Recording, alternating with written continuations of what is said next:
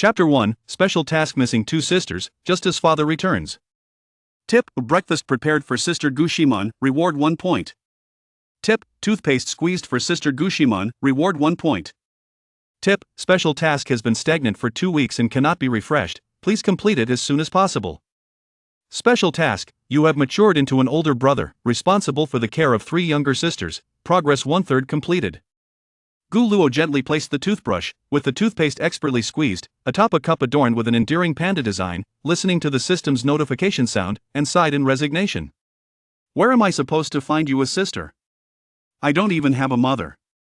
Even in gaming, I'm in a state of being unselectable. At that moment, Gu Luo profoundly understood the sorrow of the late emperor, who had barely begun his entrepreneurial journey before meeting an untimely demise. Casting aside his distractions, he glanced at his reflection in the mirror. The youthful visage staring back was striking, with a fair complexion and exquisitely chiseled features perfectly aligned. A gentle and refined aura enveloped him, compelling one to draw closer, yet simultaneously instilling a fear of disturbing such tranquility and beauty. Truly, he possessed a charm level of 8. Merely gazing upon him could uplift one's spirits. Commonly referred to as narcissism. Name, Gu Luo. Points, 212. Charm, 8, Intelligence, 8, Physical Fitness, 7. Skills, Culinary Mastery, Basketball Proficiency, English Fluency, French Fluency, Combat Expertise. Items, Physical Fitness Enhancement Card 1, Note, Temporary, can surpass human limits. Store, open. Gu Luo stretched lazily, each joint in his body seemingly releasing a satisfying crack as he did so. He then proceeded toward the room closest to the bathroom. Upon reaching the door, he lightly rapped on it, producing a crisp and rhythmic knock, knock, knock. The room was enveloped in silence, devoid of any response. Knock, knock, knock, he tried again, yet still received no answer. This little sloth was still fast asleep. Ximan, I'm coming in, Gu Luo announced, waiting a few seconds before turning the doorknob gently. The door creaked softly as he stepped inside. Before him lay a cozy, sweetly hued pink room, exuding a rich feminine charm. Gu Luo approached the bedside, where a dozen adorable panda plushies were neatly arranged. Gu Ximan was sprawled on the bed, her long hair cascading over her pillow and shoulders, smooth and lustrous, in a rare shade of cool tea brown, reminiscent of warm brown satin kissed by sunlight. Her figure was slender and well-proportioned, with bare legs exposed beneath a thin nightgown, her skin as pure as snow, delicately smooth without a trace of excess. Gu Luo had always found it perplexing how some could sleep in such a position. Doesn't it hurt? And the blanket had been kicked aside, crumpled at the foot of the bed. Sleep was anything but peaceful. He was inexplicably reminded of their childhood, when they shared a bed, and he would often awaken in the middle of the night from being kicked by Gu Ximan. With a swift motion, Gu Luo drew open the curtains. In an instant, brilliant sunlight flooded the room like an eager tide. Time to get up, the sun is shining on your behind. Gu Ximan murmured sleepily, her voice languid and indistinct, laced with lingering drowsiness. Her eyelids fluttered briefly before settling back into tranquility, her body remaining motionless, showing no signs of rising. Get up, get up, get up, Gu Luo chanted in a steady tone, embodying a relentless persistence. Get up, get up, get up. His words echoed in the room like a mantra, reverberating gently. By the time he reached the 49th get up, Gu Ximan could no longer hold back. Her previously still form suddenly stirred, her hands flailing in the air like an irked little kitten, expressing her discontent with claws outstretched. She slowly lifted her head, her sleep-laden eyes glaring at the brother monk before her, a mix of cute defiance and charm. Gu Ximan's beauty was striking, her youthful skin full of collagen, giving it a bouncy appearance. A beauty mark graced the corner of her left eye, often referred to as a beauty spot. This natural, unadorned beauty was as pure and captivating as a lotus emerging from the water. However, as Gu Luo gazed upon her fair visage, his heart remained unmoved. Amusingly, she was the little girl he had raised since childhood. Tip, waking up Sister Gu Ximan has been completed, reward 1 point. At that moment, Gu Ximan puffed up her cheeks like a lit firecracker. Stinky older brother. Stinky older brother. Stinky older brother. You're a devil. Get up. Gu Luo's tone remained steady, resembling an emotionless NPC, repeating that single line. Ah. Gu Ximan covered her head with her hands, writhing in bed. At that moment, she truly felt the agony of Sun Wukong. Stinky older brother, who allowed you to enter my room? You are clearly a product of 12 years of compulsory education gone wrong. It's as if an ordinary alarm clock could wake you up. Gu Luo shot her a sidelong glance. Besides, if it weren't for your stinky older brother, you would have faced consequences for your habitual tardiness. This. Gu Ximan found herself momentarily at a loss for words, but quickly shifted gears to launch a new offensive. Stinky older brother, today is Sunday. Can't I enjoy a lazy sleep? In response, Gu Luo promptly opened his phone screen. September 5, 2055, 10:21 a.m., Sunday. Is 10:21 considered a lazy sleep? Gu Luo glanced at the screen and added, it's 10:22 now, hurry up and get up. Still acting like a child even in college. This. Gu Ximan fell silent again, but that didn't stop her from pouting in displeasure. What's with your attitude? Stinky older brother, you're only a year older than me. I wouldn't dare to scold you, Gu Luo sighed, lowering his voice slightly. You're different from others. Skipping breakfast can lead to low blood pressure. Some individuals with weaker constitutions may experience low blood pressure after a night of digestion, making it quite possible to faint without breakfast. Gu Ximan belonged to that demographic. Oh, then all right, she replied, instantly transforming from a feisty little cat into a docile little rabbit. She merely enjoyed being pampered, not being demanding. The fact remained that after she once fainted from low blood pressure due to skipping breakfast, her older brother had taken it upon himself to wake her up every day without fail, preparing breakfast for her. Not a single day had passed in over a decade without this routine. Get up and wash up, I've made your favorite egg fried rice. You're the best, older brother. Upon hearing this, Gu Ximan sprang up, dashing toward Gu Luo. However, he met her advance with a single hand pressed against her forehead, wearing an expression of disdain. You need to wash up first, you smell. Hearing the word smell, Gu Ximan transformed back into her feisty little cat persona, claws out once more. Stinky older brother. Stinky older brother. You're the one who smells. You smell the worst. Gu Ximan was up. Taking advantage of Gu Ximan's busy moments in the washroom, Gu Luo entered the kitchen. Opening the lid of the pot beside the stove, the enticing aroma of egg fried rice wafted through the air. Golden eggs melded with plump grains of rice, speckled with vibrant green scallions. With a deft motion, Gu Luo wielded a ladle to serve generous portions of the fried rice into 2 ceramic bowls, each mound of rice glistening and appetizing. Truly, his culinary skills were exceptional, a masterful creation indeed. If sold in Huai, it would easily fetch 1888. He then turned to fetch a carton of milk from the side, slowly pouring the warmed milk into 2 cups. After preparing everything, Gu Luo sat on a chair, contemplating how to accomplish the peculiar task at hand. Should he meet 2 younger sisters? It felt rather odd, almost akin to having male best friends, and he doubted the system would even recognize it. Truly perplexing. Gu Luo could not devise any solution for the moment. As he pondered, his phone vibrated. Upon unlocking the screen, he discovered a message from his father. Father, Xiao Luo, your dad has finally ascended from being a... What era is this that he still uses such slang? It's a term mostly associated with the younger generation. Gu Luo couldn't help but twitch his lips, bemused by his father's eccentricity. It was no wonder that both he and Xiaoman's mother had left. Indeed, they belonged to a blended family, with Gu Ximan being his half-sister. Gu Luo? He sent a question mark in response. Father, there's no time for explanations. Bring Xiaoman to the Tianshui restaurant at 6 this evening to meet your aunt and sisters. Do not be late, father. Address Kai City, Tianshui Road, Tianshui Restaurant. Chapter 2, The 2 Masked Girls on the Train.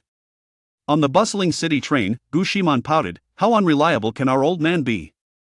Suddenly announcing a new family without consulting us at all. Her small fists rhythmically pounded on Gu Luo's arm, seemingly venting her dissatisfaction. She muttered in a tone only she could hear, I'm the only sister, you old man. You stink, big brother. Today, she wore a crisp white blouse paired with a refined little jacket and a playful pleated skirt. Her pristine over-thinny socks hugged her slender calves, exuding youthful exuberance and sweetness. This fresh and charming outfit stood out remarkably in the relatively enclosed space of the train, drawing countless glances and high rates of admiration. Gu Luo chose to ignore his sister's massage service, feeling a whirlwind of emotions. The suddenness of it all was indeed overwhelming. However, considering his father's abstract nature, it felt oddly reasonable. Most importantly, the special task that had been stagnant for 2 weeks was now about to unfold. His stepmother had 3 daughters, and according to his father's message, they were rare triplets. It was already uncommon to encounter twins, let alone triplets. Suddenly, he would have 4 sisters. With that thought, Gu Luo instinctively glanced at Gu Ximan, who was still thumping his shoulder with her little fists, and softly said, "Xiaoman, given the circumstances, we cannot oppose this. Our father has raised us alone for many years, it hasn't been easy for him." Pausing, he gently caressed Gu Ximan's hair, smiling, "But rest assured, no matter what, you will always be my dearest sister, and no one can replace you." Empathizing with her, he reflected on how he would feel if he suddenly had 3 younger brothers vying for the affection of an elder sister. It would undoubtedly be disheartening. Upon hearing his words, Gu Ximan paused momentarily, turning her head away, pursing her lips as she murmured, "I'm not a child anymore, don't pat my head, I won't grow taller." "And, big brother, you're definitely a siscon." Though she grumbled, her body remained honest, not shying away from Gu Luo's affectionate gesture.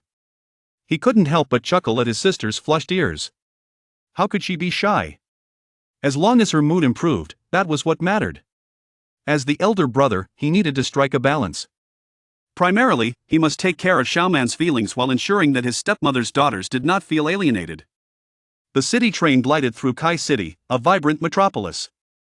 Outside the window, skyscrapers rose like giants, their glass facades reflecting the sunlight and showcasing the city's modernity. As the train progressed, more passengers filled the compartments. People of various skin tones and accents gathered, some engaged in quiet conversations, others absorbed in their electronic devices, while some gazed at the urban scenery outside. At this moment, there were still 4 stops remaining to their destination. Gu Luo sat quietly, his gaze seemingly drifting to a corner of the carriage, yet his mind was steeped in the trivialities of future life. After all, he was the only man in the family. As for his father, he could only be considered half a man. Lost in thought, he was suddenly poked in the arm. Gu Ximan gestured towards a particular direction, whispering, "Big brother, look at that person." Not far away, a hefty man, about 6 feet tall, gripped the handrail, fixated on 2 masked girls across from him, as if trying to confirm something. Both girls were clad in black dresses, their figures graceful. Although their faces were obscured by masks, the luminous spark in their eyes and the aura they exuded hinted at their undeniable beauty. The leading girl felt uncomfortable under the man's gaze and slightly turned her head, while the other girl remained aloof. She glared back, her eyes devoid of fear, emanating a chilling aura that discouraged anyone from approaching. It was evident to any observer that the atmosphere was tense. Staring so intently at the girls, the man must have some issues, or perhaps there was a history between them? Nearby passengers exchanged furtive glances between the man and the girls before instinctively choosing to distance themselves from the potentially troublesome scene.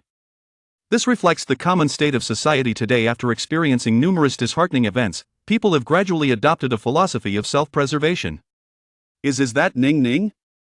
Suddenly, the hefty man exclaimed, his expression animated with fervor. The girl who had turned her head visibly trembled at the mention, instinctively drawing her slender legs closer together beneath her skirt. "I am your fan, I have always liked you." The man's stammering made it difficult to discern his words, and he took a couple of steps towards them. Seeing this, the girl with the frosty demeanor's gaze sharpened, and she instinctively grasped the other girl's hand, intending to leave this problematic situation swiftly. However, before they could take 2 steps, the man had already blocked their path, standing before them like an immovable wall. "Brother, what should we do?" Gu Ximan asked, worry etched on her face as she glanced at the indifferent crowd, wondering why no one had the courage to intervene. At that moment, Gu Luo whispered, "Stay here, I'll check it out." To his surprise, as he began to rise, Gu Ximan tightly grasped the hem of his shirt. "No!" she insisted, shaking her head resolutely. In that instant, she comprehended why no one had stepped forward to intervene. The man appeared to weigh around 300 pounds. The consequences of a confrontation could be dire.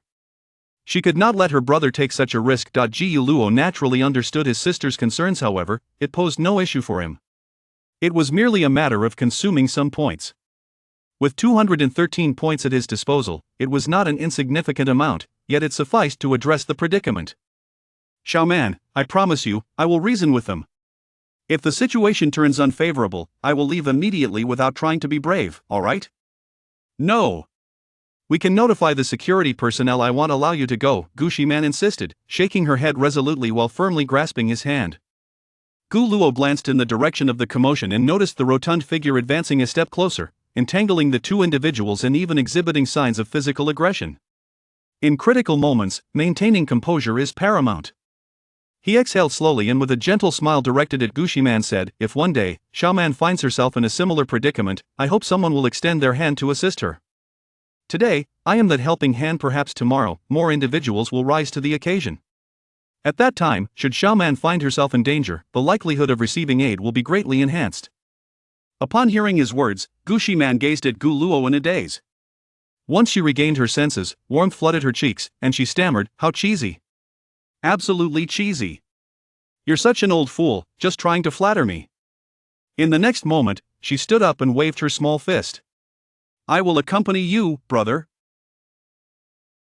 Chapter 3. Brother, did you know each other before?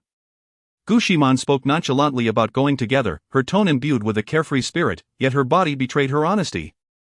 As they traversed the distance, she remained closely tucked behind Gu Luo, her petite form pressed against him. Just as they were nearing their destination, a fashionably dressed middle-aged woman subtly extended her hand and gently tugged at Gu Luo, followed by a slight shake of her head, her message unmistakable, "Young man, mind your own business and avoid unnecessary trouble." Gu Luo merely smiled in response, not pausing, and continued onward. Indeed, society has grown somewhat indifferent, though one can understand the sentiment. Meanwhile, Luo Shua firmly positioned herself in front of her sister, Luo Shunning. Her eyes, akin to a frigid pool, coldly scrutinized the stout figure before her. Internally, she felt a twinge of helplessness. Her sister had long retired from the spotlight, donning a mask whenever she ventured out. Yet she was still recognized by fervent fans. Lost in thought, Luo Shua inadvertently lifted her gaze and spotted a young couple hastening toward them from the opposite side of the carriage. In the blink of an eye, they stood before her and her sister, effectively blocking their path. The newcomers were none other than Gu Luo and the timid Gu Ximan, who was still hiding behind him.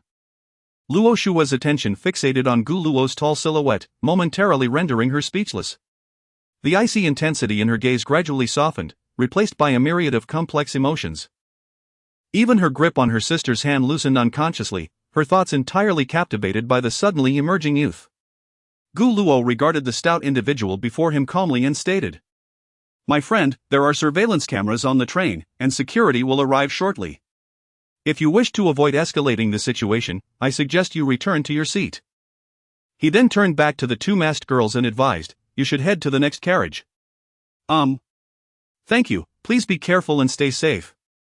Luo Shunning replied, slightly tilting her head to look up at the towering Gu Luo, instinctively exhaling in relief. The earlier encounter with the overzealous fan had genuinely frightened her. She recognized that remaining in the vicinity would only complicate matters.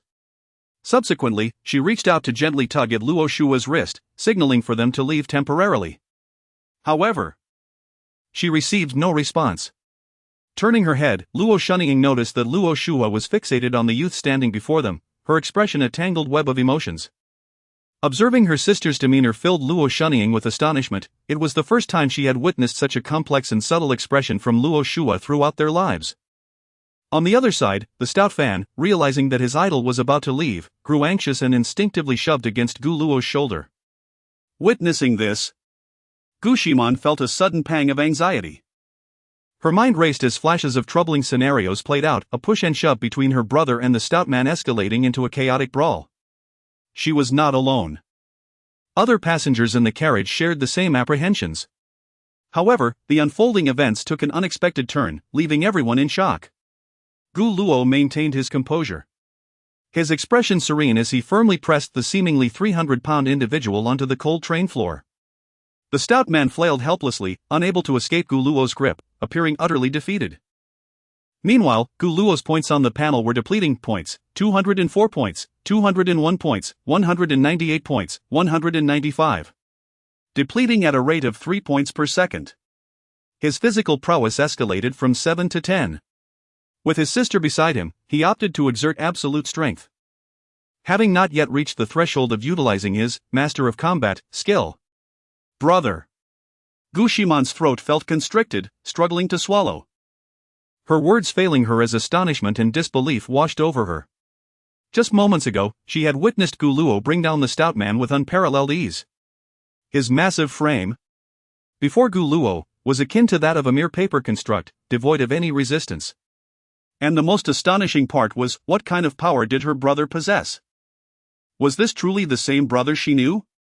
Though she was aware of his daily workouts, sculpting enviable abs and muscles, this was beyond comprehension. Before Gu Ximan could recover from her shock, hurried footsteps echoed through the carriage. Several uniformed train security personnel rushed in, quickly assessing the situation. They promptly escorted everyone off the train at the next station. "I'm so sorry. I got too excited. I truly am a devoted fan of Ningning Jie. In the past, my struggles with obesity even led me to contemplate ending it all. It was Ningning Jie's songs that brought me solace." In the security room, the stout boy's face flushed with regret, filled with self-reproach and guilt as he bowed repeatedly to Luo Shunning and her sister. His words were laced with sincerity, each syllable seemingly extracted from the depths of his heart. Gu Luo then realized that this hefty individual, Li Kuei, was merely a high school student. It was a mystery how he had grown so tall, over 6 feet, he stood out among his peers. Yet, considering the era's improved nutritional conditions, it was no surprise. Boys' heights had generally surged. He had heard that in Lu province, a height of 6 feet was merely adequate. Once the apologies concluded, Luo Shunning gently shook her head, softly responding, "It's all right, I forgive you. I am glad my songs could help you. I just never expected to be recognized, especially while wearing a mask." Her voice was soft and soothing, like a gentle spring breeze. Gu Luo couldn't help but glance at Luo Shunning, astonished to discover that this graceful young woman was none other than the once popular national darling, Luo Ningning, a prodigy proficient in music, art, and literature. Her voice had the power to heal the soul. Yet, her brief career in the limelight had ended abruptly. She vanished from public view just months after her debut, leaving behind a trail of criticism and disdain. Had it not been for today's incident, Gu Luo would have scarcely recalled her. Such is the nature of stardom. Diminished exposure leads to a swift decline in popularity, fading gradually from collective memory. Especially given that Luo Shunning's time in the industry was so fleeting. Nevertheless, there remained loyal fans like the stout boy who could still recognize her amidst the sea of faces. This unwavering passion and dedication were indeed commendable. Luo Shunning then smiled warmly at her fan. "Would you like an autograph?" "Can I?" The stout boy instantly perked up. "Of course." Finally, Gu Luo sincerely apologized to the young fan as well. The incident concluded without further ado. As the four exited the security room, Gu Ximan could hardly contain her curiosity, stealing glances at Luo Shunning and Luo Shua as they walked. Despite both sisters wearing masks, the enchanting aura radiating from their expressive eyes and unique charm made her inwardly exclaim, "Truly beautiful, almost impossible to look away from." Perhaps this was the feeling others experienced when gazing at her? Commonly referred to as narcissism. This pair of siblings shared an extraordinary rapport in certain realms. She felt genuinely grateful to them. At this moment, Luo Shunning paused and offered a slight bow towards Gu Luo. At that time, the only person who stepped forward in the entire carriage was the youth before her. She was genuinely appreciative. "It's all right." Gu Luo merely smiled politely and intended to leave with Gu Ximan, having no desire for further conversation. They needed to reach the Tianshui restaurant before 6 o'clock. One could not afford to be late for a first meeting. Moreover, they had to take 3 bus rides, so time was of the essence. Typically, when encountering a celebrity, even a has-been, most would feel a thrill. However, Gu Ximan was an anime enthusiast and had little interest in the entertainment industry. While Gu Luo similarly held no fascination for stars, to him, it was merely a small favor rendered. Just as they were about to turn away, Luo Shua, who had remained silent until now, suddenly spoke, her cold voice resonating, "Wait a moment." Her tone bore a striking resemblance to that of Luo Shunning. Yet it was laced with a certain aloofness. As she spoke, Luo Shua unlocked her phone, tapping the screen to reveal a QR code. Then held the screen towards Gu Luo. The intention was unmistakable. Gu Luo, taken aback, hesitated for a moment, unsure of how to respond. Was she asking to add him as a friend? He couldn't shake the feeling that Luo Shua's gaze upon him was peculiar. Gu Ximan, however, reacted swiftly. Upon witnessing the scene, she promptly took out her phone and scanned the QR code with a beep, exclaiming, "I've added you on behalf of my brother." You can reach out to me if needed. Yet, Luo Shua remained unmoved, stubbornly holding her phone screen towards Gu Luo, her cold eyes reflecting an unyielding determination. As if she would not relent until her goal was achieved. Observing her sister's actions, Luo Shunning was taken aback. It was well known that her younger sister had a reputation for being aloof and reclusive at school, particularly disliking the proximity of others, especially boys. It was exceedingly unusual for her to actively seek to add a male friend. Gu Ximan, sensing the tension and observing Luo Shua's unwavering stance, leaned closer to Gu Luo and whispered, "Brother, do you know her from before?" "No, this is our first meeting," Gu Luo replied with a firm shake of his head, his tone exuding certainty.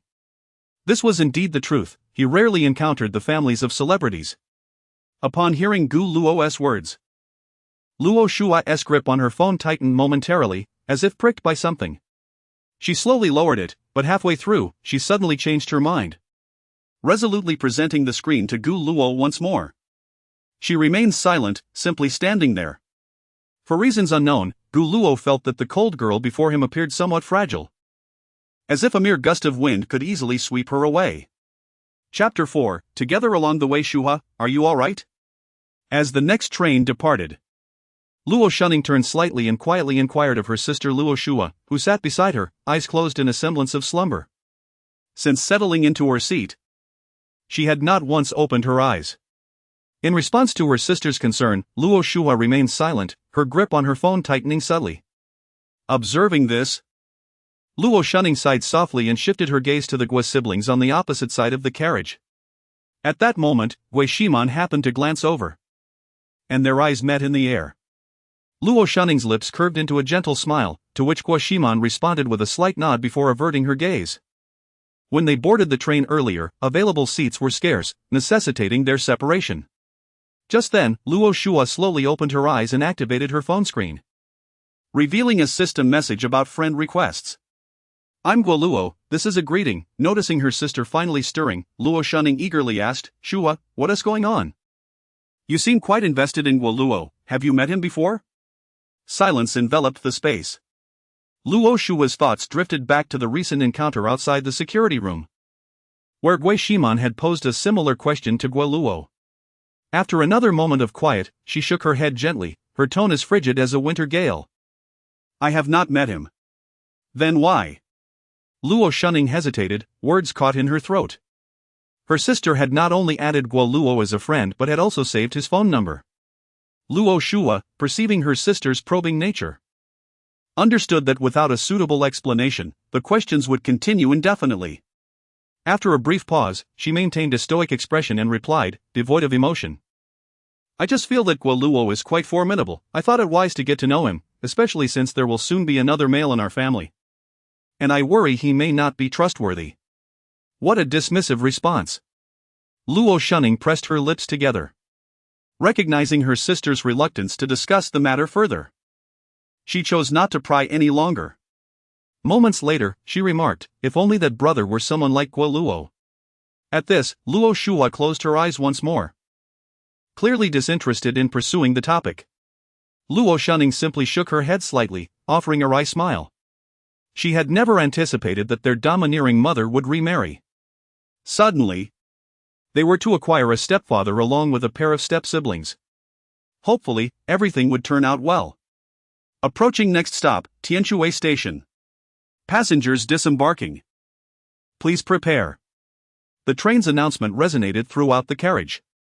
Gu Luo and Gu Ximan stood up and made their way to the exit, ready to alight.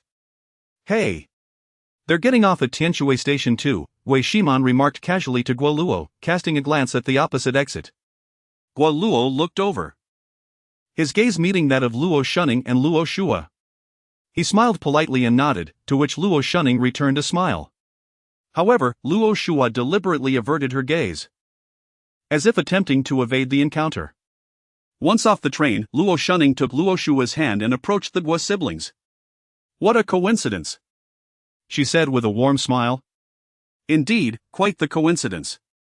Shall we exit together?" Gu Luo replied. "Yes," Luo Shunning agreed. Thus, a unique ensemble composed of 3 stunning young women and 1 handsome gentleman emerged into the public eye. They walk side by side, attracting attention at an astonishing rate. One might even say it was a staggering 200%. This figure indicated that the same individual could not resist glancing back at them not once, but twice.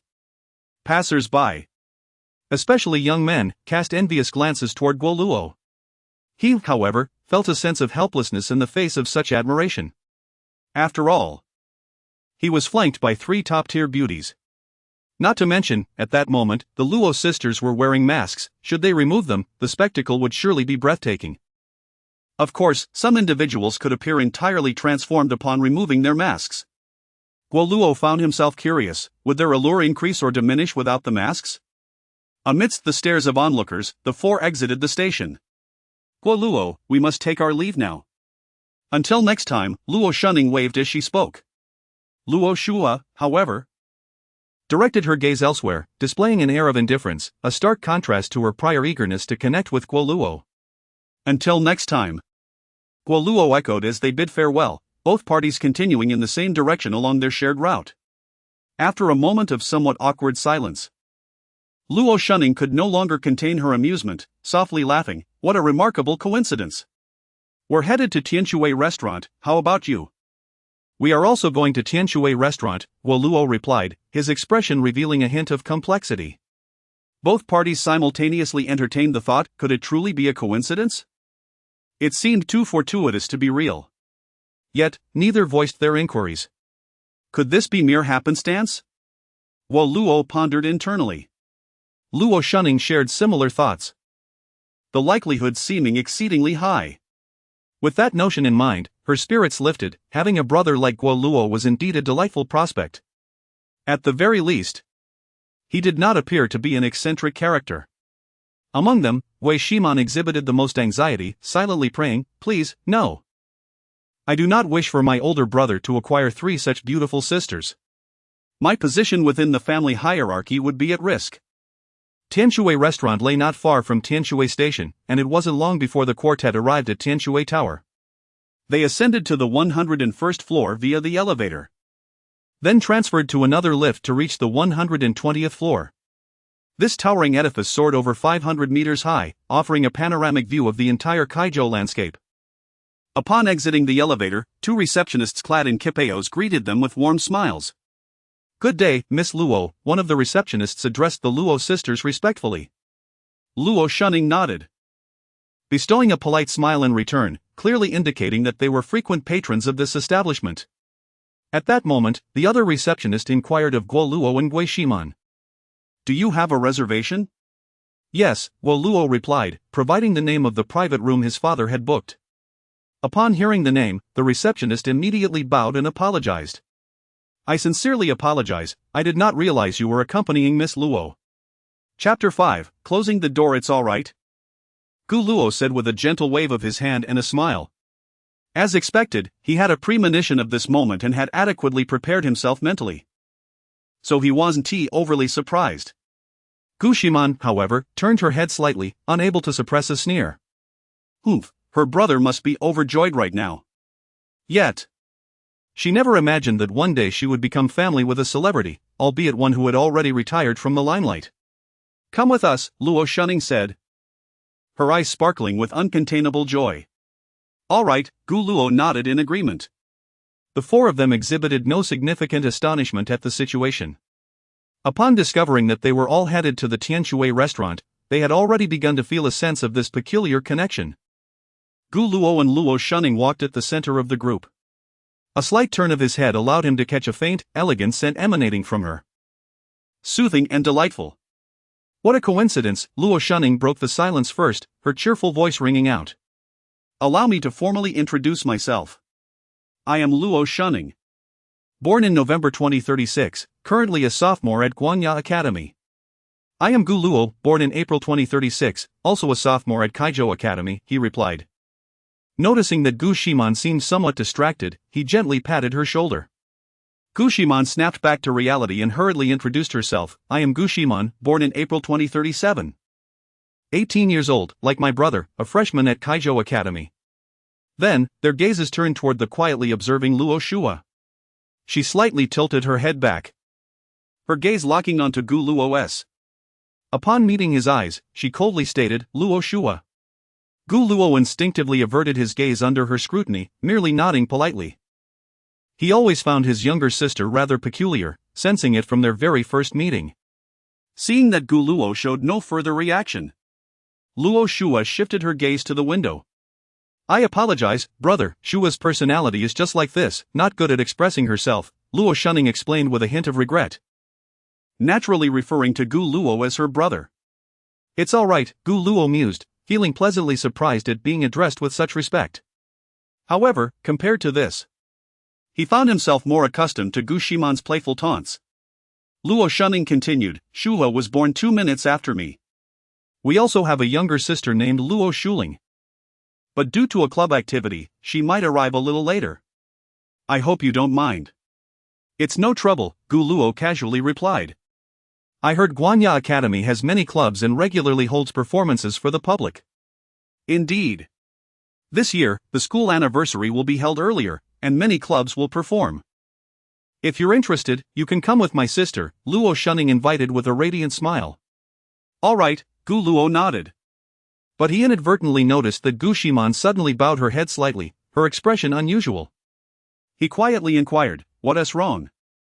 "I'm fine, nothing," Gu Ximan forced a smile, attempting to appear nonchalant. However, upon hearing Guanya Academy, especially knowing Gu Luo had some familiarity with the institution, a wave of bitterness washed over her. Thoughts involuntarily surfaced in her mind. "If it weren't for her, is your sister unwell?" Luo Shunning, keenly aware of Gu Ximan's discomfort, approached her. Concern etched on her face as she gently placed her hand on Gu Ximan's forehead. "Fortunately, her temperature is normal, she does not have a fever." "I'm fine. Thank you," Gu Ximan reassured her, shaking her head gently, trying to appear unaffected. The Tianshui restaurant, renowned as Caizhou's premier high-end dining establishment, is famous for its extravagant prices and lavish ambience. It frequently hosts well-known singers or musicians who are invited to perform, with some time still before 6 o'clock. The four did not rush to their private room but lingered in the restaurant's lobby, quietly enjoying the violin performance on stage. The performer displayed exceptional skill, and those who graced this stage were undoubtedly extraordinary talents, the melodious notes flowing through the hall like a gentle stream. As Gu Luo savored the music, he found his gaze occasionally drifting towards the now unmasked Luo Shunning. In this moment, he truly grasped how breathtaking beauty could be. Luo Shunning's beauty was pure and ethereal, evoking no illicit thoughts within him. Perhaps the term celestial would be more fitting. He then realized that her choice to wear a mask was not solely to evade fervent fans but rather to shield her striking visage from becoming an instant focal point wherever she went, especially as one of the most captivating triplets. Time passed unnoticed. Suddenly, a middle-aged man's voice resonated from behind them. "Xiao Luo, Xiao Man Gu Feng," impeccably dressed in a tailored suit and carrying a lady's handbag, approached them with a broad smile and a wave. The suit was exquisitely crafted, clearly of considerable value. Beside him stood a stunning beauty adorned in fashionable attire, her voluminous waves framing a face devoid of expression, radiating an aura of superiority, his stepmother, Luo Liang. The sisters, Luo Shunning and Luo Shua, appeared almost like replicas of her. A family of beauties, yet in terms of temperament, Luo Shua and Luo Liang bore a closer resemblance, both exuding a frosty demeanor and indifference. Mother, Luo Shunning stood first, respectfully greeting Luo Liang, then politely addressed Gu Feng, "Uncle, hello." "Hello," Gu Feng replied with a smile, his gaze sweeping across the four children, his face lighting up with pride. "It seems you all get along quite well." "Indeed, brother takes good care of us," Luo Shunning said, her smile flawless. After a few pleasantries, Luo Liang unexpectedly inquired, "Where is Shuling?" Her voice, though calm, carried an unspoken weight. "Mother, Shuling has a club activity today, she will arrive shortly," Luo Shunning responded softly. Luo Liang said no more and turned to walk towards the private room, with the others following behind. "She has such an aura," Gu Ximan whispered to Gu Luo, leaning closer. Indeed, Gu Luo nodded in agreement, maintaining his composure. "How did such a beautiful aunt catch our father's eye?" Gu Ximan asked, her voice barely above a whisper. "Who knows? Perhaps our father possesses some remarkable talent," he replied. Once inside the private room, they took their seats in order. Luo Liang naturally sat at the head of the table, while Gu Feng cheerfully settled beside her. Soon, a server entered the room to pour tea for everyone. Luo Liang did not engage with Gu Luo and his siblings but instead took out a tablet from her bag and began tapping on it. Seeing this, the others fell silent. The palpable pressure emanating from Luo Liang made her seem like a queen seated high above, instilling a sense of awe. Even Gu Ximan, who typically loved to play on her phone, sat quietly at her place. Time flew by swiftly. Luo Shunning glanced at the clock on the wall, feeling a tinge of anxiety. There were 3 minutes left until 6 o'clock. However, Luo Shuling has yet to respond to the messages. 5:58. 5:59. 6 o'clock. Luo Liang set down the tablet. Gu Feng, perceiving the situation, promptly assisted her in putting away the device. At this moment, Luo Liang turned her gaze towards the server standing nearby and, with an impassive expression, commanded, "Close the door." Chapter 6. Some matters always take precedence. Luo Shunning gazed at the slowly closing door of the private room, a helpless sigh escaping her lips. Indeed, Shu Ling was late once more. She should have called her in advance to remind her. As an elder sister, she had failed to fulfill her responsibilities. Quietly withdrawing her gaze, she stole a glance at her mother, who wore a stoic expression. Mother had always detested those lacking a sense of time. However, it should be permissible in front of their new family, should it not? Her elder brother, was everyone not present? Why had the door been shut? Gu Ximan cleverly employed the skill she had honed at school. Her lips hardly moved, yet she spoke softly. Gu Luo shook her head slightly, indicating her uncertainty. Was it truly appropriate to leave a daughter outside simply for being tardy? This stepmother appeared to be rather unapproachable. Before long, the door to the private room was gently pushed open.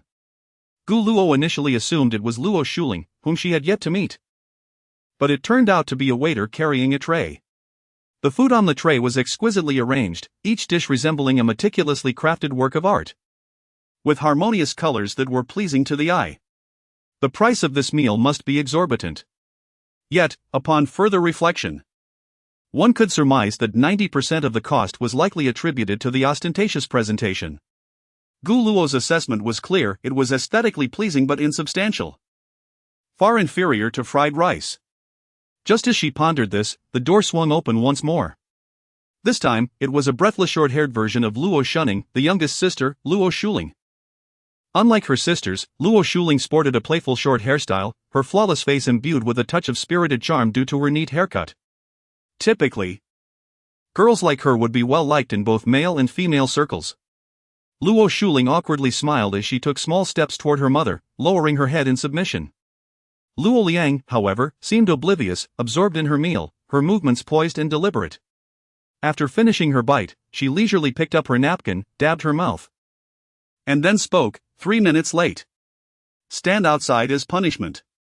Mom, I was late because... Luo Shuling attempted to explain. Outside.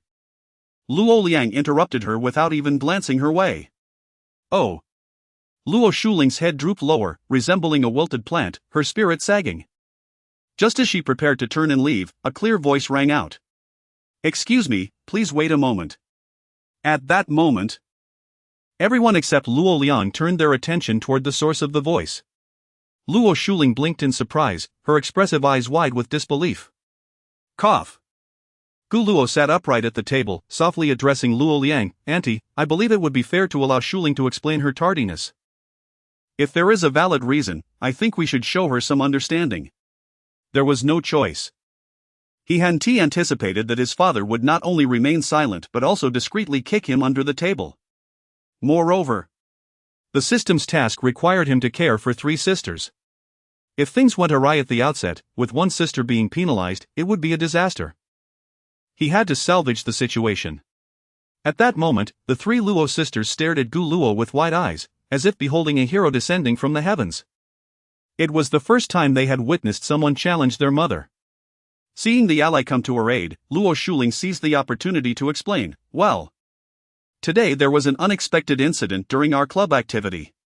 As the president, I had to stay behind to handle the situation. Then, on my way here, I encountered an elderly lady with dementia who kept wandering into the street. There were no traffic officers nearby, so after calling the police, I stayed to take care of her, and that's why. Her words tumbled out rapidly, driven by a strong survival instinct. However, Luo Liang merely inquired calmly.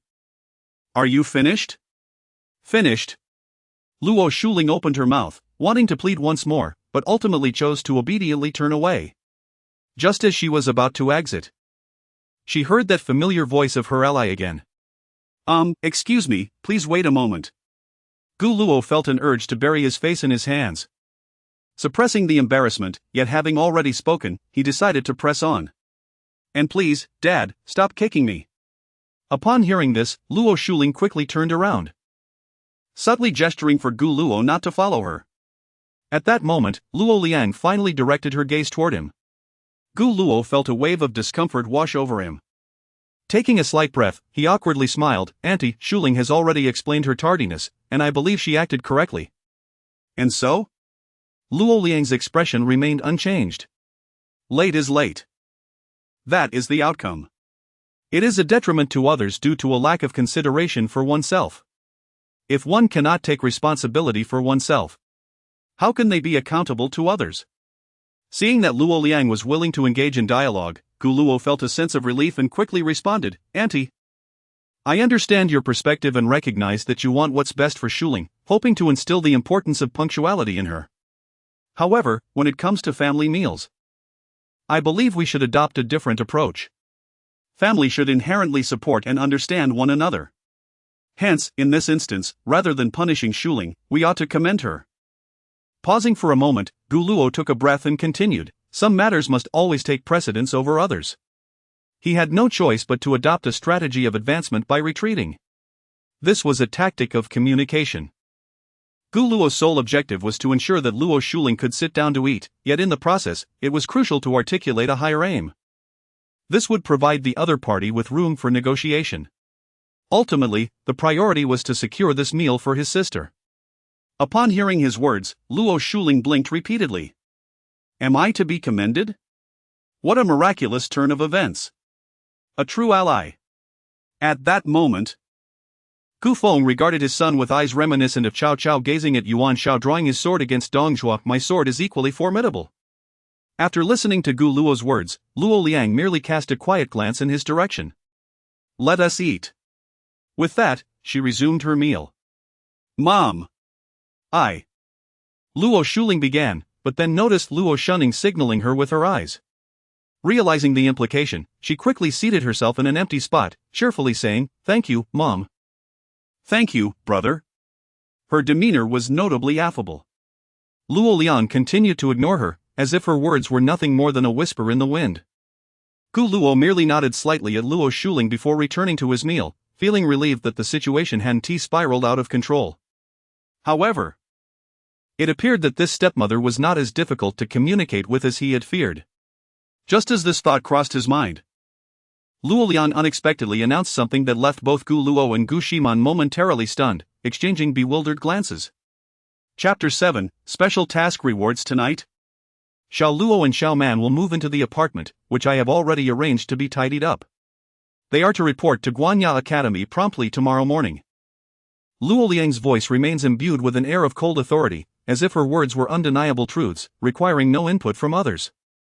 After speaking, she lowered her head again, continuing to eat at a leisurely pace. Yay! Upon hearing this, Luo Shuling immediately clapped her hands with excitement. The crisp sound of her applause resonated loudly in the private room. She didn't forget to give Gu Luo a thumbs up, her face radiant with a bright smile. To an outsider, they would appear to be siblings who had known each other for years. Aside from Gu Feng, who maintained a stoic expression, the others were taken aback. Especially Gu Ximan, who covered her mouth in surprise. She did not particularly care about moving into this so-called new apartment, as the location mattered little to her. As long as her brother was there, she was content. However, she couldn't help but wonder if the timeline was too rushed. Yet, this also subtly highlighted the immense power Luo Liang wielded, decisive and efficient. She could arrange matters in the blink of an eye. Having just started school a week ago, Gu Ximan had not made many friends at Kaizhou Academy, and her best friend was at Guanya Academy. This thought made her glance sideways at Gu Luo, stirring a complex mix of emotions within her. In the end, her brother was indeed going to Guanya Academy. After a brief moment of surprise, Gu Luo quickly regained his composure. A faint sense of unease crept in as he realized that this hurried schedule might be a subtle warning from Luo Liang. If that were the case, it seemed that regardless of the woman, a sense of revenge could manifest to varying degrees. As the food on the dining table dwindled with everyone's consumption, the trained waitstaff continued to bring in new delectable dishes, ensuring the table remained adorned with exquisite cuisine. By 6:30, Luo Liang elegantly dabbed her mouth with a napkin, glanced at her watch, and then stood to exit the private room. Seeing this, Gu Feng quickly halted his meal, grabbed a handbag hanging nearby, and followed suit. Before leaving, he turned to the children with a warm smile, advising, "You all have a good chat. Over the next few days, Liang and I will be on a business trip. Xiao Luo, as the elder brother, you must take good care of your sisters. Liang." So that's how Dad addresses Auntie, Gu Luo thought, nodding in acknowledgement to assure him not to worry. At that moment, Luo Shunning stood up politely, saying, "Uncle, please take care on your way back. Rest assured, my brother and I will look after things at home. Goodbye, Uncle," Luo Shuling exclaimed, waving her fair arm cheerfully. "Yes, goodbye, goodbye," Gu Feng replied with a smile, mimicking her wave as he jogged out. Once the adults departed, the atmosphere in the private room lightened considerably, becoming lively. Luo Shuling's face lit up with a smile as she enthusiastically addressed Gu Luo and his sister, "Hello, brother." "Hello, sister. Although you already know my name, let me introduce myself. I'm Luo Shuling, standing at 168 centimeters and weighing 106. My measurements? That's a secret. I have so many hobbies, like enjoying gourmet food, playing video games, basketball, singing." She rambled on, listing over 10 hobbies in one breath. Eventually, she realized her exuberance and, feeling a bit bashful, scratched her smooth short hair, her face breaking into a bright grin as she said, "I really must thank my brother. If I had to stand in the corner at this age, it would be so embarrassing. Thankfully, my brother stood up for me." "Not at all," Gu Luo chuckled, unable to resist smiling at her demeanor. Indeed, a girl with such a carefree personality is exceedingly likable, bringing a sense of ease to interactions. Following this, he and Gu Ximan reintroduced themselves, and thus the five of them formally became acquainted, bridging the distance between them through their exchanges. While they conversed, Gu Luo's system panel unexpectedly appeared before him. Notification: Special task completed, Special task rewards, Skill Mastery Card X1, Charm Points 1, Charm Enhancement Card X1. Intelligence Enhancement Card X1, Physical Quality Enhancement Card X1, 300 points, Brother, Gu Luo, points, 405, Charm, 9, Intelligence, 8, Physical Quality, 7, Items, Skill Mastery Card X1. Charm Enhancement Card X1, Intelligence Enhancement Card X1, Physical Quality Enhancement Card X1, what a bountiful harvest! Gu Luo gazed at the information on the panel, feeling quite gratified with the rewards from this special task. The enhancement cards, in particular, seem to be incredibly overpowered items. As the cap for basic attributes is 10 and can only be obtained through tasks, while using enhancement cards imposes no limit. Although increasing points also consumes the same value of points every second, theoretically, once enough points are amassed, one could become invincible. You might think you are facing Tyson. But no, it's actually Taro. He could easily overpower the chubby fan on the train using the physical quality enhancement card. If purchased from the store, it would require 50 points. It's far more reliable to complete tasks, and the frequency of special tasks refreshing is quite high, with moderate difficulty. Though sometimes they can be perplexing. For instance, if it weren't for his father forming a new family, Gu Luo would have found it impossible to complete this. How peculiar. Just then, Luo Shuling seemed to discover something extraordinary, pinching her chin thoughtfully as she fixed her gaze on Gu Luo, murmuring, "I don't know why, but I feel like my brother has suddenly become even more handsome. Is it just my imagination?" At her words, the other girls instinctively turned to look at Gu Luo simultaneously. Still that handsome face, exuding an air of refined elegance. However, upon closer inspection, there was an undeniable allure that seemed to have intensified. Yet, they could not pinpoint the exact change. It felt as if an invisible charm aura enveloped him. I also think my brother is more charming now, Luo Shunning giggled, covering her mouth. Luo Shua merely cast a fleeting glance at Gu Luo before quickly shifting her gaze towards the scenery outside the window. Her tranquil expression rendered her thoughts inscrutable. Meanwhile, Gu Ximan lowered her head, pretending to focus on her food, though internally she could not help but mutter, "Stupid old brother, always flirting around. I'll get you for this." "It must be a trick of the light," Gu Luo laughed heartily. Quickly steering the conversation to Luo Shunning, "What did Auntie mean by the apartment?"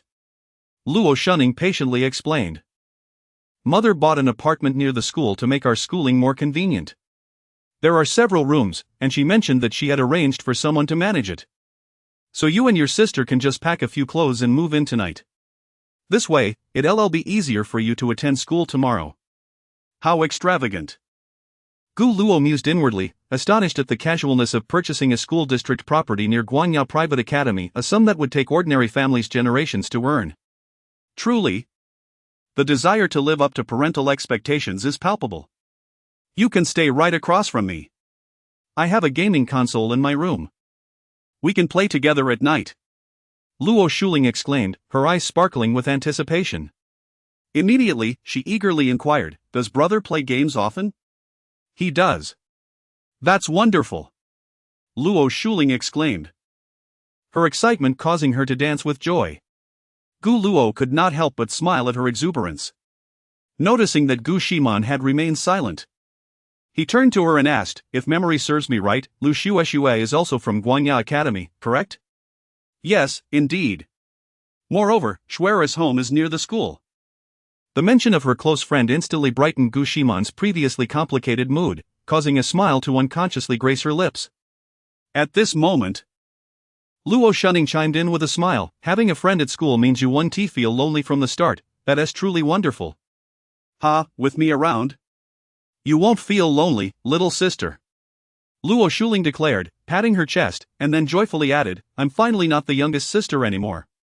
Thus, Gu Ximan, Luo Shunning, and Luo Shuling engaged in lively conversation, creating an exceptionally harmonious atmosphere. Witnessing this scene, Gu Luo couldn't help but display a paternal smile of contentment. His gaze then inadvertently met that of Luo Shua, who had remained silent and was observing him with a calm demeanor. Gu Luo instinctively averted his gaze but could still distinctly feel a pair of eyes fixed intently upon him, seemingly imbued with an ineffable melancholy. In the black luxury car, Gu Feng fastened Luo Liang's seatbelt, cheerfully remarking, "How about it, Liang? I told you that Xiao Luo could take good care of the girls. He has been capable since childhood." His words were laced with pride. Not bad. Chapter 8, Arrival at the apartment at 9:48 in the evening. The night enveloped Kaizhou like ink, thickly draping every corner. An aging band gradually made its way along the flickering streetlights, playing a new song by Tang Tianhao. It finally came to a steady halt in front of a grand building. The door creaked open, and Gu Luo stepped out, extending his long legs from the front passenger seat, followed by a languid stretch. His gaze then caught sight of a slender figure waiting quietly below. The moonlight, like flowing water, cascaded over Luo Shunning, outlining her graceful silhouette. She approached with a radiant smile, exclaiming, "Brother, you finally arrived. Traffic was terrible, otherwise I would have arrived earlier," Gu Luo replied with a wry smile, simultaneously stretching his limbs to alleviate the stiffness from sitting too long.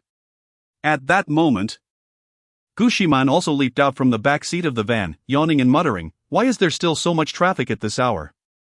Indeed. The driver chimed in as he exited the vehicle, his figure slightly plump, with the marks of time etched upon his face. He instinctively fished a somewhat wilted pack of cigarettes from his pocket, but upon noticing the three children, hesitated and tucked it away again, sighing. "There is nothing to be done, there are simply too many people in Kaizhou. Even with restrictions, it doesn't help." As he walked to the rear of the van, he opened the trunk and began to retrieve their luggage piece by piece. "Thank you for your help, uncle," Gu Luo said, hastily moving over to assist him. "Ah. Today's youth are so polite." "My daughter is about your age as well, and she is quite courteous too," the driver remarked, a hint of pride evident in his smile as he mentioned his daughter. Soon, the ground was filled with bags, 3 oversized suitcases, for backpacks, and a large bag. The driver looked at the baggage and turned to Gu Luo, asking, "This should be all, right? My trunk is a bit disorganized, so let us not leave anything behind." "Nothing is missing, thank you, uncle." "All right then, I'll be on my way, I have other fares to attend to," the driver said as he climbed back into the driver's seat. After fastening his seatbelt, he pulled out the cigarette pack again, squeezing it in his hand. Eagerly reaching for a cigarette but not lighting it.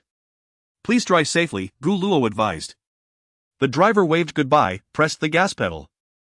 And the van slowly merged into the night, soon vanishing from sight.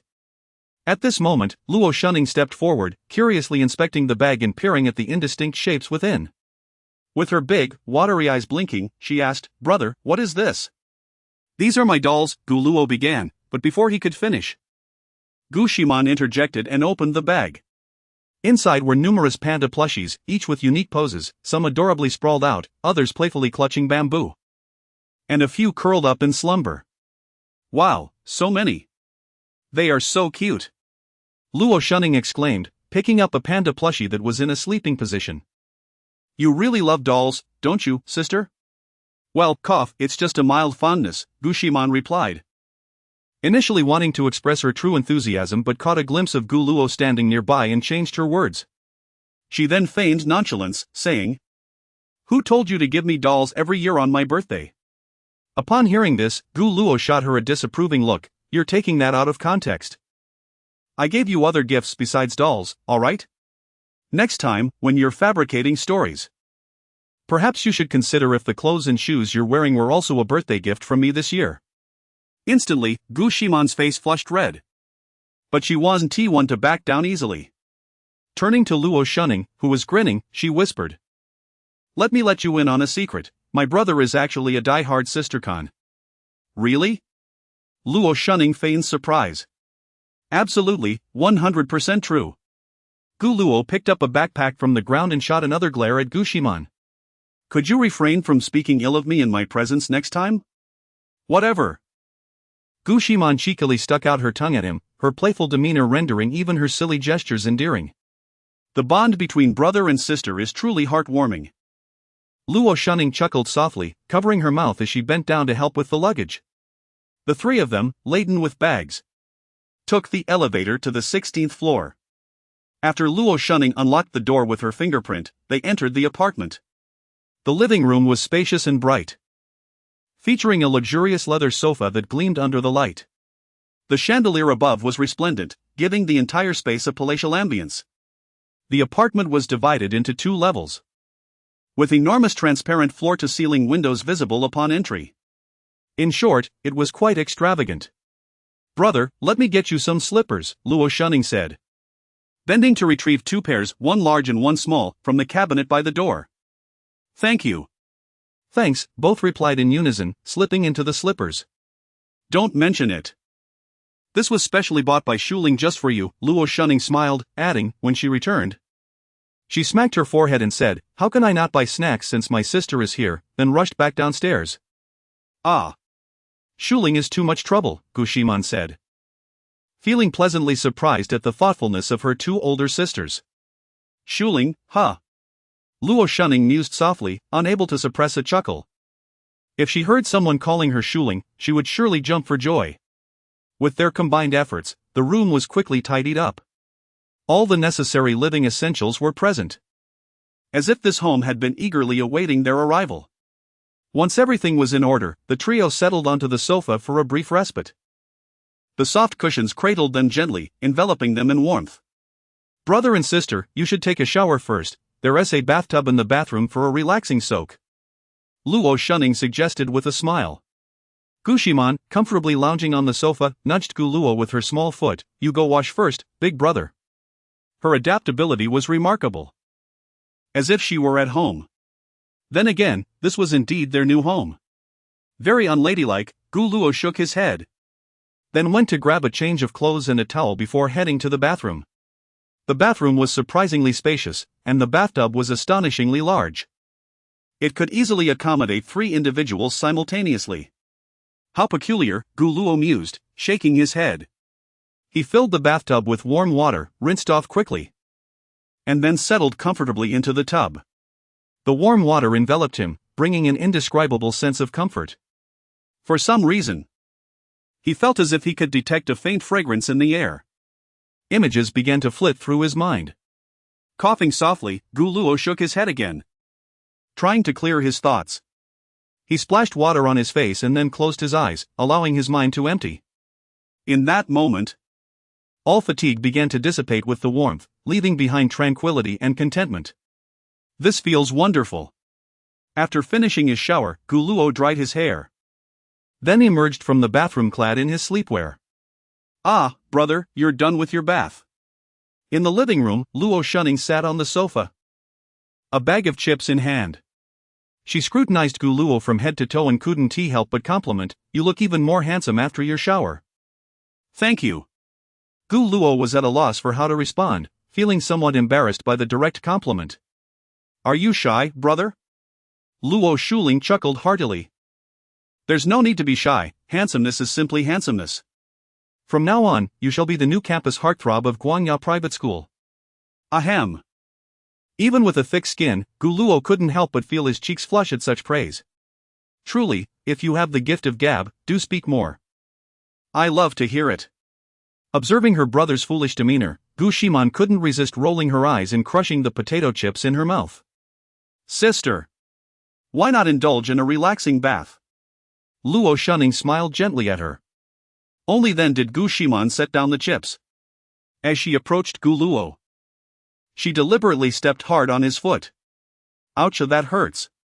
"Serves you right," Gu Ximan huffed, continuing toward the room. However, midway, she paused, turned to him, and with a commanding tone declared, "I'm hungry again, make me a late-night snack, brother." "Aren't there snacks available? I want a proper meal. Will you do it or not?" "Fine, humph." Chapter 9. Luo Shunning felt her cheeks warm. "Oh, does my sister not enjoy snacks? Or perhaps the treats I bought are unpalatable?" Luo Shuling gazed down at the bag of cucumber-flavored chips in her hand, pondering the improbability that anyone could detest such a refreshing and delightful taste. Surely, no one could resist it. It was quite the contrary, little man was quite the glutton, devouring these snacks in mere days. Gu Luo chuckled softly and explained, "This is merely her unique way of being affectionate." "Ah. So this is what they call being tsundere." It must be noted that while the concept of tsundere may have waned in popularity, the distinct charm exhibited by Gu Ximan remains unabated, eliciting an innate desire to cherish her. Her unique way of showing affection, my sister is simply too adorable. Luo Shuling's eyes sparkled with joy as she set aside the chips, covering her face in bliss. "And also, my sister just called me Ling Jie." "He he. Ling Jie.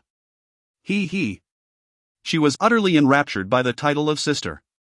Luo Shunning observed her sister's antics and couldn't help but stifle a laugh.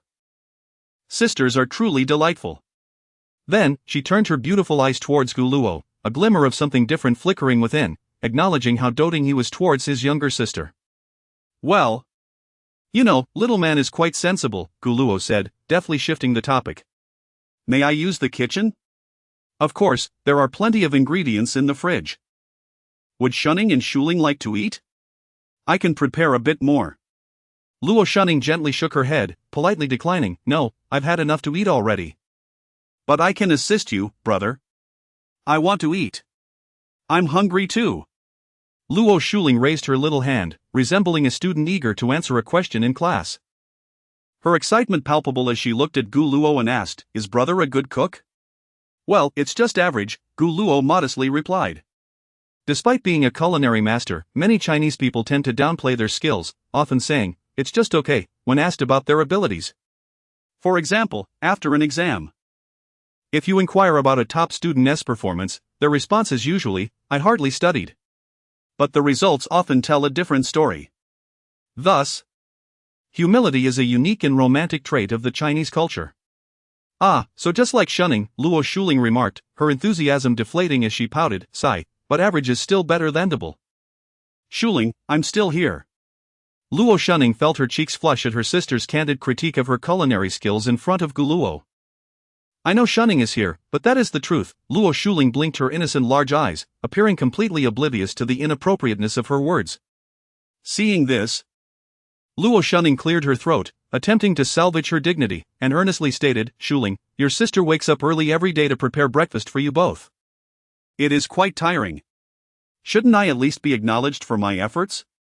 Indeed, that is true, Luo Shuling nodded obediently, then swiftly changed the topic, exclaiming, thank you, Shunning, for contributing to my weight loss journey. By the way, sister wakes up 20 minutes earlier than us, spends 10 minutes in the bathroom, 7 minutes getting ready, and 2 minutes making breakfast. Of course, it would be better if she didn't. Tea often confuse salt and sugar. Sweet scrambled eggs are quite unpalatable. Oh. And I have always wondered why Shunning insists on pairing cabbage with peanuts. Surely, putting strawberries in mapo tofu must stem from watching cooking videos from Japan, right? It has to be. As Luo Shunning listened, her face grew increasingly crimson, wishing fervently for a hole to hide in. She acknowledged her own gamble. Given that she had 2 willing little guinea pigs, but still. Gu Luo, overhearing the descriptions, could not suppress a gasp. Just the thought sent shivers down his spine. Shuling, if you are being forced, just blink. This national darling, this prodigious child, certainly has ample room for improvement in her culinary skills. Observing the complex expression on Gu Luo's face, Luo Shunning felt a mix of embarrassment and urgency. She immediately reached out, attempting to cover Luo Shuling's mouth to prevent her from continuing. However, Luo Shuling was quick on her feet, deftly evading her grasp and leaping onto the sofa, shouting, freedom of speech. Speaking the truth is the way of the hero. Enough. Luo Shunning's face was growing ever redder, and she lunged forward, engaging in a playful scuffle with Luo Shuling. The imagery of a beautiful girl, a hero, and their banter was simply rife with humor. Yet, Gu Luo found the scene utterly captivating. There was something undeniably entertaining about watching 2 beautiful girls tussle. Before long, Luo Shuling gained the upper hand, pinning Luo Shunning beneath her and relentlessly tickling her. Ha, let go, that tickles. Ha ha ha. I was wrong. I was wrong. Brother, save me. Ha ha ha. Luo Shunning laughed as she pleaded for help from Gu Luo. Yet her laughter rendered her struggles feeble. Ahem. Shuling, I still need Shunning's assistance. Gu Luo, acting as a teammate, interjected to defuse the situation. All right. At his words, Luo Shuling promptly stood up, elegantly flipping her silky short hair, and striking a Wai pose, akin to a victorious MVP in a game, basking in her triumph. Luo Shunning quickly sat up, hastily straightening her disheveled skirt. She shot Luo Shuling a fierce glare, her eyes filled with both reproach and a hint of exasperation. Yet, she soon regained her usual composed demeanor and bashfully said to Gu Luo, thank you, brother, I hope I haven't embarrassed you. No worries, Shunning, please assist me. He replied. All right. The 2 proceeded to the open kitchen, which was spacious and equipped with an array of cooking utensils, all neatly arranged, a veritable paradise for any cooking enthusiast. Gu Luo surveyed the scene with satisfaction. Upon opening the double-door refrigerator, he was greeted by a cornucopia of fresh ingredients, vibrant vegetables, tender meats, and to his surprise, a small box of yogurt. He picked up a container, recognizing the familiar packaging, a wave of nostalgia washing over him. It was a local brand from his hometown, Caixin County. He never expected to find it in a supermarket in Kaizhou. How he longed for home. Seeing Gu Luo lost in thought while holding the yogurt, Luo Shunning curiously inquired, "What's wrong, brother?" "Oh, nothing." Gu Luo snapped back to reality with a smile, returning the yogurt to the fridge and selecting various ingredients to prepare stir-fried meat, spicy and sour cabbage, and scrambled eggs with cucumber. "By the way, does Shuhi want any?" Gu Luo suddenly recalled Luo Shuhi and asked. "Shuhi never eats late-night snacks." Luo Shunning pondered, "But I will check with her." "All right." Luo Shunning departed the kitchen, making her way to the second floor of the apartment, heading towards the middle room on the right. She gently knocked on the door. "Shuhi, brother is preparing a late-night snack. I wanted to check if you're hungry." There was no response. She assumed she wasn't interested in eating. Just as she was about to leave, the door swung open. Lo Shui stood at the door clad in a form-fitting black camisole nightdress, its impeccable cut accentuating her figure exquisitely. Her delicate collarbone, exposed and as white as snow, complemented her long, slender legs, drawing the gaze irresistibly. It was a rare sight to behold Shuhi in this nightdress purchased by her mother.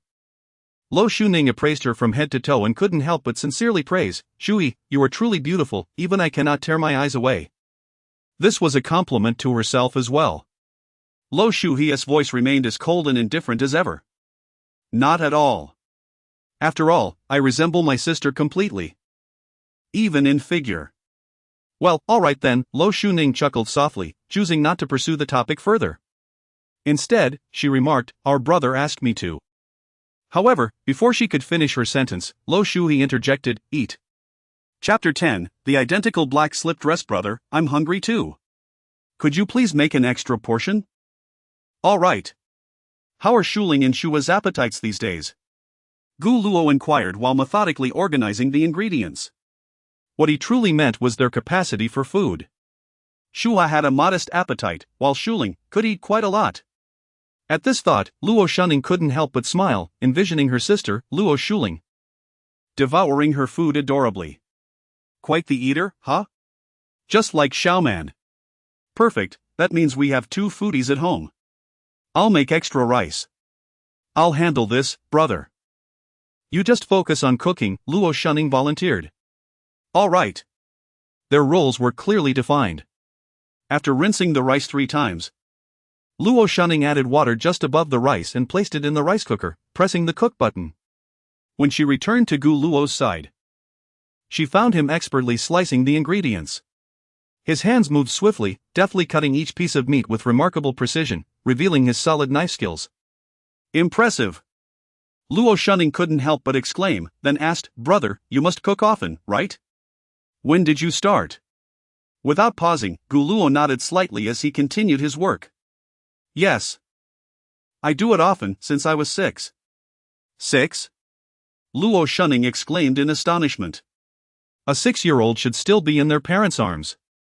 Yet Gu Luo had already begun shouldering the responsibility of cooking. Well, our father was often away, and we couldn't let Xiaoman eat out all the time. It was unavoidable, Gu Luo replied nonchalantly, as if recounting a mundane detail. Brother, you've worked so hard. It's nothing, just making a meal. He replied modestly. Not at all. Luo Shuning looked at Gu Luo, who was focused on his task, and earnestly stated. Preparing warm meals for the family every day is no small feat. I consider it a truly noble endeavor. Is that so? Gu Luo paused briefly, his movements halting as he absorbed her words. Indeed. Thank you for your hard work, brother. She met his gaze, her sincerity evident in her eyes. Gu Luo felt a warmth bloom in his heart. It was the first time someone had acknowledged his efforts in such a manner. Their eyes locked for a fleeting moment before they both averted their gaze. Thank you, Gu Luo murmured, his voice tinged with an almost imperceptible tenderness. I'm merely speaking the truth, Luo Shuning smiled gently, picking up a cabbage from the side. Also, I'd like to apologize on behalf of my mother. She could have allowed you to take your time and say goodbye to your classmates, but she rushed everything.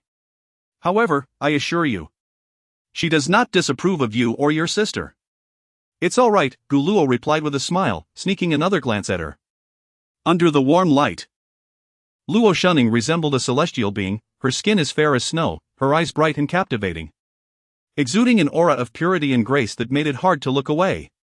Additionally, I greatly admire and resonate with what you said at the restaurant last night, she remarked, carefully separating the cabbage stalk from the leaves, mimicking his earlier actions. Some matters must take precedence over others. As a family, we should embrace mutual understanding and tolerance. At this, she sighed softly, brother, you truly are quite mature. In comparison, I, as your sister, feel rather inadequate. Gu Luo recognized that she was referring to her failure to stand up for Luo Shuling at that moment. Sensing her descent into self-reproach, he swiftly redirected the conversation. By the way, why haven't you hired a nanny for the spare room at home? Given the Luo family's financial standing, hiring the finest nanny would be a mere trifle. Well, we used to have one, but after some incidents, my mother decided against it. Luo Shuning's mood noticeably darkened at this point.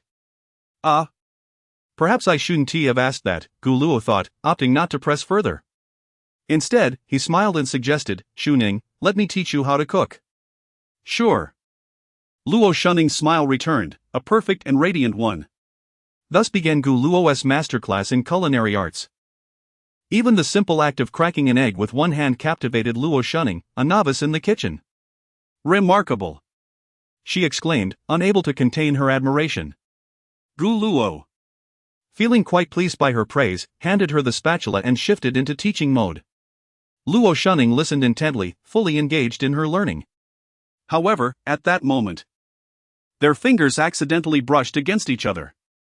In an instant, an electric spark seemed to course through the air. Luo Shunning paid it little mind.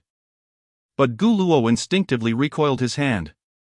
Seeing this, she blinked in surprise and then stifled a giggle, saying, "I take back what I just said, brother. You don't seem so mature after all. You're quite adorable." The last remark was uttered internally.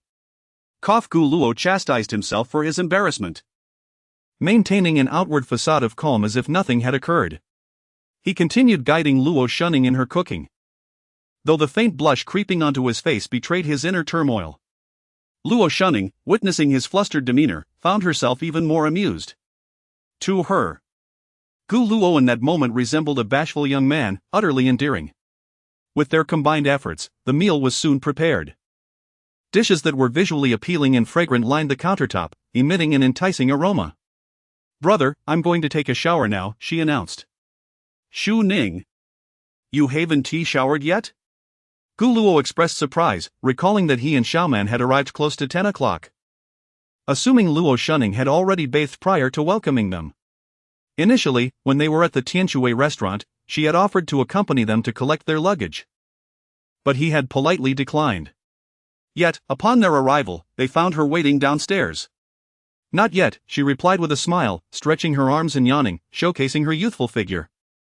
Gu Luo instinctively glanced over but immediately averted his gaze. "You should hurry and wash up, I'll take care of the rest." "Okay." Meanwhile, in the living room, on the sofa, Luo Shuling and Gu Ximan were nestled together, munching on chips and laughing heartily at the television, while Luo Shua's gaze remained fixed on the kitchen. She observed her brother and sister engaged in their jovial conversation, yet her expression remained as stoic as an unyielding glacier. Tip, completed making a midnight snack for Sister Gu Ximan, rewarded 1 point. Tip, completed making a midnight snack for Sister Luo Shua, rewarded 1 point. Tip, completed making a midnight snack for Sister Luo Shuling, rewarded 1 point. Dinner is ready, Gu Luo announced as he placed the dishes and rice on the table. "Coming." Luo Shuling immediately sprang up, tugging Gu Ximan along as they hurried to the dining table, inhaling the rich, enticing aroma that wafted toward them. Her eyes sparkled with brilliance as she couldn't help but exclaim, "How fragrant!" Alas! It seems that my brother was indeed fibbing. Ahem, then I shall indulge a bit more. Gu Luo merely smiled, he was not hungry, and proceeded towards the sofa. There, he beheld Luo Shui, clad in a delicate camisole nightgown, her expression unreadable. She stood beside the sofa, breathtakingly beautiful, exuding an ethereal charm akin to a flower on a distant peak, utterly unattainable. It was an exquisite, chilling beauty. After a fleeting glance, Gu Luo averted his gaze, brushing past her. In that instant, he felt an inexplicable chill. Hiss. I must find an opportunity to converse with Luo Shui, she truly is an enigma. Dismissing further thoughts, he quickened his pace and plopped down onto the sofa where the trio had previously sat. The television was broadcasting a romantic soap opera. Gu Luo held no interest in it, so he opened his phone to discuss his transfer with former classmates. Time slipped away, and suddenly, the bathroom door swung open. Luo Shuning emerged, her long hair styled into a bun, adorned with a headband, and similarly clad in a form-fitting black camisole nightgown. Fresh from her bath, her skin appeared even more luminous under the lights, radiating a unique allure. Chapter 11, Where Lies the Dignity of a Brother? Ah! This is simply too delicious. At the dining table, Luo Shuling voraciously devoured her meal, her expression resembling that of someone on the verge of tears. What kind of life have I been living? Finally, there are no pesky peanuts in the vegetables. No, I must ensure that Shunning never steps foot in the kitchen again. I hereby declare that henceforth, my brother shall be the culinary minister of our household, and the kitchen will be his domain. Ah, I must even add a plaque, Luo Shunning is forbidden to enter. As Luo Shuling animatedly spoke, she gleefully picked up a piece of stir-fried pork and savored it. The texture was exquisite, leaving a lingering fragrance in her mouth. With her refined palate, she could confidently proclaim that Gu Luo's culinary skills were indeed on par with those of a top chef. Though there were only 3 simple dishes, each was a feast for the senses. Just as Luo Shuling was enthusiastically extolling the meal, her sister Gu Ximan discreetly kicked her from across the table.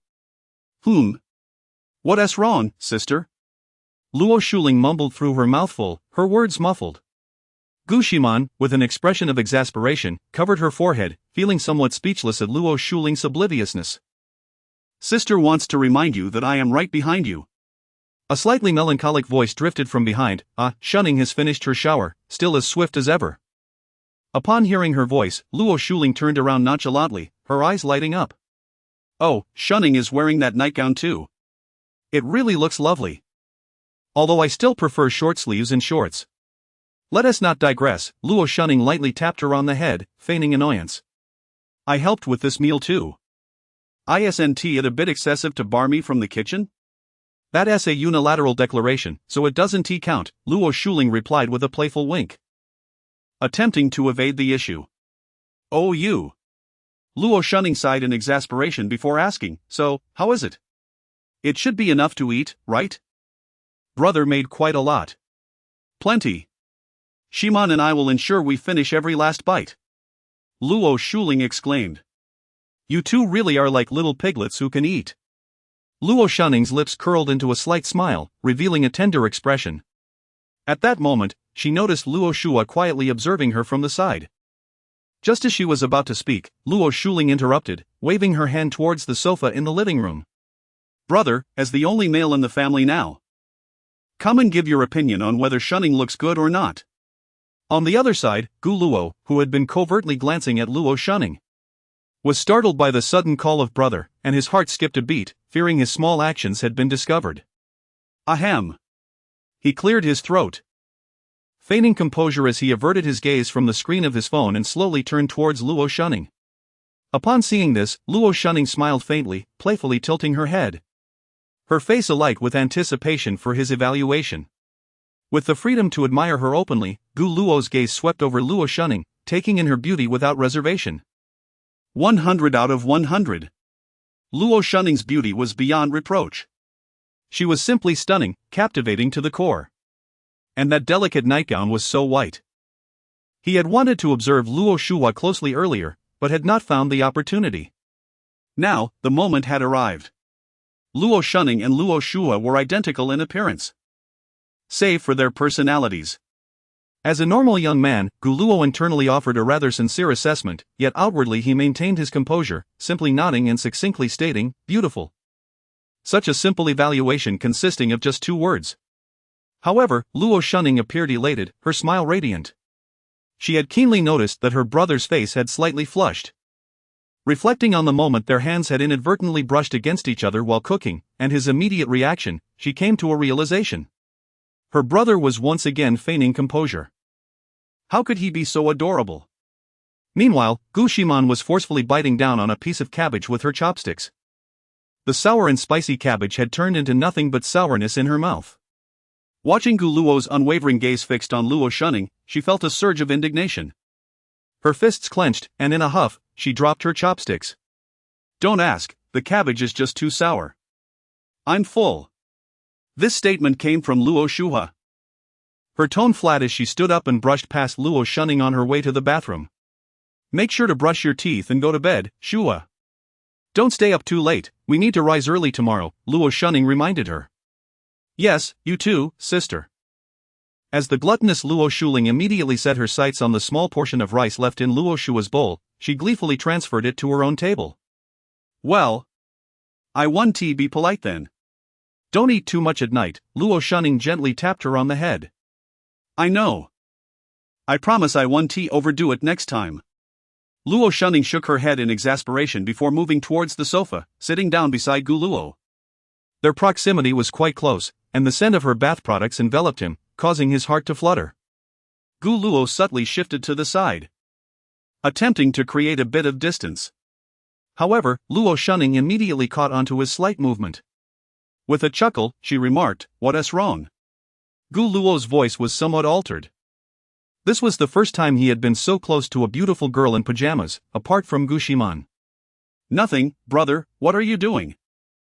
Luo Shuning's voice was soft, laced with affection. I am watching videos. Oh, I left my phone in the room, let us watch together. Before Gu Luo could respond, she leaned in closer, leaving only the barest of space between them. This intimate proximity rendered Gu Luo somewhat flustered. How to defend against this? Is this even appropriate? They had known each other for less than a day, was this not too intimate? Although they shared a brother-sister relationship, it was undeniably different from the bond he shared with Gu Ximan, cultivated since childhood. Upon seeing Gu Luo's handsome face and ears redden at an observable rate, Luo Shuning couldn't contain herself any longer and burst into laughter. Brother, you are truly adorable. As she laughed, she created some distance between them, standing up and winking at him with her captivating eyes. You rest well here, let me handle the dishes. Watching Luo Shuning's graceful figure as she departed, Gu Luo opened his mouth in disbelief. Had he just been teased? Surely, he had been teased. How utterly embarrassing. Where lies the dignity of a brother? Chapter 12, Little Demon. As dawn broke, the first rays of sunlight attempted to pierce through the heavy curtains, casting a soft glow within the room. Luo Shua slowly opened her eyes, remnants of sleep still lingering in her gaze. She had experienced the dream once again, the one that had recurred countless times. Yet, unlike before, last night's dream felt exceptionally vivid. Gazing quietly at the ceiling, her thoughts inevitably drifted back to the previous day, both real and surreal. From her encounter with Gu Luo to the series of interactions that followed, every detail played in her mind like a film on repeat. Luo Shua reached for her phone on the pillow, illuminating the screen. It was 6:47. The first class at Guangya Academy began at 8:20. And they typically rose at 7:20, followed by a quick wash and breakfast until 8. They would leave promptly at 8 and walk 10 minutes to school. Her finger glided gently across the screen, tapping on a contact profile.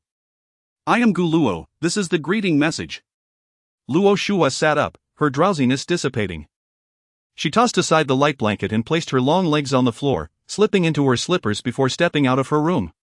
Arriving at the washstand, she paused slightly, noticing a toothbrush with a pink handle, squeezed with toothpaste, resting beside a cup adorned with a panda design.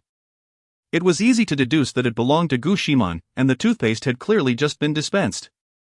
With a sense of curiosity, Luo Shua finished her morning routine and made her way downstairs. At that moment, Gu Luo was rummaging through the refrigerator, contemplating what type of breakfast to prepare. Fried rice? Sandwiches? Porridge? Upon reflection, it became evident that the choices for breakfast in Huaxia were rather limited, especially when not dining out. Traditional options like buns and youtiao were simply too cumbersome to prepare at home. Just as Gu Luo was lost in thought, a faint sound of footsteps reached his ears. He instinctively turned his head, and a breathtaking sight met his eyes: a perfect visage, exquisite collarbones, and a graceful figure, particularly her fair, rounded long legs, which appeared especially enchanting in the morning light. Good morning, Shunning, Gu Luo greeted somewhat awkwardly, recalling how she had playfully teased him the previous night. At that moment, he felt his authority as an older brother was somewhat diminished. However, as soon as he spoke, he sensed something was amiss. Luo Shunning's brows furrowed, her eyes turning icy, as if coated with a layer of frost, fixating on him intensely. This was bad. Luo Shunning would never exhibit such a murderous expression. Gu Luo quickly corrected himself. Ahem, good morning, Shua. Luo Shua's gaze remained frosty as she slowly approached him. What does Shuo wish to eat? Gu Luo forced a smile, attempting to dissipate the awkward and cold atmosphere. Eat you. Gu Luo was momentarily speechless. How should he respond? In a critical moment, he employed his signature skill, the art of topic diversion. Ignoring her words, he maintained a facade of calm as he asked, would Shua prefer a sandwich or fried rice? Should the eggs be fully cooked or runny? Yet, silence was his only answer. Luo Shua stood there, unblinking, her gaze fixed on Gu Luo. The air was thick with a suffocating stillness. Gu Luo felt a chill run down his spine, his discomfort escalating as he contemplated changing the subject again when Luo Shua's cold voice broke the silence. the fact that my brother mistook me for my sister has caused me significant psychological harm. I require compensation. This isn't a big Gu Luo began to protest, but as he met her icy eyes, he promptly shut his mouth, daunted into silence. I require compensation, Luo Shua reiterated with an undeniable firmness. Isn't this just extortion? Gu Luo inwardly lamented. After a moment's contemplation, he decided that it was wiser to concede rather than escalate the situation. So what kind of compensation does Shua desire? Luo Shua extended a finger. Her voice still frigid. Promise me one thing. What is it? Gu Luo asked suspiciously. You promise first. You say it first. You promise first. You say it first. You promise first. The two were locked in a stalemate, each unwilling to relent. Gu Luo had reason to believe that if this continued, Luo Shua would persist in her stubbornness. I refuse. He shook his head slightly. The matter I agree to must be fulfilled. I cannot promise without knowing if it is something I can accomplish. Promises must not be broken. Upon hearing this, Luo Shua smirked coldly. Then, to Gu Luo's astonishment, she performed an act that left him dumbfounded. Luo Shua pulled down the strap of her left shoulder, exposing her fair skin to the air. Just as her nightgown threatened to slip off, she caught it in time. If my brother does not agree, I shall cry foul. Gu Luo's resolve hardened. Could it be done this way? While it could later be clarified, such a situation would undoubtedly leave a negative impression. What would his stepmother think of him? Fine. I agree. He finally chose to compromise, letting out a resigned sigh, and added, but it must not violate the law or morality, and it must be within my capability. Then it shall be two things. Luo Shua replaced the strap and held up two fingers, a glint of mischief flashing in her eyes. Gu Luo was at a loss for words, shaking his head in rejection once more. No, just one. Two things. 1. 2. You are pushing your luck. 2. Luo Shua remained unfazed, her hand returning to her left shoulder strap. Fine, two things, just two. Gu Luo was genuinely intimidated, realizing that Luo Shua was quite relentless. He couldn't help but advise, however, Shua, what you are doing is not right, a girl should never joke about her own body. Is brother concerned for me? Luo Shua's tone held a hint of playful teasing. You may interpret it that way. Luo Shua crossed her arms over her chest, slightly raising her chin as she coldly stated, rest assured, brother, I will not allow any other boys to see my body, except for you. Gu Luo was left utterly bewildered. What did she mean by except for him? You Gu Luo was completely speechless. After a moment of silence, he asked earnestly, Shua, why is all of this happening? What do you mean? Luo Shua countered. You know, from our first meeting until now, everything feels quite unusual. We were meeting for the first time, and even though I helped you, there was no need for you to demand all my contact information in such a manner. It felt as if you were afraid I would run away. Gu Luo paused before asking, so, can you tell me? After listening to his words, Luo Shua remained silent for a while, her expression unchanged, and calmly replied, because brother is very handsome. That is why I fell in love with you at first sight. Such a perfunctory response. Gu Luo pressed his lips together. He would not be so conceited as to believe such a falsehood. Alas! It shall be as it is. Just then, Luo Shui took a step closer, slowly extending a finger, proclaiming, now, I shall present my first request. Gu Luo immediately held his breath. The little devil's demand, merely thinking about it was already terrifying. What could it possibly be? Surely, it could not involve running naked, for if such a request were made, he would resolutely refuse, as it would contradict all moral principles. Brother, I want you to. Want me? Just as Gu Luo was about to assert that he sold his talents, not his body, he heard Luo Shu's subsequent words, leaving him momentarily astonished. Chapter 13, Squeezing Toothpaste. From now on, you must squeeze toothpaste for me every morning and night. Luo Shu's voice was crisp and icy, reverberating through the slightly quiet kitchen. Gu Luo had initially anticipated that this little imp would present some bizarre and difficult request. However, He was utterly taken aback when the first demand turned out to be so simple, perhaps even overly simplistic. After all, he was to squeeze toothpaste for Gu Ximan every day. Adding one more to the routine hardly seemed burdensome. Furthermore, he could earn points for it. Very well, Gu Luo responded after a brief silence. A hint of surprise at his brother's unexpected willingness. I can manage that. He then inquired, which cup belongs to Shua? The one with the panda design. Luo Shua replied succinctly. Ah, it appears Shua, like Xiaoman, has a fondness for pandas, Gu Luo observed. Luo Shua merely regarded him without comment. And the conversation came to an end, leaving them in a momentary silence. Gu Luo redirected his gaze toward the refrigerator, surveying the bread, eggs, ham, and other ingredients within. He contemplated that preparing butter sandwiches would be a suitable choice. His thoughts then wandered to what lunch he should prepare for Xiaoman. Just then, a faint fragrance wafted through the air, prompting Gu Luo to instinctively turn his head. He was surprised to find Luo Shua standing beside him, her long, silky hair cascading like a waterfall, shimmering under the soft light, evoking an irresistible urge to reach out and touch it. Noticing this, Gu Luo subtly shifted to the side. Maintaining a respectful distance to avoid any unnecessary physical contact and essential courtesy as a gentleman.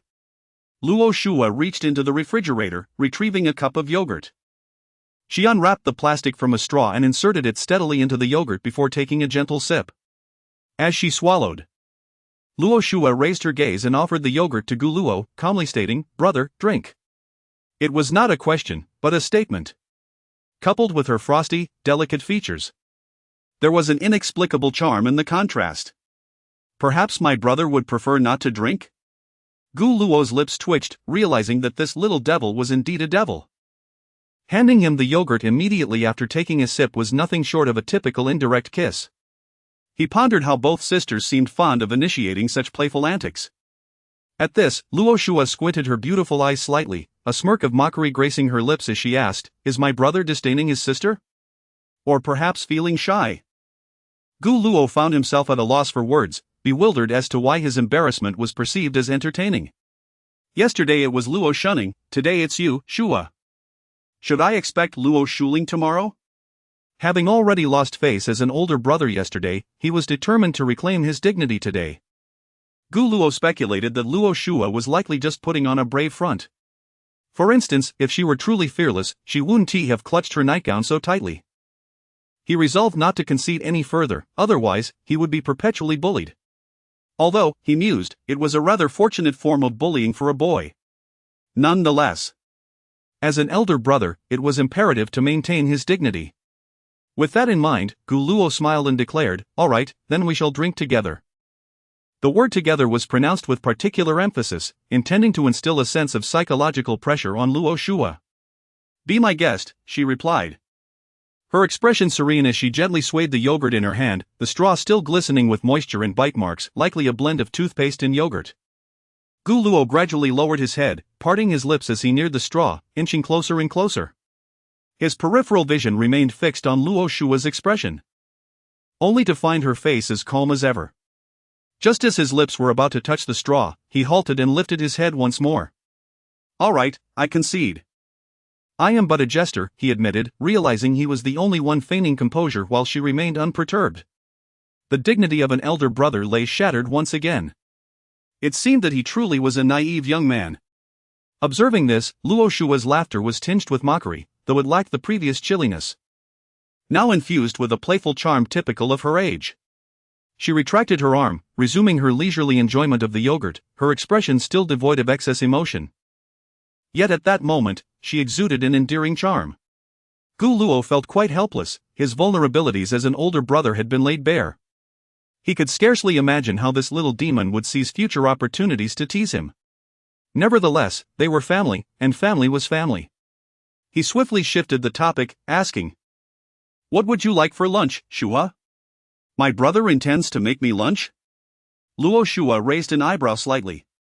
"Well, sort of," Gu Luo replied. "Anything will do."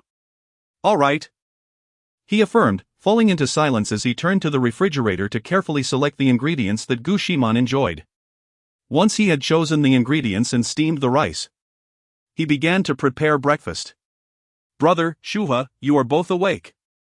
At that moment, Luo Shuning's gentle voice floated in from behind them. Gu Luo turned to see Luo Shuning, her sweet smile brightening the room. Both sisters wore matching black spaghetti strap nightgowns, making it difficult to distinguish between them at a glance. Good morning, Shuning, Gu Luo greeted, a warm smile gracing his face. Good morning, dear brother, Shura. Yes, good morning, sister. Luo Shuning clasped her small hands behind her back, gliding into the kitchen with a light step until she stood beside Gu Luo. With her bright, sparkling eyes, she beamed, You are working hard, brother. Let me lend a hand. Very well, Gu Luo replied, also smiling slightly. He found himself preferring the company of this little angel over the little devil, despite the occasional mischief from her. Luo Shua stood quietly to the side, continuing to sip her yogurt, her gaze lightly resting on Gu Luo and Luo Shuning.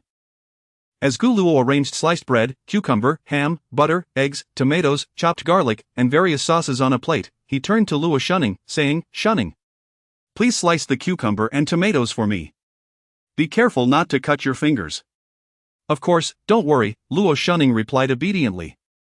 With that, Gu Luo ignited the stove, took a clove of garlic, and swirled it around in the pan before drizzling in olive oil. As the oil heated, he cracked an egg into the pan, which quickly took on a rounded shape. Wow, Luo Shuning exclaimed, blinking curiously. Gu Luo smiled, explaining. There is a compound in garlic called allicin that reacts with fats at high temperatures, forming a protective layer that effectively prevents the edges of the egg from dehydrating and hardening, thus maintaining its softness and roundness. Wow, brother knows so much. Luo Shuning exclaimed, her enthusiasm palpable. If she weren't busy chopping vegetables, she would have applauded. Gu Luo had initially intended to downplay his knowledge as mere common sense, but reconsidering, he thought it might embarrass Luo Shuning. Instead, he changed the subject, saying, I apologize. Shuning. What is it? Luo Shuning paused, turning her head with a look of confusion directed toward Gu Luo. I've already steamed the rice for your lunch. But I should have asked you beforehand, I forgot to do so last night.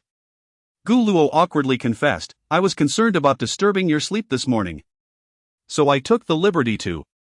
Upon hearing this, Luo Shuning paused for a moment, then set down her utensils and hurriedly waved her hand, saying, It is we who have caused you trouble, dear brother, how could we allow you to apologize?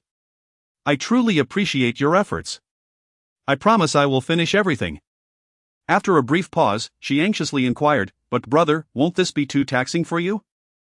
Waking up early to prepare breakfast and lunch for 4 people sounds exhausting.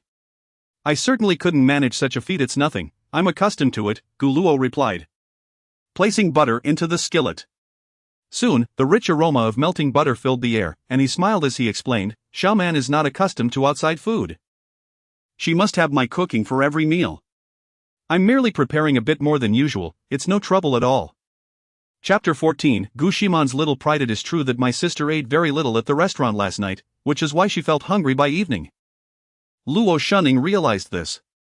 Therefore, during school hours, I always prepare lunch for Ximan to take to school. Upon learning this, Luo Shuning couldn't help but feel a surge of emotions, her eyes filled with envy and admiration. Indeed, her brother dotes on his sister. Gu Luo merely smiled in response. As the butter melted completely in the pan, shimmering with a golden hue, he placed 2 slices of bread within. With practiced ease, he took up chopsticks and evenly coated the bread with butter. In no time, both sides of the bread were fried to a perfect golden brown, emanating a rich aroma. Gu Luo set the bread aside, ready for later use. Now, let us put these ingredients in and saute them in the remaining butter. There's no need to cook them thoroughly, just heat them up, Gu Luo instructed Luo Shuning.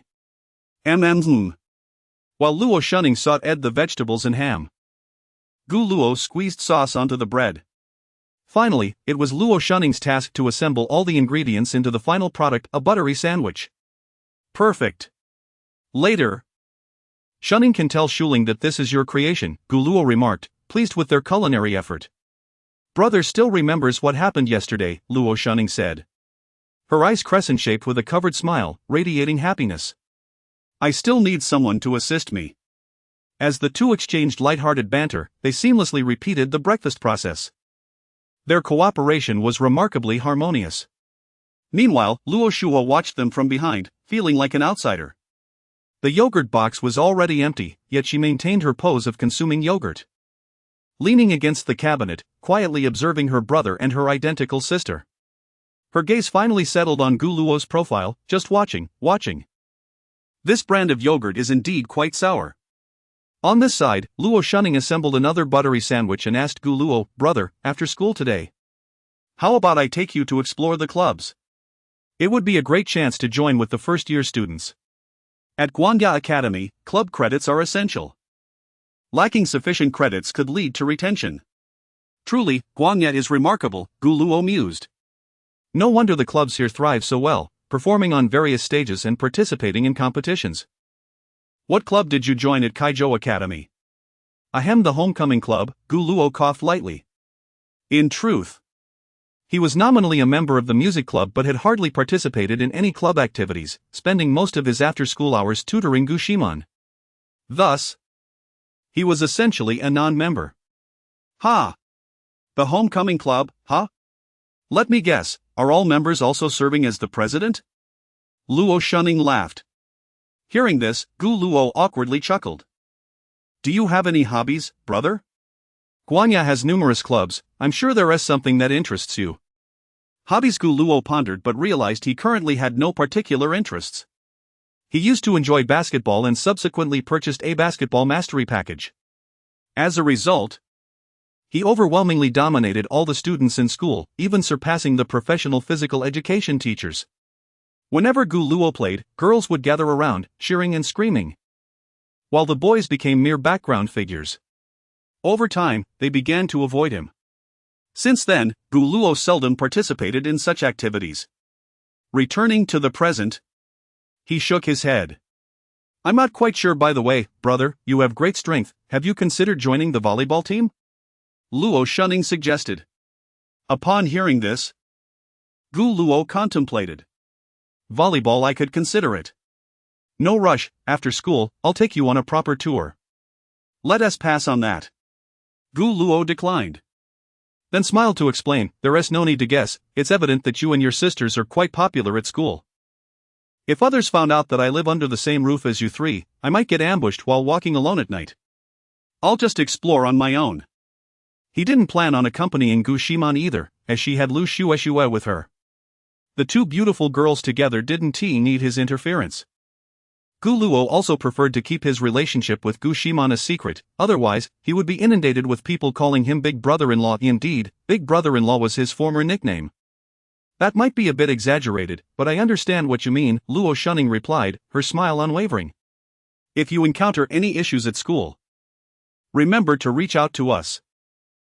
All right. Gu Luo nodded with a smile and then inquired, by the way, does everyone know that Shunning was a star before? If they did, it would be even more crucial to conceal their relationship. Only a few are aware, Luo Shunning thought for a moment and shyly explained. Yesterday was an accident, such situations rarely occur. Thank you again, brother. Gu Luo sighed in relief inwardly. This was indeed the best scenario. As they continued to chat and laugh, it felt as though they had known each other for ages. Some people have that innate ability to connect immediately upon meeting. Shortly after the breakfast was prepared, Gu Ximan and Luo Shuling descended the stairs, yawning. The moment they caught a whiff of the aroma, their eyes instantly sparkled. How delightful! I'm suddenly so hungry. Luo Shuling, dressed in a short-sleeved top and shorts, showcased her long and slender, fair legs, exuding vitality. The Triplet sisters boasted excellent body proportions, their long legs making them appear exceptionally tall. In contrast, Gu Ximan's pajamas were undeniably youthful, a soft pink adorned with cute panda patterns.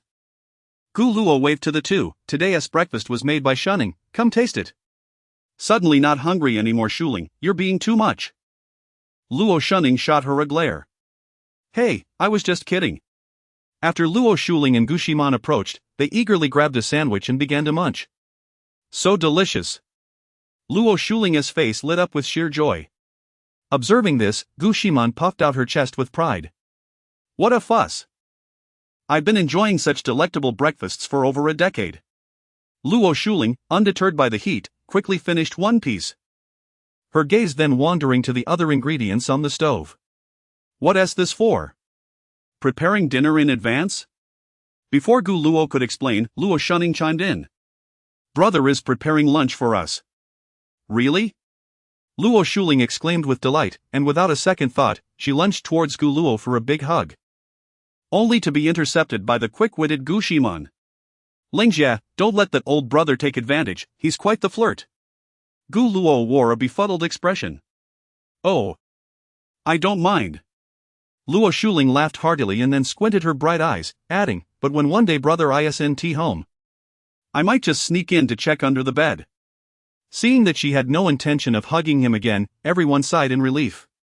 As for how many were involved, that remained a mystery.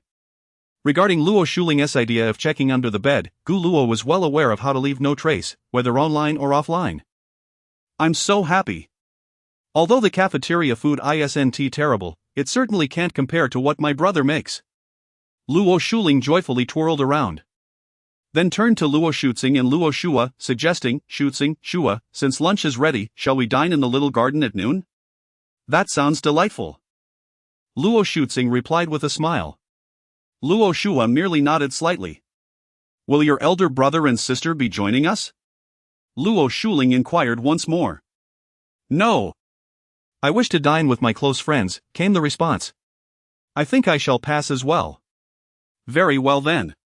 Subsequently, Luo Shuling gave Gu Luo a thumbs up, exclaiming, Brother, I hereby acknowledge your heroism. The organization will remember your selfless contributions. Gu Luo chuckled and waved his hand dismissively. It's nothing really, after all, making one portion for Xiaoman is the same as making several. As he spoke, he cast a glance at the somewhat pallid Gu Ximan. Upon hearing this, Gu Ximan's expression softened considerably, and she straightened her small chest once more. Did you hear that? This is a special meal prepared just for her by our elder brother. You are merely secondary to it. Merely secondary. Chapter 15, donated a building in the spacious and bright corridor outside the archives, sunlight streamed through the windows, casting patches of golden light on the floor. A middle-aged man, approximately in his 40s, stood there, slightly plump with a noticeable beer belly, yet his face radiated a warm and friendly smile. This gentleman was Principal Lu of Guanya.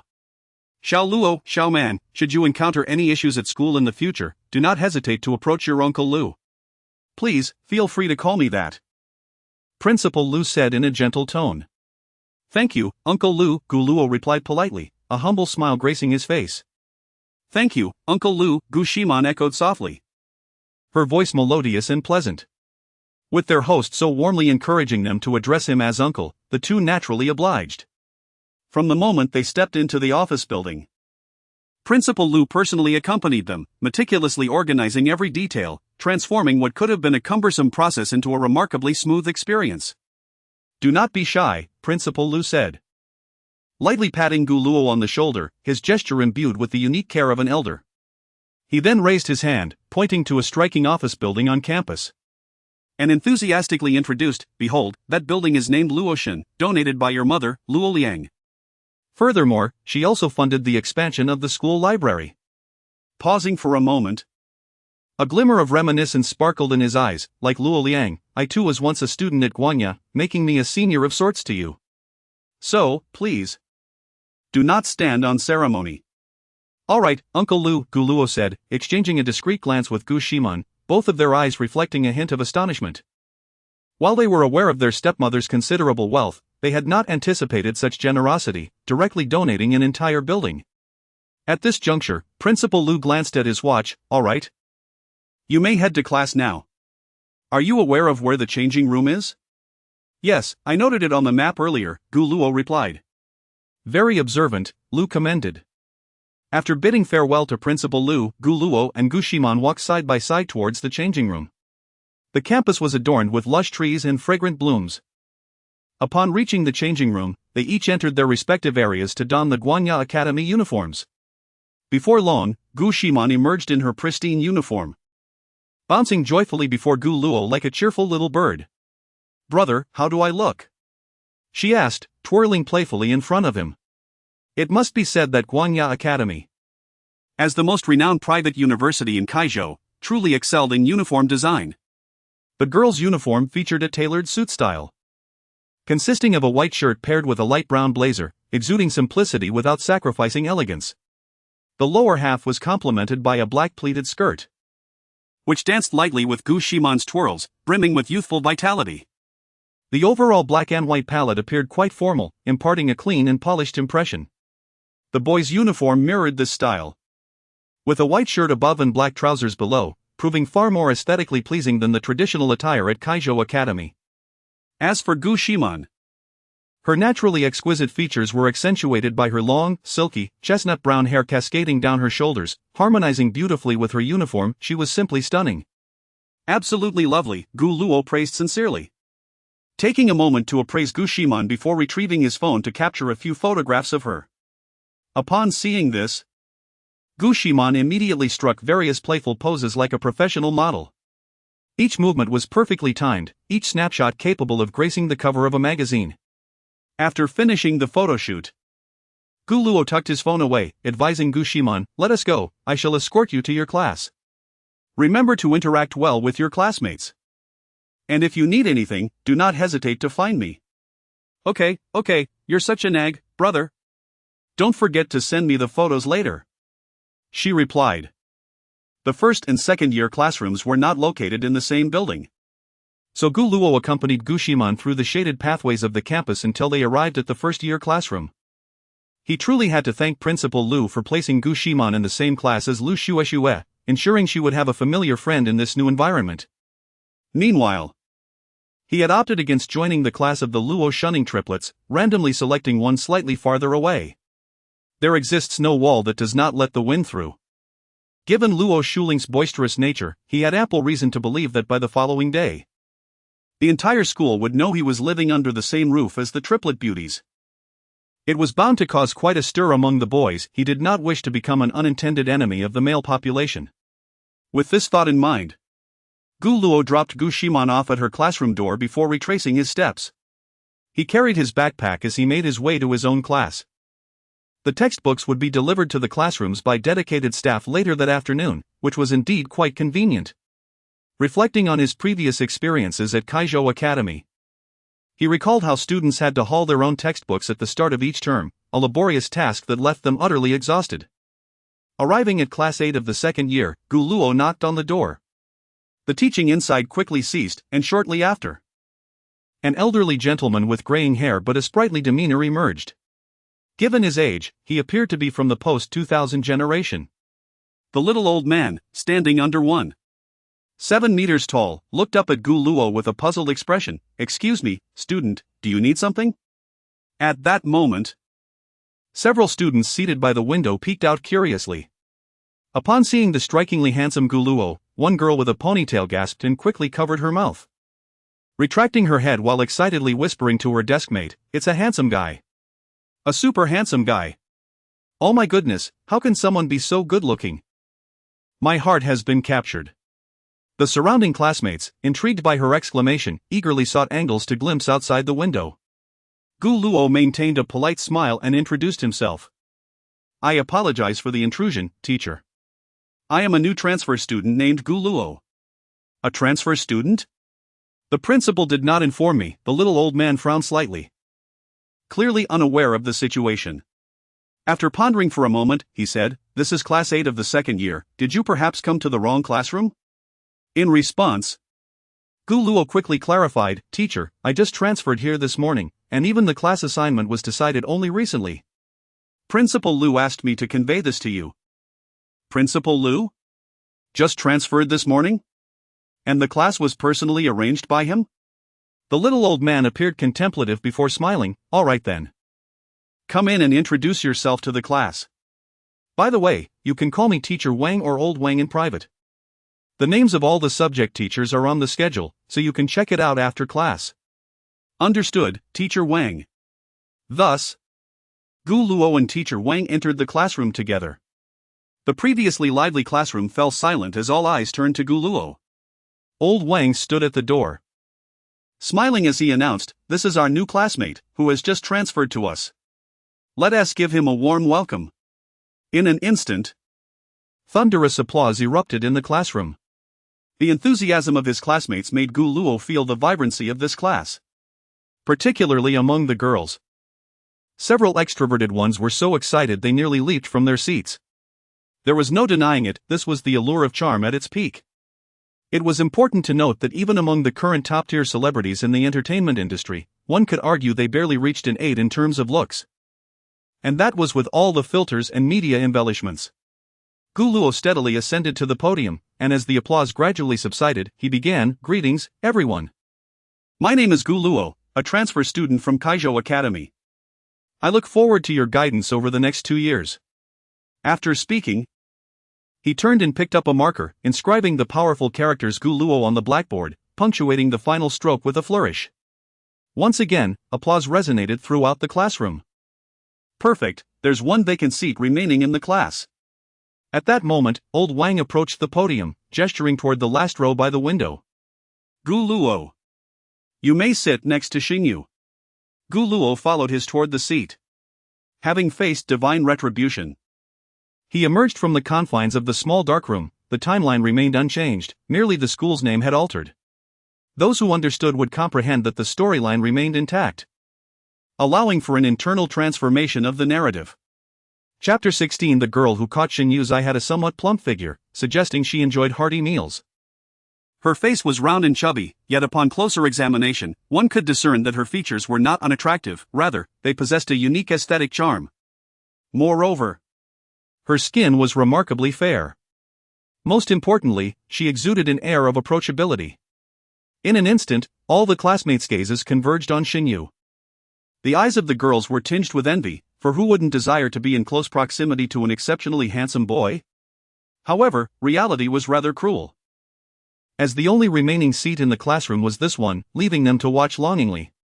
Upon sensing the myriad of eyes directed at her, Xinyu immediately lowered her head, nervously fiddling with her fingers, as if this act could render her invisible. Gu Luo, without hesitation, strode toward the vacant seat. His tall and handsome figure drew the attention of many girls, who covertly cast glances his way. After sitting down, he placed his backpack in the drawer, intending to transfer it to the storage locker at the back after class. "All right, time to focus, let us begin the lesson." Teacher Wang tapped the blackboard and picked up the exercise book, delving into the problems. Meanwhile, Gu Luo glanced at the empty desk and quietly addressed his deskmate, Xinyu. I haven't received the materials yet. May I share a book with you?" Oh, Xinyu was momentarily taken aback. Yet, she quickly regained her composure. Nodding vigorously, "Of course, that is fine." With care, she placed the exercise book between them and, filled with apologetic sincerity, added, "I'm sorry. I didn't notice earlier." "It's alright, no need to worry," Gu Luo replied, his gaze falling upon the exercise book, where the neat and elegant handwriting reflected diligence and meticulousness. He couldn't help but compliment, "Your handwriting is exceptionally beautiful and tidy." "Thank you." Their conversation came to a halt. Teacher Wang continued explaining the problems, and whenever he inquired if there were any questions, a voice would invariably respond, "No. These problems are so simple, they can be solved in an instant." The speaker was a short-haired boy, somewhat slender yet brimming with vitality, his eyes shining with confidence. Teacher Wang appeared somewhat exasperated, clearing his throat lightly, "Then let us move on to the next question. If you have any doubts, feel free to ask me after class or during self-study. Of course, it's best to discuss with your classmates first. Such questions are a breeze, don't worry, teacher," the boy assured, his tone casual. Teacher Wang merely shot him a glance without further comment. Observing this, Gu Luo couldn't help but twitch the corners of his mouth. He pondered whether such an outspoken character had become a standard feature in every class nowadays. Xinyu noticed the complex expression on Gu Luo's face and hesitated for a moment before softly explaining. "His name is Situenyo. He is quite lively and cheerful. If you have any concepts you don't understand, I can discuss them with you after class." Labeling the attention-seeking boy as simply lively and cheerful, and referring to teaching as a discussion, revealed that Xinyu was indeed a gentle and kind-hearted girl. Gu Luo formed a subtle opinion about his deskmate. However, her demeanor appeared a touch too timid, lacking in confidence. Yet, this was understandable, as adolescents are often sensitive about their height, appearance, and figure. Being too fat, too short, too unattractive, or even having skin that's too dark could lead to feelings of inferiority. This is a common human experience, one that everyone encounters during this stage of life. As a top-tier handsome boy with a charm rating of 9, Gu Luo felt he had no standing to judge such matters. What he could do was maintain an even temperament. Naturally, this did not imply he lacked an appreciation for beauty. Such a rare surname. Gu Luo remarked with a smile at Xinyu, "Thank you for introducing your classmates to me." "And no problem." Xinyu instinctively lowered her head. She was not accustomed to conversing with such an attractive boy, feeling a mix of nervousness and joy in her heart. At the podium, Teacher Wang continued for a while before setting down the exercise book and announcing, "That concludes the lesson, now we'll have self-study. If you have questions, feel free to approach me, but please keep your voices down when discussing with classmates." The classroom erupted with various sounds, some students quietly discussing problems, while others engaged in hushed conversations, with no one venturing to ask questions. Teacher Wang, sipping his goji berry tea, couldn't help but reflect. You are truly living in the best of times, with minimal pressure regarding further education. Since childhood, you leave school every day at 4 in the afternoon. And there are weekends too. He paused, revealing a bitter smile, unlike our time, when we had to rise at 5 in the morning and be in class by 5:40. To steal a few extra minutes of sleep. We'd rush through washing our hair, and in winter, our damp hair would sometimes freeze. At night, self-study lasted until 10. And we only had half a day off every 3 weeks. In schools with poorer conditions, dormitories lacked air conditioning and hot water. Below, the students continued to whisper, seemingly unaffected by Teacher Wang's words. This was partly due to their frequent exposure to such stories and their inability to empathize, having never experienced it themselves. Teacher Wang merely shook his head slightly but understood, as recalling childhood tales from the older generation about how they rarely had need to eat each year felt distant and unrelatable. It's just that time is a boomerang, he mused. At this moment, Xinyu put away the exercise book and softly explained to Gu Luo. Teacher Wang and some of the younger teachers occasionally share their past experiences. It's understandable. Gu Luo smiled, glancing at the empty desk, feeling somewhat idle, and took out his phone to message Gu Ximan. Noticing this, Xinyu promptly focused on her own tasks. "Gu Luo, did Xiaoman sneakily play on her phone during class?" The reply came almost instantly. "Gu Ximan, of course not." Dog emoji. Reading the message, Gu Luo couldn't help but smile slightly and continued messaging. "Gu Luo, we're self-studying over here, what about you? Are you sitting far from Lu Shue? Gu Ximan, the teacher went to the restroom. And Shue is sitting right in front of me." They didn't prolong the conversation, exchanging a few simple remarks before letting it rest. Putting away his phone, Gu Luo's gaze returned to his deskmate, Xinyu, who was now intently drawing. She was sketching a character from an anime, due to Gu Ximan's fandom. Gu Luo recognized the character, though he couldn't recall the name. Notably, Xinyu's artistic skills were impressive. The anime character she depicted was vivid and lifelike, with precise outlines and an accurate portrayal of the character's expressions. The lively eyes and playful demeanor made it seem as if the character might leap off the page at any moment. Truly remarkable, Gu Luo couldn't help but exclaim. Startled by the sudden voice, Xinyu's hand trembled, causing her pen to create an unintended line on the paper. Realizing this, Gu Luo quickly apologized, "I'm sorry. I shouldn't have spoken so suddenly." "It's fine." Xinyu showed no signs of anger, instead, she shyly shifted her drawing paper aside and carefully erased the errant line with an eraser. "But your drawing is genuinely impressive. May I see some of your other works?" Gu Luo asked earnestly. Well, Xinyu hesitated for a moment but ultimately rummaged through her drawer to retrieve a sketchbook. Gently, it was placed upon Gu Luo's desk. "Thank you." Chapter 17. The friend Gu Luo opened the sketchbook handed to him by Xinyu. An exquisite artwork gradually unfolded before his eyes. He gazed intently, his eyes sweeping over each line and stroke of color. Occasionally, he couldn't help but nod slightly in appreciation.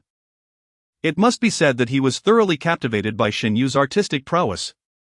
Whether it was the intricate portrayals of characters or the vibrant depictions of scenes, each piece showcased an exceptional level of skill. Xinyu secretly observed Gu Luo's reactions, her eyes brimming with anxiety and anticipation. Her fingers nervously fidgeted together. Truly impressive. After perusing the artwork, Gu Luo couldn't help but exclaim, then turned to Xinyu and quietly inquired, Xinyu, do you aspire to be an artist in the future? Artist. Xinyu froze for a moment, then shook her head, a hint of confusion in her demeanor. Clearly, she had never contemplated this question. Could it be that such talent stemmed merely from a simple passion? Indeed, this was the essence of innate ability. After exchanging a few more light-hearted remarks, Xinyu suddenly lowered her head, then shyly asked, are we friends now? Gu Luo was momentarily taken aback by the question, but quickly nodded, Of course. Hearing his affirmative response, Xinyu immediately exhaled in relief, hastily reaching into her desk to retrieve a loaf of bread and a bottle of milk. Placing them on Gu Luo's desk. Here, for you, she said, before producing a piece of chocolate and a bag of strawberry gummies. Following that were waffles and cream-filled cookies. Wait a moment. Gu Luo stared in astonishment at the growing pile of snacks on his desk. Then snapped back to reality and quickly interjected, that's enough, too much. I can't finish all this. Upon hearing this, Xinyu finally paused her actions, instinctively lowering her head once more. Gu Luo, unable to resist, chuckled, are you offering a friend fee? At the mention of friend fee, Xinyu instantly raised her face, first shaking her head vigorously, then nodding rapidly, only to shake her head again, before finally settling on a slow nod. I'm just joking. Thank you for the snacks, Gu Luo said with a bemused smile, placing the treats into his drawer. Meanwhile, a surge of speculation arose within him. I have plenty of snacks at home, I'll bring you some tomorrow. Upon seeing Gu Luo accept her offerings, Xinyu's mood transformed into sheer delight. It was as if, by simply accepting the snacks, he would forever be her friend. Then, let me formally introduce myself. I am Gu Luo, and from now on, we are friends. A gentle smile graced Gu Luo's lips, his charm peaking at a remarkable 9 points in that moment. A gentle breeze drifted in through the classroom window, carrying the unique scent of September, lightly tousling the hair of the youth before them. In this breeze, there was the freshness of green leaves, the fragrance of blooming flowers, and a palpable sense of youth. The boy's smile added a distinctive hue to the September landscape. Her heart raced. Xinyu, realizing she had been staring at Gu Luo, blushed fiercely and quickly averted her gaze, nodding rapidly, her voice tinged with a hint of panic, I am Xinyu. I will bring more snacks to school in the future. Meanwhile, some girls in the class, who had been secretly watching Gu Luo, observed this scene with envy. Envy. Envy. Why was it not themselves sitting beside Gu Luo? Moreover, they noticed how wonderfully gentle his smile was. They also realized that Gu Luo seemed to have a fondness for snacks, a crucial detail to remember. Gu Luo, entirely focused on Xinyu, remained oblivious to the gazes directed his way and continued, so, Xinyu, would you accompany me to explore the clubs after school? I heard Guanya Academy offers club credits. Yes, I can. Xinyu immediately agreed. Great, then it's settled. Just as they finalized their plans, the school bell rang cheerfully. And Gu Luo was immediately surrounded by several extroverted girls. Hello, Gu Luo. I'm Feng Yuqing, the English class representative. This girl, with her ponytail swaying, introduced herself with a smile, then playfully asked, do you have a girlfriend? Gu Luo's lips twitched at the directness of her question. He recognized Feng Yuqing from when she had peeked out of the window as he entered the classroom. Wow, that's quite bold, exclaimed another girl, visibly excited. So, Gu Luo, do you have a girlfriend or not? Surely you must. Listening to these inquiries, Gu Luo felt overwhelmed.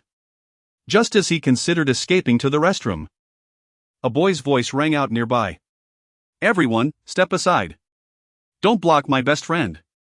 C2 Wanyao pushed Feng Yuqing aside, taking her place. With a charming grin, he flashed a slightly exaggerated confidence. Best friend, hello. I am C2 Wanyao, or you may call me Baij, as my classmates affectionately refer to me. He struck a pose he deemed cool. From now on, we shall be the visual representatives of Class 8. Ah, so you are aware of your own nickname? Gu Luo thought, bemused by the absurdity of it all. Feng Yuqing, furious at being shoved aside, retaliated by grabbing a thick English dictionary and, in the next moment, brought it down heavily on C2 Wenyao's head with a resounding thud. C2 Wenyao, you fool! Gu Luo watched, dumbfounded, as the scene unfolded. How dare he push a lady, such recklessness! Feng Yuqing spat disdainfully at C2 Wenyao's fallen form. Yet, as she set the dictionary down, she transformed back into a sweet girl. Her voice soft as she smiled at Gu Luo. I didn't mean to, he's just so annoying. Gu Luo shivered slightly. Time flew by. And soon the final class of the morning concluded. Gu Luo opened his locker and retrieved his insulated lunchbox. At that moment, the resurrected C2 Wenyao approached him, casually patting his shoulder. Best friend, want to join us for lunch? There are 3 of us. Gu Luo glanced behind C2 Wenyao, noticing 2 other boys standing there. Seeing Gu Luo's gaze, they nodded politely. No thanks, I'm not quite comfortable with so many people. Gu Luo declined politely. It wasn't wise to intrude upon an established group. If it were just C2 Wenyao, that would be manageable. Ah, such a pity. C2 Wenyao feigned disappointment, then pointed at his own eyes and then at Gu Luo. Best friend, I will keep my eyes on you. Once the trio departed, Gu Luo intended to have his lunch in the classroom when he spotted Shen Yu heading out alone. Shen Yu! Gu Luo called after her. Ah! What is it? Shen Yu turned, her bright eyes blinking at him. Gu Luo couldn't help but acknowledge the beauty of her gaze. It resembled clear, pure lake water, bright and untainted. In fact, all her features were quite beautiful, though her round cheeks somewhat obscured her attractiveness. If she could slim down, she would undoubtedly rival the beauty of Gu Ximan. Coupled with her approachable demeanor, she would surely captivate many hearts. Classmate, shall we have a meal together? As a new transfer student, the most effective way to integrate into the class is to first befriend one's deskmate. Then through them gain insight into the intricate relationships within the class, and subsequently cultivate connections with others through games, sports, and various forms of entertainment. Ah! That sounds good. Shen Yu nodded eagerly, but soon, with a hint of concern, inquired, however. Didn't C2 Wenyao and the others just invite you to join them for a meal? Chapter 18, The Campus Heartthrob. Gu Luo smiled as he explained. I am not accustomed to dining with too many people, just the 2 of us is perfect. Simultaneously, he silently amended this thought, except when it comes to my sisters. I see. Shen Yu felt a wave of relief wash over her. She had genuinely worried that Gu Luo had offered to dine together out of pity for her solitude. While she would be grateful, a part of her felt that such a friendship might gradually diminish without her realizing it. After all, the only friend she had in class had transferred at the start of the semester, and she had finally made a new friend. She needed to nurture this bond carefully. The 2 soon arrived at the cafeteria. The cafeteria at Guangya Academy spanned 3 levels, elegantly decorated, with an impressive array of dishes available to suit every taste. Gu Luo surveyed the surroundings and chose a relatively quiet spot to sit, smiling at Shen Yu as he said, "Let us sit here. You can go get your food first." Okay. Shen Yu nodded eagerly and promptly joined the queue at one of the counters. Her mind felt a bit vacant, and she found herself lost in thoughts. Gu Luo was undoubtedly the most handsome and charming boy at Guangya Academy, a quintessential campus heartthrob. The mere idea of having lunch with him sent her heart racing. Although, they would remain just friends. That was sufficient. Without realizing it, Shen Yu ended up piling her tray high with an assortment of food, and as she walked toward Gu Luo, regret began to creep in. Staring at the towering pile of food, she felt a wave of embarrassment wash over her. Would Gu Luo think she was a glutton for eating so much? The thought made her instinctively want to retreat, even if it meant abandoning him. But fate had other plans. Gu Luo suddenly glanced her way and waved. Realizing there was no escape, Shen Yu mustered her courage and trudged toward him, her head slightly bowed, unable to meet his gaze, her heart racing. She slowly took a seat across from Gu Luo and discreetly raised her eyes to gauge his reaction. However, the boy's expression remained unchanged. He displayed no sign of surprise at the mountain of food on her tray. Shen Yu let out a sigh of relief, feeling a weight lift from her shoulders. Yet, she soon became acutely aware of the curious glances from nearby students, her anxiety returning. After all, Gu Luo was indeed dazzling. Amidst her nervousness, a small thrill coursed through her. Surely, every girl would feel a sense of delight in this situation, wouldn't they? Let us eat, Gu Luo said, noticing Xinyu lost in thought. He then opened his thermal container, and an enticing aroma wafted through the air, overpowering the scents from her tray. Wow, that smells incredible. Did your family make this? Xinyu asked, her mouth watering at the sight of the beautifully presented dishes. I made it myself. Gu Luo replied with a smile. Impressive. Xinyu's eyes sparkled with surprise. She had not anticipated that Gu Luo, besides being exceedingly handsome, was also a talented cook. If his looks could earn him a score of 60 in her book, his culinary skills would undoubtedly add 100 points. If you don't mind. You can have a taste, Gu Luo offered, pushing the bento box toward her. Consider it a repayment for the snacks. Of course. Xinyu hesitated for a moment but then picked up a piece of succulent pork belly with her chopsticks. As she slowly chewed, an explosion of flavor filled her mouth. And her taste buds danced with delight. The rich texture and exquisite taste were utterly intoxicating. She could only imagine how heavenly it must have been fresh out of the kitchen. However, the scene of the two sharing a bento box inevitably attracted too many gazes. Xinyu felt the weight of scrutiny from fellow students, dampening her earlier excitement. She herself was unconcerned. But she dreaded the thought of Gu Luo being the subject of gossip because of her. She could easily imagine the whispers, look at that handsome guy eating with a chubby girl. It was so unfair, why should beauty be paired with something less appealing? Perhaps he was being financially supported? Just the mere thought made Xinyu feel uncomfortable. Gu Luo. After a moment of hesitation, she gathered her courage, her voice barely above a whisper. What is it? Gu Luo paused in his meal. Perhaps we shouldn't eat together in the future. Xinyu mumbled, lowering her head. Gu Luo glanced around coolly before responding. Xinyu, we are friends, aren't we? Yes. Since you've paid the friendship fee, you needn't worry about these things. At his words, Xinyu looked up, meeting the calm and carefree expression on his face. Okay. I understand. Meanwhile, on the way to the garden, Luo Shuling cheerfully waved a thermal box. Shuling, why aren't you at the cafeteria? Today's lunch is a special treat. Sounds wonderful. Enjoy. Where are you headed? I'm going to the garden to eat. Ah, isn't that a junior? Good afternoon. Students greeted Luo Shuling as she passed, her bright smile effortlessly engaging them. She exuded the charm of a social butterfly, easily connecting with everyone she encountered. Shuling. Your popularity is impressive. It's no wonder you're the head of the public service department, Luo Shukai remarked with a grin. Just average, Luo Shuling replied, linking her arm with her sister as she asked, so, Shukai, you're about to be promoted from vice president, right? After the school celebration? Luo Shukai shook her head slightly. Not necessarily, there's another vice president in the music department besides me. I see, best of luck. Thank you. Throughout this exchange, Luo Shua remained aloof, quietly walking alongside them like a cold plum blossoming in a corner, exuding a unique aura. The trio of sisters undeniably turned heads wherever they went, with first-year boys sneaking glances at them, unable to resist the allure of the triplet campus beauties. I wish I could date a senior. The boys fantasized, lost in their daydreams. Before long, the sisters arrived at the garden, where, in September, the chrysanthemums were in full bloom, filling the air with a delicate fragrance. Look! There's an empty bench. Luo Shuling exclaimed, her eyes lighting up as she dashed toward it and plopped down.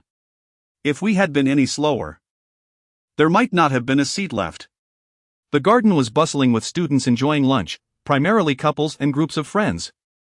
As for why there weren't any male pairs? Well, if your best buddy invited you to lunch in the garden to admire the flowers, what would your first reaction be? Excluding certain areas, Luo Shuning and Luo Shuhua approached, gradually taking their seats on the long bench. They then opened the thermos boxes in their possession. Ah! The aroma is truly delightful. Just inhaling the fragrance and wafting through the air made Luo Shuling's slender legs involuntarily tap joyfully against the ground. Luo Shuning nodded in agreement, affirming, indeed, it smells wonderful. Our brother has truly worked hard. Upon hearing Luo Shunning mention Gu Luo, Luo Shuling immediately chimed in with a smile. There is a rumor circulating at school about a super handsome transfer student who arrived this morning. But that's only to be expected. Brother is exceptionally handsome and incredibly charming. Wouldn't you agree, Shu Hua? Perhaps, came Shu Hua's ever simplistic reply. Luo Shuling continued to savor the delectable meal, turning to Shu Hua once more. By the way, is the calligraphy club participating in the Kaizhou Calligraphy Conference this year? I'm sure you must be quite confident if it's you. Chapter 19, a new special task time flies swiftly, and before long, it was 4 o'clock in the afternoon, the dismissal time at Guangya Academy. This also marked the commencement of club activities. Gu Ximan, this girl, has completely forgotten about her brother in her newfound friendship, neglecting to even return home together after school. However, this suited Gu Luo just fine. At last, he would not be referred to as big brother. As he tidied up the new books on his desk, he had already devoured the snacks in his drawer during the breaks. Once he finished organizing, he turned to Xinyu beside him and said, "Let us go. Show me the clubs at Guangya." "All right."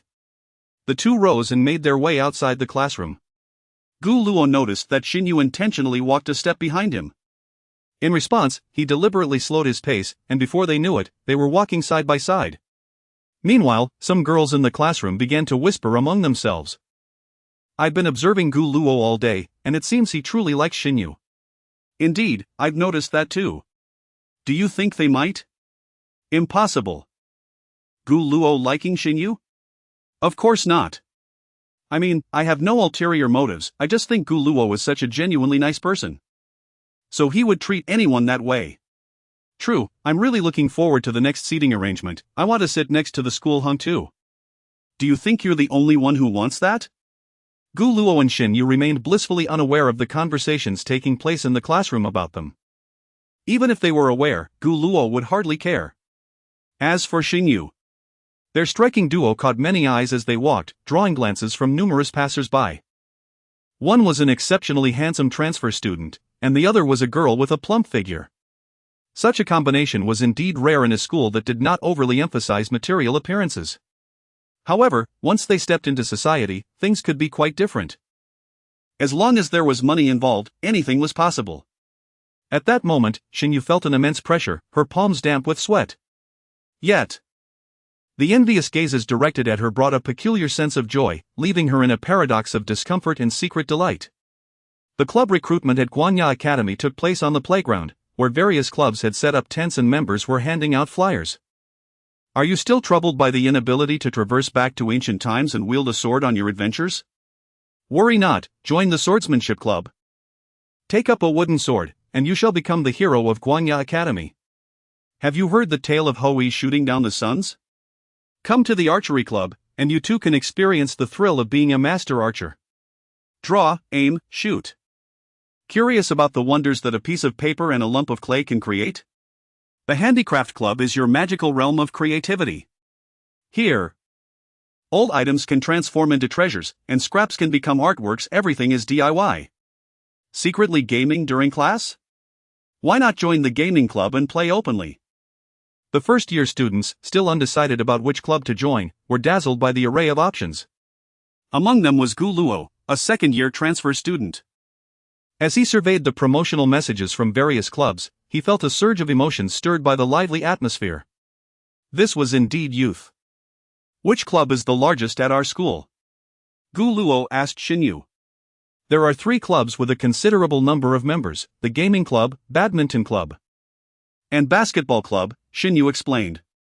Each student can choose to participate in 2 clubs, but some clubs such as the music club, archery club, and calligraphy club require certain skills, so most students prefer to earn credits from those 3 clubs. I see, Gu Luo replied. It makes sense that without any prior knowledge, one would have to start from scratch in those clubs. And most students are likely just amateurs themselves. Besides, who has the extra time to teach others? It can be said that clubs are essentially a gathering place for like-minded individuals. With this thought, Gu Luo continued, so, Xinyu, which club did you join? I joined the painting club, Xinyu answered. Gu Luo nodded. The painting club does seem well suited for you. Xinyu then looked up and asked softly, Gu Luo, Do you want to join the painting club? I'll think about it. I want to explore all the clubs first. All right. Thus, the two strolled across the playground. Suddenly, Gu Luo halted before a tent-marked music club. Inside sat a familiar face, Luo Shunning, who was meticulously organizing materials for new members. As if sensing something, she lifted her head slightly and spotted Gu Luo and Xinyu. Shunning, how's the recruitment for new members going? Xinyu inquired. Quite well, we VE recruited 3 today. Luo Shunning replied with a gentle smile. Gu Luo was taken aback, surprised to learn that Xinyu knew Luo Shunning. Ah, let me introduce you. Xinyu said bashfully. This is my new deskmate, Gu Luo, who just transferred to Guanya today. I brought him to check out the clubs to see which might suit him. I see. Nice to meet you, Gu Luo, I'm Luo Shunning. She greeted him with a smile, her eyes sparkling playfully. Hello, Gu Luo managed, feeling somewhat awkward. However, there was little he could do, as he had already agreed with the trio of sisters to keep their relationship under wraps at school. Thus, this was their first official encounter. Noticing Gu Luo's subtly awkward expression, Luo Shunning bit back a smile, resting her chin on one hand. So, Gu Luo, would you be interested in joining the music club? It doesn't matter if you don't play an instrument, I can teach you step by step. At her words, the 2 new members who had just filled out their forms, along with the other members of the music club, were momentarily stunned. Their eyes darted between Luo Shunning and Gu Luo. The 2 newcomers were bewildered. Just moments ago, Luo Shunning had not been this accommodating to them. Step-by-step teaching? What kind of treatment was that? And Luo Shunning's alluring posture was simply too tempting. Thank you very much, but I'll need to think it over, Gu Luo said, his lips twitching as he politely declined. Ah, what a pity, Luo Shunning said lightly, straightening up without pressing him further. It was merely a playful gesture from the little angel. Just as Gu Luo sighed in relief, Luo Shunning turned to Xinyu beside him and said, You haven't been to my house in a while. Remember to come over when you have the chance, Shuling has bought a lot of snacks recently. She covertly glanced at Gu Luo, her heart chuckling at his flustered expression. My brother is truly adorable. Okay, I'll visit when I have the time. Xinyu replied cheerfully, entirely oblivious to the subtle exchange between Luo Shunning and Gu Luo. Let us go, Gu Luo said, struggling to maintain his composure.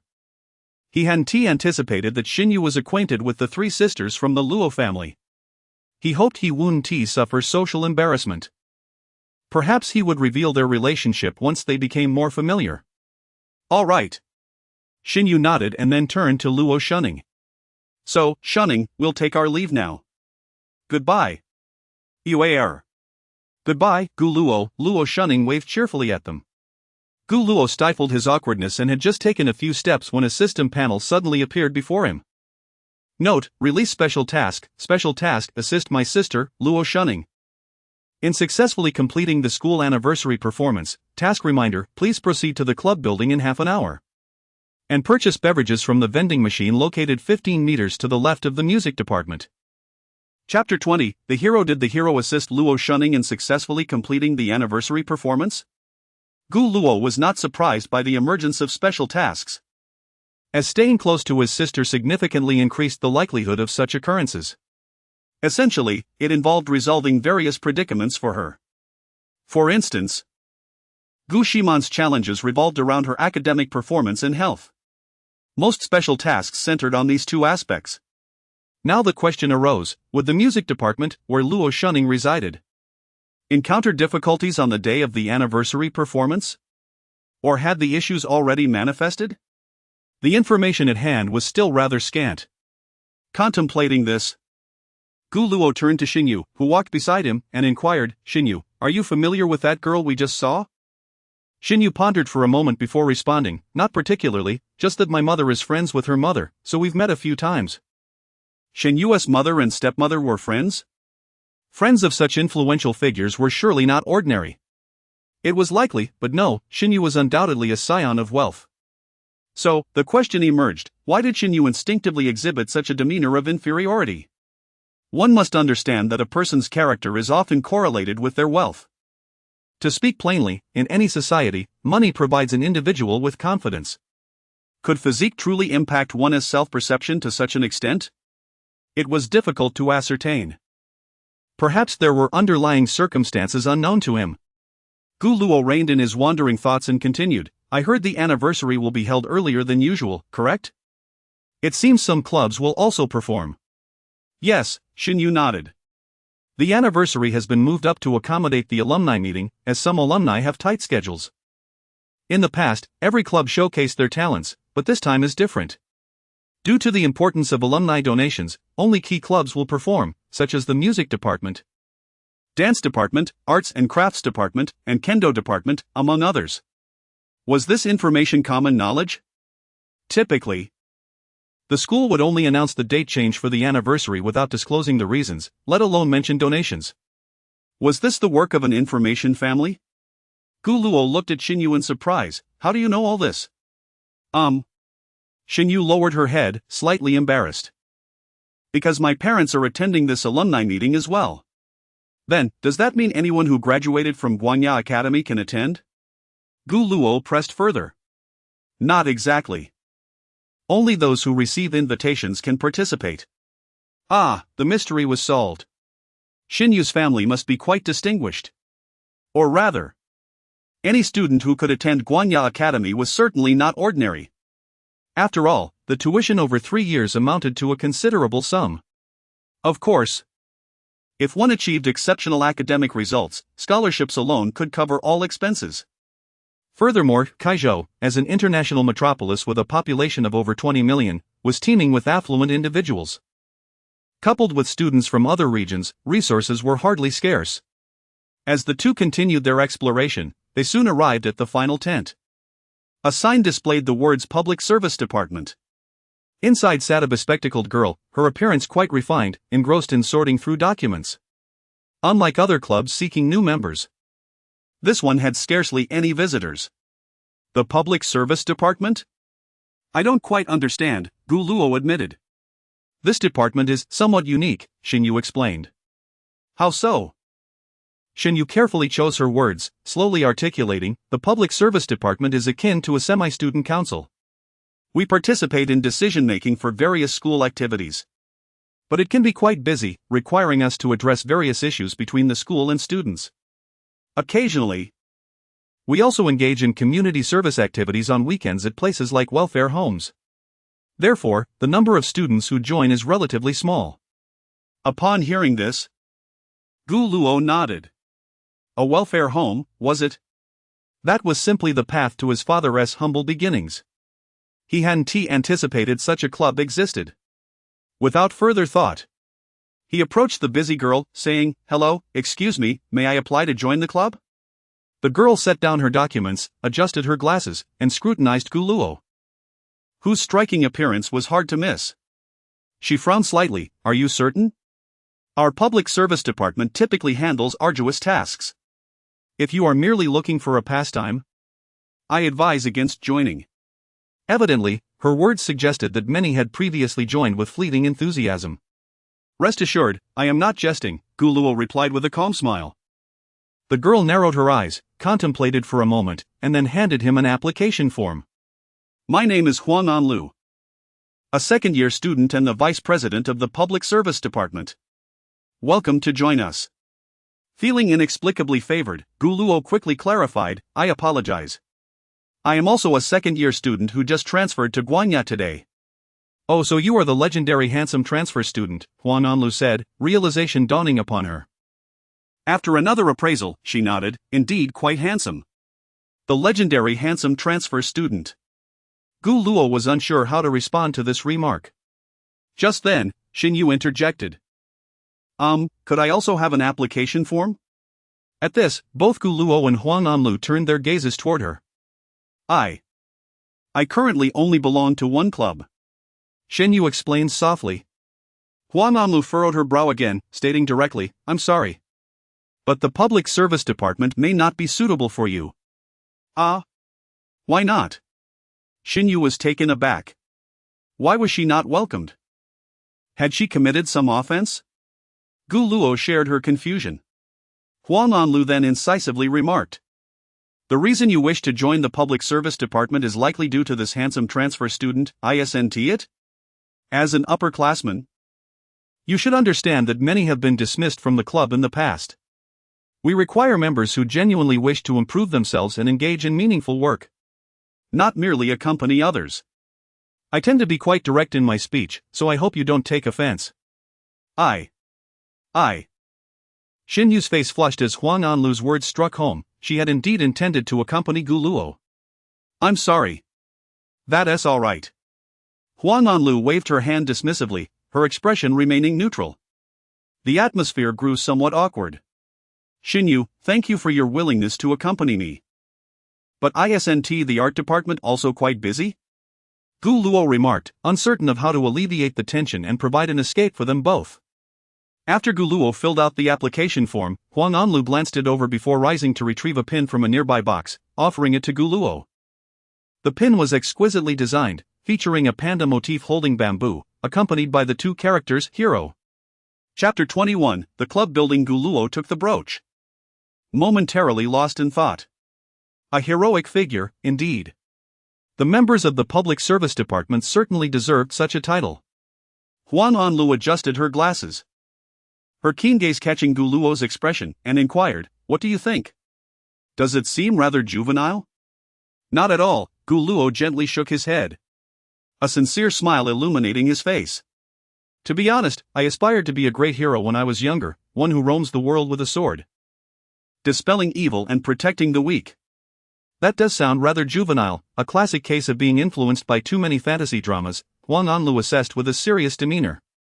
"Well, my friend, such dreams may hinder your ability to make friends," she added, a hint of concern in her voice.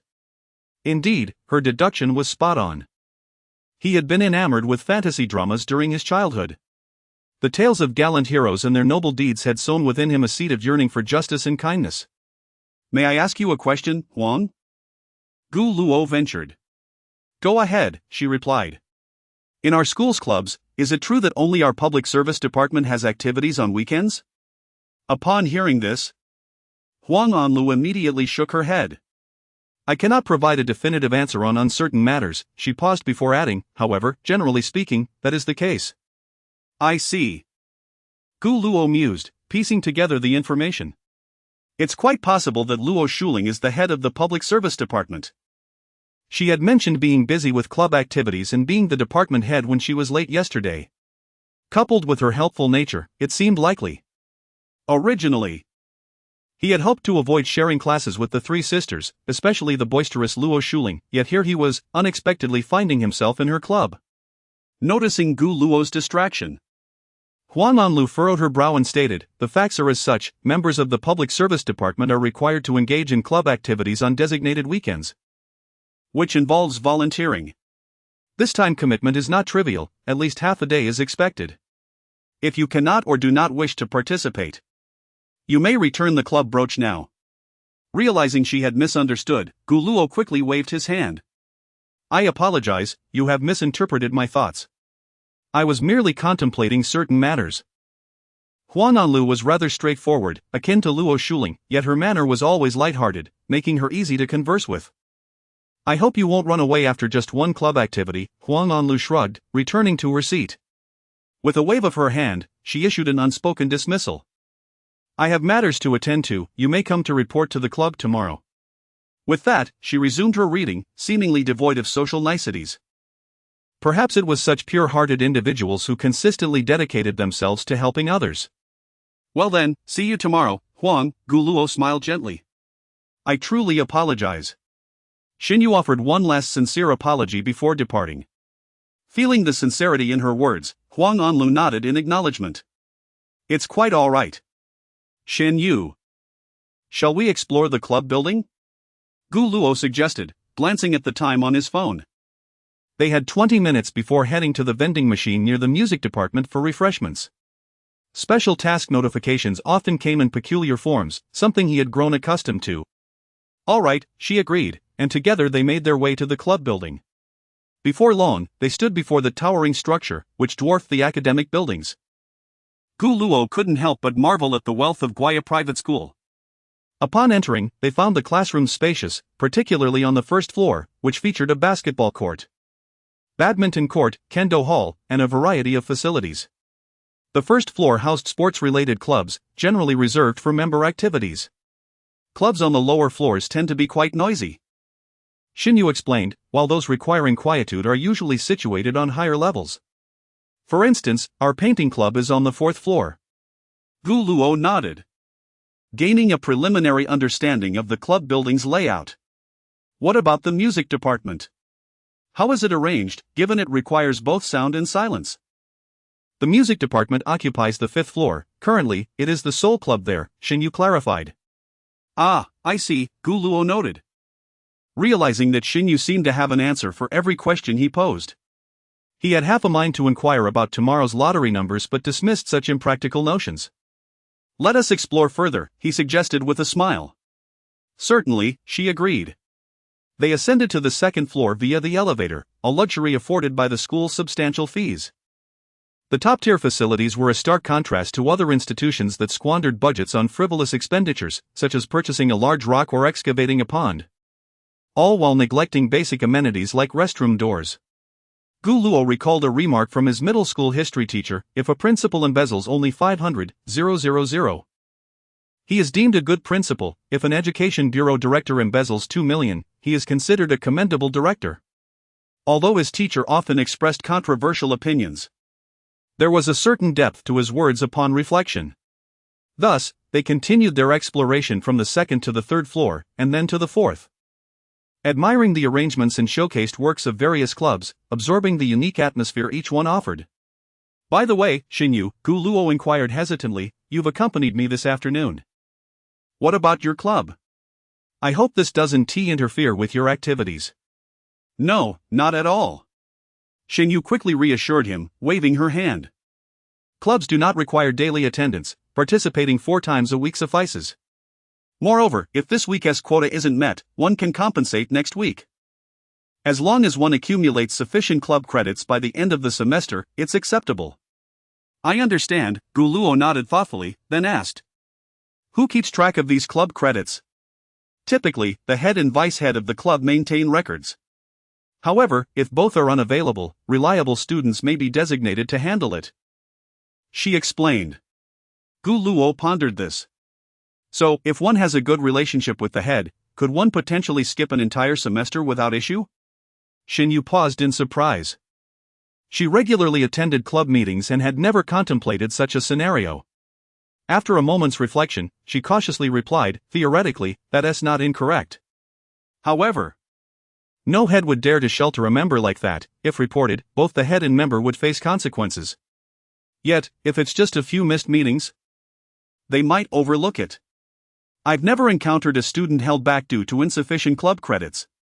So, it appears that insufficient club credits could indeed lead to being held back. Gu Luo felt he had grasped the club's rules thoroughly. He was genuinely grateful to Xinyu. Thank you so much for today, Xinyu. What would you like to drink? It's my treat. I am unable to assist with that.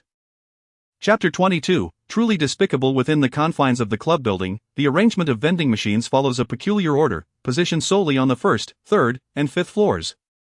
Gu Luo, filled with curiosity regarding the task prompt, stepped into the elevator and pressed the button for the fifth floor.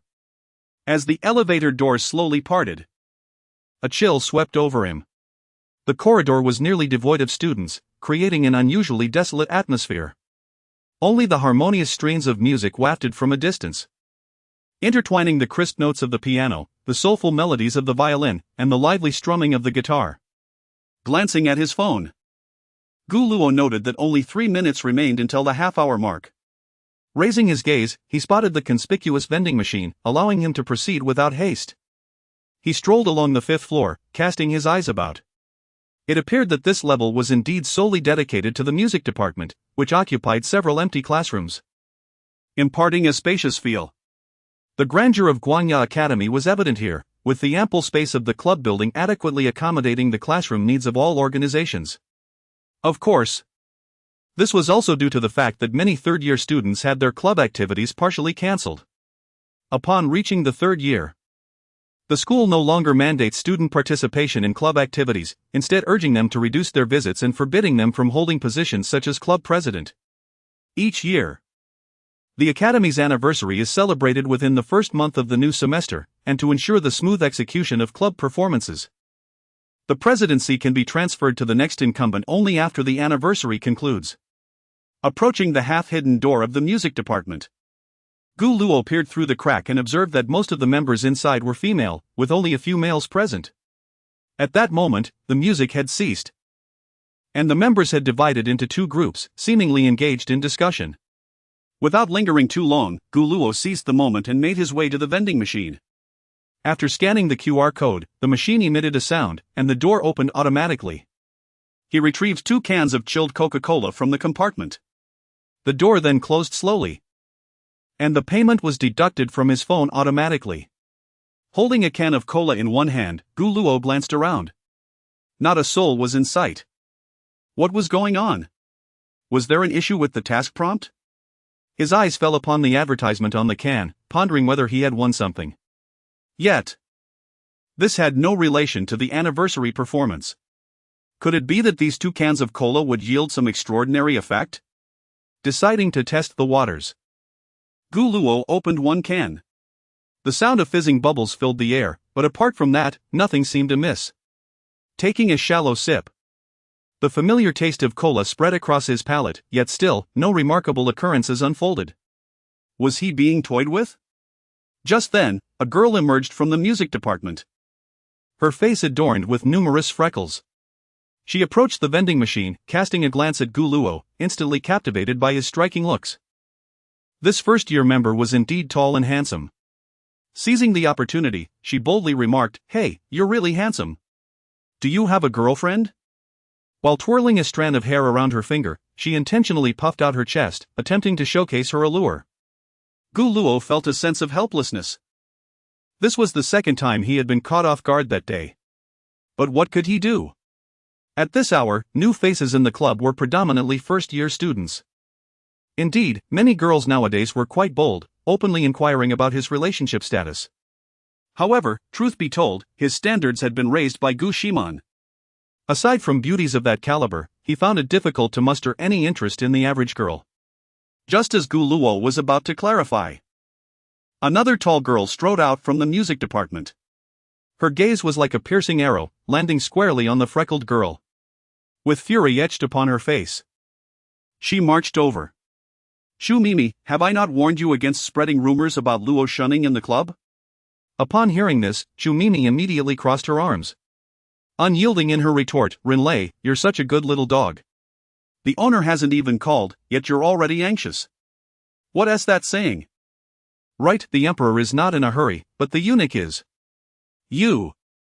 Renlei's face turned crimson with rage, her chest heaving with indignation. "How could you say that?" Shu Mimi smirked, a mocking expression gracing her features. "Luo shunning is precisely that type of person. My ex-boyfriend was deceived by her. How can you dare to say otherwise? If you're incapable, how is it her fault?" Renlei was nearly apoplectic, her fists clenched tightly. "Then let me ask you this, if your Vice Minister Luo isn't that kind of person, why doesn't she come out to clarify? If she remains silent, doesn't that imply acquiescence?" "You!" Renlei was on the verge of laughter at such shameless reasoning. "So you're saying that spreading unfounded rumors about Vice Minister Luo in the club is permissible because she doesn't retaliate? Shu Mimi, do you even have any shame left? Resorting to such underhanded tactics for the ministerial position?" Shu Mimi, incensed by the accusations, shot back coldly, "Renlei, I'm still the Vice Minister, and you dare to speak to me like that? You're the one who's south always so close to Luo shunning. Aren't you just as dubious?" At that moment, Rinlei could no longer contain her fury. She abruptly snatched the cola from Gu Luo's hand and unhesitatingly splashed it at Shu Mimi. Though the can was sealed, the small amount that splattered was enough to dampen Shu Mimi's uniform. "Are you out of your mind?" Shu Mimi's eyes widened in shock and fury as she scrambled to retrieve tissues from her pocket, hastily wiping at the stain. Meanwhile, Gu Luo, who had been silently observing, began to comprehend the unfolding drama.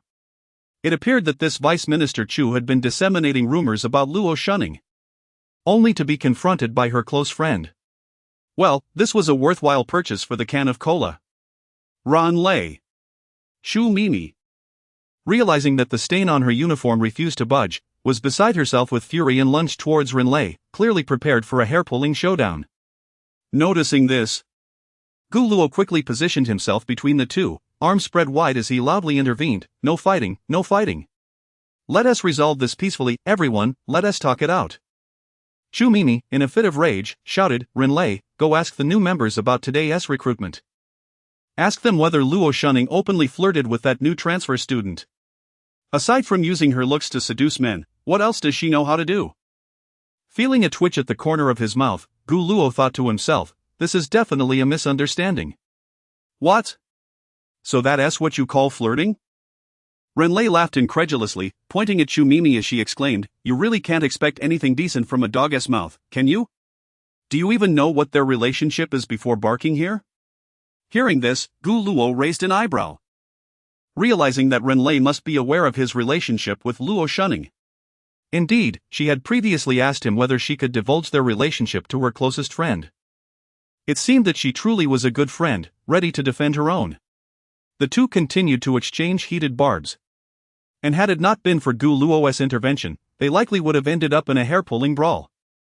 In the end, Ran Lei spat vehemently, set down her cola, and retrieved a 10 yuan note from her pocket, sliding it into Gu Luo's pocket before turning to stride towards the elevator. Shu Mimi, feeling helpless, could only glare intensely at Gu Luo, who had been obstructing her, and asked irritably, why do you keep blocking me? She was tall and wielded a weapon. It wasn't that she feared for her own safety. Gu Luo wore a sardonic smile, responding with utmost seriousness. Upon hearing this, Shu Mimi gradually calmed down, contemplating that there was indeed some rationale in his words. Yet, she couldn't shake off the feeling that something felt off, but she couldn't quite articulate it. Just then, Gu Luo fixed his gaze upon her, exclaiming, some people are truly despicable. Shu Mimi instinctively assumed Gu Luo was assisting her in berating Ran Lei, and quickly nodded in agreement, you are absolutely right, they are indeed despicable. Indeed, it was quite despicable. Chapter 23, A Slight Desire for Wine. Thank you, Junior. You not only helped me but also offered me comfort. After venting her emotions for a while, Shu Mimi gradually calmed down, allowing her face to once again bloom with a smile. She felt it necessary to maintain the dignified demeanor expected of a senior in front of the junior. As for her earlier outburst, that was merely a confrontation with a certain individual, an uncontrollable circumstance. In response, Gu Luo waved his hand dismissively, you're welcome. After a brief pause, he added, however, I must clarify that I am not a freshman, but rather a transfer student in my second year. I am the very transfer student you just mentioned. Why you are the transfer student everyone has been talking about today? Shu Mimi's face displayed a mixture of surprise and a hint of expectation. After all, the young man before her was exceptionally handsome, radiating an aura that seemed to illuminate his surroundings. Such a visage would undoubtedly rank amongst the finest in not only Guanya but also in the entirety of Kaizhou, and even nationwide. Indeed, I am Gu Luo, he introduced himself. Then, Gu Luo, has Luo Shunning invited you to join the music club? Yes, she has. Shu Mimi pressed further, I heard you declined? Indeed, I have not agreed for the time being. Upon receiving a definitive answer, Shu Mimi instinctively puffed out her chest, a subtle smirk gracing her lips. It appears you have discerned Luo Shunning's true character, which puts my mind at ease. As she spoke, she leaned closer to Gu Luo, her expression suddenly shifting to one of feigned sorrow. Let me tell you, Luo Shunning has a penchant for flirting with other people's boyfriends. She paused, as if gathering her emotions, her tone growing more melancholic. To be honest, even my ex-boyfriend was lured away by her. Listening to Shu Mimi weave her tale, Gu Luo found it amusing. The notion of being cuckolded felt almost comical. Shu Mimi then feigned vulnerability, this incident with my ex-boyfriend happened not long ago. I've hardly been able to sleep these past few nights, often sneaking drinks when my parents aren't watching, weeping under the covers at midnight. As she spoke, she genuinely lowered her head, her shoulders trembling slightly, presenting a pitiable facade that starkly contrasted with her earlier brash demeanor. Gu Luo couldn't help but admire her acting skills. Truly, the ability to perform was a natural talent for many women. After all, which girl would jest about her own purity? This effectively silenced the voices of women. Thus, some girls are inherently equipped with the ability to captivate. Observing the complex expression on Gu Luo's face, Xu Mimi maintained her sorrowful facade, but inwardly, she was gleeful. With her extensive experience, she knew that most boys were unable to resist a girl in distress, particularly one with her looks. She was on the verge of successfully captivating this handsome transfer student. With this thought in mind, Xu Mimi feigned even more despondence. Gu Luo, this secret about my heartache will be known only to you. I truly appreciate your willingness to listen to my woes. So, if I feel down in the coming nights, may I seek your company for a drink? I tend to get quite tipsy and would need someone to look after me. Also, I assume most boys enjoy chilled beverages, right? Conveniently, my relative just left a couple of days ago, so it won't interfere with my drinking. Gu Luo's lips twitched. He struggled to maintain a composed expression, striving to appear calm as he replied, "We'll see." Goodness! He exclaimed internally. Such brazen words could not merely be interpreted as hints, they were overt invitations. To be fair, aside from a few freckles, Xu Mimi's overall appearance was above average. A naive young boy would likely succumb swiftly to her bold advances, but this also felt like a self-deprecating act. He resolved to discuss this matter with Luo Shunning upon returning. As Gu Luo contemplated this, he distanced himself from Xu Mimi. I have some matters to attend to. Let us continue our conversation another time. He then turned and purchased a can of cola from the vending machine. Having spent considerable time here, he recalled that Xinyu was still waiting for him on the 4th floor. After a moment, an idea struck him, and he said, however, "Let us exchange contact information first." Sure. Xu Mimi nearly leaped in joy. After they exchanged details, she proposed, "So, Gu Luo, are you interested in joining the music club? It doesn't matter if you don't play an instrument, I can teach you personally." Gu Luo was taken aback by her double standards. Just moments ago, she was indignantly accusing Luo Shunning of using similar tactics to entice him, and now she was employing the same approach herself. How delightful, he mused internally. But since she was so eager to pursue this, he would oblige. He had already devised a plan to discredit her. According to the system's special mission prompt, Xu Mimi could potentially disrupt Luo Shunning's school anniversary performance. The best way to gather evidence was to infiltrate the enemy ranks. Succubus had her own methods. While confronting Xu Mimi directly was satisfying, prioritizing Luo Shunning's performance was essential, and he needed to discuss this matter with her first. Really? Xu Mimi's excitement was palpable. She felt a sense of triumph, knowing that she had achieved what Luo Shunning could not. What did this signify? She had finally outdone Luo Shunning. With this thought, Xu Mimi, in her excitement, lunged towards Gu Luo in an attempt to express her joy. Sensing her movement, Gu Luo swiftly sidestepped, adopting a shy smile as he said, "Apologies, but it is inappropriate for males and females to embrace." He had truly stepped up his acting game. Seeing Gu Luo's bashful demeanor only brightened Xu Mimi's eyes further. What a pure and lovely youth, she thought. He was unlike those boys from her past who were solely interested in her body. She was determined to win Gu Luo over. Then, she would have the pleasure of flaunting her success before Luo Shunning, proving her worth.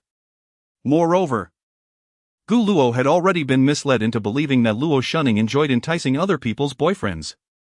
Furthermore, he had initially declined her invitation to join. Indeed, pure-hearted boys were the easiest to manipulate, especially when they were as handsome as Gu Luo. Xu Mimi's spirit soared as she envisioned the scene of her and Gu Luo together, proudly displaying their relationship in front of Luo Shunning. "I must take my leave now," Gu Luo announced. Only then did Xu Mimi snap back to reality, smiling. "Tomorrow, I'll handle the club recruitment. See you on the playground in the afternoon." "All right," Gu Luo replied succinctly, clutching 2 cans of cola as he turned to ascend to the 4th floor. The entire affair had consumed a significant amount of time. Upon his return to the 4th floor, he found Xinyu patiently waiting for him. "Apologies, Xinyu. I took longer than expected." Gu Luo approached her, wearing an apologetic smile, and opened the cola can, offering it to her. "It's quite all right. Xinyu accepted the drink and immediately took a sip, displaying no trace of impatience. It appears to be rather carefree. How shall I put it? Truly, she embodies the essence of a girl who delights in indulgence. Let us return now. Very well. The two strolled towards the school gate, sipping on their cola. Along the way, Gu Luo received a message from Chu Mimi. Chu Mimi, Gu Luo, do you have time tonight? Chu Mimi, I am rather inclined to enjoy a drink. Chapter 24. Hey, Gu Luo. Do you have time tonight? I'm feeling a bit like having a drink. As she read the direct yet suggestive messages on her phone, Luo Shanning couldn't help but blink her large, sparkling eyes. In the kitchen, warm yellow light cascaded down, enveloping the space in a soft, gentle glow. After handing the phone to Luo Shanning, Gu Luo continued washing vegetables methodically while recounting the events that transpired earlier in the afternoon at the 5th floor of the club building. When she learned that Gu Luo had repeatedly called Chu Meimei a shameless person, only to find that Chu Meimei foolishly agreed, Luo Shanning couldn't suppress her laughter. With a playful glance at Gu Luo, she teasingly remarked, "Brother, you are truly wicked." Her eyes sparkled with mischief, making her appear exceptionally charming. Gu Luo, undeterred, continued his task with a shrug, a look of feigned helplessness adorning his face as he quipped, "What can I say? Perhaps she enjoys being insulted. After all, there are quite a few oddities in this world." Luo Shanning erupted into giggles once more. Suddenly realizing that her brother was like a treasure chest brimming with surprises, not only was he handsome, but he was also endearing and possessed a delightful sense of humor that effortlessly brought joy to her heart. "You're still laughing, even when she's bullying you," Gu Luo remarked, casting her a sidelong glance that seemed to carry a hint of reproach, yet was laced with genuine concern. Unlike with Luo Shuhe and Luo Shuling, he unconsciously exhibited gestures he typically reserved for Gu Ximan when in Luo Shanning's presence, such as the casual eye roll. Though they had only recently formed a new family, their bond felt as if it had existed for ages. Seeing this, Luo Shanning covered her mouth, chuckling softly. "It's alright, it's all just baseless nonsense. I don't care." Gu Luo's response was resolute, emerging even before she could articulate her feelings. Surprised by the intensity of his reaction, Luo Shanning's eyes reflected his serious demeanor, stirring ripples of emotion within her. "This is the duty of an elder brother," Gu Luo stated earnestly after neatly placing the washed vegetables onto a plate. "If it were Shanning, I'm sure she wouldn't want Shuling, Shuhe, or Xiaoman to be bullied, right?" "Yes, you make a good point, brother." Luo Shanning nodded obediently, accepting his words. Although she felt as if she had been scolded, warmth blossomed in her heart, an experience she had never had as the elder sister. She had always kept unpleasant matters from her younger sisters. Gu Luo then inquired, "So, why is Chu Meimei so fixated on you?" "Well." Luo Shanning tilted her head slightly, organizing her thoughts before responding with a wry smile. "Back in first year, she liked 3 boys in succession. And all 3 ended up confessing to me." "So, that's it?" Gu Luo was bewildered. He found it hard to comprehend how mere romantic interests could lead to such animosity, even to the extent of fabricating rumors to tarnish someone's reputation. What kind of logic was that? Furthermore, the irony of being accused of stealing a boyfriend was indeed classic. To Chu Meimei, it seemed Luo Shanning had taken her boyfriend, yet in reality, it was merely a one-sided affection. But it doesn't end there. Luo Shanning sighed, pinching the bridge of her nose. "After I rejected one of those boys, he went back to her, and soon after, I heard they broke up shortly after their first intimate encounter." As she recalled the events, she continued, "It's quite complicated, I can't explain it all clearly. In short, ever since then, Chu Meimei has perhaps this makes her feel better." After hearing this, Gu Luo's emotions became intricate. This seemed to embody the cycle of envy, jealousy, hatred. Or perhaps Luo Shanning's indifference towards Chu Meimei deeply provoked her fragile and sensitive pride. The situation was undoubtedly a concoction of various complex elements, ultimately leading to the current state of affairs. Yet regardless, none of this justified Chu Meimei's actions. Luo Shanning added, "Actually, it's not that bad. Chu Meimei only spreads her gossip within her small circle. Most members are sensible and ignore her." Gu Luo nodded in agreement. Indeed, anyone with a modicum of intelligence and discernment would likely not believe such baseless and flawed rumors. However, it was possible that some envious individuals might selectively choose to believe them. He then asked, "What about your club president? Doesn't she address this issue? Is she allowing Chu Mei Mei to wreak havoc and disrupt the harmony of the club?" The president needs Chu Mei Mei and her group for the upcoming school anniversary performance, so she has chosen to remain neutral for the time being. Luo Shanning explained with a wry smile. Gu Luo frowned at this revelation. He mused that not only in schools, but even in such small clubs, one could find a miniature society rife with intricate interpersonal relationships and competing interests. Now, a pressing issue arose. The special task was to ensure Luo Shanning's performance was a success, which meant ensuring the music department's success. The principal problem lay in the discord within the music department. One faction supported Luo Shanning, while another backed Chu Mei Mei. Was it merely a matter of collaboration?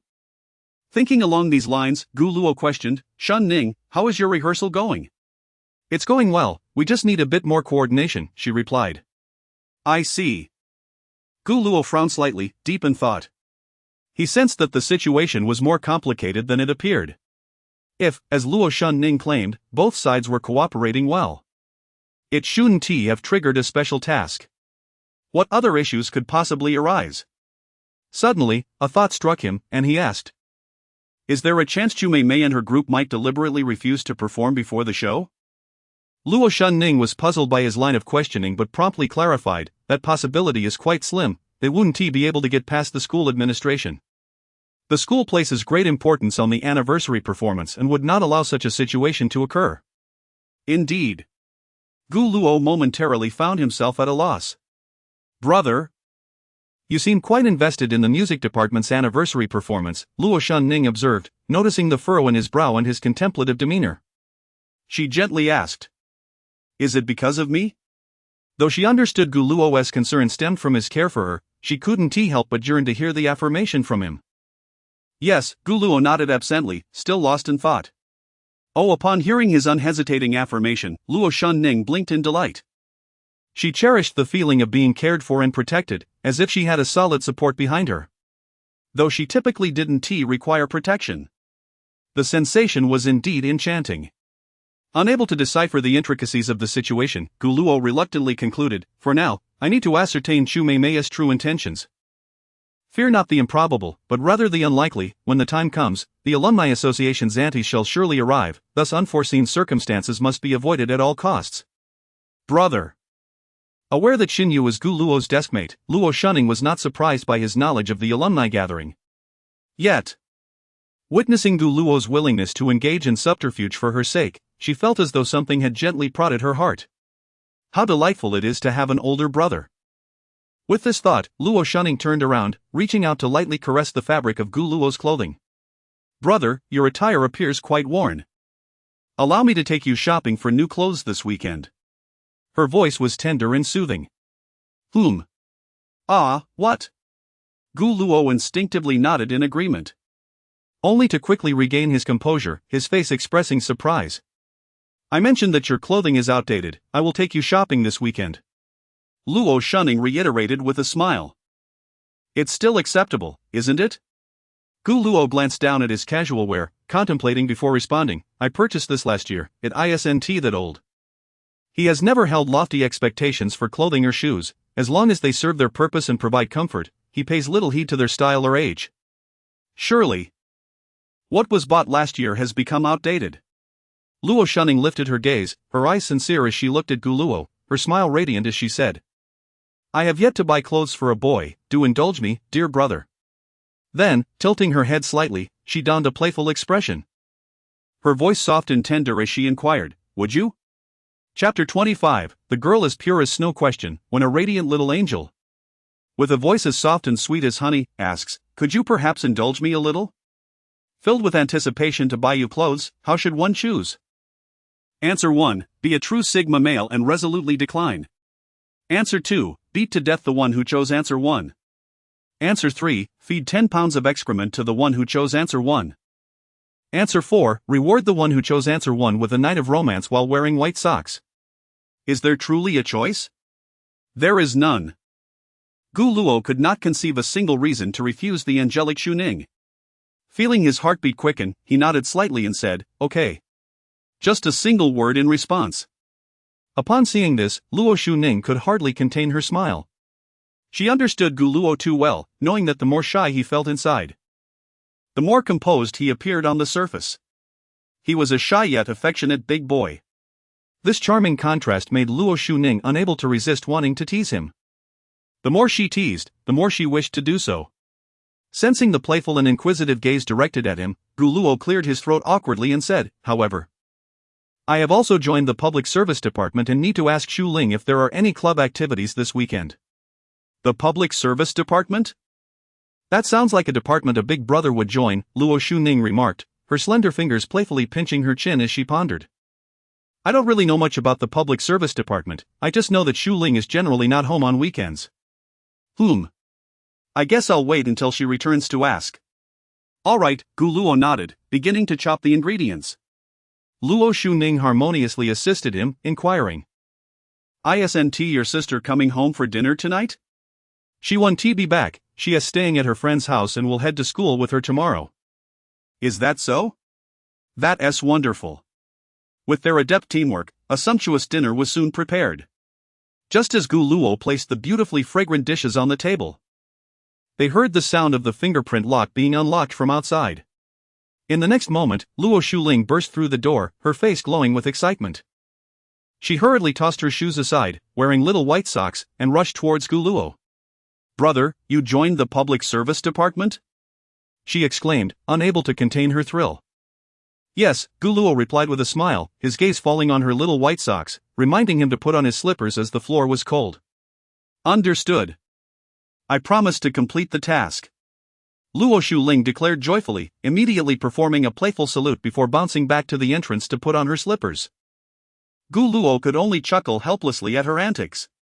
At that moment, Luo Shuhi was also called down by Luo Shuning from upstairs. The four of them sat down at the dining table. "This is fantastic," Luo Shuling exclaimed with a beaming smile. "From now on, you and I will be in the same club, brother.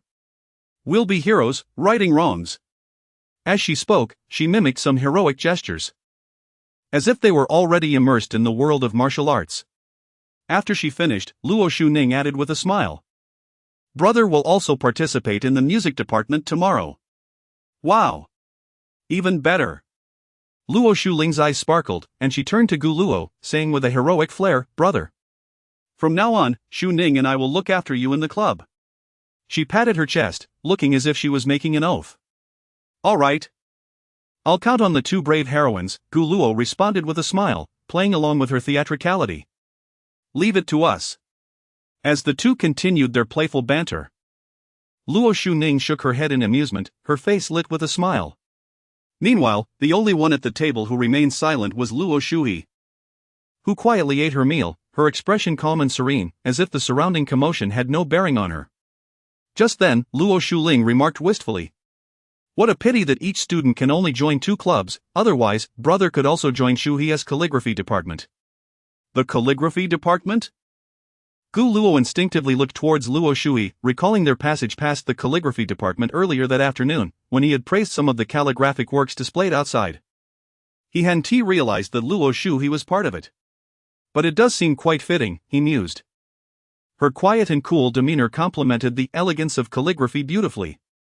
Shuhi is the head of the calligraphy department, her calligraphy is exceptional, Luo Shuling said proudly. "Our Shuhi has always had beautiful handwriting since she was young." "Is that so? I would love to see Shui's calligraphy if I get the chance," Gu Luo remarked, noticing that Luo Shuhi remained expressionless and did not even glance his way. He then changed the subject, asking, "Ahem. Shu Ling, are there any club activities this weekend?" Luo Shuling picked up a piece of tender loofah. "No, there aren't any this weekend." "Why do you ask?" She popped it into her mouth, her face lighting up with joy. "How can you make such delicious food, brother? If it weren't for Shu Ning helping out, I would almost suspect you added some secret ingredients." Just as Gu Luo was about to respond, Luo Shu Ning interjected. "It's really tough for brother to cook for us every day, so I thought I'd take him shopping for clothes this weekend." "Oh, that's wonderful. Luo Shuling replied, her expression suddenly turning a bit glum, but unfortunately, I have other commitments this weekend, otherwise, I could accompany you both. Upon hearing this, Luo Shuning's lips curled into a slight smile. It's alright, I will keep brother company. She then turned to Luo Shui, asking, Shuhi, are you going this weekend? I am not.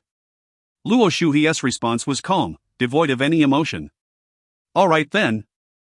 I'll ask my sister later if she is going too, and I'll buy her some clothes, Luo Shuning said, her smile growing brighter.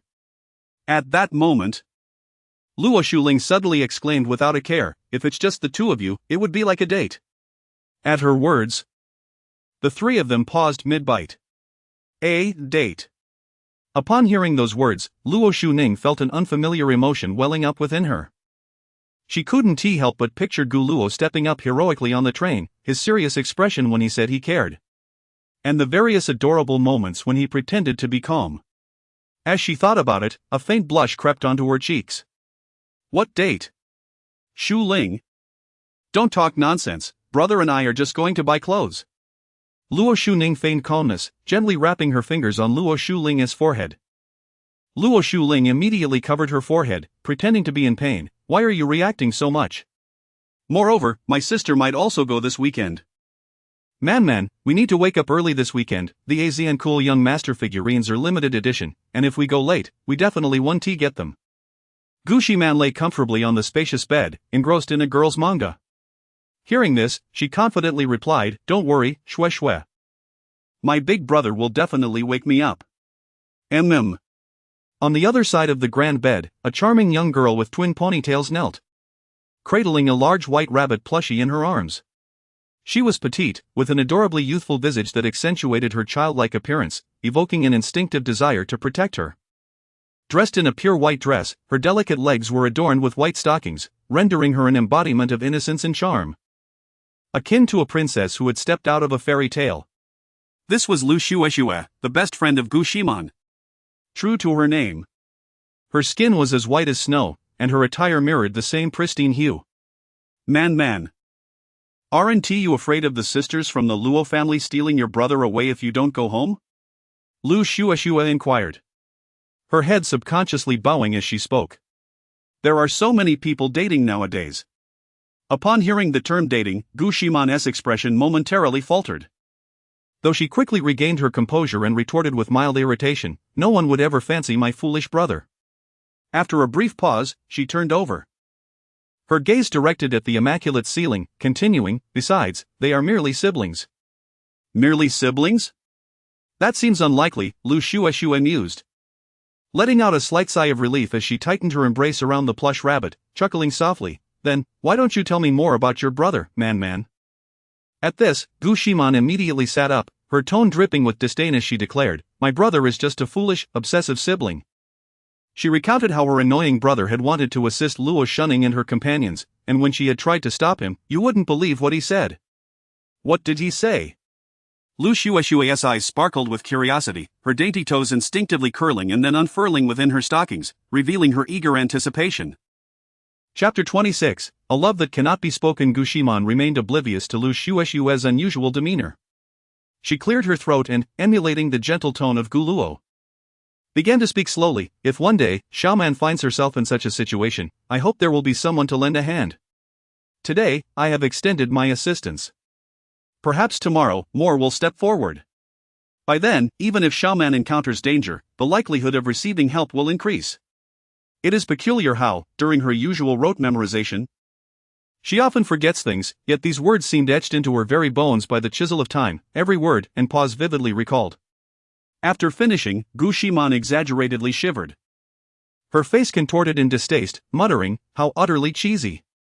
My brother is such a doting brother, a die-hard sister complex. Shueshue, don't you agree? She called out. When Lu Shueshue did not respond, Gu Ximan raised her voice again, Shueshue, why are you daydreaming? At this, Lu Shueshue snapped back to reality, as if caught red-handed in a crime, hastily concealing her slightly flushed cheeks with her large rabbit pillow. Moments ago, she had been wholly absorbed in the scene Gu Ximan had described, imagining herself as the cherished younger sister of Gu Luo. How could there be such a gentle brother in the world? In that moment, Gu Luo prioritized Gu Ximan's feelings, hoping his actions would inspire others to help, increasing the chances of assistance should Gu Ximan ever find herself in peril. As Lu Xue's thoughts spiraled, her heart raced, a feeling she could hardly articulate blossoming within her.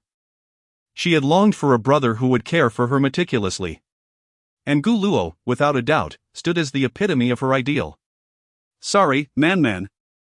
I suddenly spaced out," Lu Xue said with an embarrassed smile, appearing particularly endearing.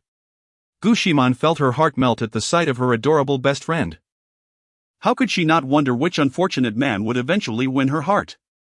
As Lu Xue's close friend, Gu Ximan knew her to be a genuine heiress.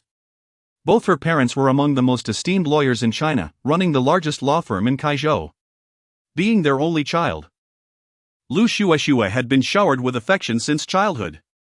Gu Ximan often mused that if she were a man, she would undoubtedly marry Lu Xue without hesitation. With that thought in mind, she boldly inquired, "Xue, do you have someone you like?" I. Lu Xue was struck by the question as if hit by lightning, her demeanor turning frantic, her gaze evasive, struggling to articulate a coherent response. Observing this, Gu Ximan's eyes widened in disbelief. What was happening? She had merely asked casually, never contemplating that Lu Xue might actually have a crush. More importantly, as a close friend, she had kept this secret from her? "Xue, do you really have someone you like?" Lu Xue's face turned crimson, resembling a ripe tomato, the color spreading from her cheeks to her earlobes. "I don't think so." "Whether you do or not, just say it." "What do you mean you don't think so?"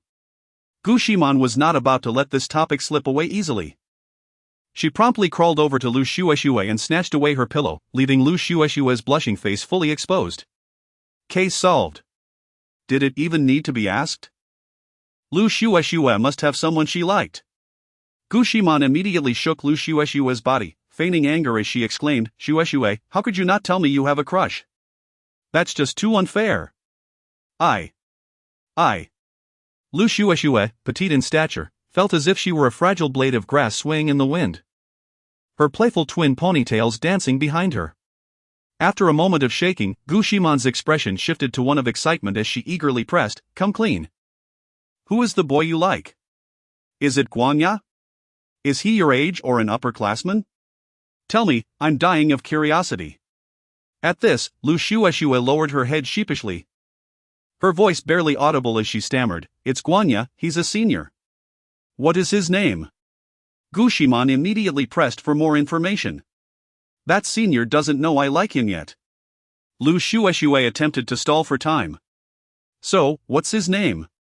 Gu Ximan was relentless. Realizing she couldn't evade the question, Lu Xue decided to abandon her defenses and launched a counterattack. "If I tell you, will you promise to tell me who you like?" At this, Gu Ximan's excited expression froze. Well. The boy she liked was definitely a secret she couldn't divulge. Wait, when did she ever say she had a crush? Gu Ximan's mind raced, but it seemed too late to refute. A heavy silence enveloped the room, both girls lost in their thoughts, each harboring reasons for not revealing their affections. "I'm sorry, Xue. I'm sorry, man, they both muttered in unison, clearly unwilling to confess the identities of their crushes. At that moment, Lu Xue reached out, gently taking Gu Ximan's hand. Gazing into her eyes, and softly asked, Man, I want to pursue that senior. Will you support me?" "Of course." Gu Ximan replied resolutely. "Thank you, man." Lu Xue felt a rush of guilt upon receiving Gu Ximan's unwavering support, for she desired to advance beyond being merely her best friend. She yearned to become her sister-in-law. This yearning was inevitable. Over the past 3 years, Gu Ximan had shared countless stories about Gu Luo. For instance, Gu Luo had devoted himself to preparing breakfast for Gu Ximan every day for over a decade without fail. Or the time Gu Ximan had to take a 6-month leave from school due to health issues, and Gu Luo halted his extracurricular activities to tutor her daily after class. Ultimately, to ensure they both attended the same university, Gu Luo, who was the top student, voluntarily chose not to apply to Guanya Academy, opting instead for Kaizhou College, where Gu Ximan could gain admission. Additionally, during parent-teacher meetings in elementary school, despite being a second grader himself, Gu Luo courageously attended on Gu Ximan's behalf. A commitment he maintained until now. Each time, he diligently recorded the teacher's key points and returned home to patiently discuss them with Gu Ximan, aiding her growth. These stories were etched in Lu Xue's memory. Gradually, she found herself entirely infatuated with her best friend's brother. Whenever Gu Ximan recounted tales of Gu Luo, Lu Xue listened with rapt attention. Those narratives were like seeds planted in her heart, blossoming into a flower named affection. Heaven knows how overjoyed she felt upon learning that the Gu siblings had transferred to Guanya Academy. She felt as though she had drawn a step closer to Gu Luo. An indescribable joy enveloping her. However, how could she broach this with Gu Ximan? Lu Xue was acutely aware that Gu Ximan was utterly infatuated with her brother. Her thoughts were consumed by Gu Luo, with 8 out of 10 sentences revolving around him. This led Lu Xue to ponder, how could Gu Ximan, a devoted sister, develop feelings for another boy? Who could that boy possibly be? Regardless, she resolved to support Ximan in her romantic endeavors. As a good friend, mutual support was paramount. Ximan, I will stand by you. Lu Xue raised her small fist and waved it energetically, let us strive together. In response, Gu Ximan managed a faint smile. Yes, let us strive together. Chapter 27, Women only influence the speed of shooting, keep it up. Brother, your marksmanship is impressive. Incredible. You managed to win this tricky situation. Amazing, brother, defeating 5 opponents single-handedly. In the softly lit bedroom, the light caressed Gu Luo's face, illuminating his focused expression. Listening to the chorus of praises from his teammates, Gu Luo maintained a stoic demeanor, though the hand resting on the mouse trembled slightly. He nervously lifted a cup of water to his lips, taking a large sip, finally exhaling in relief. Is that all? Defeating 5 opponents with such ease? A faint smile crept onto Gu Luo's lips, yet he strove to maintain his composure. Addressing his teammates in the game, he spoke in an exceptionally calm and unruffled tone. Play well, I'll cover you. Wow. Please, carry us. I can't believe my luck, matching with a pro. Pro, please add me as a friend. I can use a voice changer. I want to join too, I'm ready. As expected, Gu Luo's words triggered a wave of flattery from his teammates. See? This is what professionalism looks like. Indeed, Gu Luo possessed an extraordinary talent for gaming, nearly every round. He eliminated 2 to 3 enemies with his keen reflexes and precise maneuvers.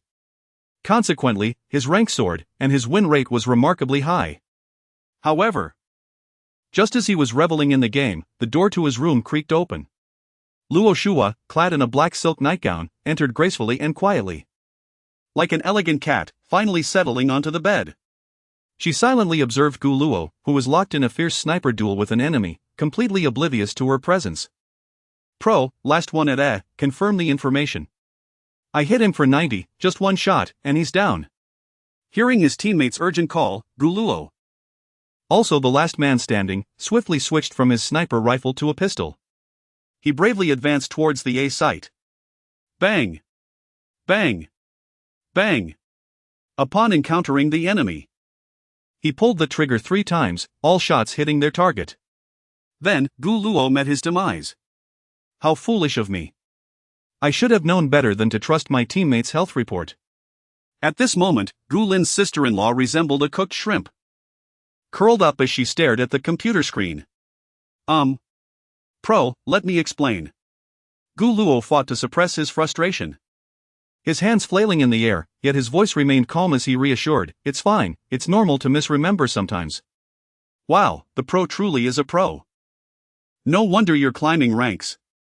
That's why he is the pro, don't misreport next time. Alright, everyone, this round is on me. Gu Luo sighed helplessly. After all, the persona of the gentle pro was already established, and allowing his teammates to see his frustration would only ruin that image. He took another sip of water and offered a resigned smile to the girl in the nightgown sitting on the bed. Then, he immersed himself back into the game. 1 second. 2 seconds. 2.5 seconds. Wait. Suddenly, Gu Luo sensed something amiss and snapped back to reality, turning to look at the girl. Shu Ha? He tentatively inquired, uncertain. After all, Luo Shunning would never exhibit such a cold and indifferent expression. At that moment, Luo Shua cast a fleeting glance at him, as if to say, "You finally noticed me," and then softly remarked, "Surprisingly, you didn't mistake me for Shunning." Not bad. Not bad? Of course, it's not. Gu Luo silently criticized himself. Had he made a mistake, he would surely be embroiled in trouble. Wait. Why is there a woman's voice? Pro, are you hiding a beauty? Is she your sister-in-law? Pro, you're confused. Women only affect your shooting speed. Upon hearing the exchange between Gu Luo and Luo Shua, the single teammates in the game erupted with jealousy. Realizing the game was on open mic, Gu Luo quickly muted himself and the voice chat. While controlling his character, he turned to Luo Shua and asked, "Shua, how did you enter my room?" "I merely wanted to see if you were up to any peculiar antics." Gu Luo thought to himself, even if he were engaging in something strange, he would certainly lock the door tightly. Besides, such occurrences typically happened while showering. Clearing his throat, Gu Luo continued to play the game. But his gaze kept wandering to Luo Shua's fair and long legs. "Oh no, my auto-aim is still on. Who altered my key bindings?" This lack of concentration began to affect his performance, and soon, his teammates couldn't help but comment, "Pro, are you sure you're using both hands to play?" Confused. How can a woman compare to a game? Gu Luo watched these teasing remarks with a twitching mouth, feeling exasperated, and promptly muted the chat to avoid further distractions. "Do you find me attractive?" Suddenly, Luo Shua broke the silence with her crisp voice. "What?" Gu Luo was caught off guard by the question. Seeing this, Luo Shua placed one leg delicately over the other, her movements graceful and alluring, and stated nonchalantly, "I know you have a thing for legs. So I deliberately didn't change my outfit tonight." At that moment, Gu Luo's character met its end. He turned his gaze towards Luo Shua, his expression complex. Although he didn't speak, he silently acknowledged her statement. "Don't worry, I don't possess mind-reading abilities," Luo Shua teased, swinging her elegantly crossed leg, smirking. "It's just that yesterday, when you were looking at Shunning, you first noticed her legs." Gu Luo was at a loss for words. How did she even notice that? Observing Gu Luo's flustered expression, Luo Shua tilted her head, resting her chin on her hand, her lips curving into a smile. "So, would you like to experience it? My figure is identical to Shunning's." At her words, Gu Luo couldn't help but let out a bitter smile, slowly raising his hands in surrender. "I give up, Shu-ha. Please don't joke like that. I have the desire but lack the courage." The conversation came to a halt as Gu Luo attempted to refocus on the game. However, it proved futile. The screen before him seemed increasingly blindingly white. With a soft sigh, he noticed a strikingly beautiful AK on the ground and quickly picked it up. "This gun is stunning. No, it's truly magnificent." Alas, his mind was in disarray. Gu Luo admitted he was just an ordinary man. Unable to withstand the allure of a beautiful devil like Luo Shua, who sat on his bed, teasing him without restraint. "I need to use the restroom." After an anticipated defeat in the game, Gu Luo hastily declared this and made a swift exit. He desperately needed to splash some cold water on his face to calm his chaotic thoughts. Seeing this, a knowing smile crept onto Luo Shua's lips, hinting at something deeper. Subsequently, she rose and took a seat in Gu Luo's chair, opening the game store. She had noticed that Gu Luo seemed quite pleased when he acquired the skin for the gun. After a cursory glance, she observed that the more expensive skins were priced approximately between 600 and 1,000. Without further contemplation, Luo Shua directly navigated to the recharge interface. Her gaze fixated on the highest denomination recharge option, and with a gentle tap of her finger, she proceeded. Chapter 28, The Little Devil's Course of Love. Gu Luo stood before the bathroom mirror, the water flowing vigorously from the faucet. He leaned in, splashing his face with cool water repeatedly. After carefully drying his face with a towel, he straightened up and gazed at his reflection, murmuring to himself, "What exactly is Luo Shua hiding?" He was no fool, he could certainly sense her extraordinary attention towards him. Puzzled, Gu Luo could not recall any encounters with Luo Shua in his memory. He had never engaged in online romance before. Aside from Gu Ximan, he had hardly interacted with any other girls. So, what could Luo Shua possibly want? Was it truly love at first sight? At that time, his charm was hardly at a 9, and 8 would surely be insufficient to captivate such a stunning beauty. Of course, one could never be certain. Perhaps she simply had a penchant for his type? The more he contemplated, the more confounded he became, ultimately deciding to cease his ruminations. Let the chips fall where they may, he thought. His only responsibility was to be a good brother. Having settled his thoughts, Gu Luo returned to his bedroom. Upon entering, he found Luo Shua sitting in his chair, her fingers dancing across the mouse with delightful agility. Intrigued, he approached her slowly. As he drew nearer, the sight before him rendered him speechless. Luo Shua was in the midst of a shopping spree, indiscriminately acquiring any slightly expensive gun skins without hesitation. Her seamless operation and instinctive clicks suggested that money was merely a trivial figure in her eyes. Gu Luo stood frozen for several moments before regaining his composure. Shu he? What are you, shopping? Without raising her head, Luo Shua answered matter-of-factly, continuing her actions without pause. In the midst of speaking, she added 2 or 3 more gun skins to her collection. Ah, so it's shopping, Gu Luo mused. It was indeed typical for girls to shop. Wait a minute. This was his account, wasn't it? Gu Luo momentarily struggled to comprehend. How did he accumulate so many credits? He had always played games with the principle of companionship, spending not a single cent. Wouldn't it be better to buy some snacks for Ximan with that money? Hold on. Wait. But Luo Shua appeared oblivious to his protests, continuing her frenzied shopping spree. Those exquisite gun skins were added to her account with each click. Seeing this, Gu Luo wasted no time and quickly bent down, firmly grasping her delicate hand that rested on the mouse. Their hands met, and he felt Luo Shua's hand was icy to the touch, soft and delicate as if it were made of the finest silk. At that moment, Luo Shua ceased her activity and slowly lifted her gaze, her star-like eyes locking onto his. Their eyes met. Gu Luo found no flaw on her stunning face. Every contour seemed to be a masterpiece sculpted by the heavens. She was breathtaking. However, the tranquil moment did not last long as the atmosphere gradually became somewhat peculiar. Luo Shua's gaze was calm yet profound, unwaveringly fixed on his eyes. Gu Luo was the first to avert his gaze, releasing her hand and sitting on the nearby bed. How much did you top up? I'll find a way to repay you. 10,000. Luo Shua's expression remained eerily calm, as if she were discussing a trivial sum of $10 rather than 1,000. What? Gu Luo sprang up from the bed, placing his hand back on hers in a panic, urgently clicking on the payment record. ID, Xiangyang Jimali topped up 1 million game coins, time, 2055, 9. 6, 1023, did she really top up 10,000? Gu Luo felt darkness clouding his vision, a buzzing echoing in his head. How could he repay this money?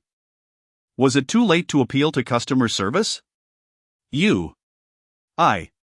Luo's expression was complex, caught between words. Meanwhile, Luo Shua's attention remained fixated on their intertwined hands, one slender and pale, the other long and warm. She quietly observed their hands, her gaze flickering with an imperceptible peculiarity. After what felt like an eternity, Gu Luo finally regained his voice, asking, "Why did you top up so much?" "Because this game allows a maximum top-up of 10,000 per day." Luo Shua's straightforward reply nearly caused Gu Luo to lose his balance. What kind of logic is that? He thought. He bit his lip, discreetly withdrawing his hand and letting out a deep sigh. "I will transfer this money to you tomorrow. But please do not do this again." He had no choice but to seek assistance from his indulgent father for now. Upon hearing this, Luo Shua frowned, a look of displeasure crossing her face as she asked, "Are you trying to distance yourself from me, brother?" "Of course not," Gu Luo hurriedly clarified. "But this is not a small sum of money. I cannot accept it without merit." He was not the type to casually accept extravagant gifts.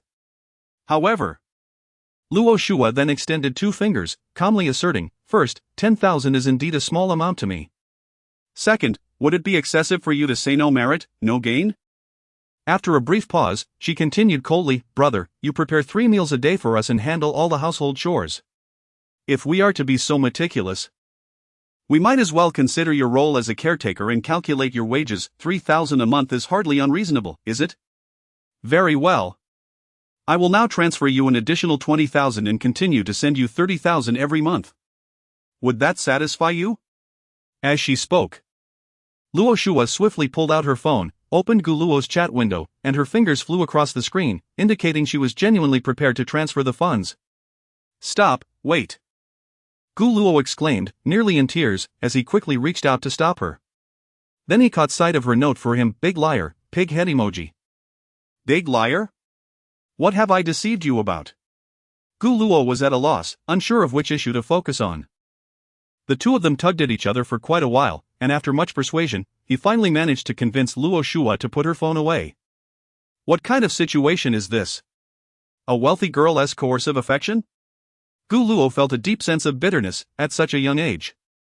He was already experiencing the harsh realities of society. Shuhi, what's wrong? Gu Luo carefully chose his words and slowly asked. Why did you label me as a big liar? Have we had any prior interactions? If I have deceived you in any way, I sincerely apologize. His eyes were filled with sincerity, hoping to unravel this mystery. In response, Luo Shua replied coldly, we have met. When? In our past lives. Gu Luo sometimes found it challenging to engage with Luo Shua's responses. Past lives? What, did the Mengpa add water to the soup? Yet, it was hard to argue. After all, this world even had a system for spoiling younger siblings. A shiver ran down his spine. Gu Luo swallowed nervously and cautiously inquired. Is there really such a thing as a past life? However, as soon as he uttered those words, he was met with an incredulous look from Luo Shua. As if she were gazing at a fool. Gu Luo felt as though he had become the subject of her teasing, yet he was powerless to retaliate. Forget it. Since we have reached this point, let us just play the game. The gun skins had already been purchased, he couldn't let them go to waste. You sit on the bed, I'm going to play. Luo Shu remained silent, rising gracefully before making her way to the bedside, where she seated herself with an air of poise. Habitually, she crossed her legs, and this striking demeanor harmonized beautifully with her posture, exuding an aura of superiority akin to that of an untouchable queen. Gu Luo was just about to explore the luxurious gun skins when Luo Shu coldly interjected, Brother, I wish to invoke my second request. What do you desire of me? Gu Luo set the mouse aside, turning to face her. Accompany me this Saturday. Is that all? Gu Luo inquired, somewhat taken aback, as he had anticipated a more challenging demand. Indeed, that is all. After a moment's contemplation, Gu Luo nodded in agreement. He had plans with Luo Shuning on Sunday, leaving him free on Saturday. After all, the little imp's two requests were not particularly taxing. At that moment, Luo Shu continued, in light of the fact that you prepared my toothpaste last night and honored your promise, I have decided to grant you an additional 20 points of affection. Affection points? Gu Luo's interest peaked. What is the maximum? 1,000. Gu Luo chuckled helplessly. Then resumed his game, asking, and how many affection points do I currently possess? 1,020. Upon hearing this figure, Gu Luo felt as if his heart had momentarily ceased. Just as he turned to utter a response, a gentle knock echoed from outside the door.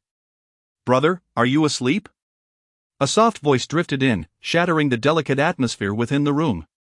Chapter 29, The Little Demon Lacks Chivalry, Gu Luo chooses to self-destruct. The little angel has arrived. And it is precisely at this moment. Gu Luo's gaze lingered briefly on Luo Shuhi, an inexplicable sense of guilt washing over him. He could not articulate the reason for this disquietude, for it was merely his sister coming to his room to watch him play video games. Indeed, it was nothing more than that. Shu Ning, please wait a moment, Gu Luo called out towards the door, his voice tinged with a barely perceptible tension. All right, dear brother. Take your time, came Luo Shuning's gentle reply from outside, her tone as soft as a spring breeze. One could only commend her as a little angel. With just a simple phrase, she conveyed her unique tenderness and thoughtfulness. Gu Luo swiftly redirected his attention back to Luo Shuhi, who was seated on the bed, and whispered urgently, Shuhi, please rise and sit on the chair. Why? Luo Shu, he retorted coldly. At that moment, Gu Luo was not in the mood to delve into this inquiry. He pressed on anxiously, just sit on the chair, otherwise Xu Ning might misunderstand. However, as soon as the words left his mouth, he sensed Luo Shuhi's gaze transform into a sharp, icy blade, piercing through him. Perhaps he had misspoken. Luo Shui scoffed, "Oh, so you truly care for your sister?" "This isn't about care." Gu Luo felt a wave of dread wash over him. Wishing fervently to grasp his own hair in frustration, he quietly and urgently explained, It's against the rules, misunderstandings can arise easily." "Oh? Then you should help me up," Luo Shuhi replied, her expression still frosty. She beckoned him closer with a gesture akin to summoning a docile pet. Gu Luo raised an eyebrow slightly, yet he had no time for contemplation. As he reached out to take her hand, he suddenly hesitated. Luo Shuhi then inquired, "Do you think my outfit is attractive?" "What did you say?" This was a habit of his, although he had heard the question clearly. He instinctively asked for clarification if he could not respond immediately, as if he had not heard it at all. This served to buy himself some time. "Do you think my outfit is beautiful?" Luo Shuhi asked again. Gu Luo fell silent. In this situation, did he have any other answer? Beautiful. Yet, it seemed Luo Shuhi was not inclined to let him off easily, persistently probing, "Is my outfit beautiful?" Gu Luo felt bewildered. Was he meant to say it was not beautiful? That would be tantamount to inviting disaster. As if a realization dawned upon him, he tentatively replied, "Very beautiful?" Upon receiving the satisfactory response, Luo Shuhi finally released her grip on his arm. Gu Luo exhaled a sigh of relief inwardly, grateful that he had guessed correctly. He had deemed Luo Shuning beautiful the previous night as well. What did this imply? Was it a competition between the little demon and the little angel? In light of this, the little demon's second request was to accompany her out on Saturday, while his agreement with the little angel was for Sunday. In that moment, Gu Luo felt a flicker of clarity regarding many matters. Could it be that he was merely a tool for comparison between the little demon and the little angel? Yet, that theory seemed flawed as well. Surely the little demon could not be envious, could she? However, this was clearly not the time for such musings. "Dear sister, can you now sit in the chair?" Gu Luo genuinely feared that the little demon might conjure up some exasperating antics. "No, Luo Shu," he coldly refused. Subsequently, she flung off her slippers and gracefully reclined on the bed, pulling the blanket over herself. "You must be joking." Gu Luo gazed at this scene, on the verge of tears. "You must maintain silence while others are resting." "Do I really need to remind you of this?" "Dear brother?" Gu Luo had never encountered someone so unabashedly shameless. With that, Luo Shuhi closed her eyes, turning her back to him. A posture that indicated she had effectively muted his voice. Taking a deep breath, Gu Luo suppressed his inner turmoil and exasperation, pinching the bridge of his nose. In any case, he could not allow Luo Shuning to enter at this moment. If she did, it would all be over. To make matters worse, it could ruin the entire household, especially since it was a newly formed family. "Brother, are you all right? Nothing has gone awry, has it?" Luo Shuning's concerned voice resonated from outside. With no alternative, Gu Luo feigned composure, striving to present a natural expression as he slowly approached the door. He opened it halfway, blocking the other half with his body to obscure the view into the room. Outside, Luo Shuning held a cup of milk. And upon seeing Gu Luo's pallor, she expressed her worry, "Brother, you look unwell." Cough. Gu Luo cleared his throat and forced a smile, rest assured. "I am fine." After a moment, he inquired, "Is there something you need at this late hour, Shuning?" In response, Luo Shuning waved the cup of milk in her hand, her face brightening with a gentle smile as she softly said, "I thought you must be exhausted from your club activities today, so I warmed a cup of milk for you. It should make your sleep more comfortable." Only then did Gu Luo notice the fragrant cup of milk she was holding, meant for him. Truly, she was a little angel. "Thank you," he replied sincerely. Accepting the milk, he felt genuinely touched. "Don't mention it, brother, you have worked hard." Luo Shuning smiled faintly, her curiosity piqued as she asked, "So, what are you up to? Is it something I cannot know?"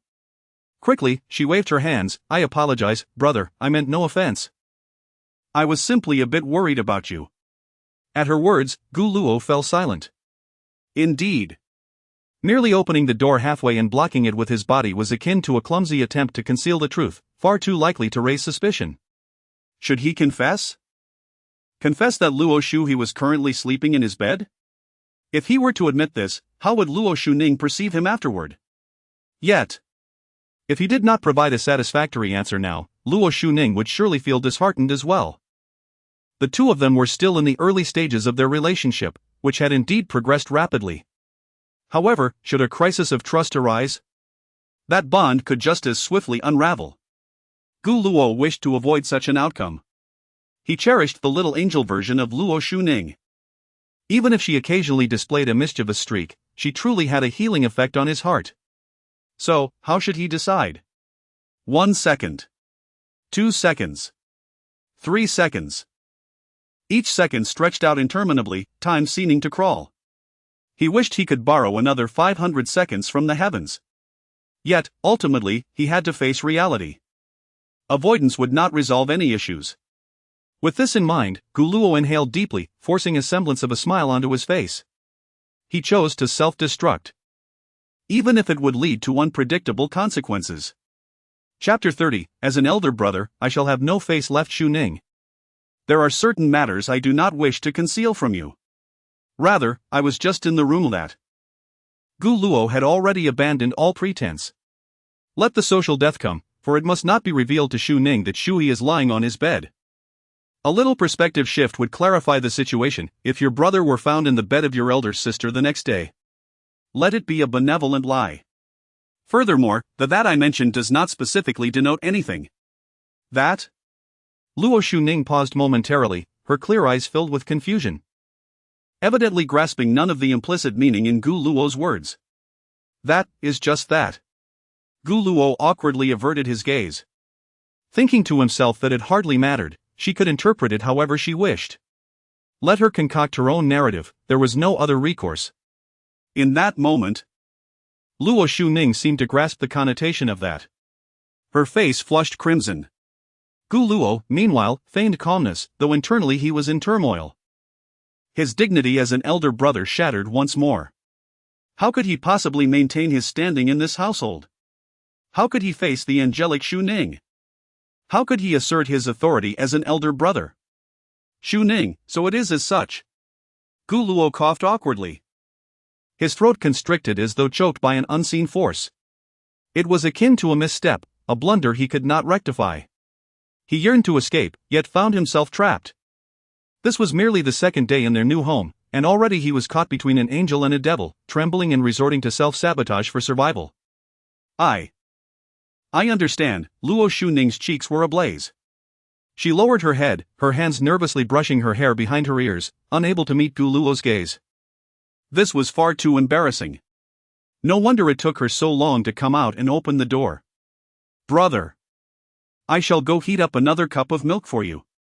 Her small hands fidgeted nervously, an unmistakable sign of her embarrassment, her voice scarcely above a whisper.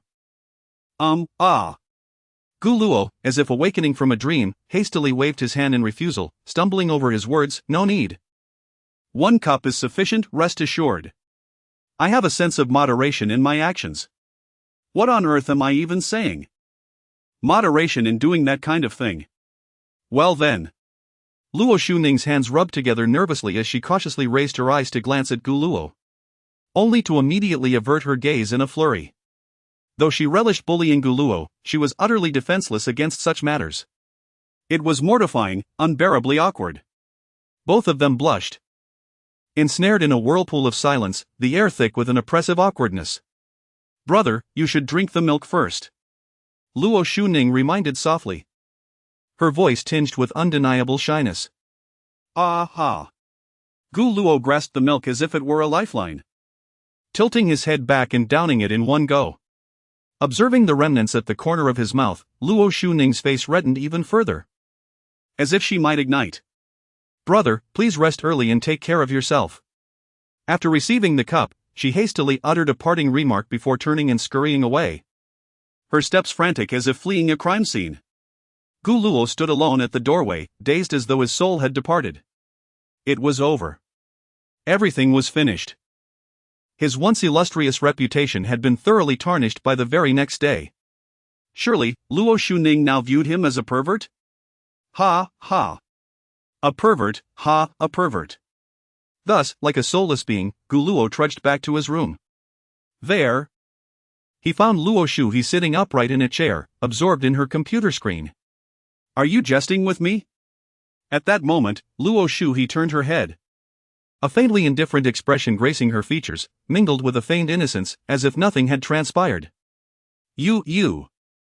Gu Luo felt a rush of heated blood surge to his head, left speechless, his finger trembling as it pointed at Luo Shuhe. What? Luo Shuhe feigned confusion. Embodying the guise of a pure and innocent girl, utterly oblivious to Gu Luo's agitation. Suppressing the impulse to spew forth his frustration, Gu Luo stammered, You were on the bed, weren't you? On the bed? Luo Shuhe tilted her head, her confusion deepening. That is not correct.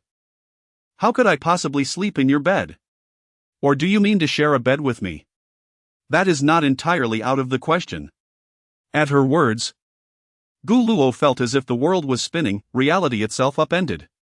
A demon, she was truly a demon. The beauty before him was matched only by the darkness of her heart. Was this not blatant bullying of the innocent? Since you remain silent, I shall take it as acquiescence, Luo Shuhe noted, her peripheral vision catching the door closing before she gracefully returned to the bed, covering herself with a light blanket. It hardened. His fists, tightly clenched. The cold fury surged. Gu Luo vowed he desperately wished to pounce on her. To strike Luo Shuhe with his size 44 slippers. What a calamity.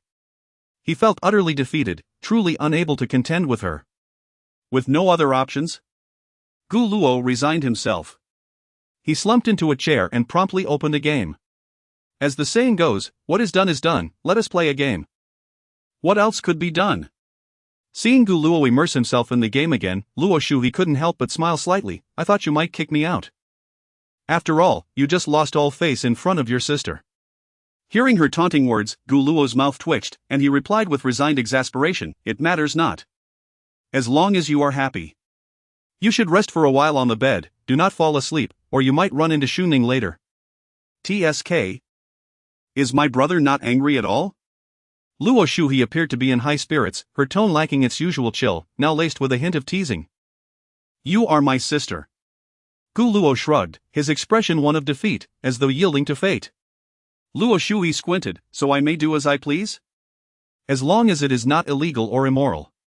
Gu Luo replied, a hint of resigned laughter escaping him. Besides, have you not already begun to act as you please? His smile was tinged with bitterness. Indeed, I quite enjoy what you have to say, my favorability increases by 20 points. Very well, just do not fall asleep. And all shall be well. Gu Luo wished to end this chaotic situation swiftly, not wishing to argue further. Then I shall sleep now. Time passed. And suddenly Gu Luo ceased his gaming, his expression turning serious as he earnestly declared, Shuhe. You may consider me a narcissist. However. He paused. Enunciating each word carefully, though you are beautiful, you are not my type. I prefer gentle girls. I'm sorry. But it seems there is no content provided for me to revise and translate. Please provide the text you'd like me to work on. Chapter 31, The Exchange Between the Little Angel and Her Strategist Best Friend. What to do? What to do? How will I face my brother in the future? Luo Shuning curled up on her bed, her hands tightly covering her still burning cheeks. Her mind involuntarily replayed the embarrassing scene that had just unfolded. Stop. Stop thinking. Luo Shuning rolled over several times on her bed. Finally burying her head deeply in her pillow, as if this could shield her from those mortifying images. Her two fair legs fidgeted restlessly on the bed, occasionally lifting high before thudding back onto the soft mattress. Compared to Luo Shuhe's slender limbs and Luo Shuling's firmness, Luo Shuning's legs appeared more rounded. The faint softness on her legs was irresistible, evoking an urge to touch and feel the exquisite elasticity. However, apart from Luo Shuling, those beautiful legs had never been touched by anyone else, resembling a treasure chest filled with precious gems, quietly awaiting the key that could unlock it. The more she contemplated, the more chaotic her thoughts became, as if she were ensnared in an inextricable tangle. Unsure of what to do, she resolved to seek help from her best friend Renlei, hoping she could provide some insight. Luo shunning, Layer, are you asleep? I have something I want to consult you about. Renlei, just finished my face mask, what's up, darling? Renlei replied instantly. Luo shunning, well, if there is a girl who goes to deliver milk at night, and she happens to catch someone doing something, what should she do? Luo shunning cautiously typed these words, each one feeling like an unveiling of her most embarrassing secret. Renlei, she would probably ask everyone around her, funny. JPG, Luo shunning, I said if, not me. Renlei, aha. Dog head. JPG, Luo shunning, alright, I admit, it's me. Luo shunning, so, Layer. What should I do? Renlei, first, tell me the whole story. Upon reading this message, Luo shunning felt her cheeks flush again but hesitated only briefly before complying. Renlei, I understand the situation. The first thing to do is analyze your brother's reasoning behind this, it's very important. Renlei, from your description, Gu Luo had already blocked the door. He could have easily brushed it off, yet he ultimately revealed the awkward truth to you. Renlei, thus, we can deduce two possibilities. 1. Gu Luo is a pervert. 2. Gu Luo does not wish to have any distance between you. Renlei, at that moment, you enthusiastically delivered milk to Gu Luo. If he chose to mislead you, it would surely leave you feeling uncomfortable, which is only natural. Renlei, moreover, you have just gotten to know each other, and the emotions during this fresh phase can be magnified infinitely. Renlei, if Gu Luo is not a pervert, he would rather face social embarrassment than have any distance between you. Renlei, so just maintain your usual composure, Gu Luo truly cares about your feelings. Luo shunning read Renlei's analysis word by word, unconsciously sitting up straighter. The more she read, the more sense it made. Indeed, her brother seemed to prefer facing embarrassment rather than causing her any discomfort. But it was still quite embarrassing. Luo shunning, my brother is not a pervert, he is an exceptionally good brother. Renlei, aha. Side eye. JPG, at this moment. One hand covered her burning cheek while the other continued to tap on the screen. Luo shunning, let us put this aside for now. I want to tell you about something that happened during the day. Renlei, the classic diversion tactic, where did you learn it? Dog head. JPG, Luo shunning did not respond to this question but recounted the events involving Gu Luo, Xiumimi, and the intriguing situation. Renlei, oh. So that handsome guy from earlier is your brother. Renlei, I must admit, Gu Luo is really handsome. Renlei, no wonder he stopped us. Now that I think about it, he was helping me, at least I spilled soda on Xiumimi's clothes, haha. Renlei, and this intricate situation sounds fascinating. I want to perform a duet with Gu Luo. Luo shunning, just don't go overboard. Renlei, don't worry, I know my limits. Besides, darling, you are just too gentle and kind. Someone like Xiumimi is like a sticky plaster. The more you are like this, the more she clings. Renlei, but don't worry, with Gu Luo and me protecting you, you have nothing to fear. Luo shunning felt genuinely touched by this message. Luo shunning, Layer, you are so wonderful. Renlei, so how about introducing Gu Luo to me? Good things shouldn't be kept from others. Grinning, Luo shunning retracted a message. Renlei, this is too much. Have you forgotten your best friend? And darling, you're not a brother complex, are you? Brother. Brother complex? Luo shunning blinked, contemplating carefully. It seemed there was indeed a hint of truth to it. She did not experience such emotional fluctuations with other boys. Awakening from a near stupor, could it be that I am the one with a brother complex? Luo shunning, suddenly so sleepy, good night, Layer. You, Renlei, TSK, TSK. Good night, brother complex darling. Dog head. JPG. I will only regard you as a little sister. You are not my type. After uttering this final sentence, Gu Luo fixed his gaze on the computer screen, his fingers absent-mindedly tapping the mouse, awaiting Luo Shua's reply. He did not wish to prolong this ambiguous relationship any longer. It was better to clarify things. Although the thrill of being teased by the little devil was undeniably exciting, it was ultimately not a sustainable approach. Being straightforward was the best course of action.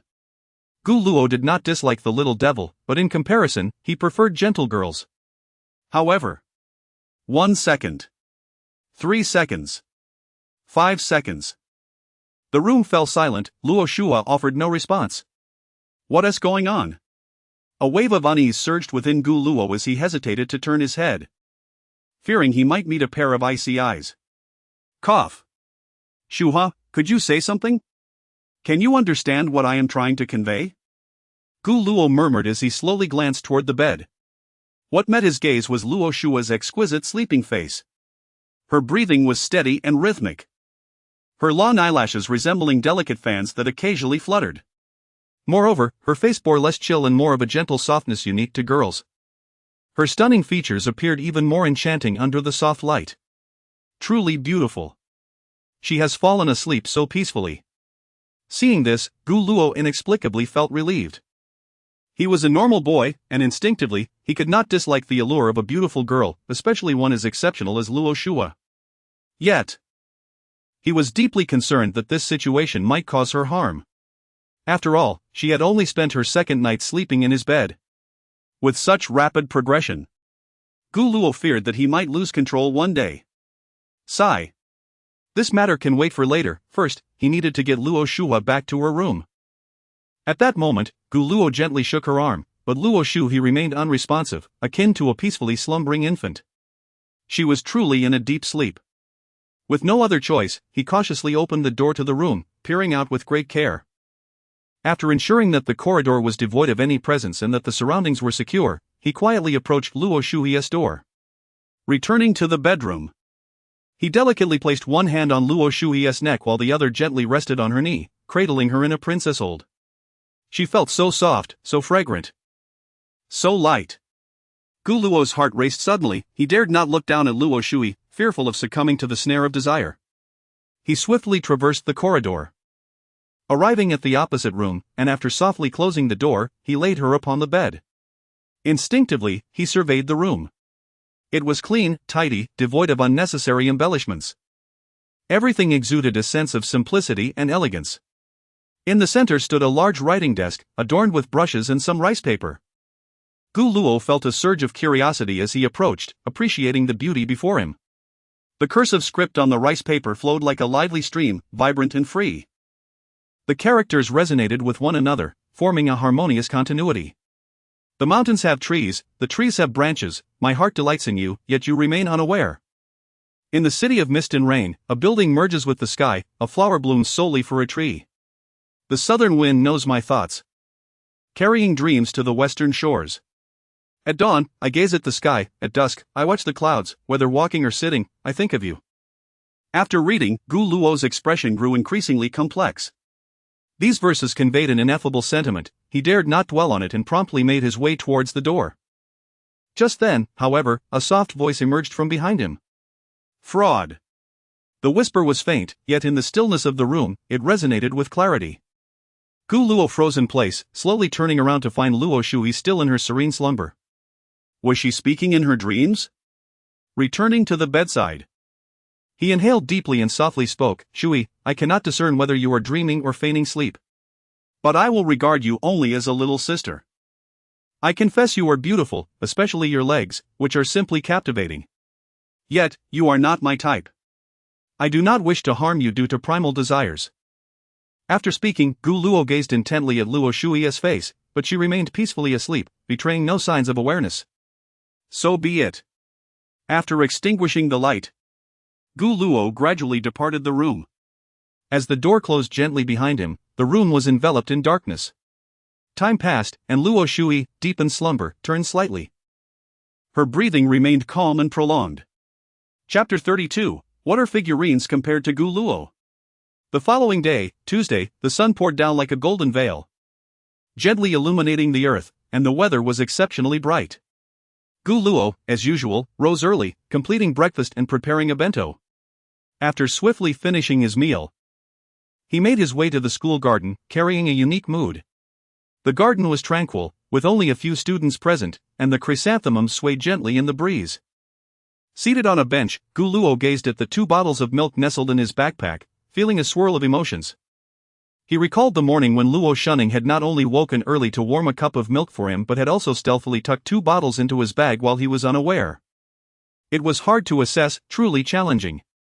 Although he felt a twinge of discomfort recalling the awkwardness of the previous night, he recognized it as a gesture of goodwill from Luo Shunning. His mind drifted back to her words that morning, "Brother, I'm sorry for coming to find you last night. I know you would rather endure social embarrassment than let me feel uncomfortable. Brother, I genuinely thank you, so this will be our little secret from now on." Secrets often bind people together in unique ways, and Gu Luo never anticipated that events would unfold in such a manner. One could only say that gentle girls are indeed the most beautiful presents in the world. Stinky old brother. Have you missed me? After some time, Gu Luo felt a gentle tap on his shoulder and heard the vibrant voice of Gu Ximan. Turning around, he was met with the lively sight of Gu Ximan and Lu Xuexue, who appeared shyly behind her like a timid rabbit. Both sported playful pigtails, their hair dancing with their movements, exuding youthfulness and charm. A smile of affection crept across Gu Luo's face as he quipped, "Have you forgotten to eat? How cheesy." "But it sounds sincere," Gu Ximan replied, waving her hand in mock disdain, though the slight upward curve of her lips betrayed her delight. Gu Luo simply smiled gently and shifted his gaze to Lu Xuexue, greeting her warmly, "Good morning, Xuexue." "Good morning, Gu Gij." Lu Xuexue's voice was as soft as the breeze in the garden, her cheeks tinged with a faint blush. Gu Gij acknowledged her. She couldn't help but cheer inwardly. "Excellent. We must continue to strive for more," Gu Ximan declared as she plopped down beside Gu Luo, her demeanor reminiscent of a little princess. "Stinky old brother, this weekend Xuexue and I plan to wake up early to buy figurines. You should join us." "Well, about that, I have plans both days," Gu Luo replied, feigning nonchalance. "With whom?" Gu Ximan's eyes widened in suspicion, resembling a protective little beast. "I'm going out with classmates for dinner on Saturday. And I'll be shopping for clothes with Shunning on the weekend. I initially intended to invite you, but it seems you won't have the time." Gu Luo maintained a calm facade, though inside, he was in turmoil. After all, he could not reveal the nature of his plans with Luo Shua. Alas, he lamented, having told yet another lie. However, Gu Ximan's focus shifted entirely to the fact that Gu Luo was going out with Luo Shunning to shop for clothes. Shopping for clothes essentially equated to a date, right? Her brother was going on a date with Luo Shunning? Just the 2 of them? This thought spiraled incessantly in her mind. "I have to clean today, so I'm heading back now. You 2 sit for a bit before returning to class," Gu Luo said, rising and affectionately ruffling Gu Ximan's hair. He left behind his bento box and hurried away, his pace quickening. He felt guilty, fearing that Gu Ximan might pursue questions about his dinner plans with classmates on Saturday. He truly wished to avoid fabricating any more lies. However, their minds were not aligned. "Ximan, are you all right?" Lu Xuexue asked, taking Gu Luo's previous seat, her tone laced with concern. I. Hearing this, Gu Ximan took a deep breath, striving to compose herself as she forced a smile. "I'm fine. What could be wrong? My brother's outing with someone doesn't concern me." Yet as she spoke, her smile gradually faded, replaced by a forlorn expression. Noticing this, Lu Xuexue quickly offered comfort. "Ximan, it's not necessarily a date, right? Didn't Gu Gij say he initially planned to invite you? Who knows, maybe it is a date." Such thoughts lingered in Ximan's mind, and she grew increasingly despondent. The 2 had initially met through the classic trope of a hero saving a damsel in distress. As Gu Ximan's spirits dwindled, Lu Xuexue began to worry. She was well aware of Gu Luo's charm, it was an irresistible allure. Moreover, Luo Shunning was undeniably a stunning beauty with exceptional grace. Not to mention she was a triplet. If these 2 were to come together, Lu Xuexue dared not entertain the thought further. She bit her lip and cautiously suggested, "Ximan, since you're so worried, why don't we secretly follow them this weekend to see what is happening? What do you think?" At her words, Gu Ximan instantly perked up, though hesitation flickered across her face.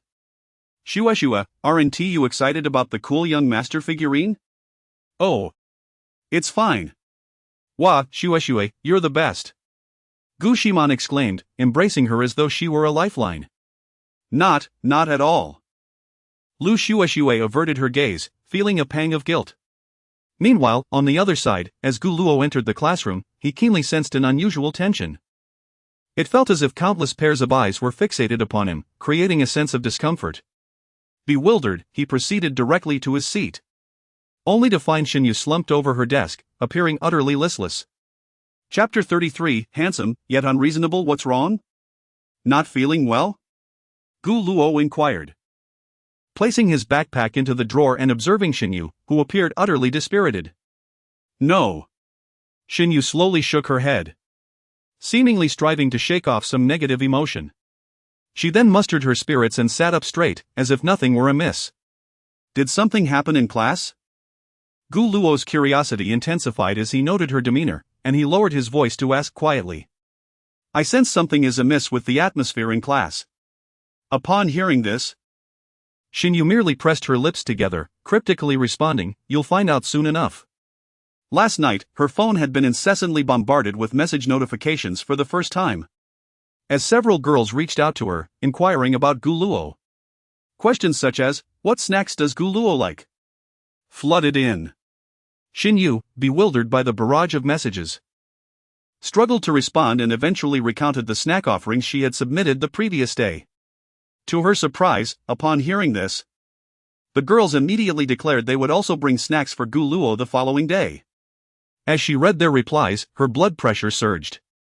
However, the messages had already been sent, leaving no room for regret. Besides, even if she had remained silent, those girls would undoubtedly have offered snacks to Gu Luo.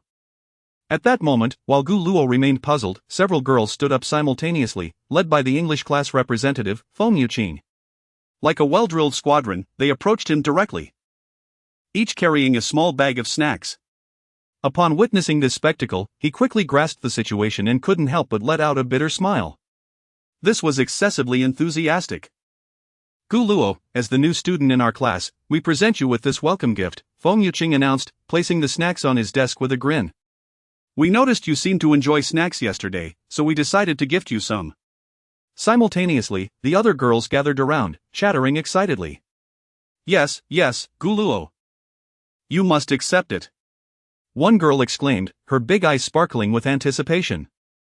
This is our heartfelt gesture, another girl chimed in. I brought chocolate and strawberry biscuits. They're absolutely delightful. Another girl eagerly showcased the snacks within her bag. Faced with this animated and fervent group of girls, Gu Luo endeavored to maintain a smile while his mind raced, contemplating how to politely decline. After all, the quantity of snacks was overwhelming. However, given that they were framing it as a welcome for the new student, it felt inappropriate to refuse outright. Reluctantly, Gu Luo smiled and expressed his gratitude. Thank you all. I will accept this time. You did well, Yuqing. Gu Luo actually accepted it. One girl excitedly patted Feng Yuqing's shoulder. Wonderful. We must frequently treat Gu Luo from now on, another chimed in. Just thinking about it fills me with maternal affection, yet another girl added dreamily. Hey. Is that really maternal affection? What you mean is, one girl paused, leaning in to whisper to her friend with a mischievous grin, you're just being lecherous. Ah. How annoying. The teased girl blushed instantly, playfully swatting at her friend. Ha ha. The two girls tumbled into playful banter, while Gu Luo, encircled by a throng of chirping girls, could only muster a strained smile. With such proximity, he could hear their flirtatious remarks all too clearly, and they were certainly not trying to conceal their words from him. Gu Luo fell into silence, never anticipating that reaching a charm level of 9 would yield such exaggerated results. What, then, would a charm level of 10 entail? If he were to use a charm enhancement card to elevate it to 20, would he potentially cause others to swoon? He couldn't help but reflect on how being handsome could sometimes grant one a certain leverage in various situations. For instance, the girl, Chu Mimi, had received a perfunctory response from him just before 10 o'clock last night, right before he engaged in gaming. Yet, the next moment, she responded instantly. claiming she had already submitted his club application and that he merely needed to show up the following day. It was as if she feared he might evade her. Then, she began bombarding him with inquiries about his well-being, sending message after message. At that time, Gu Luo was preoccupied with gaming and barely paid her any mind, however. She grew more enthusiastic rather than upset, continuously sending caring messages and intriguing topics for conversation. Gu Luo was utterly baffled by it all. Could physical appearance truly wield such influence over people's perceptions? He was merely a fraction more handsome than 99% of the population. Indeed, the scientific reports he had previously encountered were accurate. Women's proclivity for attraction was sevenfold that of men. With a resigned sigh in his heart, Gu Luo pondered that perhaps this was the burden of excessive charm. Gu Luo, what are you daydreaming about? Are you particularly happy? Feng Yuqing asked cheerfully, nudging his shoulder playfully. Ha! Gu Luo snapped back to reality, gazing at the mountain of snacks on his desk.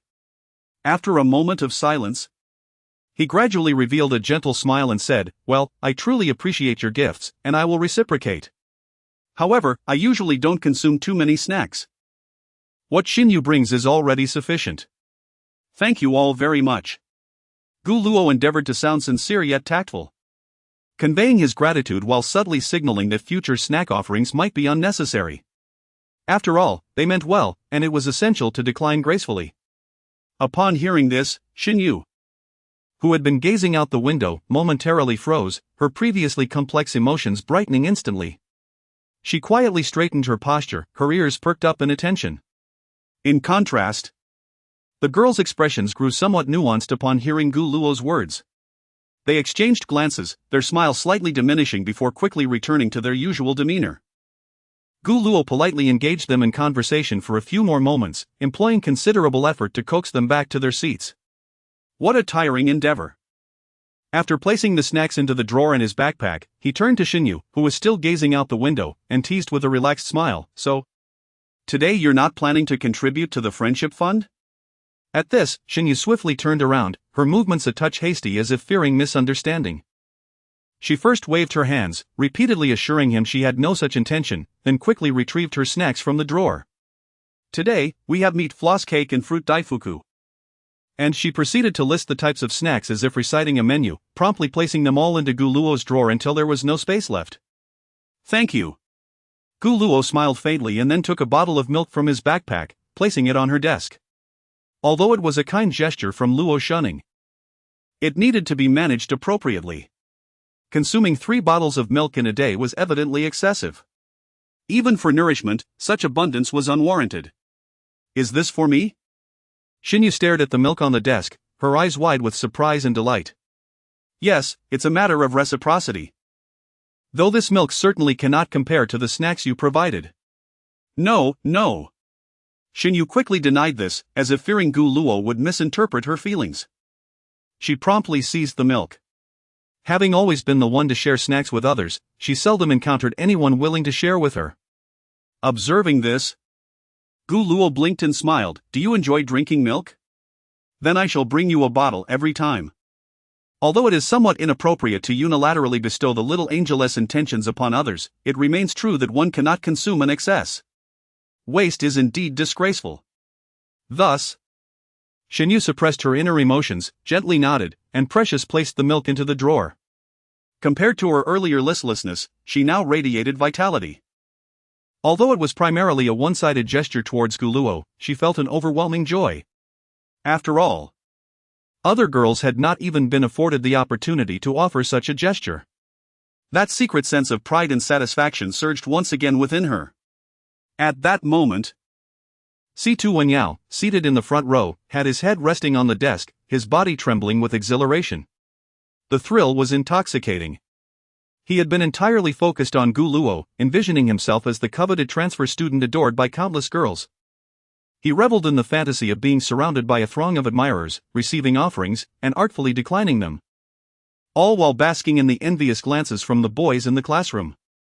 This sensation was simply exquisite. His invisible display of superiority felt profoundly exhilarating. In his mind, C2 Wenyao had already elevated Gu Luo to the status of a master in the art of pretentiousness. He recognized his own naivety in this realm and acknowledged the long journey ahead of him. Nonetheless, by immersing himself in Gu Luo's persona, he was certain he would gradually comprehend the nuances of this sophisticated art, perhaps even surpassing his mentor. The thrill was unparalleled. Chapter 34, Whisper of Luo Shuling. As with yesterday, time at school slipped away like a fleeting shadow, passing with remarkable swiftness. It seemed that with a mere blink of an eye, the bell signaling the end of the school day chimed softly, marking the conclusion of another day of learning. After tidying up her backpack, Xinyu slightly turned to her side and gently inquired of Gu Luo, "Are you heading to the public service department today? Or will you choose another club?" "I have already selected my second club." Gu Luo pondered for a moment before explaining. "I actually joined the music department back in middle school, but due to certain special circumstances, I did not participate in the activities much. After careful consideration, I have decided to rejoin the music department." This was indeed the truth. "Oh, I see," Xinyu nodded lightly, a warm smile gracing her face as she continued. "If you encounter any issues in the club, you can seek assistance from Luo Shuning.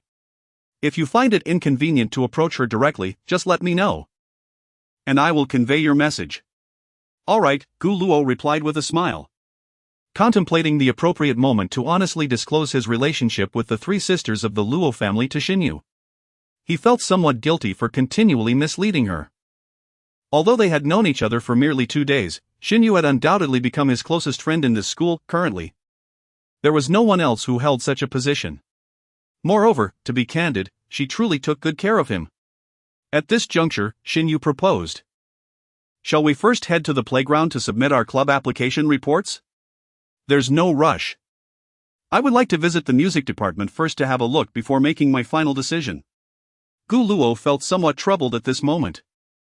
He realized that once a lie was uttered, it ensnared him in a web of deceit, necessitating countless additional lies to patch up the gaps. Visiting the playground would undoubtedly lead to an encounter with Chu Mini, which would inevitably expose everything. Sighing, he reflected that unless absolutely necessary, one should refrain from lying lightly. This train of thought led him to recall his concealment of matters concerning Luo Shua. Great, now his head ached even more. Just as Gu Luo finished organizing his backpack, a figure he recognized all too well suddenly appeared at the classroom door. Luo Shuling, the short-haired version of Luo Shuning. "Ah, it's Shuling." Feng Yuqin was the first to react, promptly standing up with a warm smile and approaching Luo Shuling. "Shuling, I have snacks here. Xiaoling, shall we go singing together this weekend?" In an instant, the majority of the girls near the entrance greeted Luo Shuling, their words brimming with affection and enthusiasm. Luo Shuling wore a confident smile, responding to each greeting with poise and sincerity, ensuring that no one felt neglected. Gu Luo was momentarily taken aback. Was Shuling truly so well liked? And why had she suddenly come here? Noticing the unusual expression on her deskmate's face, Xinyu quietly explained, "Gu Luo, the girl at the door is Luo Shuling, the triplet sister of Luo Shuning, and she is incredibly popular at school. By the way, she is also the head of the public service department, which makes her your superior." "I see." Gu Luo feigned composure, nodding slightly. There was no other option, at this moment. He could only continue to pretend he did not know Luo Shuling. He slightly turned his face, attempting to hide himself and avoid attracting her attention. However, Luo Shuling's gaze was like a finely tuned radar, locking onto Gu Luo with precision. Her lips curled into a mischievous smile as she briskly approached his direction. "Director, what brings you here?" On the way, Situ Wenyao curiously asked her. Upon hearing this, Luo Shuling smiled lightly, her clear voice resonating through the classroom. "I came to meet our new member of the public service department." "Ha? Aside from me in our class?" Situ Wenyao momentarily froze, then quickly realized. At this point, the class had yet to confirm club memberships, and the only one remaining who needed to join was his dear friend. Realizing this, he swiftly turned around, his eyes sparkling with excitement. "Truly worthy of being my dear friend." At this moment, all eyes fell upon Gu Luo. They had not anticipated his joining the public service department, renowned for its demanding nature. Members often rushed to the front lines when issues arose. frequently utilizing weekends to engage in various volunteering activities. Yet, precisely for this reason, members of the service department were much beloved. Upon witnessing this, Gu Luo's lips twitched slightly. Fortunately, he had previously instructed Luo Shuling to keep their relationship under wraps.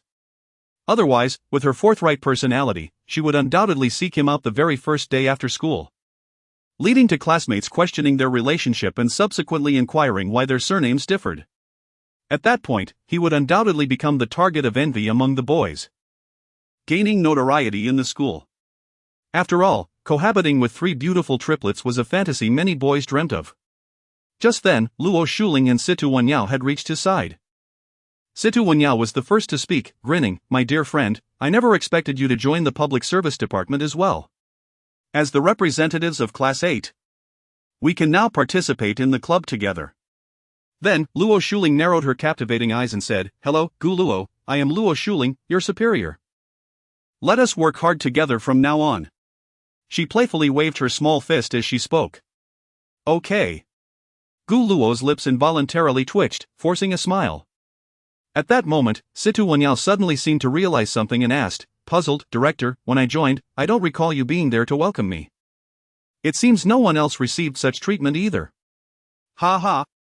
Hearing this, Luo Shuling playfully ruffled her smooth short hair and boldly declared, "That must be because Gu Luo is the most handsome." Upon hearing this, Gu Luo felt an overwhelming urge to cover his face. How embarrassing. However, the other students did not react oddly to Luo Shuling's explanation. Firstly, Gu Luo's handsome appearance was an undeniable truth recognized by all. Secondly, they were well aware that Luo Shuling possessed a straightforward and candid personality. Meanwhile, Situ Wenyao was left dumbfounded, his heart racing. He inadvertently placed himself in Gu Luo's shoes. Ah, how delightful. This scenario was nothing short of perfect. First, an NPC posed a question to the director. And then the director affirmed Gu Luo's good looks in front of everyone. Who this NPC was seemed trivial. Regardless, Gu Luo had done nothing yet effortlessly basked in the glow of admiration. How infuriating. Had his dear friend ventured so far down the path of pretense? Had he unknowingly become a part of Gu Luo's grand scheme? When had this arrangement been made? Terrifyingly astute. As the elder of the pretentious realm, truly formidable. Situ Wenyao's mind raced, growing increasingly excited, lost in his thoughts until a sudden shiver brought him back to reality. Phew, what a relief. For reasons unbeknownst to him, Gu Luo felt an inexplicable urge to punch Situ Wenyao. Steeling himself, he asked, "Director, I need to visit the music department for a while longer. May I wait until tomorrow to go to the public service department?" "Certainly, we shall meet tomorrow." Luo Shuling first nodded, and then, under the watchful gaze of her classmates, leaned closer to Gu Luo's ear and whispered softly. Following that, she playfully winked at him. At this moment, whispers began to circulate throughout the classroom once more. It is worth noting that although Luo Shuling possesses a cheerful and outgoing disposition, she typically maintains a certain distance from the boys. It is even more unusual for her to exhibit such intimate gestures in a public setting. Feeling the warmth emanating from her whisper, Gu Luo initially felt a bit awkward, but after listening attentively, he solemnly nodded in response to Luo Shuling. This only heightened the curiosity of those around them regarding the content of her whispered words. Chapter 35: The Intensification of Conflicts in the Music Club building. Music Club. Stop. Stop it. Shu Mimi, are you doing this on purpose? Renlei abruptly rose from the piano bench, her gaze fierce as she glared at Shu Mimi, who stood at the front. Why is your violin tuned so high? Although this piece has been adapted, its main theme is still gentle and healing. Why can't you match my piano key? With such a high pitch, how can Vice Minister Luo sing? I see you're just trying to create chaos. Upon hearing these accusations, Shu Mimi's expression instantly turned cold. She lowered her violin from her shoulder and shot an equally furious look at Renlei, retorting icily, "If you can't keep up, then you can withdraw. The music club doesn't lack for pianists." You. Renlei's temper flared, wishing she could slap Shu Mimi. It was clear she was deliberately causing trouble, simply insufferable. What? You don't want to leave? Then don't speak. At that moment, A girl who was close to Chumini spoke up. Moreover, I think this piece should be played in this key. Why aren't you two the ones adapting to us? As soon as she finished, another girl, who had a good relationship with both Luo Shunning and Rinlei, stood up to counter her voice clear yet tinged with indignation. What are you talking about? You're just causing chaos. The piano should lead the tune, and besides, is it appropriate to use such a high pitch for a soothing piece? Ha! If you can't keep up, then you can't keep up. Why not reflect on your own shortcomings? Shu Mimi's group continued to mock. This is outrageous. If it weren't for the school anniversary performance, who would want to be around you rumor mongers? The rebutting girl shot back, her tone filled with disdain. Are you joking? Ah, I see, you're just someone's lapdog. Aren't you? How dare you insult me? You have no class. In an instant, the second-year members of the music club divided into two distinct factions, each exchanging sharp words in a heated argument. The first-year members stood bewildered, unsure of how to react as they watched this chaotic scene unfold. They had just joined the music club, expecting a harmonious atmosphere filled with beautiful melodies, yet were taken aback by such an intense quarrel. At that moment, Luo Shunning, the lead singer, let out a gentle sigh. She first comforted a few friends whose eyes were red from anger, then turned her gaze to the silent third-year music club president, Feng Duo. Feng Duo's brow was furrowed, her expression one of deep conflict, yet she remained silent, internally weighing the relationships and consequences at play. After locking eyes with Luo Shunning for a few seconds, she took a deep breath and shouted, "Everyone, quiet down." However, her voice was swallowed by the tumult of the argument, rendering her words ineffective. The two factions continued their fierce exchange, neither willing to relent. Be quiet. Feng Duo shouted again, this time nearly exhausting her voice, which came out sharp and piercing. The sheer force of her roar stunned everyone into silence, halting the bickering, leaving only the sound of soft breaths and murmurs. Can't we all get along? Feng Duo stepped heavily between the two groups, suppressing her inner irritation as she attempted to maintain her composure. We are all part of the music club, representing its honor, regardless of any grievances. Let us set them aside until after the anniversary. With that said, she added, if anyone continues to disrupt, don't blame me for being unmerciful. 10 minutes earlier. Upon arriving on the fourth floor of the club building, Gu Luo smiled at Xinyu and said, Xinyu, you go ahead to your club. I'll check on the music club myself. If anyone finishes early, there is no need to wait for the other, I still need to go grocery shopping afterward. All right. Xinyu nodded in agreement. The club activities usually lasted around an hour, but some could extend up to 3 hours, such as the gaming and basketball clubs. Thus, unless necessary, members from different clubs would not wait for each other. She continued, if you encounter any issues, feel free to reach out to Luo Shunning or come to the fourth floor to find me. Feels like you're treating me like your mom, Gu Luo joked. Hearing this, Xinyu's cheeks flushed, and she stammered, at a loss for words. After a brief exchange, Gu Luo turned and walked slowly toward the elevator, his mind wandering back to the earlier whispers from Luo Shuling in the classroom. Make sure to take good care of Shunning, okay? She can be quite stubborn regarding certain things. But if it's you, it'll be fine. At that moment, Gu Luo had expected Luo Shuling to make a lighthearted joke about needing to eat 5 bowls of rice for dinner, but she had not anticipated this earnest concern. Reflecting on it, it made sense, given Luo Shunning's gentle yet resilient nature, she would not want to burden her younger sisters with the difficulties she faced in the club. However, with Luo Shuling's evident popularity at school, it was hard to believe she was unaware of the situation. Yet out of respect for Luo Shunning's dignity as an elder sister, she felt unable to intervene directly. Gu Luo couldn't help but admire how Luo Shuling, despite appearing carefree, remained remarkably composed in handling matters concerning Luo Shunning, avoiding unnecessary confrontation with Chu Mimi. She truly was a thoughtful and discerning person. Luo Shua likely shared the same sentiment. After all, just days ago, she had bravely stood in front of Luo Shunning to confront that overweight fan. In summary, there existed a stubborn elder sister and 2 younger sisters who respected her. Truly, they were triplets. Despite their differing personalities, their bond was extraordinarily strong. Thus, this matter would be left for the older brother to resolve. Stubbornness was merely an inherent pride of an older sister towards her younger siblings, believing it was her duty to protect them from any negativity.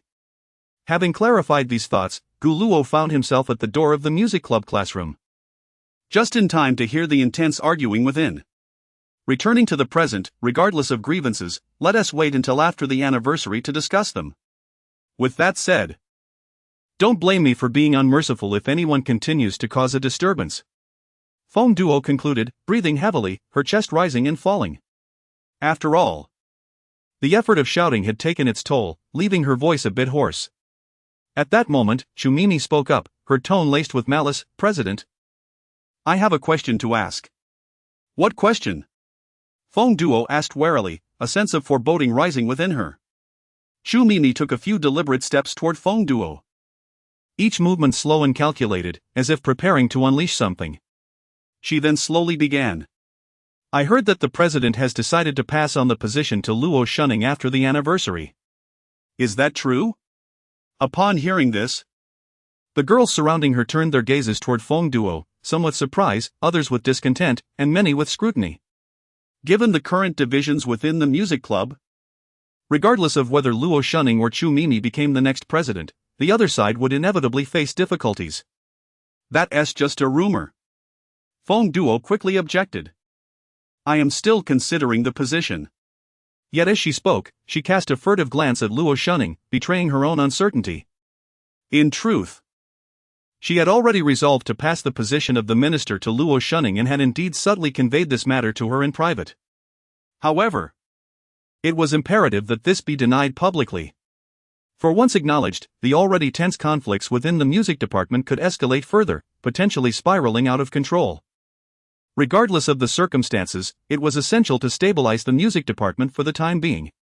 All grievances would be addressed after the school anniversary performance. Feng Duo's bottom line was that nothing must go awry under her leadership in the music department. Moreover, this anniversary celebration was poised to be the grandest event at Guanya Academy in a decade. A significant number of external guests would be in attendance, and the music department had been chosen to perform the opening act for the celebration. Should it conclude successfully, she would undoubtedly be remembered as the most outstanding minister in Guanya's history. Therefore, there could absolutely be no room for error. However, at this moment, Shumini suddenly let out a cold laugh, still contemplating? Minister, that seems rather hypocritical of you, doesn't it? Her words struck like a sharp blade, slicing through the already fraught atmosphere and causing the temperature in the classroom to drop several degrees. Chapter 36, Gu Luo is a succubus who does not know that the minister has privately sought out Luo Shunning? Aside from discussing matters pertaining to the minister's position, what else could you possibly have to converse about? Each word struck Feng Duo like sharp stones, landing directly on her. Shu Mimi, you've gone too far. After hearing this, Feng Duo felt a wave of frustration rising in her chest, as if she might vomit blood. She had indeed approached Luo Shunning in private, but every conversation revolved around the importance of maintaining the unity and stability of the music department, advising her not to fall out with Chumini. How had this been twisted into such a sinister interpretation? Am I right? Chumini placed her violin on a nearby table, crossed her arms, and raised her chin slightly. Continuing her aggressive tone, let me think. Does the minister believe we are few in number and thus easy to bully? If we do not receive a clear answer today, then you shall handle this performance on your own, we will withdraw. Upon hearing these words, Feng Duo felt the world spinning around her, as if she might suffer a cerebral hemorrhage. However, she found herself trapped. Aside from Luo Shunning, Shu Mimi was the most capable violinist, and the cellist responsible for their section was also in Shu Mimi's team. In order to ensure a flawless performance for the school celebration, she was left with no choice but to compromise. This sensation was akin to being beset within a royal palace in ancient times. Without offering a promise to this ambitious prince, she faced the imminent threat of a rebellion. It was utterly exasperating. At that moment, all eyes were fixed on Feng Duo, akin to countless searchlights awaiting her response. Beads of sweat began to form on her forehead, leaving her uncertain about how to proceed. No matter how she answered, it would inevitably incite the ire of the opposing side. Should this occur, the school celebration performance would effectively be doomed. Just as the atmosphere reached a critical intense peak, a clear voice shattered the silence in the music department. "Hello everyone. I am the new member of the music department." Gu Luo entered the classroom with a warm and sunny smile. He seemed to emanate a unique charm, instantly captivating everyone's attention, particularly that of the girls, who were nearly mesmerized. The previously tense atmosphere dissipated in an instant. With both factions arriving at the same conclusion, the campus heartthrob was indeed strikingly handsome. Gu Luo bashfully scratched his head, an action that only enhanced his youthful charm. "Hello everyone, my name is Gu Luo, from Class 8 of the sophomore year, and I am a friend of Chu Mimi." He waved at Chu Mimi, prompting all eyes to turn toward her. Seizing the moment, Chu Mimi puffed out her chest and beamed with pride, declaring, "Gu Luo is the one I brought into the music department, please take care of him from now on." Her vanity was greatly satisfied at that moment. With that, she appeared to cast aside all worries, striding confidently toward Gu Luo. Chu Mimi transformed into a different person, her face aglow with a gentle smile as she softly introduced, "Gu Luo, let me introduce you to our senior, the minister of the music department, Feng Duo." "Hello, Senior Feng Duo," Gu Luo politely greeted, fully cooperating. Hello." Feng Duo was utterly bewildered, her mind a blank slate, as if her CPU was about to overheat. Hadn't they just been in a heated confrontation? How had the atmosphere shifted so dramatically? Nevertheless, this was undoubtedly a stroke of good fortune. Had it not been for Gu Luo's timely arrival, the music department might very well have faced disbandment. Realizing this, Feng Duo quickly seized the opportunity to announce, "Thank you for your hard work today, everyone. Feel free to engage in your respective activities, we shall reconvene tomorrow." She was eager to escape, fearing that Chu Mimi might suddenly erupt again. Upon hearing this, the members immediately dispersed. A small group gravitated toward Gu Luo and Chu Mimi like moths to a flame. "Wow! Is this Mimi's boyfriend? He is truly handsome," one girl exclaimed with envy. "Mimi is quick off the mark, she snagged him right after he transferred," another girl teased. "Oh my, he is so handsome. Can we take a photo together?" a bolder girl suggested. "Campus heartthrob, let us go out for drinks tonight," yet another girl enthusiastically invited. As Gu Luo listened to the chorus of excited girls, he maintained a warm smile, patiently responding to each one. It was evident that he had developed a certain immunity to the enthusiastic advances of the girls in his class, while somewhat exasperated. He managed to handle the situation with grace. "You all mustn't speak nonsense, Gu Luo and I are not yet in a romantic relationship," Chu Mimi smiled faintly, though the corners of her mouth could not be contained. Her emotional value soared, and her vanity reached its peak. The word yet was her declaration of ownership. Gu Luo was her prize, and no one else should covet him. However, how could such a handsome lad escape the attention of the girls, especially while single? In an instant, the girls began to exhibit a remarkable lack of emotional intelligence, enthusiastically seeking to exchange contact information with Gu Luo. Overwhelmed by the tidal wave of admiration, Gu Luo could only shyly present his QR code for adding friends. Beep. Beep. Beep. In no time, the sound of scanning echoed through the room, resembling a lively symphony. Chu Mimi, witnessing this scene, felt her teeth grind in frustration. Internally cursing these shameless girls, she had no choice but to maintain a smile. After all, these girls were her bargaining chips in the struggle against Luo shunning.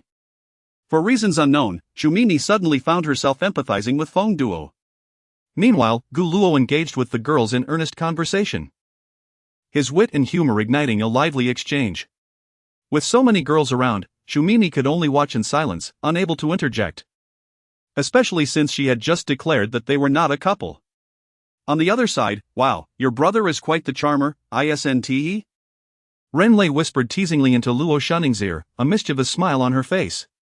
"I cannot argue, my brother indeed possesses a captivating allure," Luo Shunning replied with a smile, feeling a sense of relief and gratitude toward her brother. Were it not for Gu Luo, the music department might have faced a significant split today. As the lead vocalist and co-leader, she would have found herself in a very uncomfortable position. The freshmen were not yet usable, and the juniors were in a semi-retired state. Furthermore, since they had already performed last year, it would be embarrassing for the sophomores to trouble them again this year. At that moment, Luo Shunning turned to Renlei and smiled gently. I'm going to wash my face. Alright, go ahead, I'll stay behind to watch the spectacle, Renlei replied, chuckling.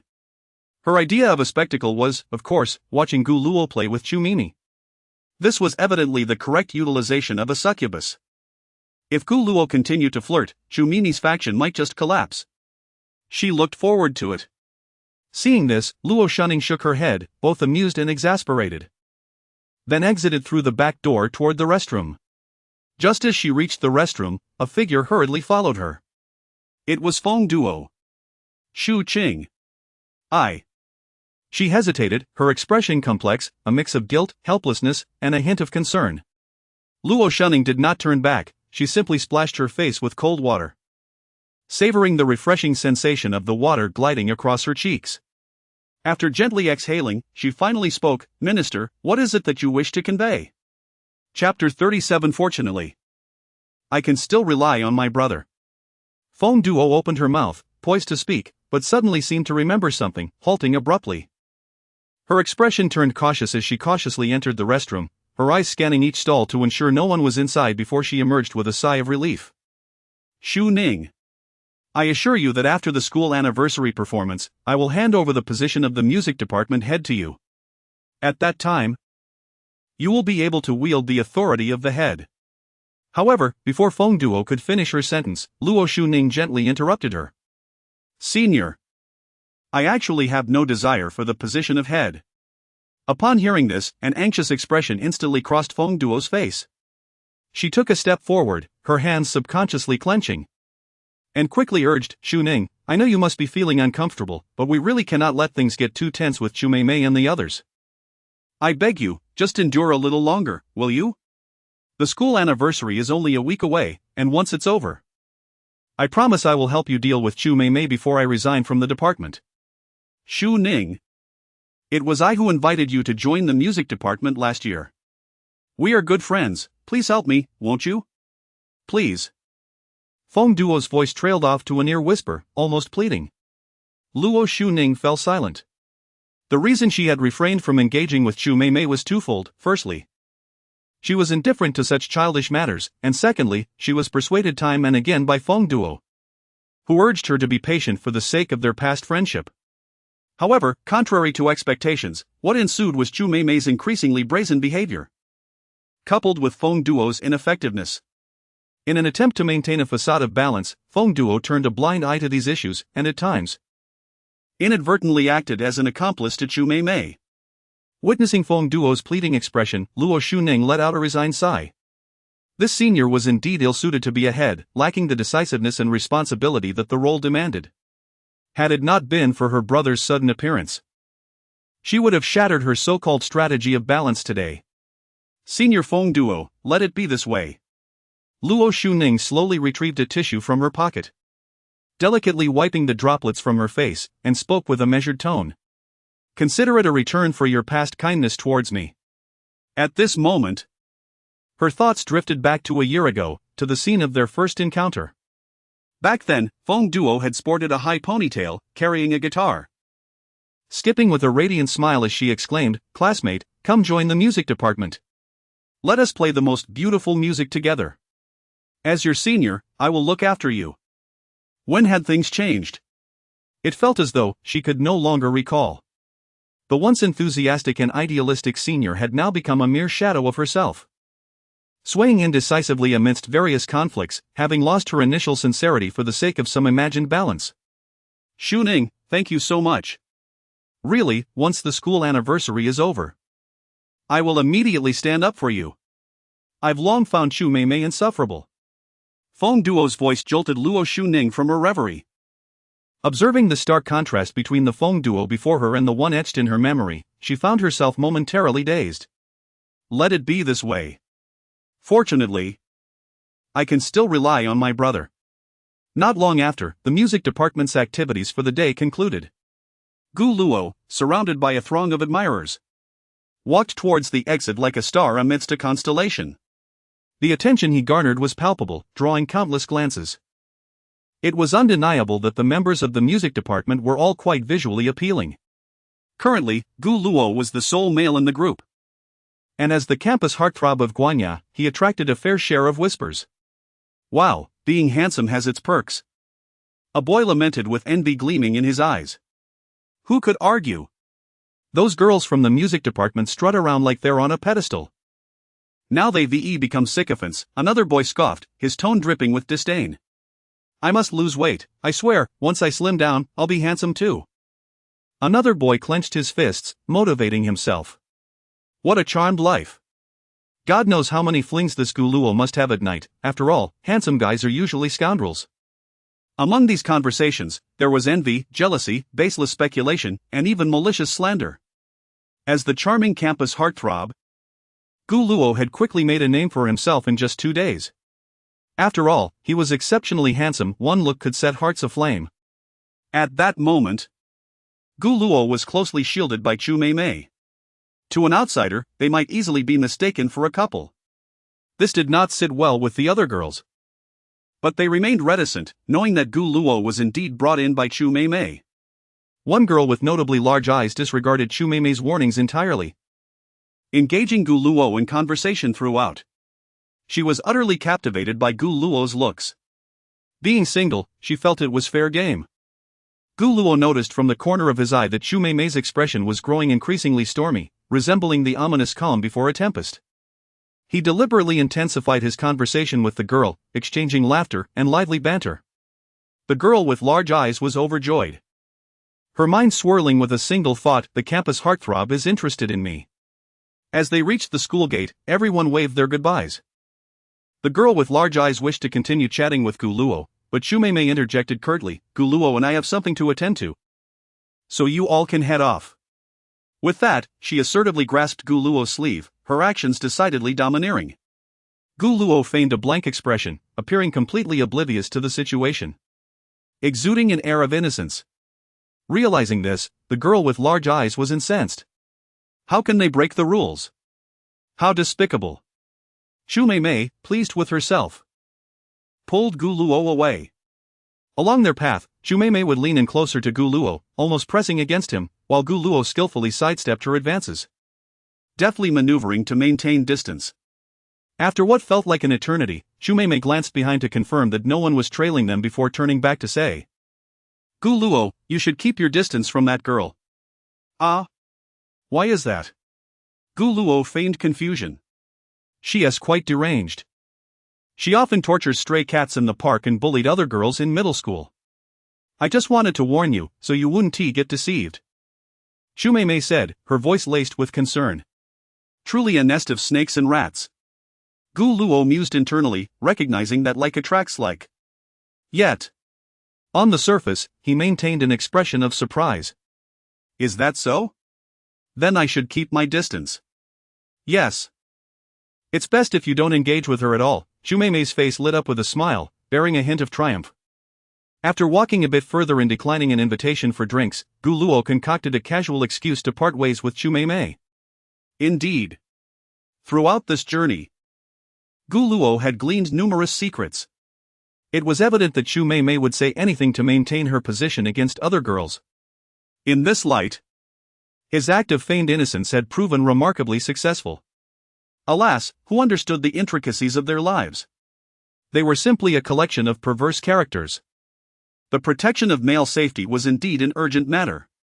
After Guluo turned around in search of a direction, he proceeded towards a nearby supermarket. While waiting at the traffic light, a familiar voice reached his ears from behind.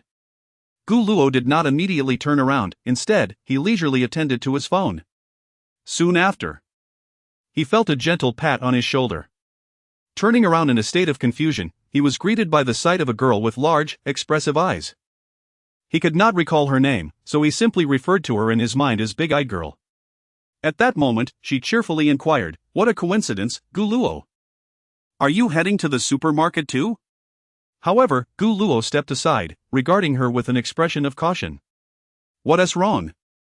Big-Eyed Girl was momentarily taken aback by his unexpected action, her smile freezing on her face, her eyes filled with confusion. Hadn't they been enjoying a pleasant conversation just moments ago? What had caused this sudden shift in demeanor? Chapter 38, The Zero Frame Initiation. At that moment, The traffic light shifted from red to green, resembling a silent command. Gu Luo, seemingly oblivious to the words of the girl with large eyes, continued his stride toward the opposite side of the road. The girl stood in shock for a few seconds, unable to comprehend how the two, who had just been engaged in delightful conversation, had suddenly become estranged.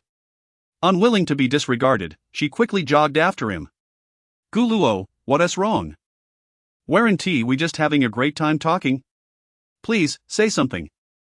Along the way, her voice buzzed around him like a persistent fly.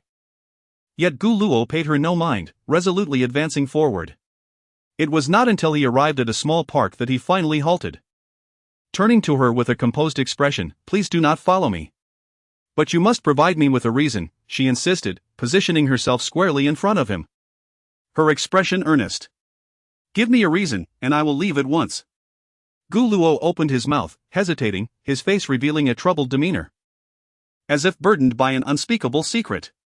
The girl, sensing a shift, looked at him with a hint of anxiety and cautiously asked, Did Chu Mimi say something to you?" "No. No, that's not it."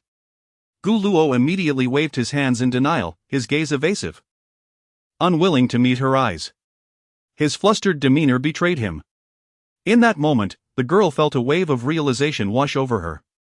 So it was Chu Mimi after all. She must have spilled the beans. The only thing she knows is my incident with the cat. "Gu Luo, please let me explain." The girl's complexion paled, and she spoke with difficulty. "Did Chu Mimi tell you that I mistreated the cat? Or that I bullied someone in the past? Those are all lies. The so-called mistreatment was merely me lightly hitting them with something occasionally, and any bullying was just a misunderstanding that escalated into an argument. Please, believe me. That's a load of nonsense." Gu Luo internally scoffed, though outwardly he feigned contemplation. Finally, he nodded slowly, "I believe you." "Really?"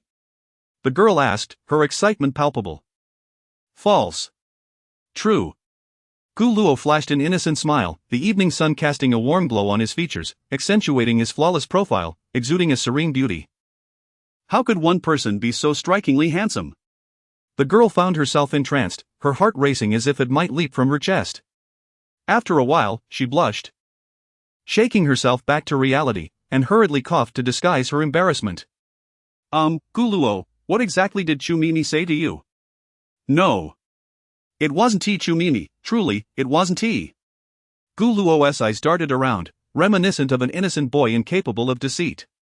Yet, his poor acting was easily seen through by the girl. Chu Mimi is truly despicable. A wave of dread washed over her. Grateful to have encountered Gu Luo today, who knows what more egregious secrets Chu Mimi might divulge? Anger surged within her. "Since you are lacking in virtue, do not blame me for my actions. Gu Luo, I must share something with you, but you must promise not to tell anyone." "What is it?" Gu Luo inquired. Curiosity piqued as he tilted his head, his heart racing in anticipation. "Promise me you won't tell a soul," the girl whispered, her tone dropping as if imparting a momentous secret. "All right, I promise." Gu Luo nodded solemnly, wearing a serious expression. The girl leaned closer, lowering her voice further. "Gu Luo, you have been deceived by Chu Mimi. She is someone who relishes spreading rumors. Like about me, or Vice Minister Luo. She frequently spreads lies about Luo shunning in the club, claiming she steals boyfriends, or engages in illicit activities, or has inappropriate relationships with the principal. Isn't that outrageous?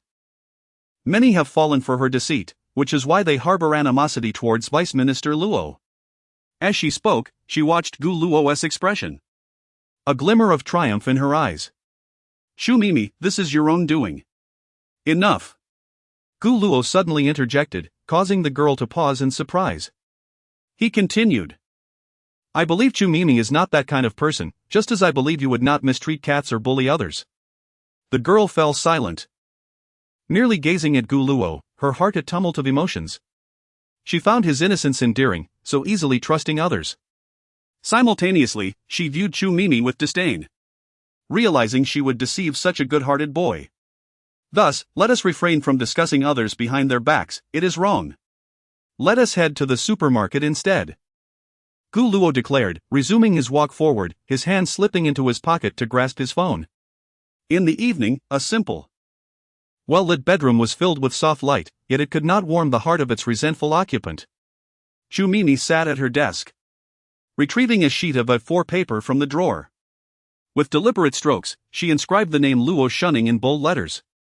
With a red pen in hand, she began crossing out Luo Shunning's name. It's all your fault. It's all your fault. As she scribbled, she vented her frustrations. If it weren't for Luo Shunning, the boy she once liked would never have left her. If it weren't for Luo Shunning, she would not have endured such humiliation. Indeed, Luo Shunning was to blame. She must have been secretly enticing boys. The actual truth mattered little to Chu Mimi. What mattered was that 3 boys had indeed confessed their feelings to Luo Shunning.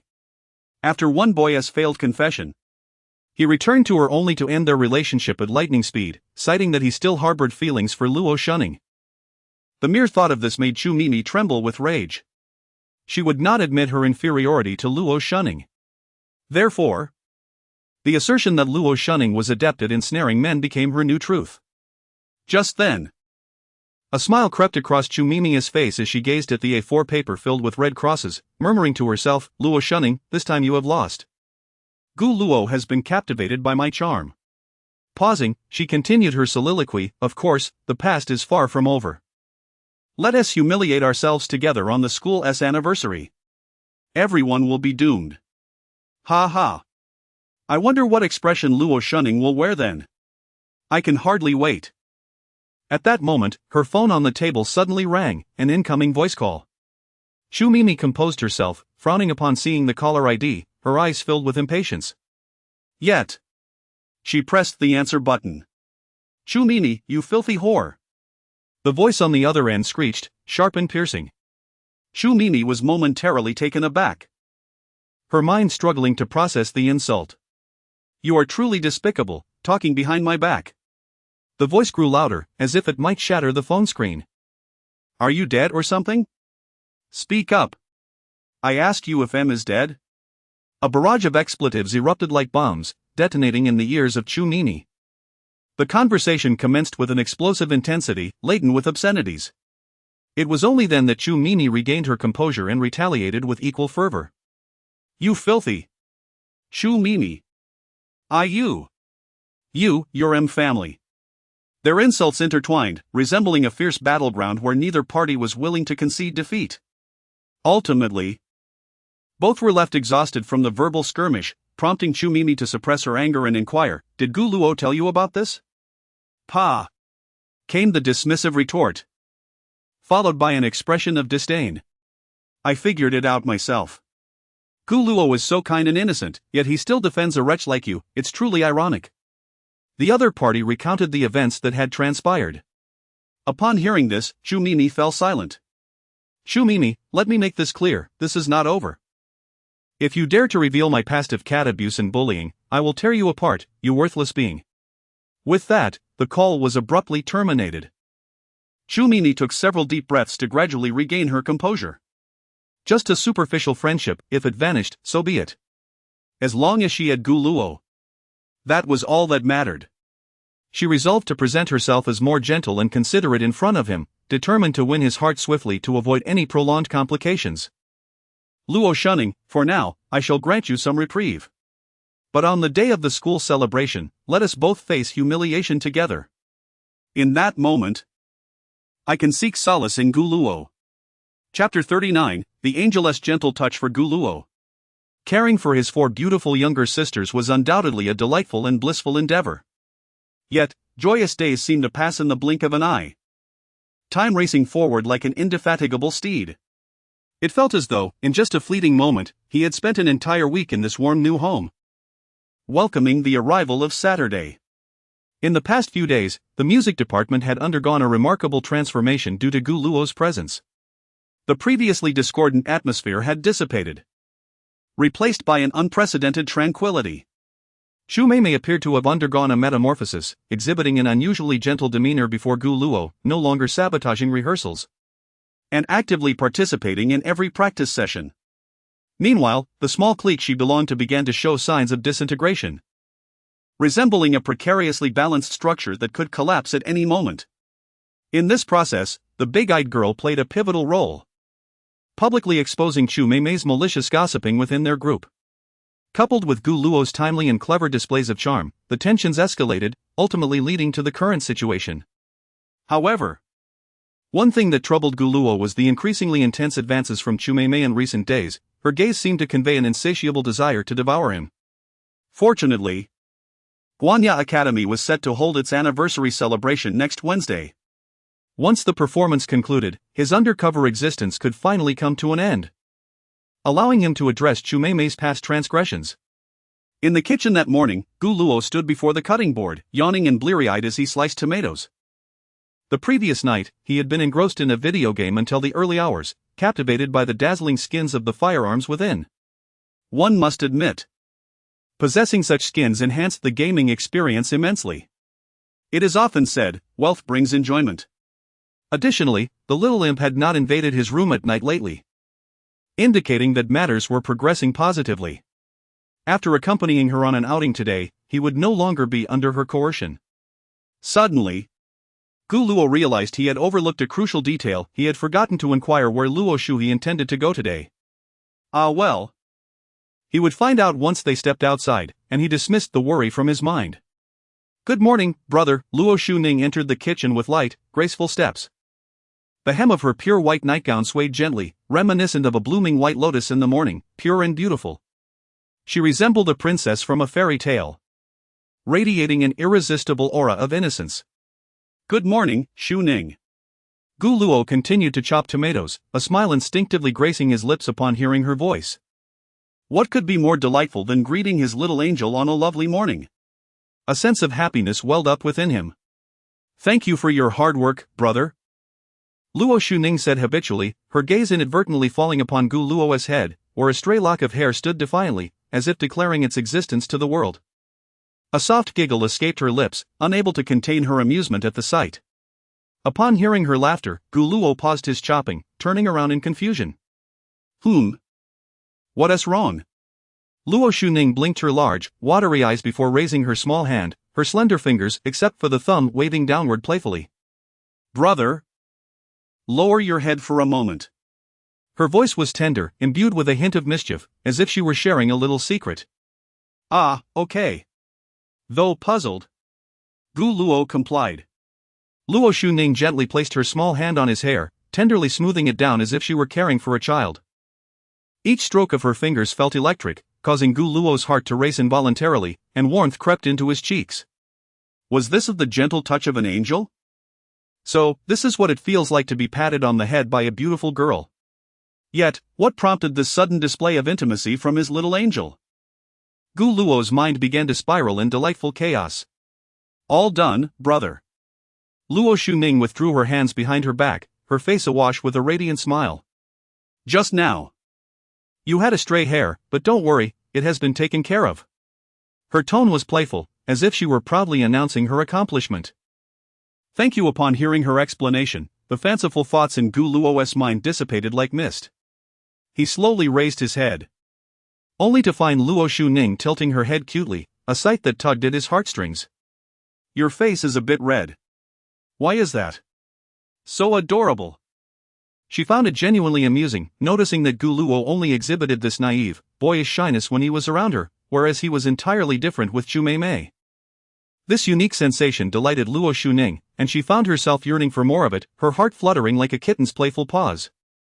Gu Luo fought to suppress his embarrassment, opting to remain silent as he turned back to his vegetable preparations, feigning calmness while Luo Shuning secretly chuckled beside him. In that moment, if the kitchen had a color, it would surely be a sweet, soft pink. This was their usual dynamic, brimming with warmth and affection.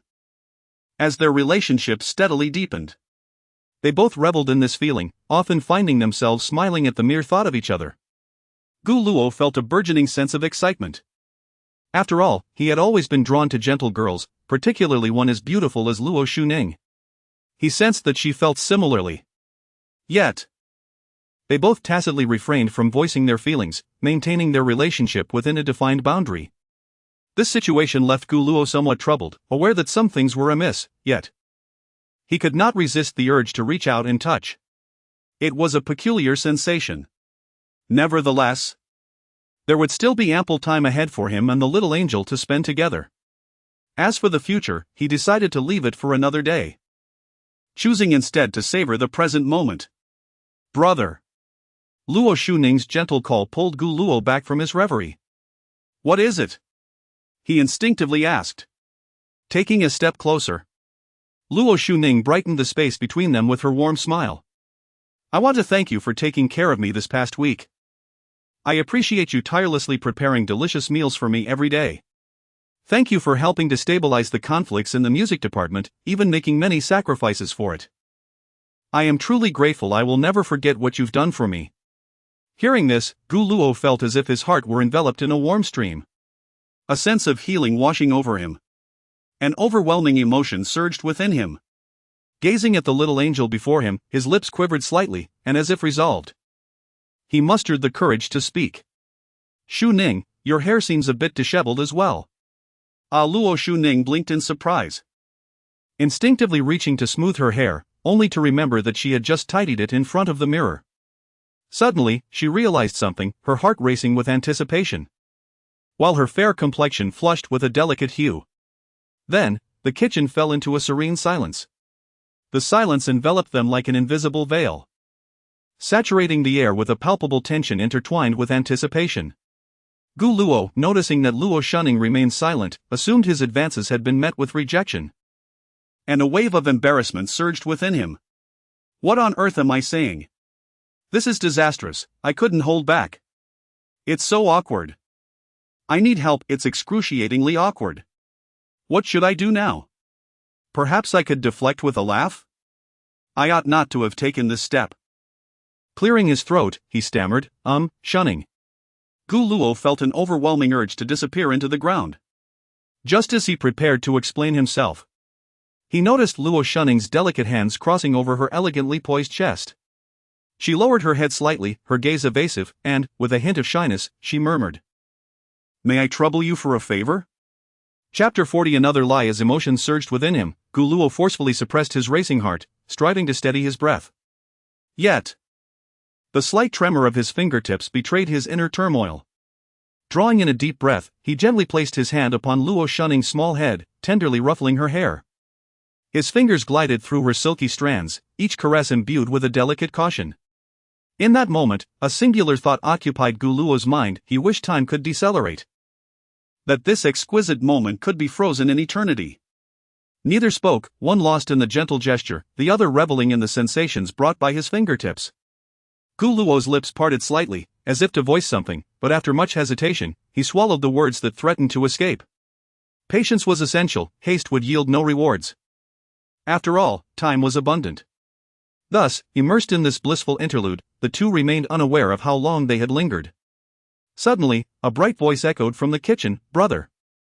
Is dinner ready? I'm so hungry. Upon hearing Luo Shuling's call, both Gu Luo and Luo Shuning jolted as if struck by lightning, instinctively creating distance between them and hastily pretending to be busy. Their forehands flitted about the dishes and ingredients, a flurry of activity devoid of purpose. Luo Shuling, yawning, sauntered to the kitchen entrance, her expression laced with confusion. Brother, Shuning, why are you both ignoring me? It's almost ready, Gu Luo replied, feigning calmness as he endeavored to steady his voice, finally managing to quell the tumultuous beating of his heart. Meanwhile, Luo Shuning bowed her head, lips tightly pressed together. Too shy to speak or even glance at Luo Shuling, her cheeks flushed with a deep crimson, perhaps from embarrassment or the sudden intrusion. Fortunately, her long, dark hair shielded her mortification from full view. Well, you both keep at it. I'm going to have some chips, Luo Shuling cheerily declared, oblivious to the tension. As she ambled past them, retrieving a bag of cucumber-flavored chips from the refrigerator. Humming a little tune, she sauntered out of the kitchen. Once the sound of Luo Shuling's slippers faded into the distance, a wave of relief washed over the two, and they simultaneously exhaled. Yet, silence and awkwardness quickly enveloped the kitchen again, leaving them at a loss for words. Luo Shuning pondered whether she should seek advice from her strategist. She had no experience in romance or interaction with boys, unsure of how to proceed. Her heart brimmed with anticipation for a deeper bond with Gu Luo. Yet it was overshadowed by apprehension. After a pause, Luo Shunning broke the silence, inquiring, "Brother, do you have any plans today? With the school celebration next week. We need to practice again at noon. Will you come?" "Yes," Gu Luo nearly blurted out instinctively. However, he quickly caught himself, swallowing the word back. After all, he had an engagement with Luo Shua today. Ah! This was indeed a prime opportunity to strengthen his relationship with Luo Shunning. But he could not betray the commitment he had already made. Clenching his teeth, he reluctantly shook his head, apologetically replying, "I'm sorry, Shunning. I have other matters to attend to." "No need to apologize, brother." Luo Shunning smiled faintly, though the smile harbored a hint of disappointment. But she soon regained her composure. "Are you going out with friends?" At this question, Gu Luo felt a wave of anxiety wash over him, his body instinctively tensing. He had no desire to deceive Luo Shunning, yet how could he explain? The nature of his engagement with Luo Shua was too complex to articulate. Perhaps honesty would be the best course, but he quickly dismissed that idea. No, he must not complicate matters further. After today, he would owe nothing to Luo Shua. Besides, she had been quite composed these past few days. It would be best to remain silent on the subject. Better to resolve this privately. Otherwise, it would be difficult to explain. "I'm sorry, little angel." Gu Luo mentally apologized, awkwardly stating, "I have plans to dine with classmates." This was the lie he had spun for Gu Ximan, and now he found himself weaving it anew. That sounds wonderful. This way, brother can strengthen his ties with classmates. Luo Shunning replied with a smile. Yue will surely be thrilled today, she loves to eat. Panic surged through Gu Luo as he realized his oversight. How could he have forgotten that Luo Shunning was acquainted with Xinyu? Ah, yes, haha. He forced a laugh, immediately regretting his slip. I should have said I was going with other classmates. What if Luo Shunning and Xinyu discussed it later? Ah. Gu Luo berated himself internally. Am I really that dense? He could hardly bear to envision the expression on Luo Shunning's face when she discovered he had deceived her. Yet, he felt trapped. His earlier panic had led to an impulsive fabrication, and there had been no time to think it through. According to Xinyu, she and Luo Shunning were not particularly close, so they likely wouldn't engage in casual conversation. Even if they did, Luo Shunning probably wouldn't inquire about such matters. But one must always be cautious. Perhaps it would be better to confess. Yet, how to explain? Once he admitted to lying, he would have to reveal the reasons behind it, which would inevitably drag in the other deception regarding that matter. Luo Shunning had been nurturing him with warm milk every day for this very reason. Gu Luo felt as though his mind was ensnared in a chaotic web, dizzying him with confusion and growing headaches. Was this the cost of deceit? All he could do now was hope for the favor of Lady Luck. As moments passed, nearing the completion of breakfast, Luo Shunning cheerfully announced, Brother, I'm going to warm the milk. Ah, okay. At her words, Gu Luo's guilt intensified. He realized he was truly a cad. No matter what, after today, he would owe nothing to Luo Shua. He must never again mistake names, lest he give the little devil an opportunity. He hoped everything would resolve smoothly today. Chapter 41, Brother, am I beginning to feel like an older sister? Gu Luo stood in a corner not far from the bus station, glancing at his phone with 10 minutes remaining until the agreed time. Indeed. This was a pre-arranged plan with Luo Shuhe, to stagger their arrival at the station. After all, he had already deceived Luo Shuning and Gu Ximan. He had to meticulously guard the web of lies he had woven, ensuring not a single flaw emerged. Hey, handsome, are you here alone? A sweet, melodious voice suddenly shattered the tranquility. Gu Luo looked up to see 3 elegantly dressed women striding towards him. Their tailored professional outfits accentuated their voluptuous figures. And beneath their exquisite makeup, the allure of mature femininity radiated from their features. Handsome, would you like to join us for a cup of coffee? The leading woman lightly tossed her cascading waves of hair, smiling coyly, we just finished our afternoon shift and we're looking for a place to unwind. In response, Gu Luo instinctively took a polite step back, maintaining a respectful distance while offering a courteous yet distant smile. I'm afraid I'm waiting for someone. Waiting for someone? Is it your girlfriend?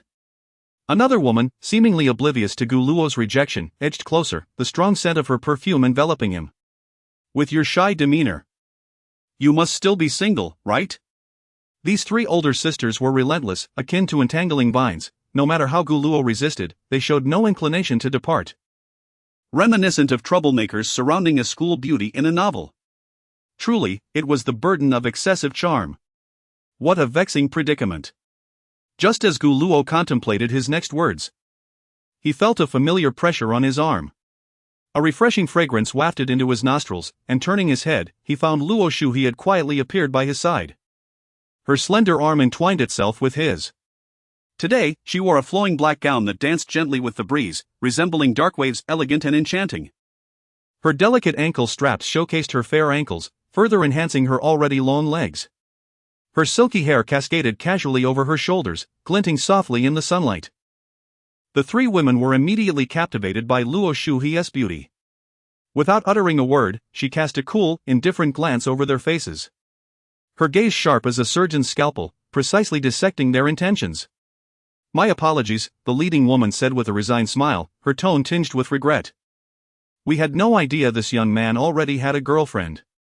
We truly didn't mean to tease him. But really, I envy you, for having such a handsome boyfriend. Luo Shu he remained silent, simply tightening her grip on Gu Luo's arm, asserting her claim. Gu Luo felt the warmth and softness radiating from her arm. Wanting to speak, but the words lodged in his throat, suppressed. Well then, I suppose we're not destined to be with this handsome guy after all, said one woman. Indeed, let us go, another echoed. Goodbye, handsome, beautiful. Once the three departed, Gu Luo attempted to gently withdraw his arm from Luo Shu's grasp. Shu he. You can let go now. His voice carried an awkward tone, an attempt to dissipate the tension. Hearing this, Luo Shu he lifted her gaze. Her long lashes casting shadows beneath her eyes. Calmly, she asked, Brother, are you planning to abandon me now? Gu Luo was momentarily speechless. You promised to listen to me all day, she remarked lightly, yet with an undeniable firmness, reminding him of their pact. Wait. I only agreed to accompany you out, Gu Luo quickly interjected. The final say is mine. Luo Shu he tightened her hold further. Her hair brushed against Gu Luo's arm, sending a subtle tickle through him. He fell silent, captivated by her exquisite profile. Today, she appeared to have applied a light touch of makeup, her lips a gentle rosy hue that accentuated her already fair complexion. She had a way of expressing the most domineering statements in the calmest tones. After all, it's not me who is at a loss, Gu Luo sighed in resignation. A wry smile playing on his lips. However, I advise against this approach, it could lead to harm. You should understand my meaning. Luo Shu he said nothing further. Simply continuing to link her arm with his as they walked towards the station. Despite her high heels, her steps remained steady and graceful. As if traversing a magnificent runway rather than a rigid pavement. Gu Luo sensed the eyes of passers-by lingering on them. A strikingly handsome young man paired with a breathtakingly beautiful girl, such a combination was undeniably conspicuous, akin to stars in the night sky, impossible to ignore. However, as they stepped onto the train, Gu Luo immediately regretted it. Due to the weekend and the crowded routes, the carriage was packed, the passengers sardined together, leaving little room to stand. Reluctantly, Gu Luo shielded Luo Shuhi in a corner, using his arm against the wall to create a more comfortable space for her. She simply gazed up at him, her eyes sparkling like a sky filled with stars. The faint scent of her presence was not perfume but rather a soothing fragrance of body wash, mingling with her unique essence, invoking an inexplicable sense of tranquility. So, where are we headed? Gu Luo, feeling slightly awkward under her gaze, attempted to divert the conversation, his voice nearly drowned out by the clamor of the carriage. Before Luo Shu he could respond, another wave of passengers surged in. Gu Luo was pushed forward, nearly leaning against her. He quickly stepped back, only to be shoved forward again by the crowd. Apologies, he murmured, his expression a mix of embarrassment. The noise in the carriage, conversations, footsteps, announcements, blended into chaos. Yet in that moment, Gu Luo felt an eerie silence envelop him. He could only hear the thunderous beat of his own heart. Your heart is racing. Luo Shu he suddenly remarked, her voice barely audible. At her words, Gu Luo attempted to retreat, but the throng behind him held him firmly in place. Luo Shuhe tilted her head slightly, playfully asking, "Is it because of me?" "Stop it," Gu Luo averted his gaze. "Have you noticed that I've been a bit gentler today?" Luo Shuhe continued, "Does it feel somewhat like Shu Ning?" Gu Luo opened his mouth but found himself at a loss for words. Yet, to be fair, Luo Shuhe did seem less icy today, exhibiting a touch of warmth and intimacy. Even her lipstick was a soft, warm tone. In recent days, she had refrained from those peculiar antics. So, what she had said that night truly resonated with her. "Shuhe, you don't have to do this." Gu Luo hesitated, grappling with his thoughts. This morning, he had come to a profound realization about his feelings. He was enamored with Luo Shuning. Her tenderness and thoughtfulness stirred his heart profoundly, though he found it impossible to articulate. Yet, admiration is admiration, it is an emotion that cannot be concealed. But now, as he gazed at Luo Shuhe, he never anticipated that she would alter herself based on his words. What could possibly drive such a change? Let us speak honestly, Gu Luo yearned to lay everything bare. He wanted to understand what compelled Luo Shuhe to make such a transformation. I am curious as to why Luo Shua displayed such a complex expression upon their first encounter. I wonder why Luo Shua chose to label himself as a great deceiver. He is neither a fool nor heartless. He can perceive that Luo Shua is genuinely making an effort, even relinquishing her initial modesty as a young woman. Gu Luo does not wish to hurt Luo Shua, yet he is at a loss as to how to confront these burgeoning feelings. Chapter 42. Come to my room at midnight. Upon hearing Gu Luo's words, Luo Shuhe fell into silence. Her gaze drifted past Gu Luo's shoulder, penetrating the throngs of people surrounding them. Inside the carriage, the cacophony of conversations intermingled with the rumbling of the train, creating a chaotic backdrop. Yet, in Luo Shuhe's world, it felt as if only she and Gu Luo existed in that moment, with the surrounding clamor automatically muted. After a long pause, she finally spoke, "Come to my room at midnight, and I shall tell you." Gu Luo once again fell silent. He truly did not wish to venture into Luo Shuhe's room in the dead of night, if any of his three younger sisters were to discover him. Especially Luo Shuning, it would be a situation impossible to extricate himself from. However, his curiosity about the underlying reasons was compelling. After weighing his options for a while, the scales of his heart ultimately tipped toward curiosity, and he nodded in agreement. From that moment onward, neither spoke further. Gu Luo had nothing more to say, after all. Engaging in a verbal spar with the little devil was a futile endeavor, and he had already cautioned that such actions could lead to emotional turmoil. Given the circumstances, he decided to let her be. The city train continued its relentless journey, the scenery outside flashing by like a rapid slideshow. Towering buildings, bustling streets, and vibrant greenery, all momentarily left behind. Soon, they arrived at their destination. Alighting from the train proved more arduous than boarding, as the crowd inside formed an impenetrable wall, hindering movement. Gu Luo kept Luo Shuhe close, his arm securely around her, shielding her from the jostling and pushing of the throng. Eventually, they managed to squeeze out of the carriage. "Let us take a taxi back," he suggested. Feeling quite overwhelmed by the crush of people while simultaneously needing to look after Luo Shuhe, resulting in an unavoidable intimacy of proximity. "The traffic is too congested." "We should take the train," she replied, seamlessly linking her arm with his. The gesture was natural and affectionate, as if it were a customary position for them. Gu Luo found himself at a loss for words in response to Luo Shuhe's directness. Her answers were always resolute and definitive, leaving no room for rebuttal. Sunlight glinted off the glass facades of the buildings, casting dazzling reflections. The streets thrummed with activity, vehicles flowed like water, pedestrians moved in a lively dance. Cheerful music wafted from shops, and street performers showcased their talents amidst the tantalizing aromas of diverse cuisines. It was evident that this was the commercial heart of Kaizhou, thriving with urban vitality. "What exactly are we going to do?" Gu Luo inquired once more. Hearing this, Luo Shuhe smiled and replied, "Buy clothes for my brother." "Ah?" Gu Luo was momentarily taken aback, struggling to find his voice. After a pause, he asked with a complex expression, "Then why did you refuse when Shu Ning asked if you were coming?" "Because I wanted to go out with you alone," Luo Shuhe stated plainly. Gu Luo was genuinely unsure how to respond to such an unembellished confession. He could only firmly assert, "I must clarify that this is not a date." He had expected to meet her icy gaze in return, but instead, he found her expression unchanged, as if, just as she had said on the train, she was indeed becoming gentler. "All right," Luo Shui simply nodded, her voice soft, devoid of any hint of contradiction. Gu Luo felt a fleeting sense of disorientation. As if he had glimpsed Luo Shuning's shadow in Luo Shui. In that moment, their forms seemed to overlap in his mind, leading to an unexpected heaviness in his heart. As if he had come to a realization, he grasped Luo Shui's wrist and spoke earnestly, "Shui. While I prefer gentle girls, I do not dislike your personality, this is sincere. So, please, remain true to yourself. You may continue to regard me with that frosty gaze." He believed it was unfair to Luo Shui. He felt incapable of shouldering such a weighty emotional burden. In response, Luo Shui did not answer but instead countered. "You do not wish for me to become more like Xu Ning, do you?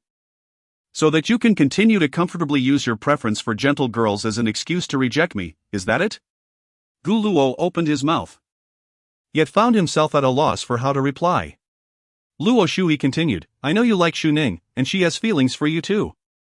After a pause, she fixed her gaze on Gu Luo's eyes, "But you are not together yet, and I too have the right to pursue my own happiness, do I not?" Gu Luo was rendered speechless. Ultimately, he resorted to changing the subject, saying, "Let's discuss everything later tonight, for now, let us go buy some clothes." Upon hearing this, Luo Shui chose not to press her advantage but gently nodded, adopting a somewhat softer tone, "As you wish, brother." And thus, with Luo Shui linking her arm with Gu Luo's, they made their way to a clothing mall across the street. The mall buzzed with activity. A plethora of brand-name shops adorned with a variety of music styles. They entered the first men's clothing store. Upon seeing them, the salesgirl's eyes lit up. Her gaze lingered on Gu Luo, and she greeted them with an enthusiastic smile, "Welcome. Your girlfriend's boyfriend is quite handsome. These are our new arrivals." The two followed the salesgirl to the shirt section. Luo Shui meticulously examined each piece, occasionally holding one up to Gu Luo for comparison.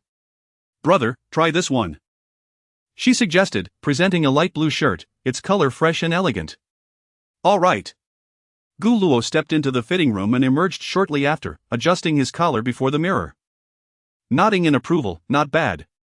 Now, try this one," Luo Shui encouraged, offering a beige shirt made from soft, comfortable material that appeared very casual.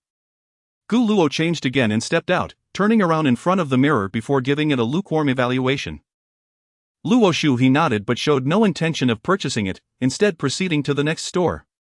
Gu Luo followed her, observing her earnest selection process and finding her unexpectedly endearing. "Shui, are you playing a dress-up game?" he teased.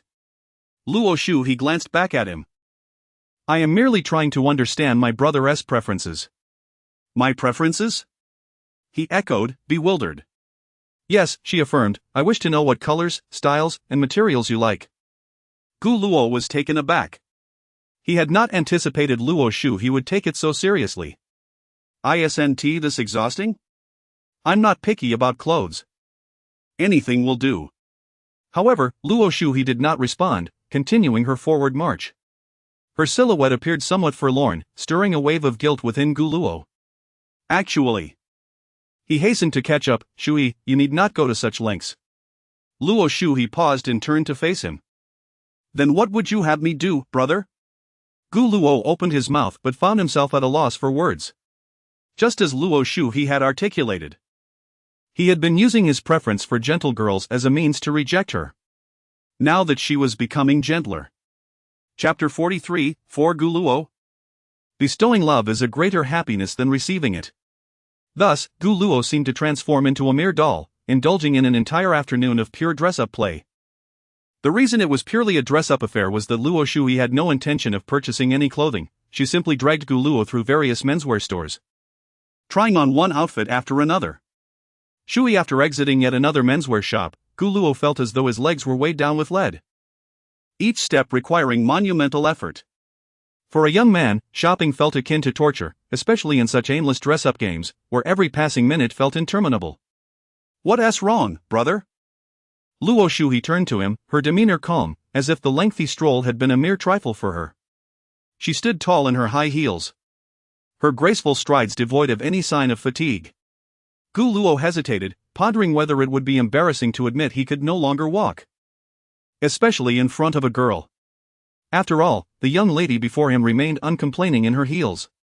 How could he dare to voice his own weariness? Cough. I feel a bit thirsty. Shall we go for some milk tea? Gu Luo quickly devised a clever excuse, smiling as he proposed the idea. This was a smart way to phrase it. He was not tired, he was simply parched. Thus, a brief respite for milk tea was in order. All right. Luo Shu he considered for a moment before agreeing cheerfully. In truth, after such a lengthy walk, she too felt a bit thirsty. The two made their way toward the snack street, flanked by an array of eateries and beverage shops, the vibrant atmosphere enveloping them. The aromas of grilled skewers, the sweetness of milk tea, and the sounds of laughter intertwined to create a vivid tableau of life. Dear customers, good news! The Rue Shuexing Cheng Kaizhou Commercial City Store is grandly opening today. Bring your beloved, buy one cup, get one free. Enjoy sweet moments together. The cheerful announcements echoed, enticing couples and families alike. As they followed the lively sounds, Gu Luo spotted a Rue Shuexing store nearby. Outside the shop, an adorably clumsy snow king with antlers waved its arms, charming passers-by. What a pity, it would be delightful if there were activities for siblings too, Gu Luo jested, hoping to lighten the mood. However, as soon as the words left his mouth, Luo Shuhi naturally linked her arm with his, her movement swift and effortless, as if she had been anticipating this moment. Gu Luo opened his mouth, yet no words emerged. It was intriguing, indeed, that no one could discern whether they were a couple. Surely, many siblings or classmates would feign romance for the sake of discounts. Yet this also provided Luo Shuhi with a legitimate reason to hold onto his arm. Never mind, it would be foolish not to take advantage of the discount. Thus, they approached the Rue Shuexing Cheng store and joined the queue. Gu Luo noted the spacious interior and the abundance of seats, feeling a wave of relief wash over him. At that moment, aside from them, there were 5 couples present. An amusing scene unfolded as the young men could not help but steal glances at Luo Shuhi, captivated by her beauty, while the young women covertly admired Gu Luo, entranced by his handsome features. In a particularly awkward moment, a couple simultaneously glanced at both Gu Luo and Luo Shuhi, their eyes meeting, creating an instant of shared embarrassment. Unbeknownst to them, Gu Luo and Luo Shuhi had inadvertently influenced the atmosphere among the other couples. Yet, this was an inevitable consequence. The desire for beauty is universal. Especially for such striking individuals, wherever they went, they exuded an aura that overshadowed their surroundings. Gu Luo felt somewhat uncomfortable under the scrutiny, while Luo Shuhi remained composed, displaying no signs of unease. It was only natural, with her remarkable beauty, she was surely accustomed to such attention. As they approached the counter, Gu Luo turned to Luo Shuhi, "What would you like to drink?" He watched as she narrowed her eyes slightly, a smile gracing her lips. "Baby, I want a coffee, a latte will do." Luo Shuhi deliberately raised her voice, her tone soft and sweet, leaning her head affectionately against Gu Luo's shoulder. In that instant, all eyes in the shop turned to them, filled with envy. Look at that couple. Not only stunning but also so sweet together. Gu Luo felt a shiver run down his spine, suddenly overwhelmed. Baby? It was the first time he had ever been called that. How to describe the feeling? It was both odd and oddly exhilarating. He repeated in his mind, "This is all for the free milk tea, all for the free milk tea." Striving to maintain his composure, he addressed the cashier. "1 grape taro ball, 1 latte, at room temperature, please." "Certainly. And what about the sweetness level?" the masked cashier inquired with a smile. Her eyes drawn to Gu Luo's striking features, inadvertently scanning him until she caught the disapproving glance from Luo Shuhi, prompting her to awkwardly divert her gaze. "Half sugar, please." "All right." Just as Gu Luo was about to pay, a fashionable middle-aged woman approached them, smiling warmly. "Dear handsome boy and beautiful girl. Your order is on the house. Today is our store's grand opening, and I would love to take a photo of you two to hang on our wall. It will serve as our promotional photo, and you will enjoy a 50% discount on your future visits. How does that sound?" To the middle-aged woman. This deal was a guaranteed win. The 50 discount was merely a slight loss, considering the extraordinary couple before her, elevating the store's ambience in an instant, outshining even the most famous stars. Apologies, but I'd prefer to pay, Gu Luo declined without hesitation. It was absurd. He wasn't lacking the money for a cup of milk tea. Furthermore, this location was far from both his apartment and school, and he wouldn't frequent it. Most importantly, he feared the potential embarrassment if Luo Shuning happened to see that photograph later on. Oh, I see. No worries, the woman replied, a hint of disappointment flickering across her face, though she still smiled and waved her hand. This order is on us. Wishing you two lovebirds a lifetime of happiness and togetherness. However, no sooner had she finished her well wishes than Luo Shui piped up, baby, let us take the picture. Gu Luo's mouth twitched as he pretended not to hear. Yet, Luo Shui persisted, please, baby. You're the best, baby. Baby. Baby. This relentless endearment made Gu Luo feel as if he were being roasted over an open flame. The expressions on the faces of the nearby young men were complex. Their envious gazes seemingly asking, will you agree? If not, I'll agree for you. I understand your urgency, but please, hold on a moment. Gu Luo gazed at the little imp tightly clutching his arm. With a resigned sigh, he finally managed to muster a smile and nodded, then I must trouble you. Dear proprietor. I should be the one expressing my gratitude. The middle-aged woman instantly beamed with a radiant smile. She genuinely adored the student community. Although it was they who had assisted her, they would habitually utter words of thanks and apologies. Such endearing little deities of fortune. Thus, the middle-aged woman, armed with a camera she had prepared in advance, snapped several pictures of Gu Luo and his companion, presenting them with two of the best shots. Gu Luo, balancing two beverages in his hands, paid no mind to resting and promptly led Luo Shui out of the shop, intending to find solace in a nearby park. The pervasive, subtle glances from the shop's patrons were overwhelming. With a charm level of 9, he could hardly fathom what it would be like to reach a level 10. In any case, he simply wished to avoid attracting male attention. The two soon arrived at the small park and settled onto a bench.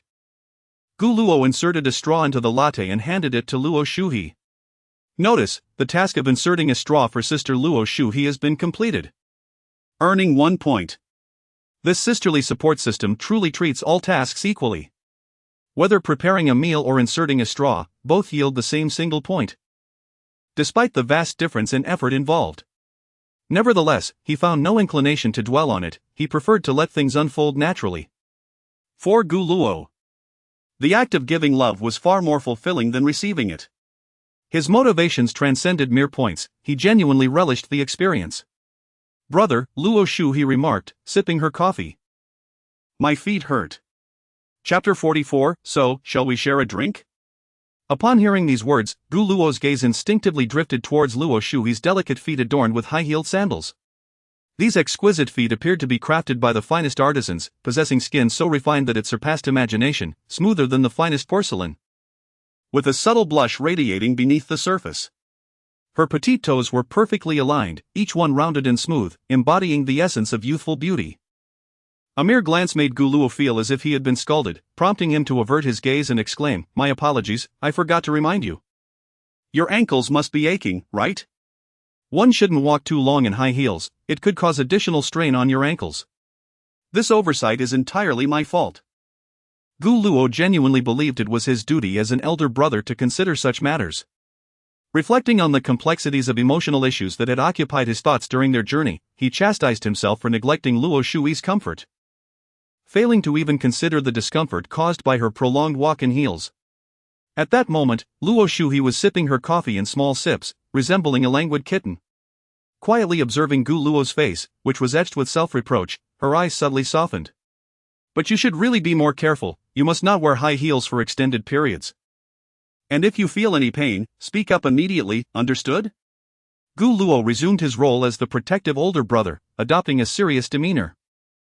Luo Shuhi continued to sip her coffee, nodding gently in acknowledgement but remaining silent. She gazed intently at Gu Luo, her eyes reflecting an indescribable focus. Gu Luo felt somewhat uneasy under her unwavering gaze and continued, when we return, soak your feet in warm water and give them a gentle massage. Yet, Upon hearing the word massage, Luo Shuhe seemed to activate a switch, swiftly turning to place her small feet on his lap. Gu Luo was momentarily speechless. His mind recalling a formidable gaming ID he had once encountered. Every toe of hers is my Alps. Clearing his throat, he thought to himself that now was not the moment for such distractions. Maintaining a calm facade, he took a deep breath and gently pressed on her ankle, softly inquiring, "Does this hurt?" "It does." Luo Shuhe finally spoke, offering a single word in response. "What about here?" Gu Luo shifted his hands to a different spot. "It hurts." "And here?" "It hurts." "Is it that severe?" Gu Luo furrowed his brow and said, "Let me massage it for a while and assess the situation. If the pain persists, we shall visit a pharmacy for some medication." In that moment, his heart was solely filled with concern, prompting him to gently knead her ankle. His technique, though not professional, was imbued with sincere care, applying a moderate pressure. "How does that feel? Is it painful?" "It's bearable." "If it hurts, speak up immediately," he instructed. "Understood." Luo Shuhe sipped her coffee, her gaze fixated on Gu Luo's earnest face. Observing his focused expression, the slight furrow of his brow, and the intensity in his eyes, she felt a warmth emanating from his concern. "This brand of coffee, Ruo Shuexing Chang, is delightful, rather sweet," she mused, deciding she would indulge in this brand henceforth.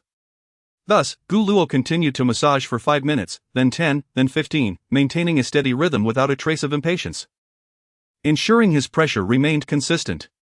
"How are you feeling now? Is it any better?" he inquired as he kneaded. "A little.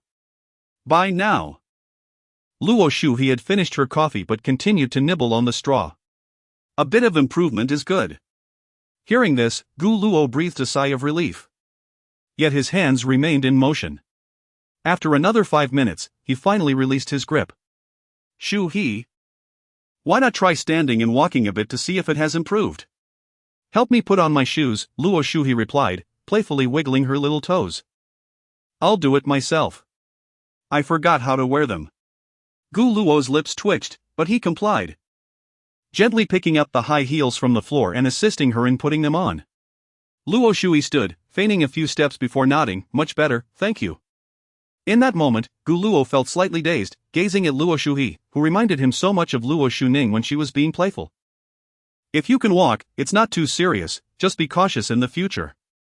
Shifting the topic, he opened a cup of grape taro balls and took a deep sip. After 20 minutes of massage, he felt a bit fatigued, his arms slightly sore. The good news was that this serving of taro balls was notably more generous than usual. Suddenly, Luo Shuhe approached him and asked, "Brother, is this delicious?"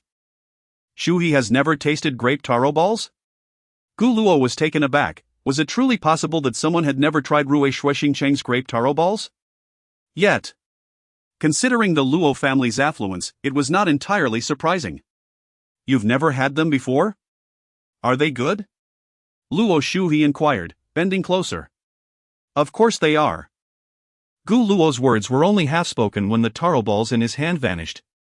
Luo Shuhe took a sip and then returned the cup to him, offering her verdict, "Not bad." Gu Luo noticed the straw, clearly marked by her bite, and recalled the previous incident with the yogurt.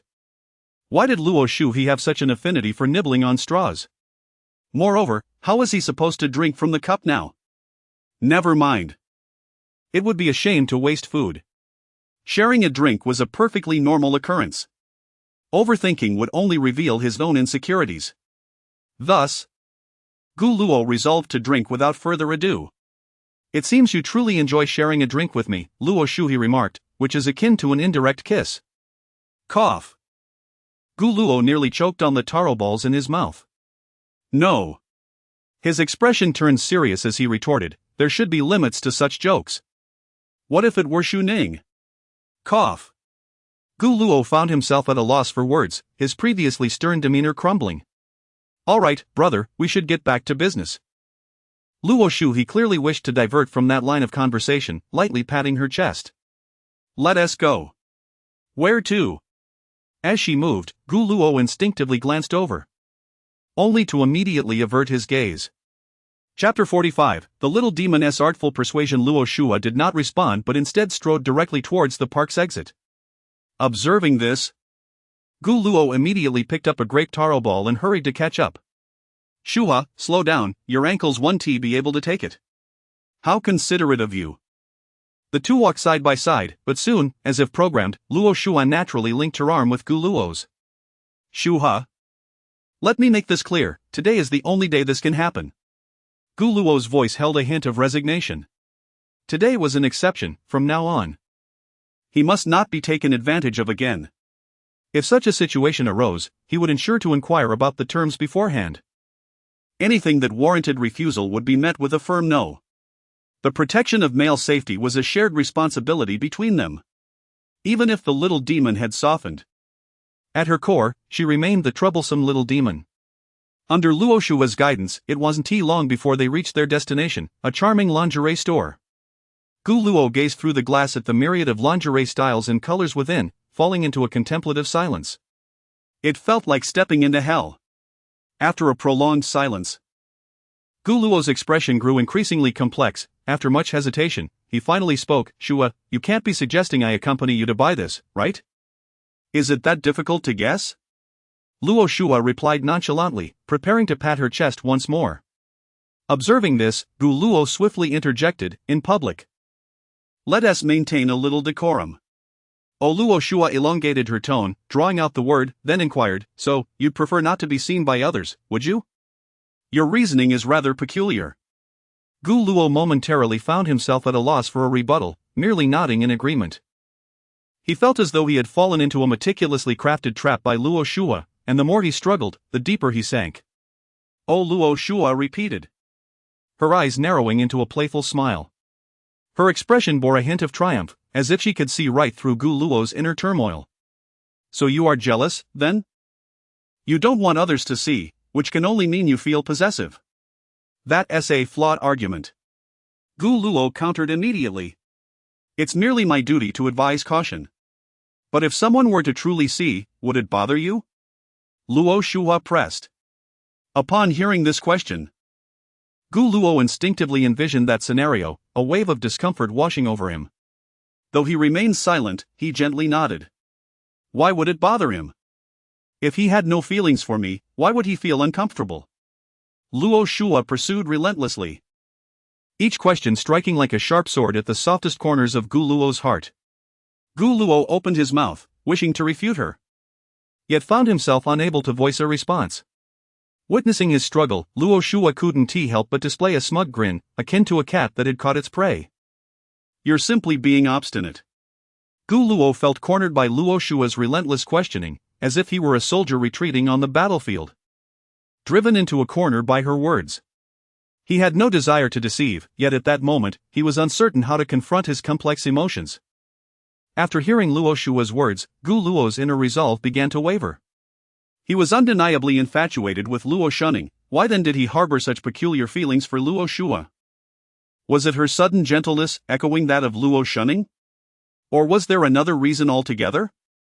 His mind was a tumultuous mess, unable to untangle these intricate emotional entanglements. It felt insurmountable. Why are you silent? What are you thinking? Luo Shua's voice shattered the stillness, seemingly eager for Gu Luo to candidly share his thoughts. It's nothing. Gu Luo gently shook his head, his expression complicated. Shua, we need to have a serious conversation tonight, once you reveal the whole truth to me. All right. Luo Shua nodded lightly, then tugged at Gu Luo, leading him into the lingerie store. Gu Luo had no desire to engage in any half-hearted resistance, after all. He knew he could not outsmart Luo Shua. Yet, the situation was undeniably awkward. Sighing, he thought, this feeling is exceedingly complex. All of this was merely to fulfill a promise. Yes, indeed. That's it. No more thoughts. Upon entering the store, a saleswoman clad in a cheongsam greeted them warmly. Welcome. May I assist you in finding a style you like? We've just received a new batch of the latest lingerie, would you like to take a look? The cheongsam-clad saleswoman maintained a perfectly polite smile, initially directing her attention to Gu Luo before shifting her gaze to Luo Shua for the remainder of their interaction. However, What lay in her peripheral vision remained a mystery. Luo Shua nodded and calmly replied, "Let us check out the new arrivals." "Certainly. Please follow me," the saleswoman said, gesturing respectfully as she led them towards the inner sections of the store. As Gu Luo walked past rows of shelves adorned with lingerie, he felt the scrutinizing gazes of other female customers burning into him. He was utterly discomfort. It was too embarrassing. He didn't know where to look. With no other option, he resorted to scrolling through his phone, one of the greatest functions of which was providing a lifeline in such awkward moments. "Here we have our latest arrivals," the saleswoman announced, picking up a black lace-trimmed bra. "This style would be perfect for you, it offers great support and a flattering fit." At her words, Gu Luo instinctively tore his gaze from his phone screen to glance at the lingerie in her hands, only to swiftly avert his eyes once more, feigning busyness without knowing what he was busy with. His fingers aimlessly scrolled on the phone screen, attempting to appear casual. "Babe, what do you think?" Suddenly, Luo Shua turned to Gu Luo, affectionately inquiring. "Yes, little boyfriend, have a look and see if you like it." At this point, the saleswoman ceased her explanation, breaking into a smile. Coughing lightly, Gu Luo felt the weight of their gazes and had no choice but to glance at the bra once more. He nodded hurriedly, his voice awkward as he replied, "Not bad," before shifting his attention back to his phone. "It seems our little boyfriend is feeling shy." Upon witnessing this, the saleswoman couldn't help but smile knowingly, internally reveling in the scene.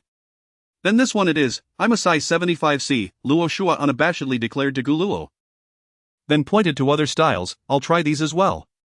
"Alright, the fitting rooms are this way," the saleswoman guided them. While Gu Luo was still processing the term 75C, suddenly, Luo Shua linked her arm with his. "What are you doing?"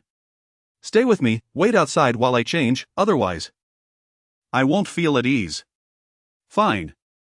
Gu Luo was too weary to argue. However, as they approached the fitting room, Luo Shua unexpectedly pulled him inside. Chapter 46, Is Brother Happy Today? No. Why does it always resort to such awkward, stilted beginnings? Carelessness led to a lack of evasion. Just as Gu Luo was about to speak, he watched in disbelief as Luo Shui swiftly locked the door behind her. "Shu He? What exactly are you planning to do?" Gu Luo remarked, instinctively surveying the surroundings. He realized they were in a small rectangular room, with a full-length mirror at the far end. To the right of the mirror was a curtain, presumably leading to a changing area. This room appeared to be specifically designed for a customer's girlfriend or best friend. "Help me pick out which one looks better," Luo Shui said, her eyes sparkling innocently. "How do you intend to pick?" Gu Luo inquired. Upon hearing this, Luo Shui tilted her head slightly and smiled. "Of course, I will change first. Then you can choose afterwards." "Not happening, I'm leaving," Gu Luo declared, quickly clasping his hands in a gesture of farewell and turning to exit. However, Luo Shui seized his arm with an unexpected strength, her delicate fingers surprisingly formidable. Gu Luo's mouth twitched in irritation. "This is absolutely unacceptable." "Why not?" Luo Shui feigned confusion. "Are you going to break your promise? Besides, you have seen girls in bikinis before." Her words came in a rapid-fire succession, bombarding Gu Luo like a volley of arrows. Gu Luo felt a wave of discomfort wash over him, realizing Luo Shui was exceptionally articulate, her words weaving a web of reasoning that left him speechless. "Fine, it's just today," he sighed inwardly, having already warned her that this might end in regret. He resigned himself to the situation. "Only today," he muttered weakly, choosing not to elaborate further as he sank into an armchair and began to scroll through his phone. Upon seeing this, Luo Shui was satisfied and carried the clothes into the small changing area behind the curtain. Phew! Gu Luo exhaled, thinking that reality was far removed from the exaggerated depictions found in novels, devoid of the expected sounds of disrobing. Perhaps it was because Luo Shui was wearing a dress. Before long, he heard the curtain swish open. Instinctively, he looked up, and in that moment, it felt as though his breath had caught in his throat. Luo Shui stood before him like a model stepped out from the pages of a fashion magazine, poised and elegant. "What do you think?"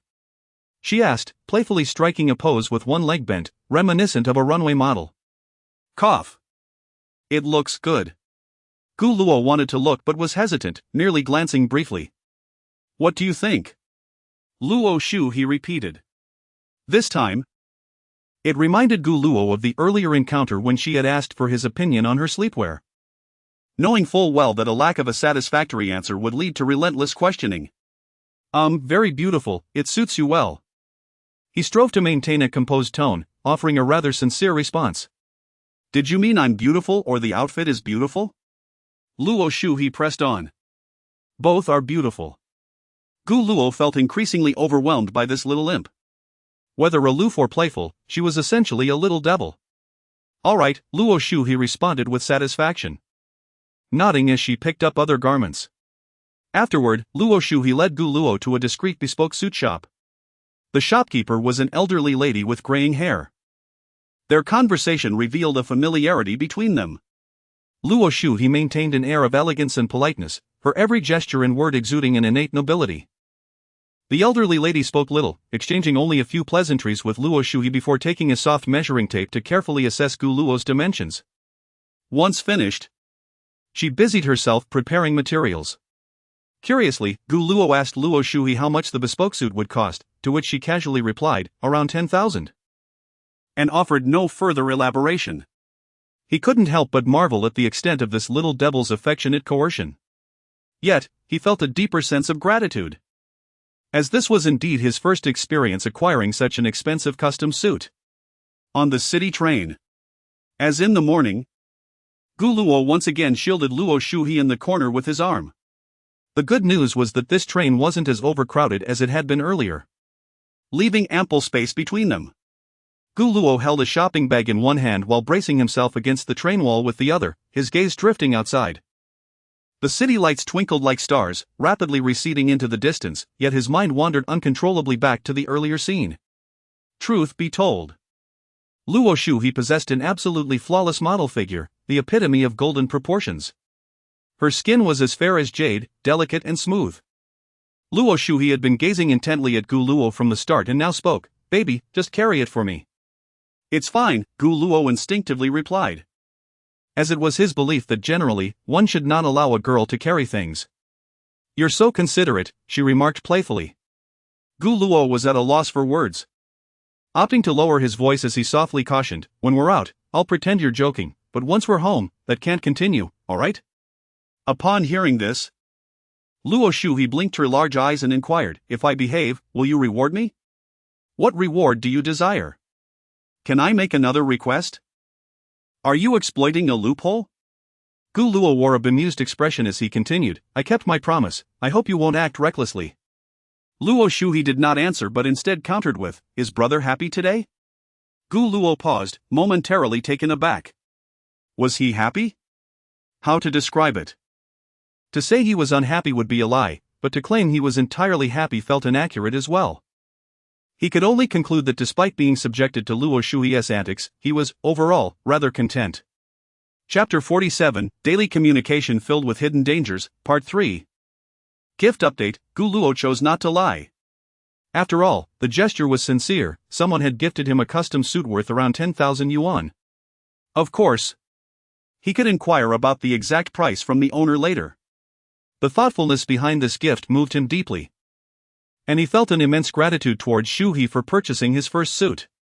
As long as my brother is happy, I am happy too, Shuhi said lightly yet with utmost sincerity. After a brief pause, she lifted her head and smiled faintly. After all, we were once husband and wife. What? Who? Gu Luo was taken aback, disbelief etched on his face. What kind of husband and wife? There was no way it could be some so-called past life or reincarnation. He recalled the disdainful glances Shuhi had cast before. Moreover, he simply wouldn't believe it. Perhaps it was best to discuss it later that evening. The words we were once husband and wife echoed in Gu Luo's mind throughout the night. After dinner, he leaned back on the sofa, his gaze distant, consumed by thoughts surrounding that phrase. His mind raced like a wild horse, careening through a myriad of whimsical ideas. Was it time travel? Rebirth? A past life? A parallel universe? Or was it merely a mischievous joke from Shui? His imagination soared with various fantastical possibilities. The notion of marriage was a profound shock. Coupled with Shu He's recent behaviors and her elusive demeanor, Gu Luo felt as if a curious kitten was incessantly pawing at his heart, leaving him restless. This intense curiosity drove him to yearn for the truth. Just a few more hours until midnight, when everything would be revealed. He could finally confront Shu He and discuss their feelings openly. Stinky brother. Stinky brother. I'm calling you. Gu Ximan glared at Gu Luo, who was lost in thought on the sofa, her cheeks puffed with indignation, resembling an inflated little balloon. She reached out, tugging at his ear, and shouted, "Stinky brother." Ah! Gu Luo jumped up in surprise from the sudden shout. After regaining his composure and realizing it was Gu Ximan beside him, he wore a helpless expression. Why are you shouting so loudly in my ear? Ha! Gu Ximan, even more infuriated by his response, once again seized his ear, resembling an irate little cat. Every word squeezed out between clenched teeth. I have called you so many times. Brother, are you feeling unwell? Something seems off since you returned today, inquired Luo Shunning with genuine concern from the other side of the sofa. Meanwhile, Luo Shua sat quietly, her eyes fixed on the television screen, her expression blank, as if everything around her held no significance. As for Luo Shuling, she was enjoying a relaxing bath in the bathroom, indulging in her own leisurely time. Sorry. I just zoned out, haha.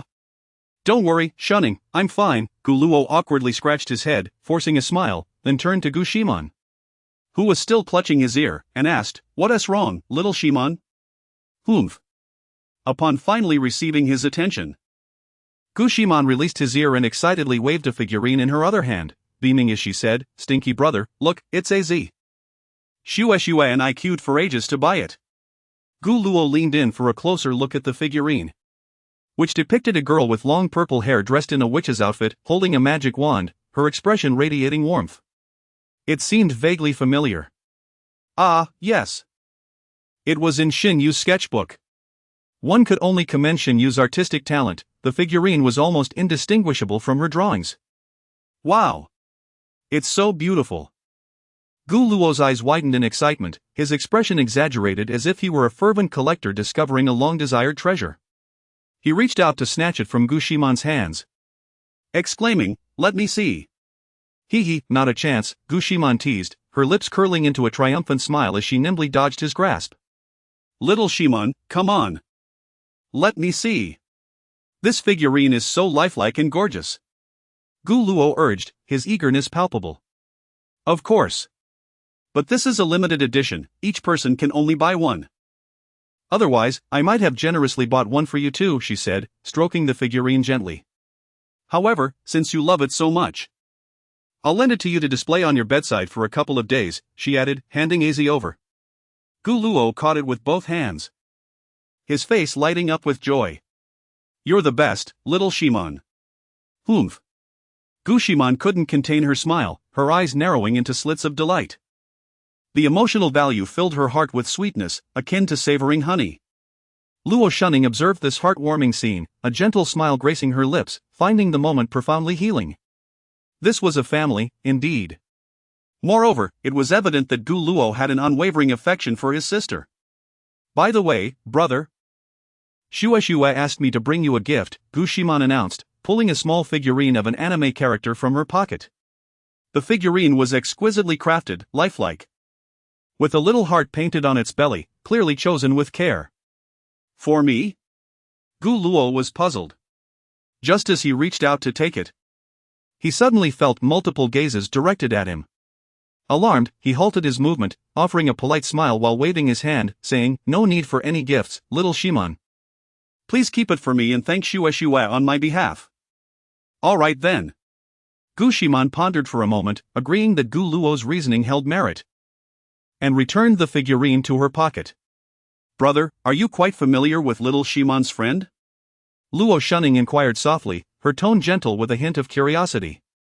I've only met a few times, Gu Luo answered candidly, as it was indeed the truth. They had crossed paths only during middle school, exchanging polite pleasantries and brief small talk, but nothing more. Moreover, Lu Shua appeared to be quite shy, often hiding behind Gu Ximan like a timid little rabbit whenever they met. I see. Luo Shunning smiled warmly, her expression serene, satisfied with the response. And had no intention of pressing further. Unbeknownst to Gu Ximan, who was oblivious to the subtle atmosphere, she casually asked Gu Luo, by the way, brother. What did you have for lunch with your classmates? Is it delicious? Upon hearing this question, Gu Lu let out a silent sigh within. Here it comes. The moment of deception has arrived. I truly detest lying. The discomfort of deceiving one's family is unbearable. The hot pot was quite enjoyable at that restaurant. Gu Luo feigned calmness, striving to make his voice sound natural. Internally, he fervently prayed, please don't ask, I beg you. It seems that what one fears most is indeed upon them. Which restaurant was it? Next time, Shua and I will join you. What was the name again? Let me think. Gu Luo pretended to ponder, his brow slightly furrowed, while in reality, he was desperately contemplating which restaurant to mention. Come on, think. After observing Gu Luo struggle to recall for a while, Gu Ximan lost interest. Forget it, his memory is truly dreadful. Phew, finally. Just as Gu Luo felt a moment of relief, he was suddenly interrupted by Luo Shunning's voice. Brother, did Juer eat a lot of tripe? She absolutely adores tripe with sesame sauce. Although Luo Shunning's tone remained gentle, to Gu Luo, it struck like a thunderbolt. His heart raced, uncertain whether this was a deliberate test from her. However, under normal circumstances, she shouldn't contact Xinyu over such trivial matters. That. I didn't pay much attention to her. Gu Luo deemed this the safest response. He endeavored to maintain a composed expression and steady voice, yet inside, he felt as anxious as a bird startled by the bowstring. I see, all right.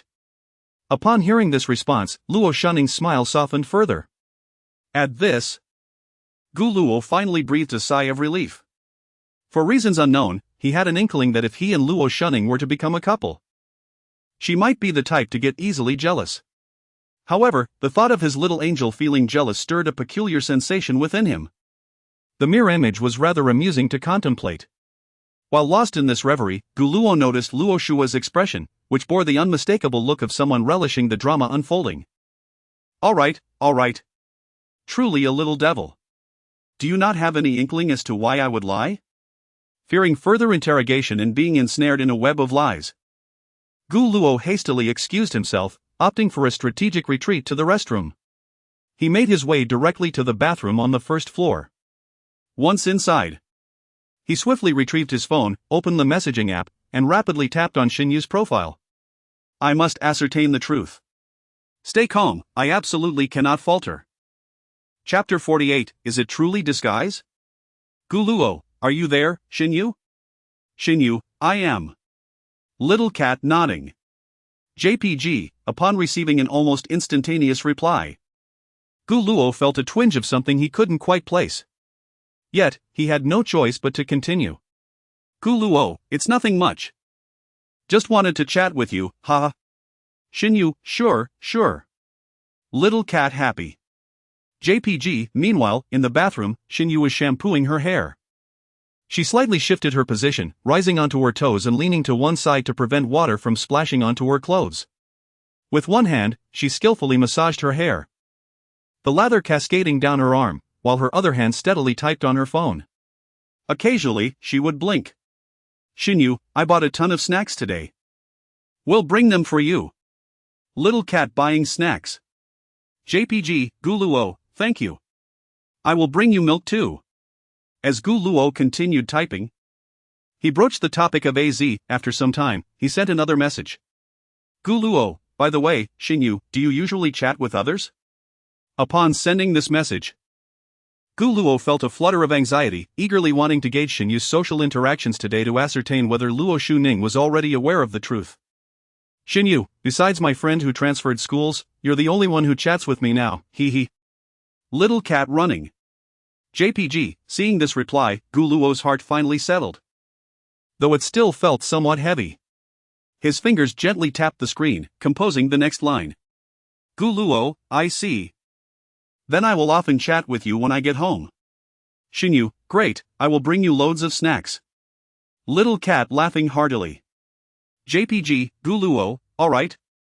I need to wash up now, see you at school. Xinyu, yes, see you at school. Little cat waving.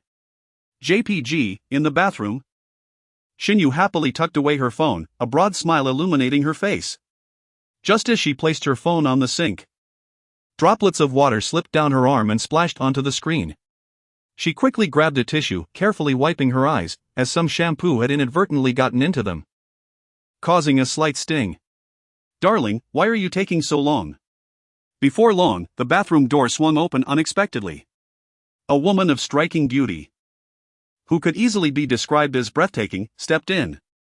She appeared remarkably youthful, with fair, smooth skin that seemed to glow, reminiscent of a girl in her late teens. Her figure was nothing short of perfect, exuding a luxurious and languid charm with every graceful movement. Mommy, I'll be done soon, Xinyu said with a smile. Why are you suddenly so cheerful? The woman approached Xinyu, gently running her fingers through her damp hair, her gaze filled with affection. You don't need to worry about that, Mommy. Xinyu lowered her head bashfully, though a smile lingered on her lips.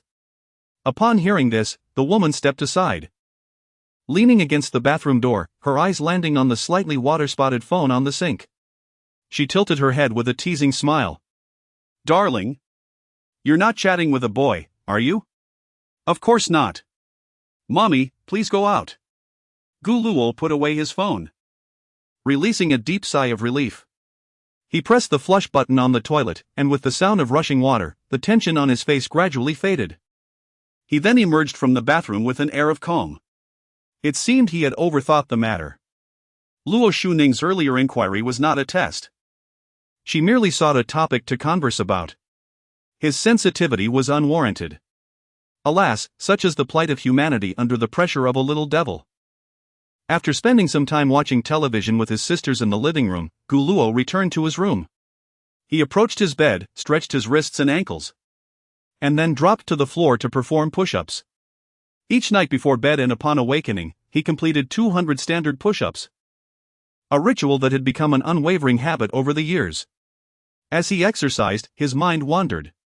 What exactly was Luo Shui? The enigmatic individuals were the most vexing. Yet, fortunately, he would uncover the truth tonight.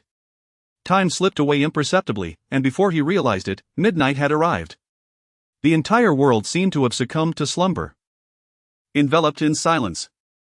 Gu Luo cautiously pushed open his bedroom door, ensuring the corridor was clear before stealthily making his way to Luo Shui's bedroom. With a gentle push, the door creaked open. For some reason, he felt a sense of being a thief in the night. Entering the dimly lit room, Gu Luo quietly closed the door behind him. The only illumination came from the bedside lamp, casting a soft glow akin to a dim moon. Luo Shui reclined on the bed, her gaze fixed intently on him. Gu Luo felt a shiver run down his spine under her unwavering stare.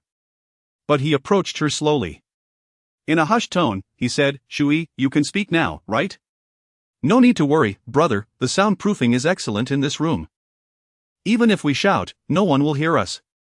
Luo Shui smiled slightly, patting the space beside her on the bed, her voice soft. Brother, please sit. Gu Luo instinctively glanced at the nearby desk, only to discover that the two stools that had once been there had vanished without a trace. Left with no choice, he stood. Noticing this, Luo Shui said nothing further but sat up a bit straighter, addressing him directly. You must be quite curious about our past, right? Indeed. Gu Luo nodded. Well then, let me be straightforward. Upon hearing this, Gu Luo focused intently, even his breathing becoming somewhat labored. Actually, you and I were not just married previously, we had 2 daughters, one plump and one slender, both exceedingly adorable. Luo Shui's words reverberated in the stillness of the room, like a stone thrown into a tranquil lake, creating ripples of astonishment. Gu Luo could only respond with sheer shock. Daughters? 2 of them? The revelation was utterly staggering, his mind felt blank. Luo Shui continued, eventually, brother. You lost all your memories. Gu Luo swallowed hard, his throat dry and uncomfortable. And then? There was no and then, I encountered a faithless man, who completely forgot about me. Gu Luo fell silent, taking a deep breath in an attempt to regain his composure. After a lengthy pause, he managed to force a smile and asked, so? When did we get married? When did we have our daughters? In this lifetime, that's impossible. If you mean in a past life, well, that's also hard to believe unless you provide more compelling evidence. I've already spoken the truth, brother can choose to believe it or not, Luo Shui shrugged, adopting an indifferent demeanor. You dear lady, let us avoid the riddles, shall we? Gu Luo said impatiently, tugging at his hair, growing increasingly agitated. You must understand. If this were a fictional world, the author would surely be vilified for such riddles. Please, just tell me. One could not help but marvel at his brother's imaginative leaps. That little devil. Luo Shui pondered for a moment before suddenly smiling. Then, if you kneel and propose to me, I will tell you everything. At her words, Gu Luo grit his teeth in frustration, eventually exhaling a resigned sigh. That won't do. If you refuse to speak, I have no recourse. Let us see where this goes. From that moment on, the room sank into silence. After a considerable time, Gu Luo finally spoke slowly. Let us discuss the second matter of importance. Shuhi, I owe you an apology. Why? Luo Shui raised an eyebrow, her eyes revealing a hint of confusion. I should not have simply rejected you by saying, I prefer gentle girls. You were right, everyone has the right to pursue happiness. Moreover, I must clarify that I equally appreciate the usually aloof Luo Shui. Even when subjected to that lethal gaze, I do not feel repelled, rather. It evokes an inexplicable thrill within me. Therefore, my concern lies not in you resembling Shuning more, but in fearing that you might drift further away from Shuhi. You truly need not disguise yourself, just be yourself. I will also take your feelings seriously. Listening to these heartfelt words and observing Gu Luo's earnest expression, Luo Shui remained silent for a considerable time. Eventually, she gave a faint nod, her demeanor cooling in an instant, before instinctively crossing her long, elegant legs. Seeing the familiar Luo Shui, Gu Luo finally sighed in relief, only to hear her emotionless voice. Then, how will you atone for your transgression, elder brother? What? Gu Luo momentarily froze. On the train, why were you bending down? Luo Shui alluded, stopping short of elaborating further. Upon hearing this, Gu Luo's face flushed crimson. Could he be blamed for that situation? Sighing, he pondered before awkwardly saying, Ahem, very well. How about I grant you one more request, Shui? That works. Once again, silence enveloped the room. I shall take my leave now, Gu Luo said, standing up to depart. Elder brother, she called softly. What is it? At that moment, Luo Shui revealed a faint smile and gently said, Good night. These two words floated like a gentle spring breeze, tickling the ears. In that instant, Gu Luo felt a wave of disorientation. Perhaps it was the effect of spending an entire day in close proximity to Luo Shui, but he could genuinely sense the tenderness hidden within those words. So, was the daytime persona of Luo Shui merely a fade? The sweetness in her calling him baby, the slight tension when she linked her arm with his. The seriousness in her gaze while drinking coffee, and on the train when she asked him, Are you happy today, elder brother? If elder brother is happy, I will be too. Were these moments of tenderness and playfulness truly just a ruse? Chapter 49, Luo Shunning wishes to invite Gu Luo to spend money, 3-in-1. Gift update, the following day, Sunday. The morning sun danced playfully through the gaps in the curtains, spilling into the room, accompanied by the crisp sound of the alarm clock. Gu Ximan slowly opened her drowsy eyes. However, just as she managed to lift her eyelids halfway, they seemed to be tugged back down by some unseen force. She unconsciously let out a soft murmur, her voice sweet and laced with the languor of just waking. Then, as if struck by a sudden thought, she opened her eyes wide and sat up straight. Today was an important day. She was to accompany Shui entailing her troublesome older brother to ascertain whether he was indeed on a date with Shunning. As a devoted younger sister, Gu Ximan had been closely observing her brother's interactions with Shunning over the past week, yet she had found nothing particularly unusual. Aside from cooking together, their encounters were relatively scarce. However, she could not afford to be careless. After all, both of them were exceedingly charming, one radiating youthful vigor and the other exuding grace and beauty. Who could guarantee that, after prolonged interaction, peculiar thoughts might not arise? Xiao Man. Are you awake yet? At that moment, Gu Luo's voice drifted in from outside the door. Awake! Gu Ximan quickly leapt from her bed, slipped her little feet into her slippers, and dashed to open the door. Clang! As she swung the door open, she made a silly face, dramatically rolling her eyes downwards and playfully sticking out her pink tongue. Her long, chestnut hair, tousled from sleep, cascaded over her shoulders, adding an unexpectedly innocent charm, making her appear as if she had stepped straight out of a fairy tale. Yet, upon seeing the figures standing outside, her smile froze instantly. Her troublesome older brother stood at the threshold, looking somewhat helpless, with Luo Shunning beside him, stifling a laugh. Cough! Gu Ximan quickly cleared her throat to mask her embarrassment. Having spent years with Gu Luo, many of her small habits had unconsciously been influenced by him, such as this cough to cover awkwardness. At that moment, Luo Shunning stepped forward and gently brushed Gu Ximan's disheveled hair, chuckling, "You are so adorable, little sister." Of course, Gu Ximan replied, always believing herself to be the most charming little girl in the world. She then turned her gaze toward Gu Luo, her big eyes blinking eagerly. Gu Luo snapped out of his daze and immediately understood her intent, breaking into applause. "Xiaoman, you did great. You woke up all by yourself today, without needing me to call you." Oof. At his words, Gu Ximan proudly raised her chin, a triumphant smile gracing her face. Although she knew such praise was a bit childish, she simply adored hearing her older brother commend her. Each time she did, her heart felt as sweet as honey, brimming with happiness. This was something she often boasted to Lu Shue.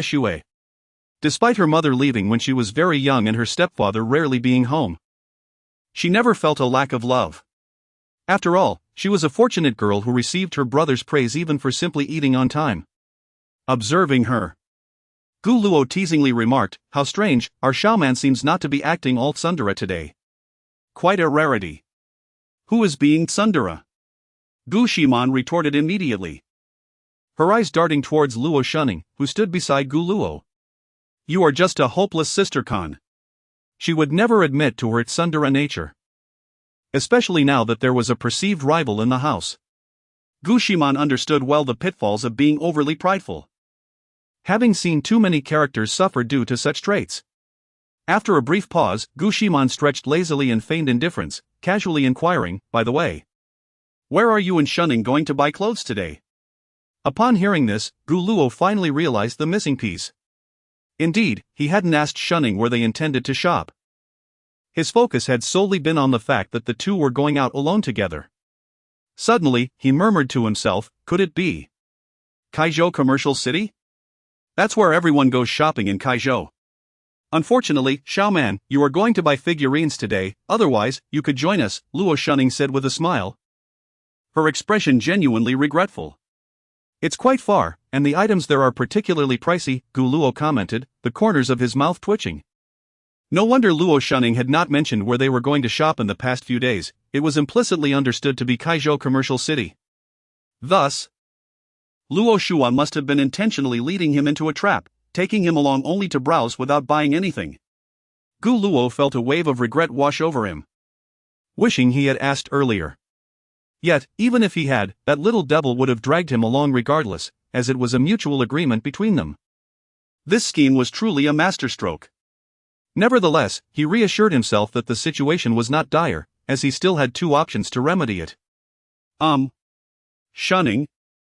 How about we pick a different place?" Gu Luo awkwardly suggested, forcing a somewhat unnatural smile. "Ha? Why?" "Well." Gu Luo began to search for a suitable excuse, only to realize there was none. He eventually settled on, "The clothes over there are too expensive, it wouldn't be worth it. Let's go somewhere else." "No need to worry about it, dear brother. I have quite a bit of pocket money and seldom have opportunities to spend it. I am more than willing to treat you," Luo Shunning said, her warm smile revealing her intentions. After a pause, she felt her words might have been too forward. So she continued, "Besides, I want to buy something for my little sister too. The quality of clothes at the commercial city is the best." At this, Gu Luo found himself at a loss for words. All right. Both the little devil and the little angel insist on showering me with affection.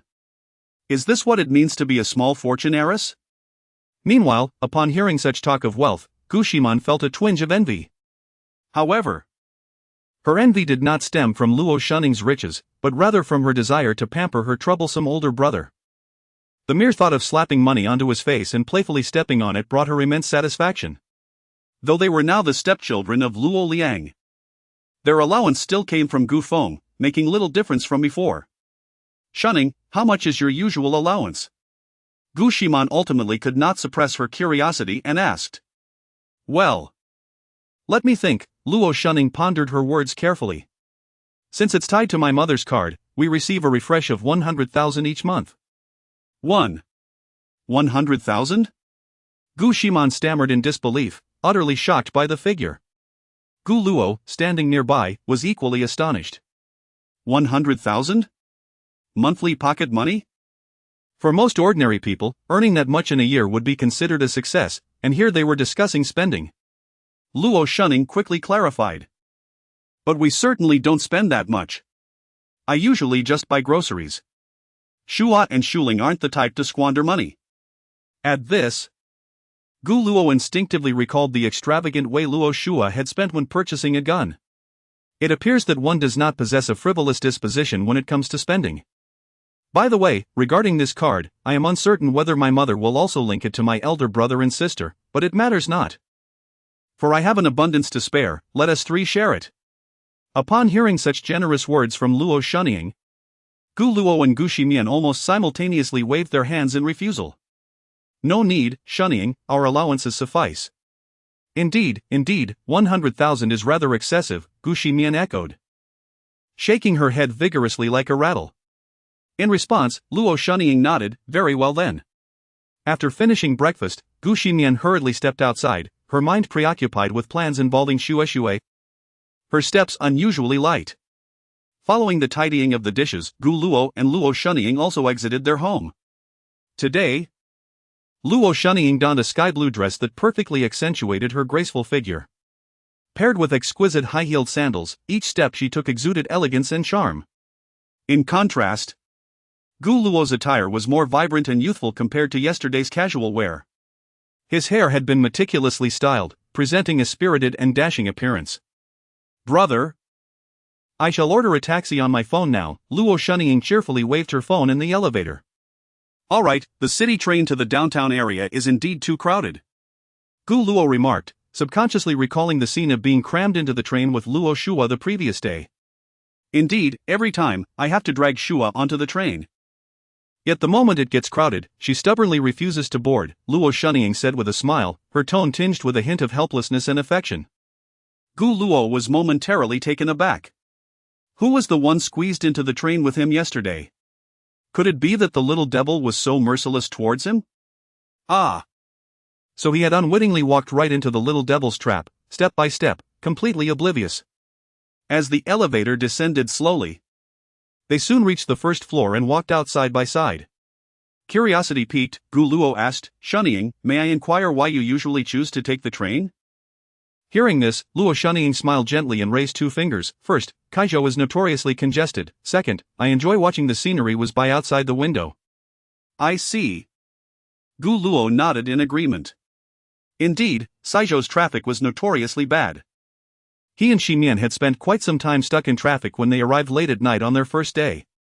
After a brief pause, Gu Luo asked, "Shunning, there is one more thing I am quite curious about. In school, I presume not many are aware that your mother is our mother as well?"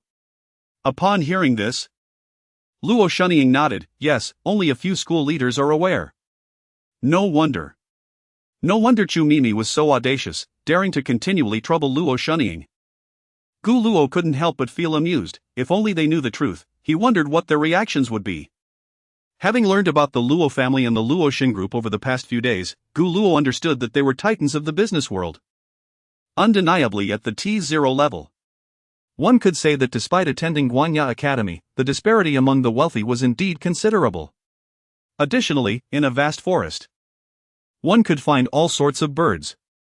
After observing Chu Mimi and her cohort for several days, Gu Luo realized they were merely envious of Luo Shunning. Although they knew the rumors were baseless, they still used them as an excuse. Some women could truly be frightening.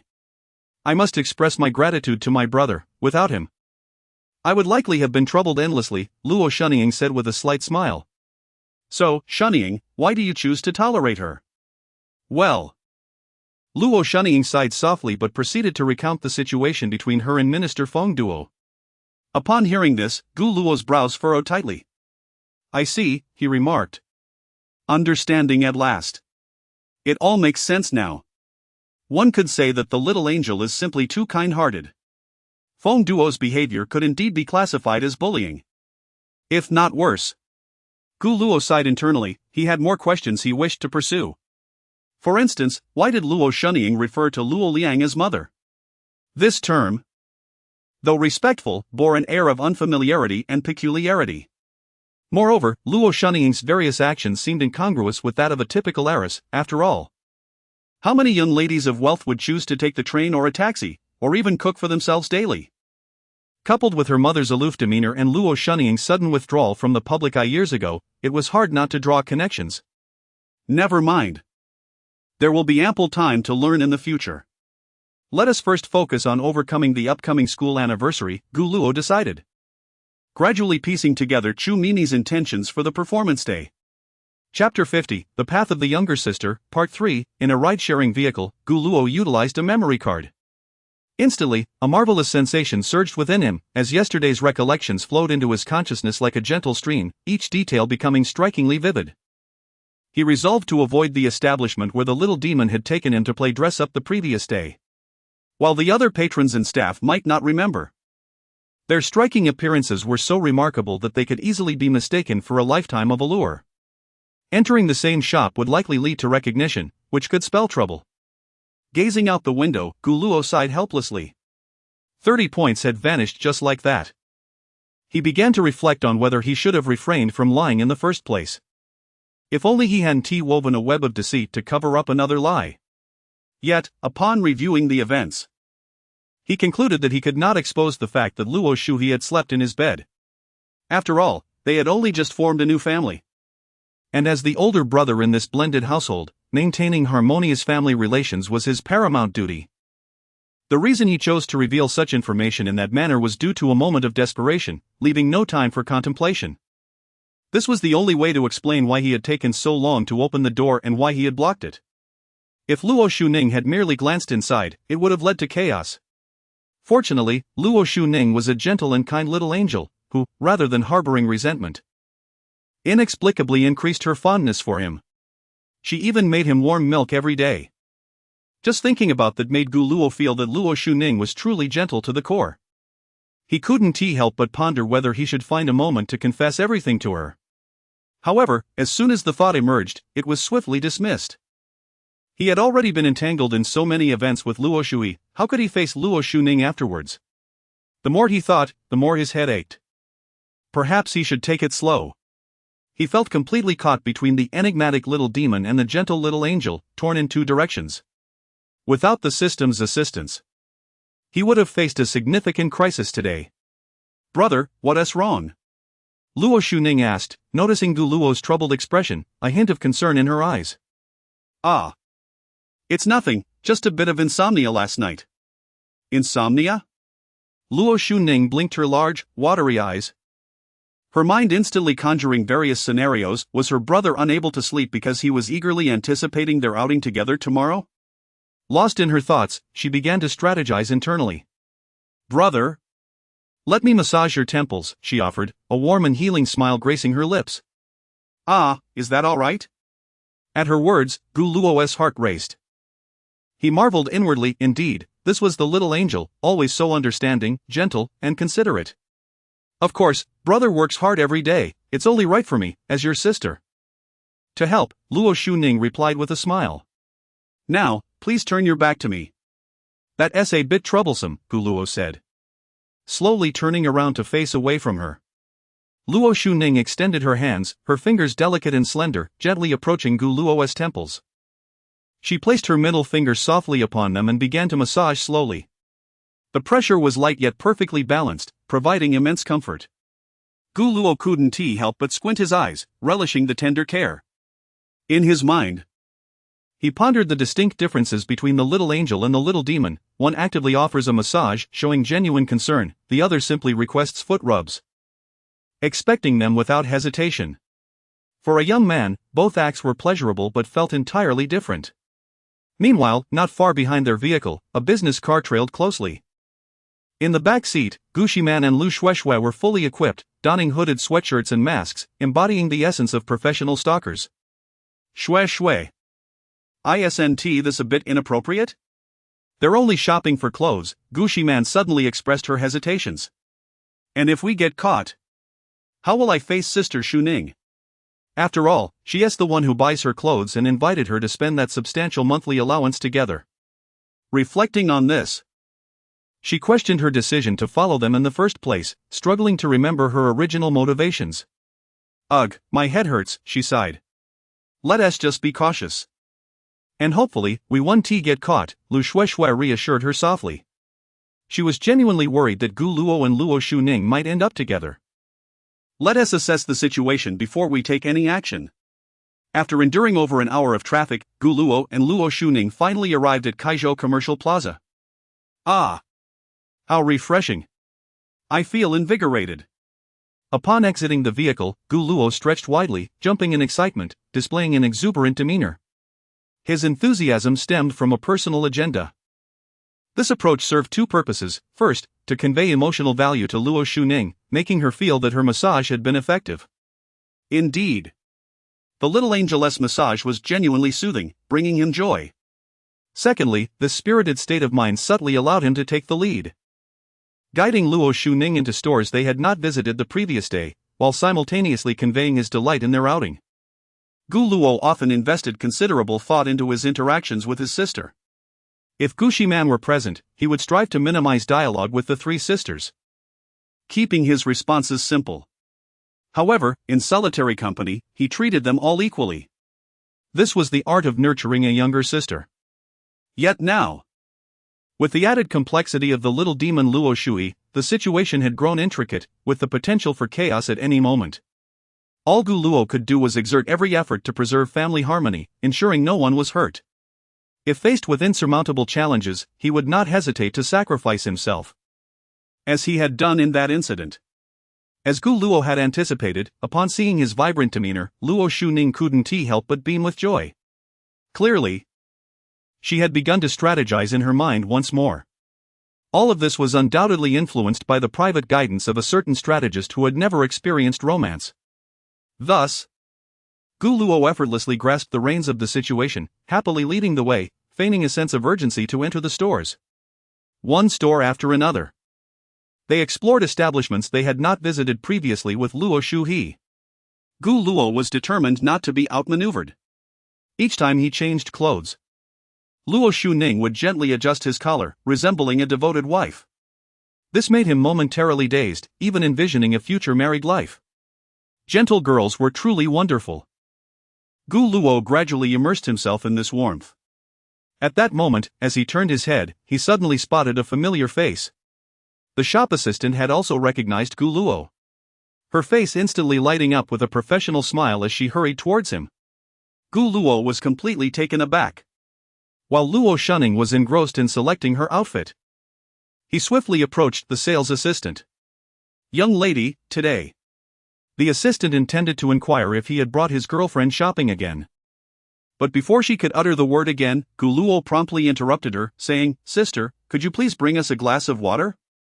"Ah, certainly." The assistant smiled faintly, somewhat puzzled by the urgency emanating from this young man, yet she politely complied. She then waved to the already turned away Luo Shuning. Upon noticing this, Luo Shuning displayed a look of confusion but still nodded in acknowledgement politely. Meanwhile, Gu Luo felt a twinge of anxiety, hastily urging the assistant to fetch the water. He silently lamented to himself, wondering how it was possible to encounter a familiar sales assistant when he had not visited this store the previous day. A blunder indeed. Chapter 51, The Little Devil's Secret Move 1. Gu Luo inhaled gently, turned around, and displayed a perfectly measured smile while gesturing for Luo Shuning to drink. Upon noticing this, Luo Shuning smiled faintly, nodded slightly, and resumed her focused selection of clothes from the rack. Observing her, Gu Luo swiftly approached the salesgirl. as if propelled by an unseen force. At that moment, the salesgirl had just finished pouring water. "Here you go, young man, the water is ready, half hot, half cold. If you prefer it not warm, I can get you some more." "Warm is fine, thank you," Gu Luo replied politely as he accepted the cup. It must be noted that such thoughtful service undeniably encourages customers to shop willingly. Yet, a question lingered: how was this salesgirl here? In his mind's eye, Gu Luo distinctly recalled that she should have been in the third store to the right on the adjacent street. Curious, he inquired, "Excuse me, but I thought you were in the store across the street?" "The two shops are run by relatives, and when this one got busy, I came over to help," the salesgirl explained with a smile. "Ah, I see. Life is full of surprises," Gu Luo mused, realizing that had he not intervened earlier, things might have taken a turn for the worse. With this thought, he decided to employ a little self-deprecating strategy. Could I trouble you for a favor?" he asked, feeling slightly bashful. "Sure, go ahead," the salesgirl replied, intrigued. "Well, I'm actually feeling a bit down today, so..." Gu Luo paused, scratching the back of his head before continuing. "I'm a bit hesitant to talk to other girls right now, especially someone as beautiful as you. Would it be possible for you not to greet us later?" "Oh, I understand. No problem at all," the salesgirl said, waving her hands dismissively with a smile. "I'll step over to the other side and not disturb you two lovebirds." Inside, she was elated, realizing that the young man found her attractive. She then took on the role of an older sister, imparting wisdom. "Young man, cherish the people around you." "Yes, I understand. Thank you," Gu Luo replied, feeling a rush of warmth. Having successfully navigated the potential disaster with the salesgirl, Gu Luo returned to Luo Shunning, balancing 2 cups of water with a light-hearted stride. At that moment, Luo Shunning was intently comparing 2 remarkably similar garments. Upon seeing her brother return, she smiled brightly and asked, "Brother, I think both of these look great on you." "They truly are lovely," Gu Luo said, placing 1 cup of water on a nearby stool before naturally taking the 2 garments from her hands. "Shunning, have a sip of water, it's warm." "Okay," she replied, taking a drink while her bright eyes scrutinized Gu Luo. "What is wrong?" Gu Luo felt a little bashful under her gaze and instinctively looked away. "Nothing. Just thinking how incredibly handsome you are, you look good in anything," Luo Shunning teased, playfully winking before suggesting, "How about you let me pick out the new styles from this store for you, and you can try them on one by one?" Well..." Gu Luo stammered, momentarily at a loss for words, his expression a mix of amusement and disbelief. He vaguely recalled someone mentioning earlier that they didn't frivolously spend money. "Alright, you don't spend on yourself, but you'll spend on your older brother, right? Aha, I've uncovered the capitalist's sweet trap. I must resist the temptation." Gu Luo joked, wary of Luo Shunning possibly taking cues from Luo Shua and embarking on a shopping spree. After all, having one little devil was enough. The sweet angel must not be led astray. "I'm not joking, I genuinely wish to buy you an entire wardrobe," Luo Shunning said earnestly, her eyes brimming with sincerity. After a moment, she added with a gentle smile, so sweet it could melt ice, "But of course, I'll listen to my brother." Upon hearing her words, Gu Luo felt as though Cupid's arrow had struck his heart, leaving him in a daze. How could anyone resist such a charming angel? She had him completely at her mercy with her adorably obedient demeanor. After completing the payment and stepping out of the store, Gu Luo chuckled, "Shunning, I have enough clothes. Let us go pick something out for Xiaoman." "But I still want to buy you a few more," Luo Shunning insisted, still reveling in the joy of choosing clothes for Gu Luo. Pointing to her flawless feet, Gu Luo replied, "That's enough, besides, you're wearing heels today. We shouldn't walk too much, or your ankles will hurt tonight." Upon hearing this, Luo Shunning immediately nodded in agreement, feeling warm inside. Her brother was incredibly considerate and thoughtful. Despite her enthusiasm for shopping, he had selflessly chosen to abandon further exploration out of concern for her comfort. As she pondered this, her affection for Gu Luo swelled, akin to a rising tide. The thoughts of a tender-hearted girl often reflect warmth, especially towards those close to her, filled with genuine goodwill. Seeing Luo Shunning acquiesce, Gu Luo sighed in relief, his heart calming as the potential crisis had been averted. He truly feared another unexpected twist. Today, There would be no mishaps. However, just as Gu Luo settled into this thought, Luo Shunning chimed in, "By the way, brother, since we're here, let me take you to customize a suit. There's a small shop nearby that does excellent work." At her words, Gu Luo felt a wave of darkness wash over him. Was the little devil truly digging a pit for him regarding suits? Surely that little angel would know the owner as well. If they went there, it would undoubtedly lead to disaster. Clearing his throat, Gu Luo quickly devised a strategy. Then smiled and said, "Shunning, let us save that for next time." His voice carried a hint of regret but also anticipation, as he genuinely enjoyed shopping for clothes with her. He preferred to postpone the suit purchase for their next outing. If they bought everything at once, there would be no reason to go out together again. "Why do I feel like a scoundrel?" he thought, grappling with the price of deceit. Every step felt precarious, as if walking a tightrope where one misstep could lead to calamity. "Alright then, that is fine. I also enjoy shopping with you, brother," Luo Shunning responded, utterly defenseless against his charm. Her heart danced with joy, feeling utterly fulfilled. Gu Luo, though internally anxious, maintained a gentle smile as he said, "Then let us go buy clothes for Xiaoman." "Okay," she agreed, and thus, the two began their excursion into the realm of women's fashion. "Shui shui. I told you, my brother and Shunning are just out shopping for clothes. It is now time for me to purchase some clothing. I truly wish to select a few pieces." Not far away, Gu Ximan smiled leisurely at her companion, Lu Shueshue. Indeed, Gu Gu and Senior Shu Ning appear to be nothing more than ordinary siblings.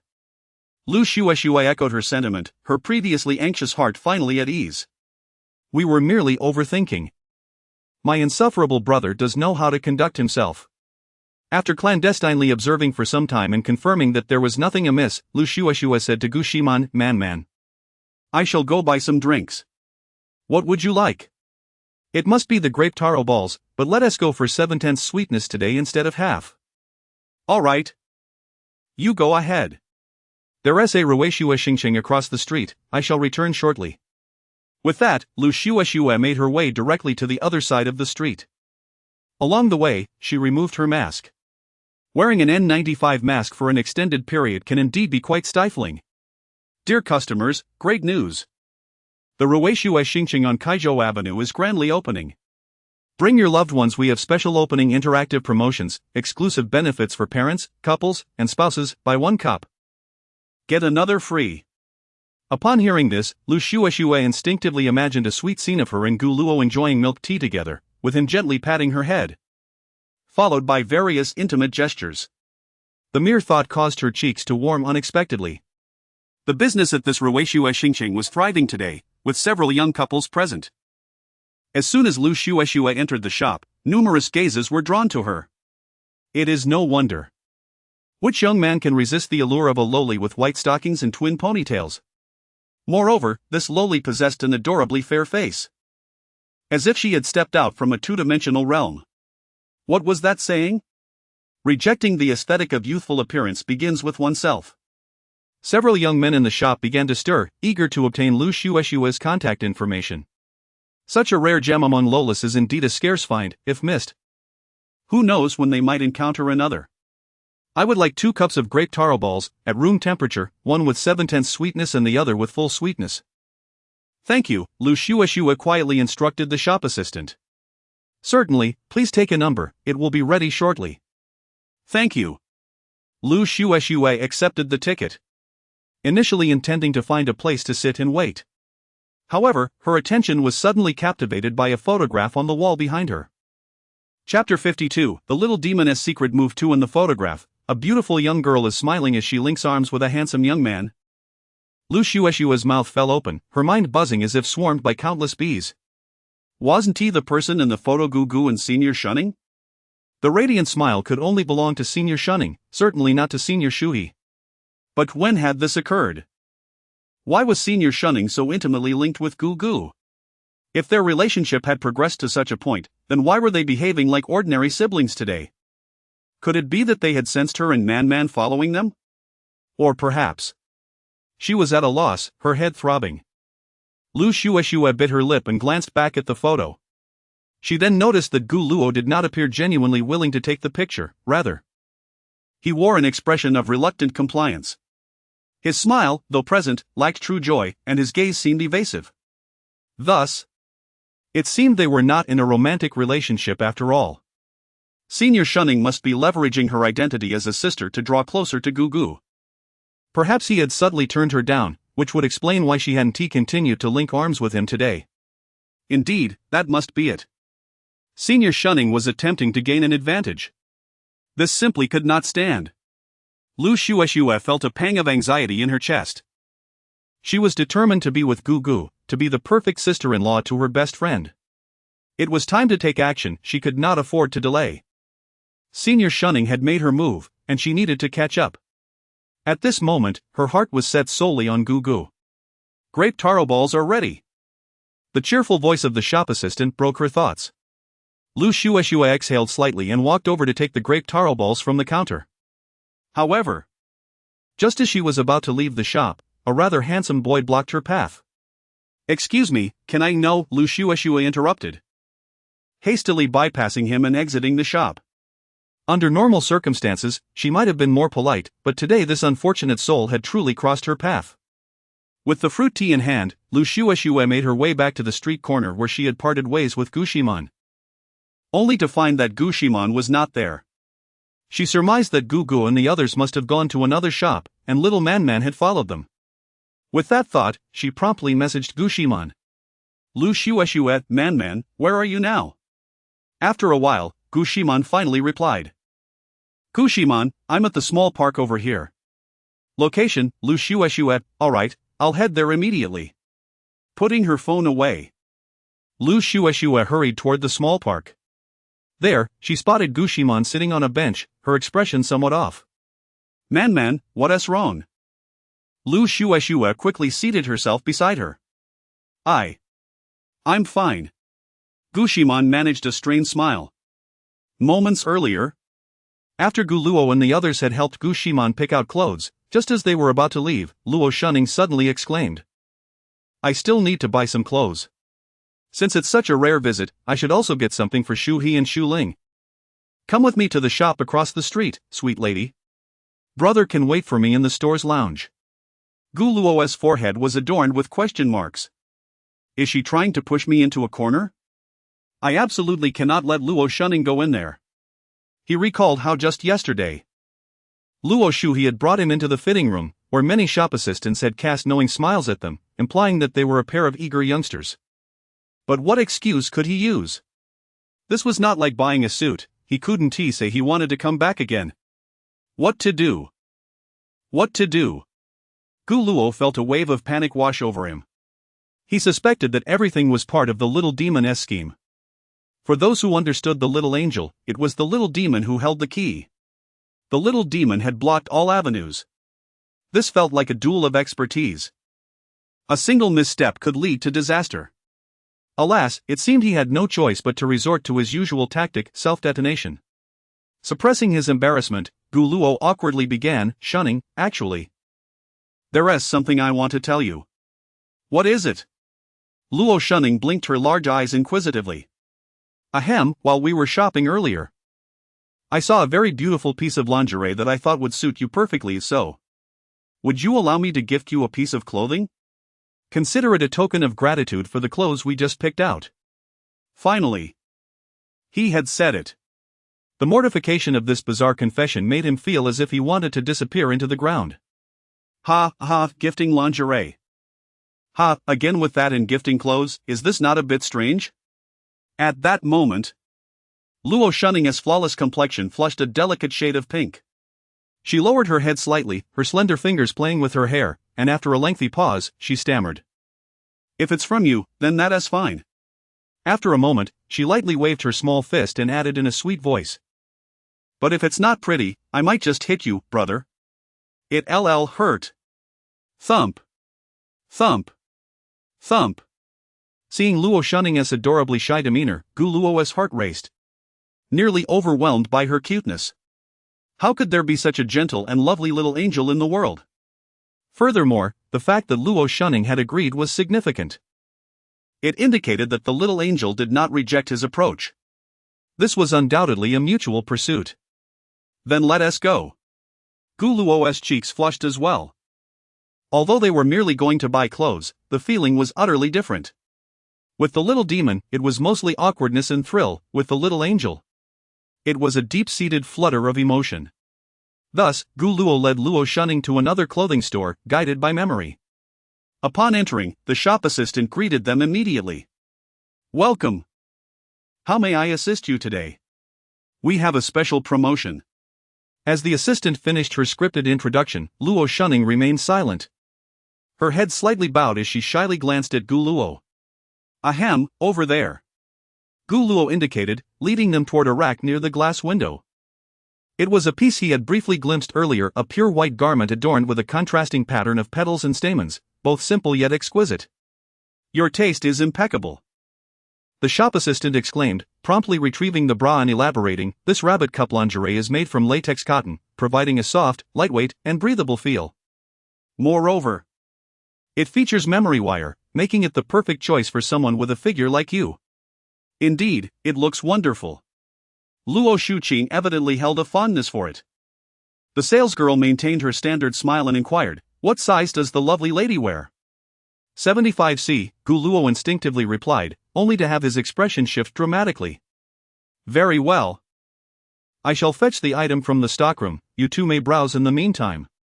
After offering a slight smile to the pair, the salesgirl turned and departed. At that moment, Luo Shuqing's cheeks flushed a deeper shade of crimson. She gazed at Gu Luo, speechless for a considerable time, her heart brimming with embarrassment and astonishment. How could Gu Luo possibly know her bust size? Had he noticed? Was it possible that during their cooking sessions, Gu Luo had This was truly mortifying. The more she pondered, the more flustered she became, her earlobes gradually turning a vivid red. "Shuqing, please allow me to explain." Gu Luo lamented, feeling as though he could weep, wishing to slap himself for his blunder. Now, it seemed impossible to clarify the situation. Should he confess that he had secretly observed her measurements in anticipation of gifting her lingerie? No need.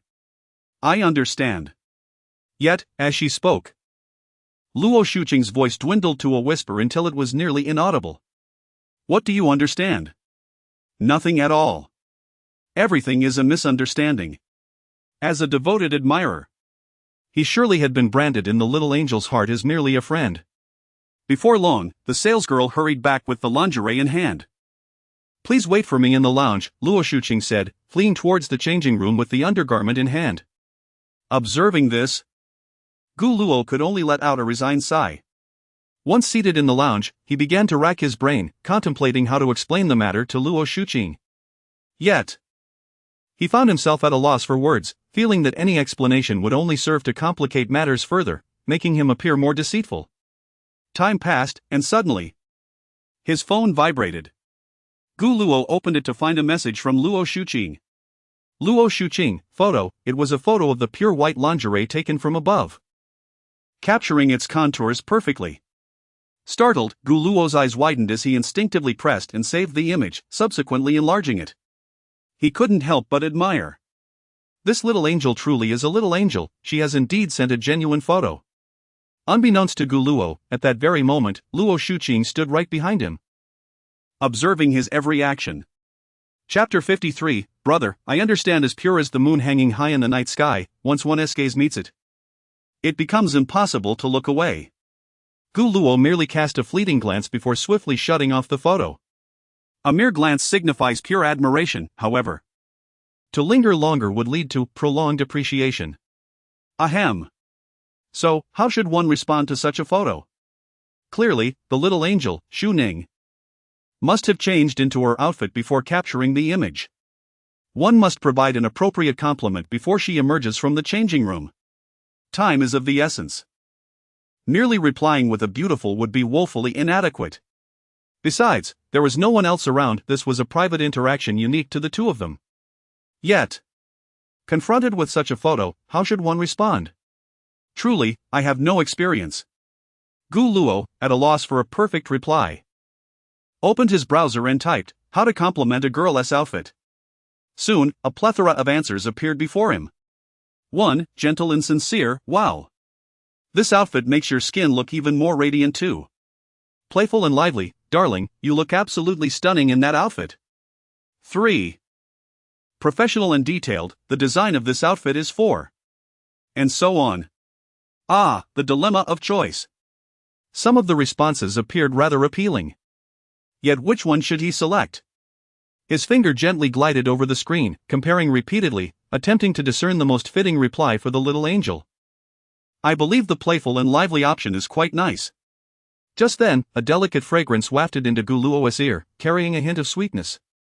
Indeed. I think this Gu Luo instinctively responded, but before he could finish, his voice abruptly faltered. His expression froze in place. He then turned his head stiffly, akin to a rusty robot.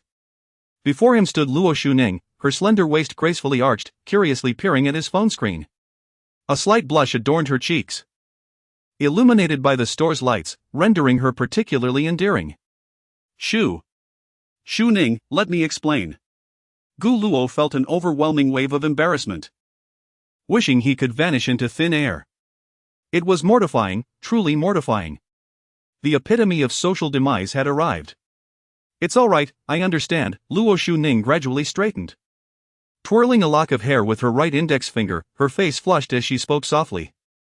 So, you really don't need to feel too awkward. After a pause, she continued, also, I apologize, brother, I didn't mean to do this. I was just debating whether to send you the photo directly or show it to you in person, and while I was pondering, I ended up behind you. At that moment, Gu Luo gazed up at Luo Xuning from a 45-degree angle, feeling as if she radiated a gentle, divine light. What a blessing it was to have such a little angel, he felt saved. This felt almost surreal. He knew Xuning was incredibly gentle, considerate of others. But he hadn't anticipated her to be so tender-hearted. To apologize under such circumstances. Luo Xuning genuinely didn't mind these matters. Or rather, she was not averse to Gu Luo's actions at all. He was so gentle, so handsome, and such a good cook, selflessly giving of himself. Even willing to engage in a charade for her school celebration performance. This authenticity added a deeper, youthful flavor to their interactions. Moreover, Gu Luo was inherently shy. Possessing a timid nature despite occasional awkwardness, she found this contrast endearing, evoking a sense of affection. Of course, all of this was confined solely to Gu Luo. However, it must be noted that this sentiment was exclusive to him, an exceptional, warm-hearted elder brother. Should it have been anyone else, it would have been pure harassment. Such is the nature of the world, the same actions can yield vastly different interpretations depending on the charisma of the individual performing them. Xuning. Gu Luo slightly averted his gaze, momentarily at a loss for words. I'm here, Luo Xuning replied with a gentle smile. Xuning, thank you. I realize I have many actions that are rather unseemly. I appreciate your patience with me. Gu Luo spoke earnestly, sincerity imbued in his words. Whether regarding the earlier incident or today, although both were acts of self-sabotage to avoid an awkward scenario, they were undeniably cringeworthy. Brother, it is I who should express gratitude to you. A waft of fragrance enveloped him as Luo Xuning settled beside him, speaking softly, as an elder sister. I often find myself wishing to shoulder everything alone. I also owe so much to Shu He and the others, so I strive to treat them all fairly. But it's genuinely challenging. For instance, after dining out with Shu He today, I didn't dare to tell Shu Ling, thinking I would take her out next time. Among various other matters. Sometimes, those closest to us are the ones we are most conscious of regarding these details. Everyone desires equal or even greater affection. And brother, you often find yourself caught between the four of us. It must be quite burdensome for you. There must be many times you sacrificed for our feelings, right? Brother, I understand. This marked the third time Luo Xuning had uttered, brother, I understand, today. Gu Luo listened intently, his heart swelling with emotion. If one did not genuinely care for their sister's feelings and welfare, who would willingly compromise their own dignity? He was not devoid of pride. Rather, he believed it better to endure embarrassment himself than to see his sisters disheartened. No matter how awkward or humiliating it may be, a smile would eventually see it through. At that moment, Gu Luo finally comprehended why he held affection for the little angel. It was not merely her exquisite gentleness. It was her ability to understand him from the depths of her heart. Even without knowing the concealed truths, she still empathized with him. With such a sister, what more could a brother desire? Fortunate to have her, he cherished, adored, and trusted her. After sharing these heartfelt thoughts, the two sat in serene silence on the sofa, savoring each other as presents. The air around them seemed to stand still, with the world reduced to the sound of their shared breaths and heartbeats. Their feelings intensified uncontrollably, akin to a roaring flame, growing ever brighter. Gu Luo felt an unprecedented sense of lightness and emotion within him. Xu Ning, the little angel, truly understood him. After a moment of quiet, Gu Luo suddenly spoke. Xu Ning, before we head home, would you accompany me to buy something? You're likely more familiar with it. Sure. Chapter 54, The Pact Between Best Friends. As someone reveled in the exquisite tenderness brought by a little angel. Two innocent souls on a park bench had already succumbed to their emotions. I am absolutely not affected, Gu Ximan exclaimed, taking large bites of her grape taro balls. Chewing vigorously. Honestly, I'm not fazed at all. Who would be upset just because their annoying older brother accompanied another girl to buy clothes? Ha! It's hilarious. It's merely a shopping trip. As she spoke, she puffed up her rosy cheeks and stomped her foot in frustration. It's just clothes. My brother used to wash my clothes every day. With her head held high, she wore a proud expression, attempting to use her past glories to assert her indifference. So this is nothing. I am not at all affected. Ah! Gu Ximan's anger intensified as she fantasized about biting her brother, Gu Luo, to death. Bite, bite, bite. To death. To death. Upon hearing this, Lu Shueshue, also indulging in grape taro balls, found herself equally unsettled. She was uncertain about the current state of her brother Gu and Senior Shunning's relationship. Although she believed her own appearance and charm rivaled that of Senior Shunning, she lamented that the latter had the upper hand, having established a connection first. I must take the initiative, I cannot delay, she thought. The only way to approach Gu was through Ximan. Quietly, she murmured, I'm sorry, Ximan. Rather than let other girls benefit, I promise I will treat you twice as well. I swear I will help you pursue the boy you like in the future. With a vow echoing in her heart, Lu Shueshue softly comforted Gu Ximan. Ximan, you don't need to worry too much. It's just a shopping trip, it's really no big deal. However, upon hearing this, Gu Ximan not only failed to calm down but became even angrier. He hasn't bought me anything in ages. My brother is such a heartless scoundrel. Ximan, I recall you once mentioned that you didn't want Gu to buy for you because you found his choices too tacky. Always preferring clothes with panda patterns. Lu Shueshue cautiously added. Though her heart was in turmoil, her instinct to defend Gu Luo compelled her to speak up. Ah! Gu Ximan found herself momentarily speechless, her face alternating between white and red. Yet, she instinctively retorted, if I didn't want my brother to buy for me, why couldn't he just secretly get me something? If he forced it upon me, I wouldn't throw it away. Ultimately, it was his foolishness that led to this. When she received those clothes, she merely wanted to act a bit spoiled, throwing out remarks about how tacky they were and that he shouldn't buy for her anymore. In the end, her words backfired, and Gu Luo took her seriously. Now, she couldn't bring herself to ask him directly. Having tasted the bitter fruit of her pride, she regretted it deeply. Then, Ximan, how about this? Lu Shueshue carefully considered her words and said softly, tomorrow, I'll prepare some snacks, and we can deliver them to Gu's class. You mentioned that Gu doesn't want to reveal his relationship with Senior Shunning at school. This way, the school becomes your domain. What do you think, Ximan? Upon hearing this, Gu Ximan pondered for a moment and then displayed a deeply touched expression. She set down her grape taro balls and immediately embraced Lu Shueshue, gratefully exclaiming, exactly. That way, school will be our territory. Shueshue. You're truly my best friend for waking up early to make snacks for me. I adore you. As she spoke, she planted a kiss on Shueshue's cheek and cheerfully added, don't worry, I will definitely help you pursue that senior. If you lie, you're a puppy. Then she kissed her again. Oh, Shueshue, your cheeks are so bouncy, just like jelly. I must take advantage of this before you start dating. Otherwise, I might miss my chance. Hearing this, Lu Shueshue blinked her large eyes, her long eyelashes fluttering, and instinctively replied, even if I start dating, Ximan. You can kiss me whenever you want. Gu Ximan quickly waved her hand, shaking her head vigorously like a rattledrum. That won't do. I don't want to inadvertently kiss the senior you like. At this, Lu Shueshue bit her lip, caught in hesitation. If Ximan and Senior Shunning were indeed like siblings, that would complicate matters. She wouldn't have the heart to intrude.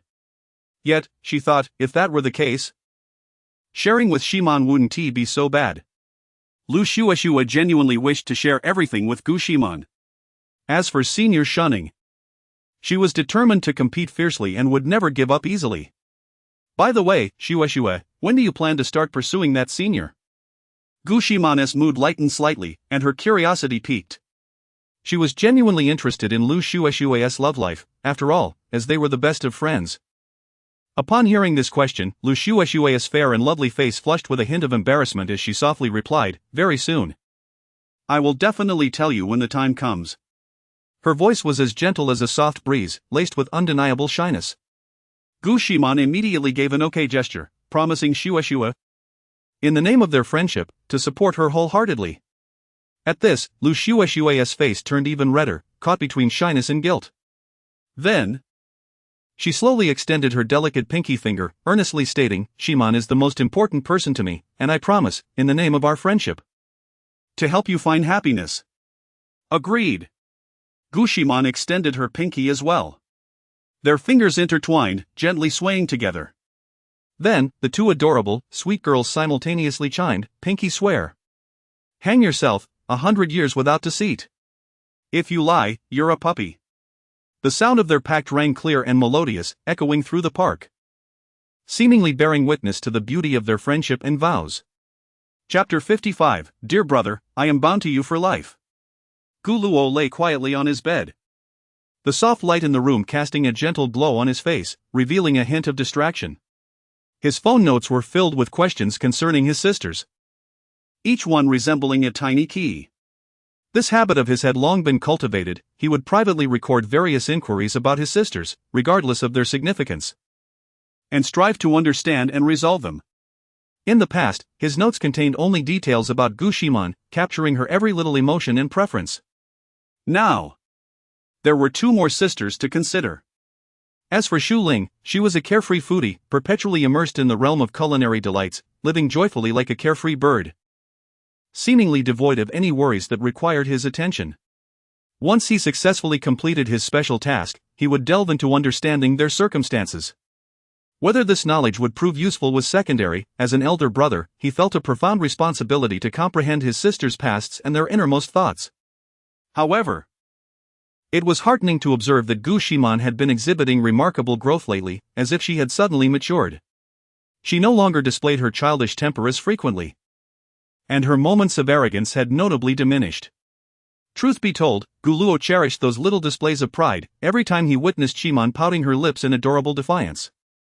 His heart was gently tugged by a tender hand, overflowing with affection. Ah, Ximan had grown up.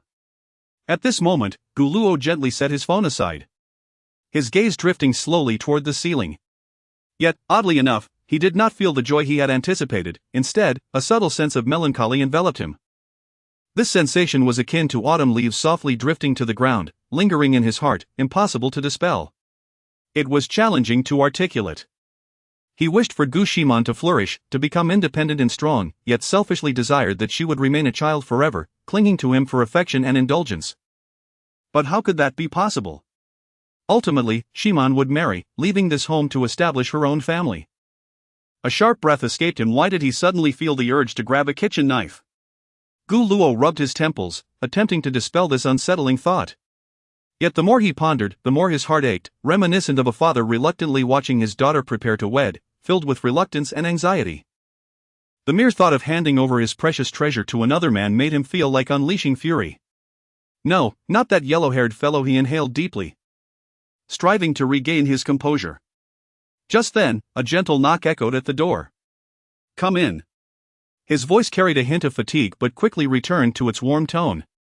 The door creaked open to reveal Gu Ximan, cradling a pink basin as she stepped inside. "What's the matter, Ximan?" Gu Luo straightened up. At his inquiry, Gu Ximan's cheeks flushed slightly, and she shyly replied, "Dear brother, please wash my clothes." "Why not just leave them in the bathroom?" Gu Luo responded, somewhat perplexed. Currently, he was responsible for most of the laundry in the house, excluding intimate garments. "Dear brother, from now on, you must secretly wash my clothes," Gu Ximan insisted, her face growing even warmer. "Ah? Why?" Gu Luo inquired, curiosity evident in his expression as he instinctively glanced at the basin she held. Upon seeing the clothing adorned with a panda pattern, cute and cartoonish, he found himself momentarily taken aback. Noticing his gaze, Gu Ximan nearly bolted for the door in embarrassment. But recalling that he had accompanied another sister to shop for clothes today, her irritation flared. Summoning her courage, she feigned annoyance and remarked, "What are you staring at? Isn't this the same style you bought me last time?" Gu Luo scratched his head. "But I haven't seen you hang this set on the drying rack, is it new?" "Mind your own business," Gu Ximan huffed. Her cheeks puffed out adorably like a little squirrel. She wouldn't admit that her pride had led her to secretly purchase a few items and wash them discreetly. Not wanting to lose face in front of her dear brother. "That is not acceptable," Gu Luo sighed subtly, his expression tinged with complexity. "You're grown now. You must learn to wash your own clothes. Moreover, you'll eventually marry. I can't keep washing for you forever, can I?" Despite the reluctance swelling within him and the urge to lash out, some truths simply had to be articulated. He had no right to keep his sister by his side indefinitely. However, Gu Ximan exploded at his words. She hurled the contents of the basin at Gu Luo's face and shouted, "Gu Luo, listen well. Wherever you go, I shall follow. I'll eat your food, drink your drinks, spend your money, and live in your house. I am bound to you for life. Don't even think about shaking me off." Humph. With that, she stormed out without looking back. Gu Luo slowly removed the garments from his face, enveloped in silence. Yet, a subtle smile graced his lips, a smile filled with happiness and indulgence. "Ah, there is no way to deal with you. It seems I must earn money diligently. My dear sister is indeed adorable. If she wishes to cling to her brother, then I shall support her for a lifetime." Truth be told, he had no desire to pass Gu Ximan on to anyone else. "Yes, this is it. I will work hard to earn money and keep Ximan by my side, showering her with affection for eternity." Chapter 56. Anticipating our future together. After Gu Luo placed Gu Ximan's clothes into the basin, he returned to bed. It was still too early to wash them in the bathroom. The thought of being seen by the three sisters, Xu Ning, was utterly unbearable. He wished to avoid the mortifying scenes that made him want to bury his toes in the ground. Particularly, he could not allow that little devil, Xu He, to catch sight of him. Who knew what mischief she might concoct? He would have to wait until the deep of night when all were fast asleep to handle the situation discreetly. However, he mused that his recent encounters with clothing seemed rather excessive. First, he was dragged by that little devil, Xu He, to watch a show. Next, he received a photo from the angelic Xu Ning, and then, out of the blue, Ximan requested him to wash her clothes by hand. The more he thought about it, the more he felt something was amiss. It was as if an invisible thread intricately connected these three events. Xu He and Xu Ning's actions were somewhat understandable. Likely, it was Xu He playing mischief behind the scenes to create these situations. But what about Ximan? Why did she suddenly want him to wash her clothes today?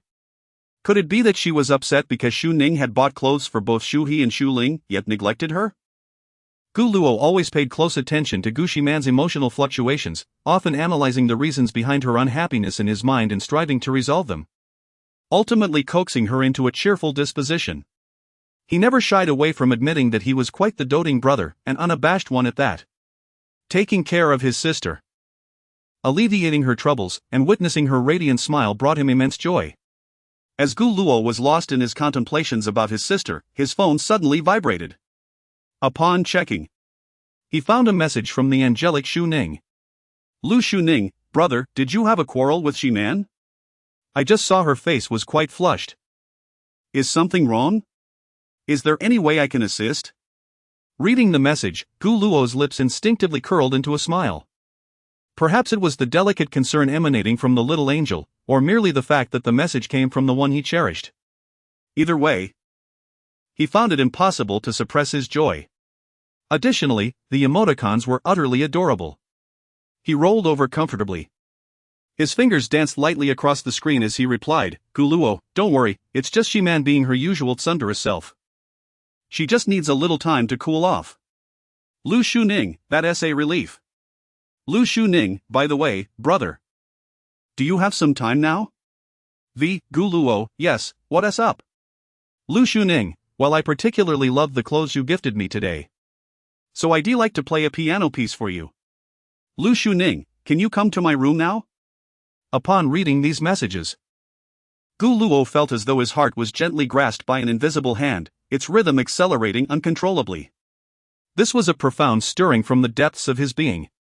Even when he had previously held Shuhi and a princess Carrie or engaged in various close encounters with her, he had never experienced such an intense heartbeat. Gu Luo recognized this feeling as genuine affection. The little angel, Shuning, needed only a few simple messages to ensnare his heart. The thought of soon being alone in a room with her filled him with unexpected happiness. He forced himself to quell the fluttering in his chest and hastily replied, "Gu Luo, sure. Lu Shuning, hurry, hurry. I have a surprise for you." "A surprise?" Gu Luo sprang up, eagerly wishing to rush over. Meanwhile, Ximan must be shut away in her room, rendering the corridor quite safe. As long as Ximan didn't become jealous, everything would be fine. He had already cautioned Shuhi beforehand about the potential for hurt feelings, so worrying was futile. As for Shu Ling, she was of little concern. He could boldly proceed to the little angel, Shuning's, room.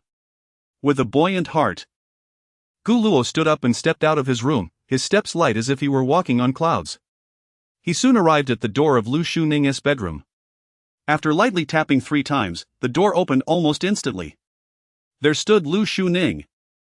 Her entire form hidden behind the door, her face flushed, appearing quite shy. Gu Luo found this puzzling. In his memory, Lu Shuning was not the type to feel bashful at his entrance into her room.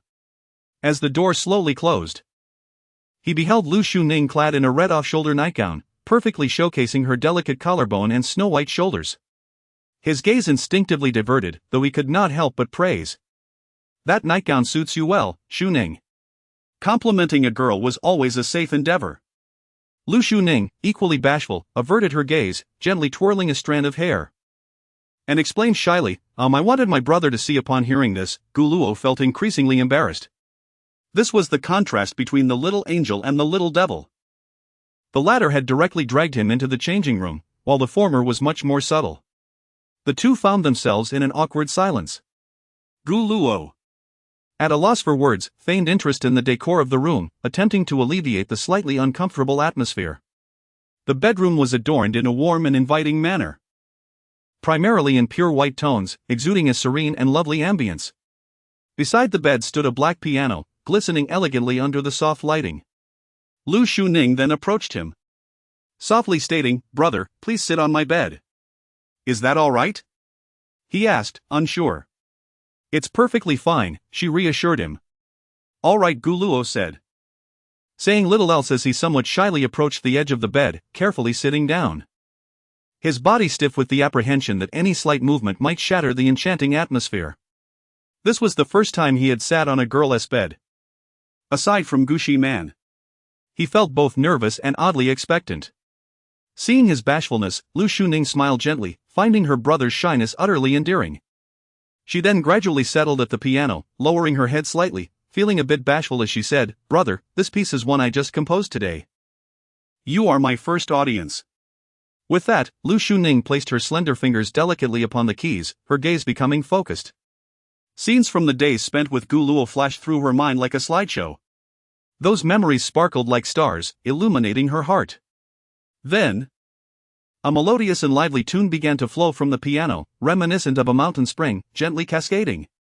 Each note seemed imbued with vibrant life, dancing and soaring through the air. Gu Luo sat quietly, as if the world had hushed, leaving only the enchanting piano melody lingering in his ears. He felt an unprecedented purification of his spirit, all worries and fatigue dissipating in that moment. Soon, the rhythm of the piano quickened, transforming the originally gentle melody into something more impassioned, filled with youthful vigor and sweetness. He could sense the delicate emotional transitions of a young girl within this composition. From initial shyness and anticipation to later determination and fervor. The entire piece conveyed a singular message: affection. Gu Luo's inner emotions were thoroughly stirred by the enchanting melody, his heart rising and falling in tandem with the rhythm of the notes. Were it not for the unique nature of their current relationship, he would have longed to unveil the sentiments concealed within his heart and confess his feelings to Luo Shunning. Yet, he felt it was still too soon. Emotions require time to settle and accumulate, the future is long, and he was willing to wait patiently. The piece was not lengthy, and Luo Shunning soon completed her performance. Turning her head, her cheeks flushed, she smiled softly. "Brother, did you find it pleasing?" "Exceedingly delightful," Gu Luo replied without a moment's hesitation. "I'm glad you liked it. However, this composition is not yet finished. Once it is complete, I shall invite you to listen to it again," Luo Shunning said, her slender, graceful legs instinctively drawing closer, her face growing even redder. "All right." Gu Luo, witnessing the adorable and bashful demeanor of the little angel, felt as though his heart might leap from his throat, the sensation of infatuation intensifying. He instinctively averted his gaze and shifted the conversation, asking, "By the way, Shunning, what is the title of this piece?" At his words, Luo Shunning paused for a moment in silence before gradually rising to her feet.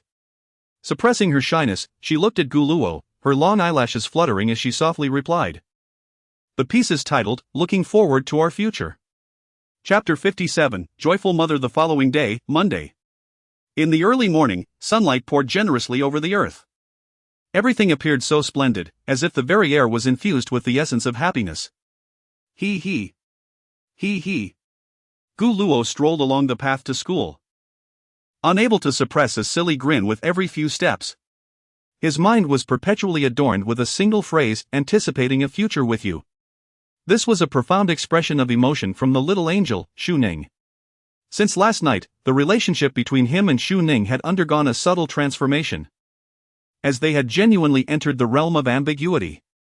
The faint yet sweet fragrance of affection enveloped him, leaving him blissfully adrift, unable to find his bearings. Take, for instance, the time they spent preparing breakfast together today. It was nothing short of excruciatingly sweet. Of course, nothing scandalous occurred, it was merely a matter of their eyes occasionally meeting, followed by shared smiles. Before long, those sweet glances seemed magnetically drawn to one another, converging once more. This delightful exchange continued back and forth, endlessly enjoyable. Each encounter of their gazes and smiles felt like adding a spoonful of honey to their pot of affection. The mere thought of it made Gu Luo break into another goofy grin. To an outsider, it would seem as though he had lost his wits over a romantic novel. "Good morning, Senior Gu." "Good morning, Senior Gu." "Good morning, Junior."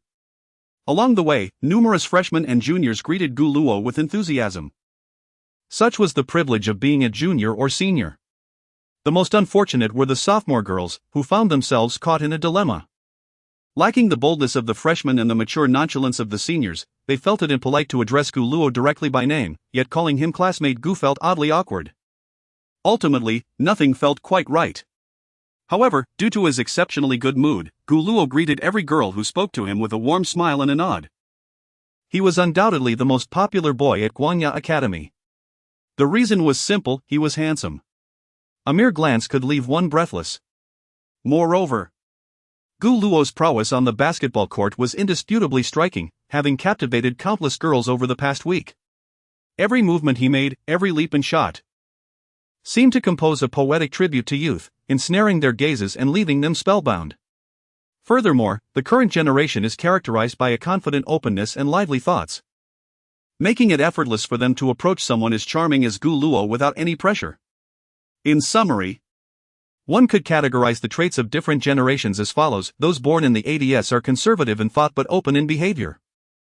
Those born in the 00s are open in thought yet conservative in behavior, while those born in the 30s exhibit both openness in thought and behavior. It is no surprise that contemporary stars pale in comparison to Gu Luo, who shines like a beacon of allure. Gu Luo, initially taken aback by the attention, gradually came to accept it over time. After all, possessing such charm was hardly his fault, the fault lay with the world itself. If possible, he would have kept his charm at a modest 9, only utilizing his charm boost card in exceptional circumstances. Gu Luo had begun to sense that this charm of 9 was somewhat peculiar, akin to possessing an enchantress's allure. He harbored serious doubts that the system was playing tricks on him. "Hello, senior. Hello, senior. Senior, you look even more handsome today, hee." After exchanging pleasantries with a small group of younger girls, Gu Luo finally entered the classroom. Not far behind him, Situ Wenyao clutched his heart. A healthy flush of excitement coloring his face. What a thrill! What pure bliss it was to experience such exquisite joy so early in the day. Situ Wenyao once again imagined himself as Gu Luo. In his fantasy, countless senior and junior girls greeted him warmly.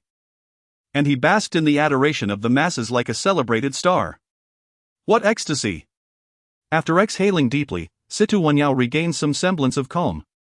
It was another day of being the campus heartthrob. As long as he could immerse himself quickly enough in Gu Luo's experiences, he could absorb every ounce of joy vicariously. Gu Luo was, without a doubt, his source of happiness. What's more, today there would be a physical education class. Just the thought of Gu Luo dashing across the court, surrounded by a throng of girls cheering him on, sent waves of excitement coursing through Situ Wenyao. This exhilaration felt like a volcano ready to erupt, blazing fervently within his chest. Bliss. Gu Luo remained blissfully unaware that his so-called best friend was indulging in such daydreams about him. Upon entering the classroom and settling into his seat, he habitually placed a bottle of milk on the desk of his deskmate, Xinyu. "All right," Xinyu smiled gently, then retrieved the friend fees from her drawer. There were strawberry cakes, chocolate chips, jellies, and various snacks, a delightful array of flavors that changed daily. After a week of camaraderie, they had grown quite familiar with one another, their relationship becoming increasingly harmonious. Xinyu's care for him was meticulous, akin to tending to a child. This thought prompted Gu Luo to jest, "Xinyu, I feel as though you're becoming my mother. How about I just call you Mother Yue from now on? It's too much, I can't possibly eat it all." Upon hearing the term Mother Yue, Xinyu paused momentarily before her face lit up as if a magical switch had been flipped. Sure. I'll bring less tomorrow." She even contemplated advising against excessive snacking for children but refrained. Hey! Xinyu had learned to seize the opportunity. Gu Luo expected Xinyu to share a playful banter. But to his surprise, she readily accepted the title, her demeanor indicating she was delighted by it.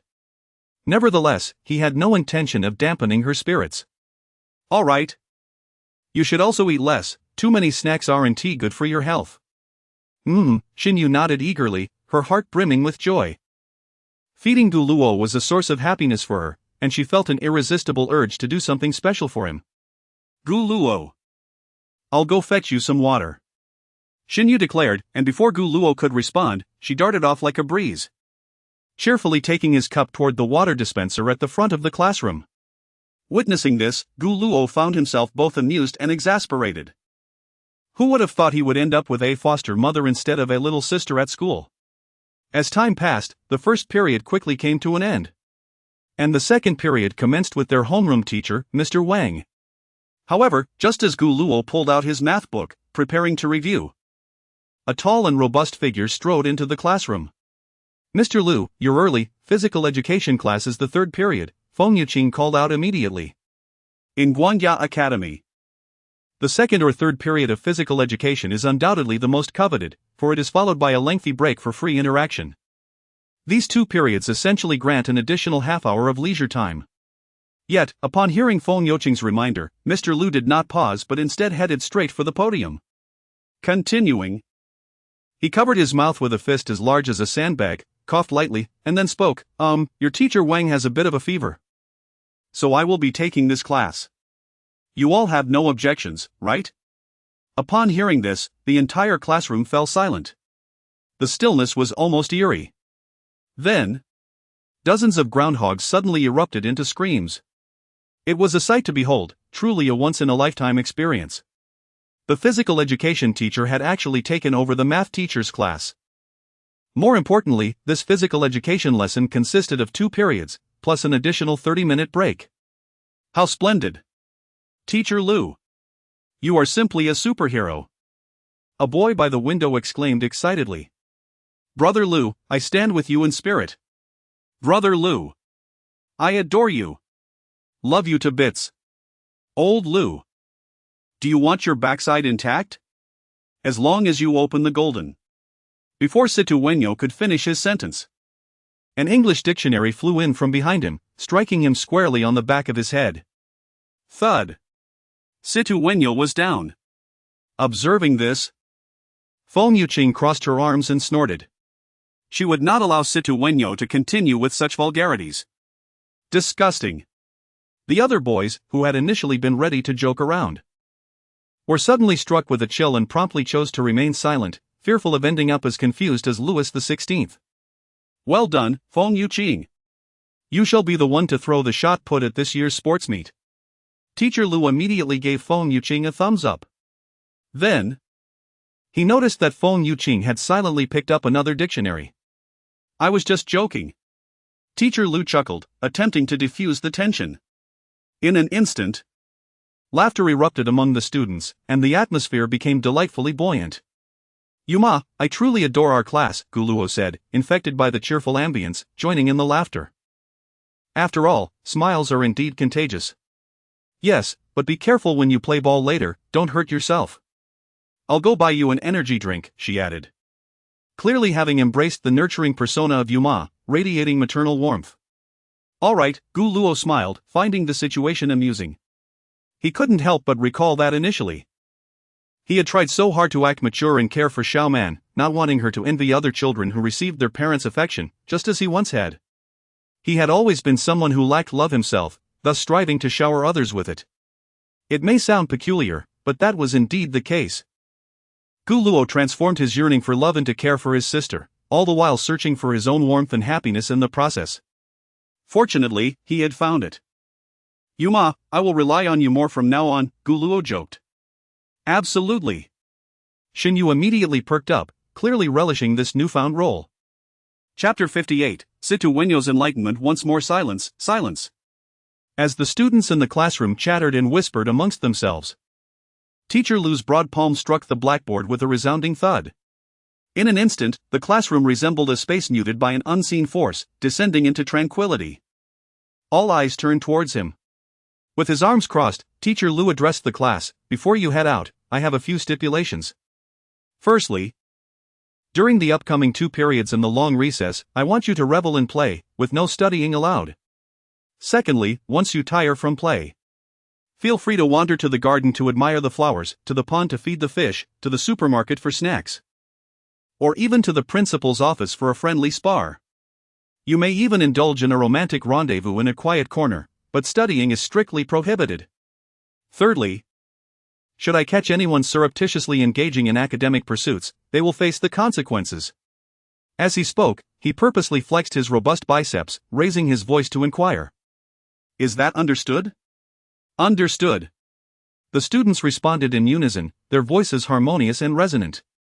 Their comprehension was not merely superficial, it was profound. Not loud enough? I ask. Do you understand? Teacher Lu seemed dissatisfied, prompting another round of shouts. Understood. This time, the boys in the class erupted with fervor, their voices booming as if they could shatter the ceiling and echo throughout the entire floor. Passers-by, curious about the commotion emanating from Class 28, peered inside. Upon recognizing the imposing figure of their physical education teacher, they nodded in understanding, their hearts brimming with envy. Teacher Lu was renowned in the school for his unconventional methods, often commandeering the main subject teachers' classes whenever they had prior commitments. He would then lead the students in vigorous activities, allowing them to unleash their youthful exuberance. His focus was on joyful education, firmly believing that students flourished best amidst happiness. He was the dream teacher of countless students at Guanya Academy. And Class 28 was among the fortunate ones. Alright, everyone, head to the gym to gather equipment. With a sweeping gesture, Teacher Lu issued the call to action. Most of the boys rushed out of the classroom in a flash, their speed reminiscent of famished beggars sprinting towards a food distribution center. Their joy was palpable. Although their daily school life was already quite relaxed, the prospect of abandoning their math class for a romp on the playground multiplied their delight. It was akin to how some might not particularly enjoy snacks, yet would relish them if they were pilfered from a friend. This thrill of stolen joy was undeniably exhilarating. Best friend. Best friend. As the other boys dashed towards the door, only Situwenyo made a beeline for Guluo. Best friend, no time to explain, hop on, he exclaimed, barely able to contain his excitement. Let us play basketball. Basketball. Basketball. The anticipation bubbled within him. Wenyo, I know you're eager, but hold on a moment. Guluo replied, a twitch at the corner of his mouth betraying his amusement.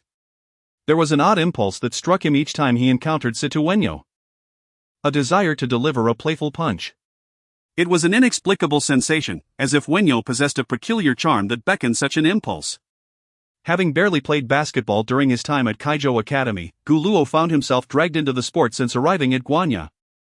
The timing was fortuitously aligned with the students' most leisure-filled intervals, leading to an increasing number of girls gathering to watch him play. Consequently, he gained a certain notoriety. Allegedly even attracting a fan club, though the truth of it remained uncertain. Best friend, I'm really in a hurry. Situwenyo's animated pacing quickened. Akin to a wind-up toy, unable to pause. It had been 2 long days since he had truly enjoyed himself. Weekends felt like an eternity, each moment laden with torment. Today, he was determined to indulge in joy, especially since physical education class was imminent, possibly even allowing them to play soccer with other classes. Basketball was exhilarating. Yet a change of pace was also appealing. Ah, that's a shame, Guluo responded, a hint of reluctance in his tone. I have to discuss something with my Yuma later. At this, both Situwenyo and Shinyu froze in surprise. Yuma? Situwenyo queried, intrigued. Hey. That's interesting, it seems he's gaining another mother, he mused. The ultimate form of immersion lies in embracing everything about another, enhancing the experience of joy. Shinyu, blushing, was caught off guard. She hadn't anticipated Guluo would refer to her as Yuma in front of others. Wasn't that just their little game? Guluo's implication felt ambiguous, and as she pondered, her thoughts became a delightful jumble, yet excitement and happiness prevailed. She realized she needed to play along, quickly affirming. Wenyo, I'm sorry, but I have to talk to Guluo shortly, so I can't join you for basketball right now. Her words held a mix of shyness and sweetness, as if savoring this unique identity. Ah. I see. Situwenyo's spirit deflated like a punctured balloon, stumbling back in dismay. Shinyu felt a pang of sympathy. She hadn't realized how much he wanted to play with Guluo. It struck her as a testament to the bond between good friends. Best friend. Please hurry with your talk. I'll hold on a bit longer. Situwenyo panted, his face etched with determination. As if bracing for an impending challenge. Seeing this, Guluo raised an eyebrow, perplexed. Hold on? What are you talking about? Why did he feel utterly bewildered by Wenyo's cryptic thoughts? Yuma, let us head to the playground, Guluo suggested to the still embarrassed Shinyu. He found himself unable to decipher Situwenyo's logic, so he opted to focus on the more pressing matters at hand. Alright, Shinyu agreed. Following Guluo as they exited the classroom, leaving Situwenyo to mutter to himself. Yuma. Suddenly, his eyes lit up as if he had stumbled upon a new world. Wait. This can be an opportunity. A chance for joy. He realized that Shinyu seemed notably more cheerful than before, often smiling, a stark contrast to her previous demeanor. Moreover, she was now the girl closest to Guluo, inciting envy among other girls. Continue immersing. Continue immersing. Now, as the most handsome transfer student at Guanya, he would not be swayed by superficial appearances. He could openly spend time with Shinyu without concern for others' opinions. Under his sincere friendship, she would blossom into a more open and confident person, planting the seeds of admiration within her heart. From this moment forth, her gaze would be solely upon him. Ah, delightful. Yes, this is the sensation. Oh, yes, oh, yes. Situwenyo felt a delightful tingling sensation coursing through his entire being. This unconventional position brought him exceptional pleasure. His dear friend? Truly a master of the art of pretense, effortlessly garnered the most genuine emotions and recognition from others. Subtle pretense, the most lethal of all. He embraced this position wholeheartedly. The deeper he immersed himself, the more he could profoundly appreciate his friend's mastery of this art. Situ Wanyao silently vowed to surpass his mentor, aspiring to execute the most flawless display of pretense in the near future. He had an intuitive sense that this day would arrive swiftly. When it did, he would undoubtedly leave everyone in awe, becoming the center of attention. Ah, exhilarating! Exhilarating! Exhilarating! In anticipation of even greater pleasure, he decided to gather his friends shortly to indulge in a bit of playful mockery on the soccer field. Chapter 59, Hakiyao. The sunlight filtered through the clouds like a delicate veil, while a gentle breeze swept through the campus, carrying the intoxicating fragrance of September blossoms. Gu Luo and Xinyu strolled side by side to a quiet corner near the garden on the playground. A place removed from the raucous laughter and frolic of their peers. Only the soft rustle of the grass in the wind and the occasional chirp of a bird could be heard. At that moment, Xinyu raised her hand to smooth her tousled bangs, hesitatingly asking, "Gu Luo, is it really okay for you to call me that in front of others?" She harbored a deep-seated fear of Gu Luo becoming the subject of gossip, particularly now that he was the most renowned heartthrob in the school, with every action scrutinized by countless admirers. "I'm sorry," Gu Luo replied, plopping down onto a stone bench. "It's fine, really," Xinyu almost blurted out. But her voice quickly dwindled to a whisper, however. "I'm afraid people might talk about you." Hearing this, Gu Luo patted the bench beside him and smiled gently. "We're friends, if it comes to it, we can just hang out together.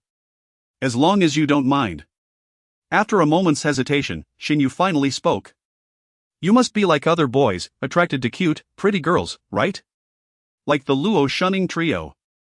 At her words, Gu Luo was momentarily taken aback before nodding in affirmation, his gaze honest and sincere. "Indeed." "Oh." Xinyu chuckled lightly at his unreserved response. "I thought you might say something about how true beauty lies within, for my sake." Such platitudes would only make her feel uncomfortable, as those burdened with insecurities are often acutely sensitive to others' gazes and comments. Though well-meaning, such words can be akin to a soft knife, appearing gentle but capable of piercing deeply. "I am not a saint, I certainly have a preference for beautiful girls," Gu Luo remarked, scrutinizing Xinyu's face before adding with sincerity, "You have lovely features, though you are a bit on the heavier side." "Not just a bit," Xinyu replied, no longer shying away from her weight in front of Gu Luo. With a wry smile, she recounted, "I wasn't always like this. Once, I got lost in the countryside and nearly starved to death in the mountains. I was so close, I even resorted to eating grass. After that, I began to overeat, it was the only way I felt secure." She continued, "I thought about losing weight, but I can't help myself. When I don't eat, I feel terrified. The doctors say it's a severe psychological trauma. I've seen many, but none could help, so I eventually gave up. In middle school, it was the worst. I snacked constantly between classes, sometimes even during lessons. My classmates would look at me in such a way, they even gave me unflattering nicknames." As those memories of being treated differently surged within her, she found it difficult to continue. Gu Luo felt a pang of discomfort in his heart, finally understanding why Xinyu, despite her affluent background, still battled with feelings of inferiority. "I'll be your eating live stream host," Gu Luo suggested softly, "whenever you crave snacks. Just feed me, watching me eat will be like a live broadcast. Enjoying it for free might even have its benefits." Xinyu instinctively envisioned the scene where she would feed Gu Luo various treats, watching him savor them with delight. The thought of feeding Gu Luo brought her immense joy. "Is that really okay?" she asked nervously in a soft voice. Of course, Gu Luo nodded, then added with a shift in tone, "But there is a condition." "I agree," Xinyu replied eagerly, her voice tinged with excitement. She longed to lose weight and wear beautiful dresses. If it truly worked, she would agree to any condition. "Be it 1, 10, or even 100. "That's good," Gu Luo sighed in relief, then awkwardly confessed. "The reason I asked you here to chat is to share something important." "What is it?" "Actually, Luo Shunning is my sister," he revealed. Since they were good friends, It was better to be open about it, especially since they were already acquainted. Ah, ha!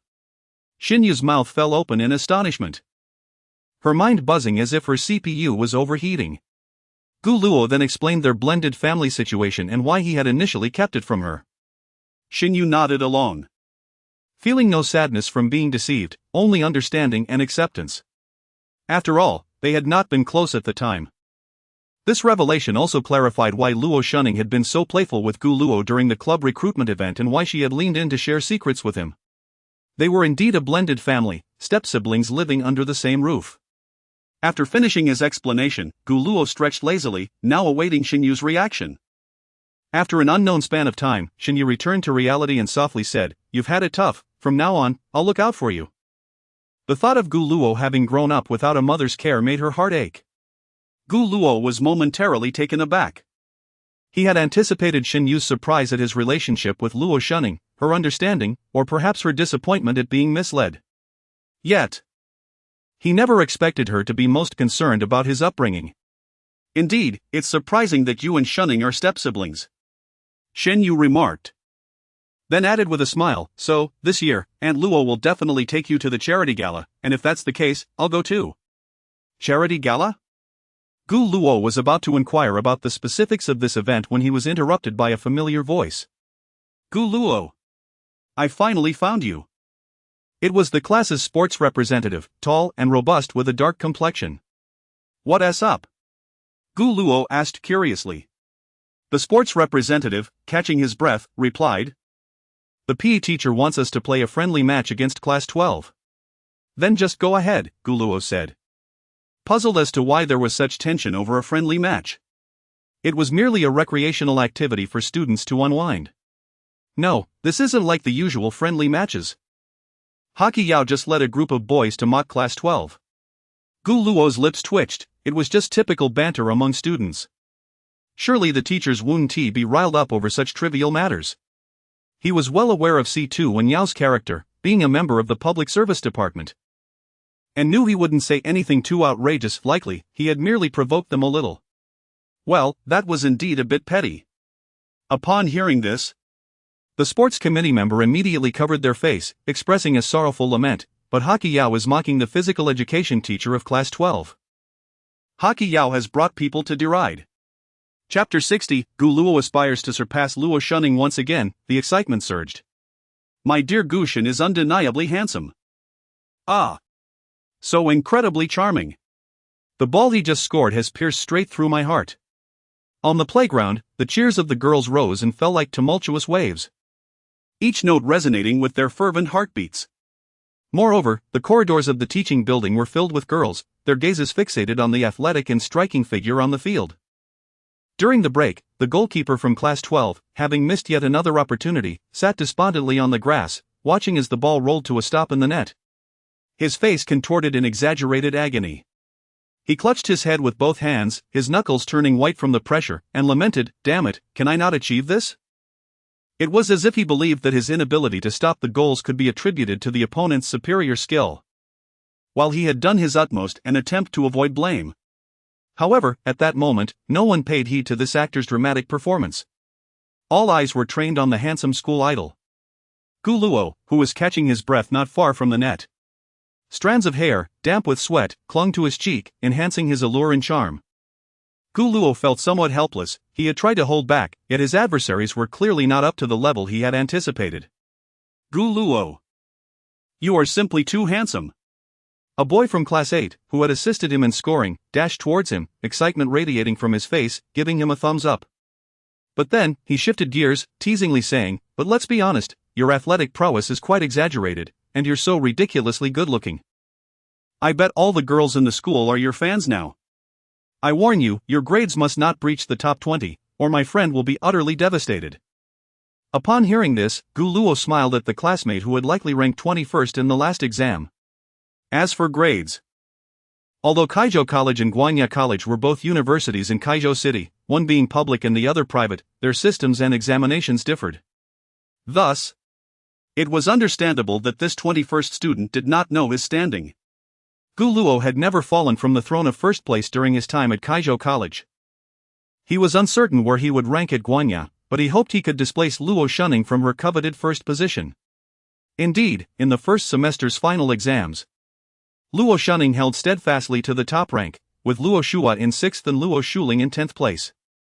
As Gu Luo was lost in his thoughts, Teacher Lu blew the whistle and announced loudly, "Friendship first, competition second." The match concluded with Class 8 victorious.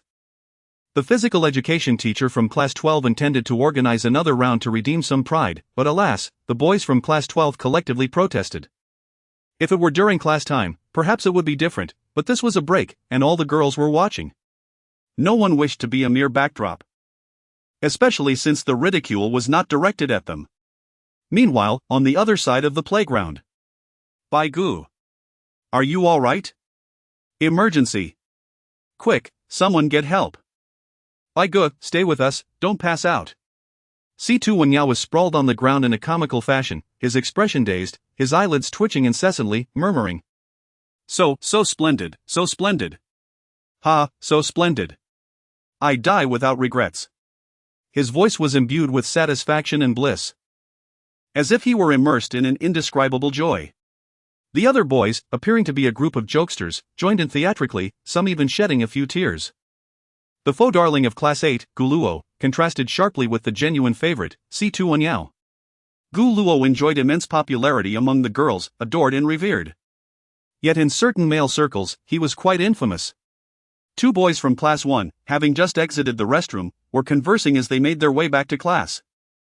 As they passed through the corridor, they observed the excited and cheering girls, their expressions dripping with disdain. One of the boys scoffed, sighing, "These girls are so superficial. Mere fans of looks." Indeed, one might think Gu Luo is a celebrity. He's such a show-off, intentionally playing football during break just to flaunt himself. Honestly, our class's Luo Shunning would never stoop to such superficiality. Absolutely. As they spoke, just as they were about to enter the classroom through the back door, they noticed a familiar figure among the crowd, cheering enthusiastically. Upon closer inspection, it was none other than their class's study committee member and the dream girl of all the boys, Luo Shunning. Her face radiated joy, her eyes sparkling, her happiness rivaling that of the other girls.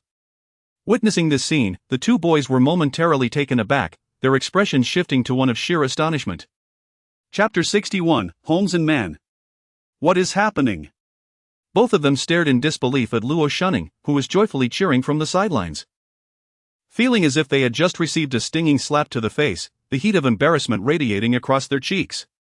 They couldn't help but reflect handsome individuals often possess an unreasonable charm. Even the goddess of the Academy's triplets could be effortlessly captivated. The world, it seemed, was profoundly unfair. They exchanged glances and shook their heads in resignation, their movements laden with self-mockery and helplessness. Truth be told, they found Gu Luo's tendency to flaunt himself in front of girls particularly irksome, a trait that left them feeling uneasy. Yet, simultaneously, they could not suppress their envy for his extraordinary popularity. Who wouldn't aspire to walk through the campus like Gu Luo, adored by all the girls, basking in the limelight? Meanwhile, Gu Luo, oblivious to the complex emotions of these boys, would surely exclaim innocence if he knew of their thoughts. He had never intended to steal the spotlight or become the center of attention. His desire was merely to navigate his school life quietly. Yet he was persistently dragged by Hakia into crowded places for sports activities. The fault lay not with the world, but with Hakia. Don't worry. There's still Luo Shua. If it were her, she would undoubtedly not be so superficial. One of the boy's eyes suddenly sparkled as if he had grasped a lifeline in darkness. As long as there remained one girl who had not succumbed to Gu Luo's allure, it would be their victory, a bastion they would defend. Right, there's still Luo Shua. The other boy quickly agreed.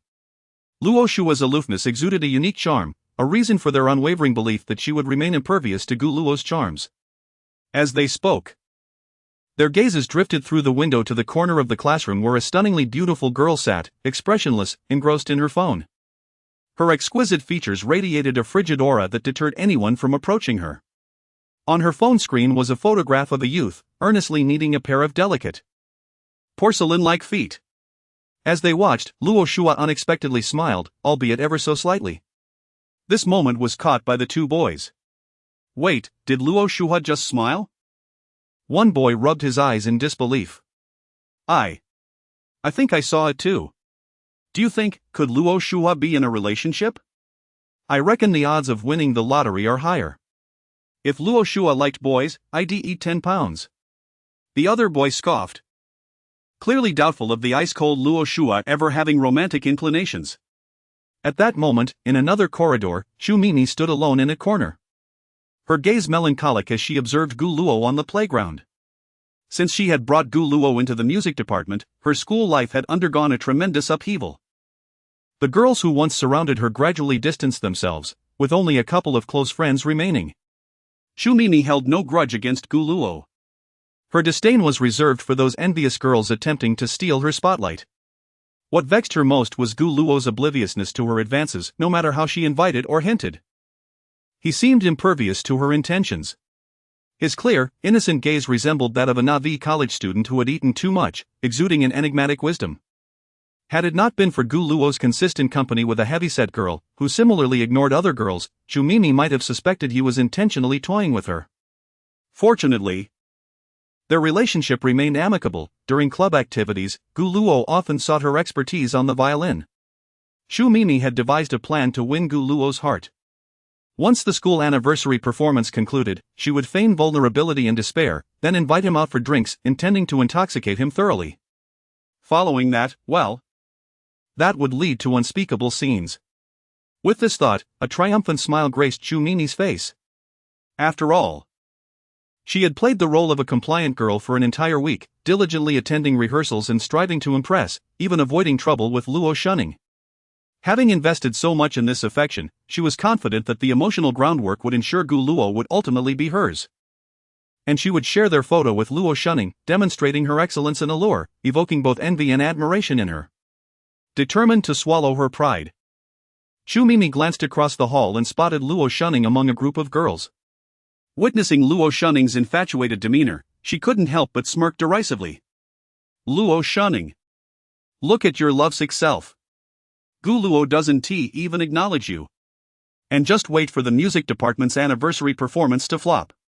As the next head, I'm sure you'll be thrilled. Shue shue. Shue shue, what's wrong? You seem lost in thought these past few days. In another building-esque corridor, in a similar corner, Lu Shue Shue remained transfixed on Gu Luo's figure on the playground until Gu Ximan pulled her back to reality. Her cheeks flushed, she stammered, "It's nothing, just thinking about some things." "Oh, I see, you must be thinking about that senior, right?" Gu Ximan immediately broke into an auntie-like smile, clearly excited. She quickly scanned the playground, noting the limited number of classes engaged in physical education, totaling 4. Excluding a freshman class, the target lay within the remaining 3 classes, including her older brother's sophomore class. Wait, something feels off. Gu Ximan's mind raced, her brain whirring. Suddenly, her eyes lit up with excitement as she asked, "Shue Shue, the senior you like is from the sophomore class, right?" "The same class as my brother." Upon hearing this, Lu Shue Shue's eyes widened, as if struck by lightning, her fair face turning crimson as if it could bleed. Her heart raced, and her palms grew clammy with anxiety. "Ha ha! I knew it!"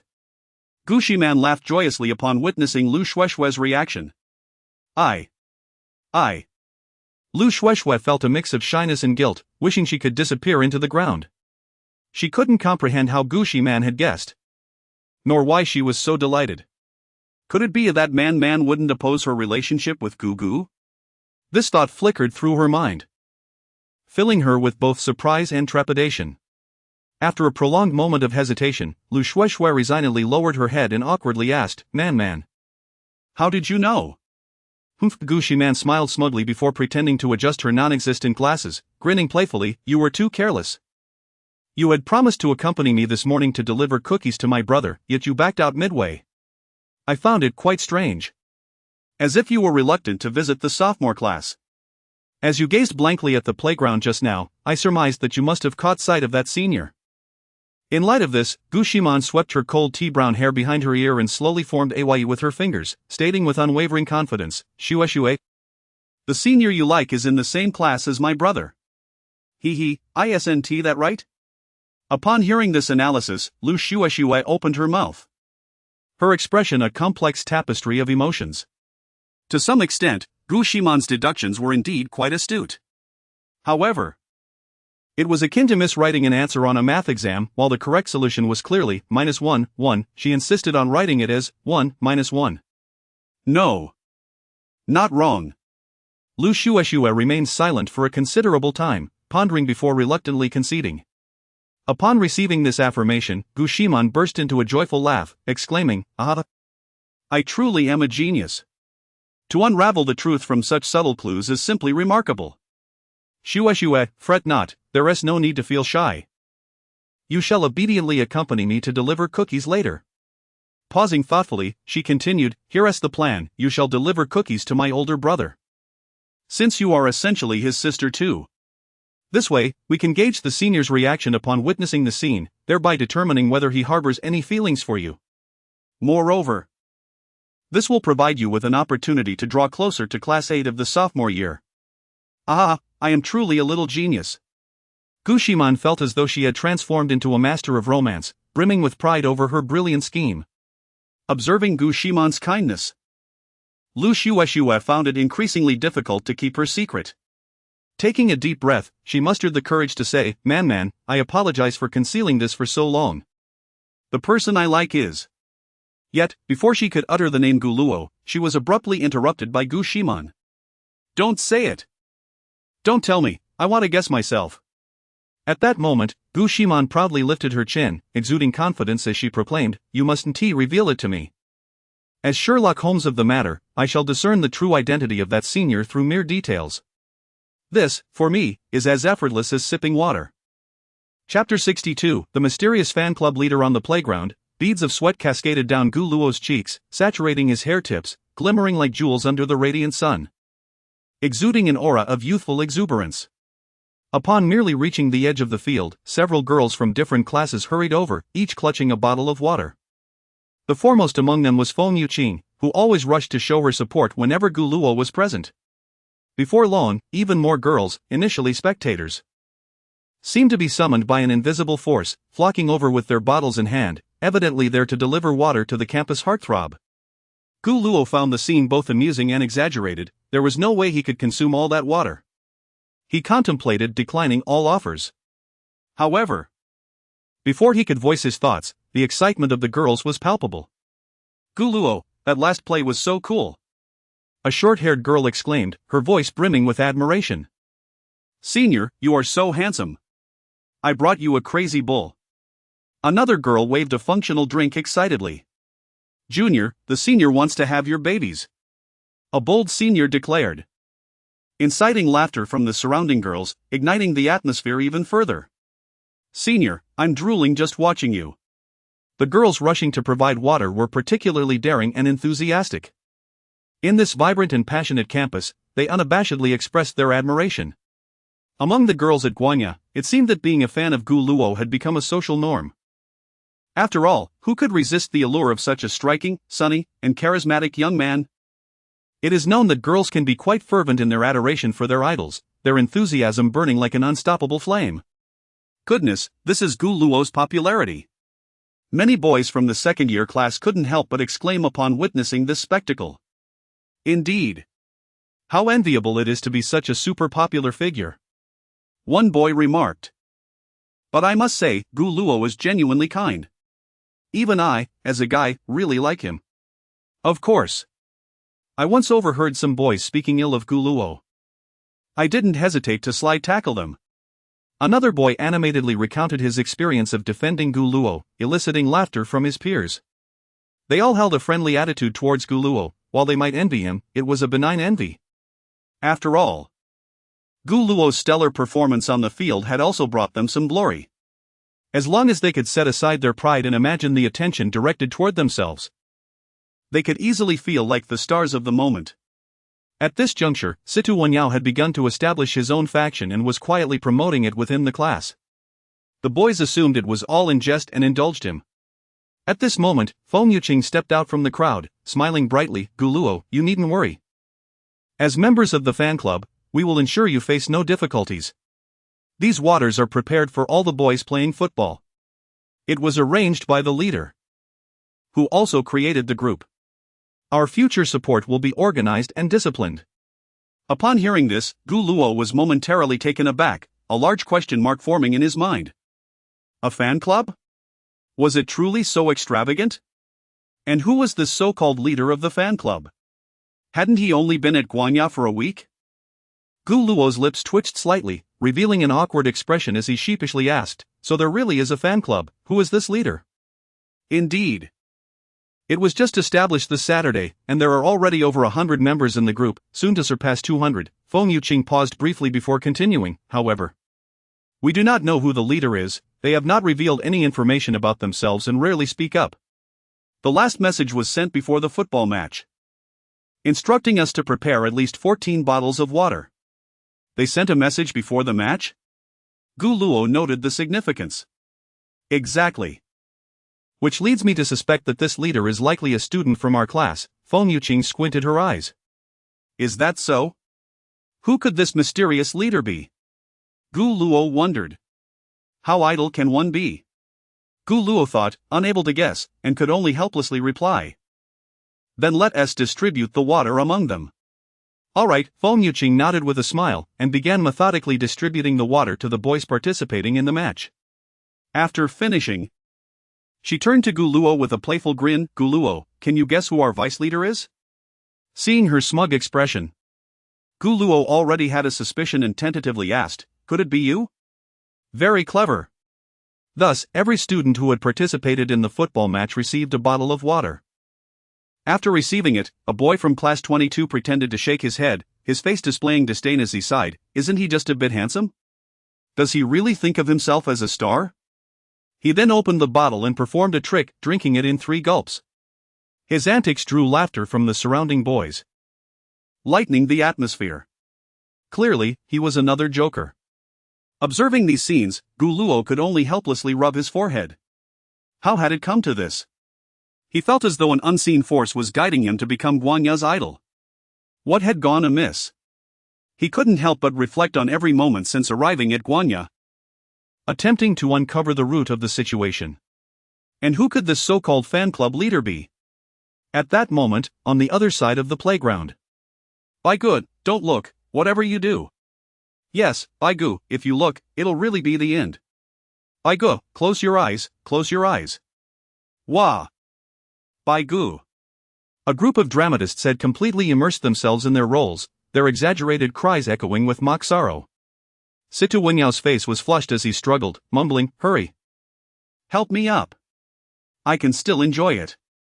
I can still enjoy it. As the water delivery scene unfolded, this was a major highlight. Damn it, hurry, help me up, let me finish enjoying it. Just as he attempted to rise, a friend promptly pushed him back down, shouting, by Gu, you truly cannot look, you'll die of pleasure. Cover his eyes, we must not let him continue. Life can be so absurd. On one side of the playground, girls passionately adored Gu Luo, filled with affection and admiration. On the other, a comedic farce unfolded, brimming with absurdity and joy. Gu Luo cast a doubtful glance at his classmates engaged in their antics on the grass, utterly perplexed by their abstract thought processes. Instead of sipping the green tea in hand, he walked resolutely towards a solitary figure in the corner, Xinyu. With a smile, he inquired, "Where's my drink?" "Here." Xinyu replied cheerfully, promptly handing over the functional drink she had concealed behind her back. She longed to deliver water to Gu Luo like those girls. Yet she found herself unable to take that step. Ultimately, it was rooted in her feelings of inferiority and her reluctance to let Gu Luo be the subject of gossip. Rumors had already begun to circulate that Gu Luo's preferences were unlike those of ordinary people, favoring girls of her extremely voluptuous type. For those infatuated girls, this was undoubtedly the most favorable outcome. They were not the least bit perturbed by Gu Luo's association with Xinyu, as Xinyu posed no threat whatsoever. Especially upon learning that the two shared a desk, they began to regard Gu Luo with newfound admiration, believing him to be a paragon of virtue not based on mere appearance or physique. His looks, physique, and character all were deemed flawless, making him the quintessential dreamboat in the hearts of these young women. "Thank you," Gu Luo said with a smile as he accepted the drink, simultaneously handing her the green tea. "Here, this is for you." All right, Xinyu replied, visibly delighted, before inquiring, did you get hurt while playing football earlier? Don't worry. I'm fine. That's good to hear. Subsequently, the two settled quietly on the steps, each retrieving their phones. There were no forced conversations between them. Simply being together brought an unparalleled comfort. True friendship is characterized by such ease, no need for contrived topics, just the simple act of companionship suffusing warmth and reassurance. With an entire class period ahead of them, they could indulge in their phones, savoring this moment of tranquility and pleasure. Playing on phones during class, what a delightful thrill. Gu Luo typically indulged in PC games and had little interest in mobile games, opting instead to scroll through short videos. I am Dr. Wang, male. The rapid-fire speech and booming voice took him by surprise, causing his eyes to widen as he hastily swiped away the video. What on earth? He thought, exasperated. Beside him, Xinyu blinked, her cheeks tinged with a rosy hue. An awkward atmosphere began to permeate the space between them. Ahem.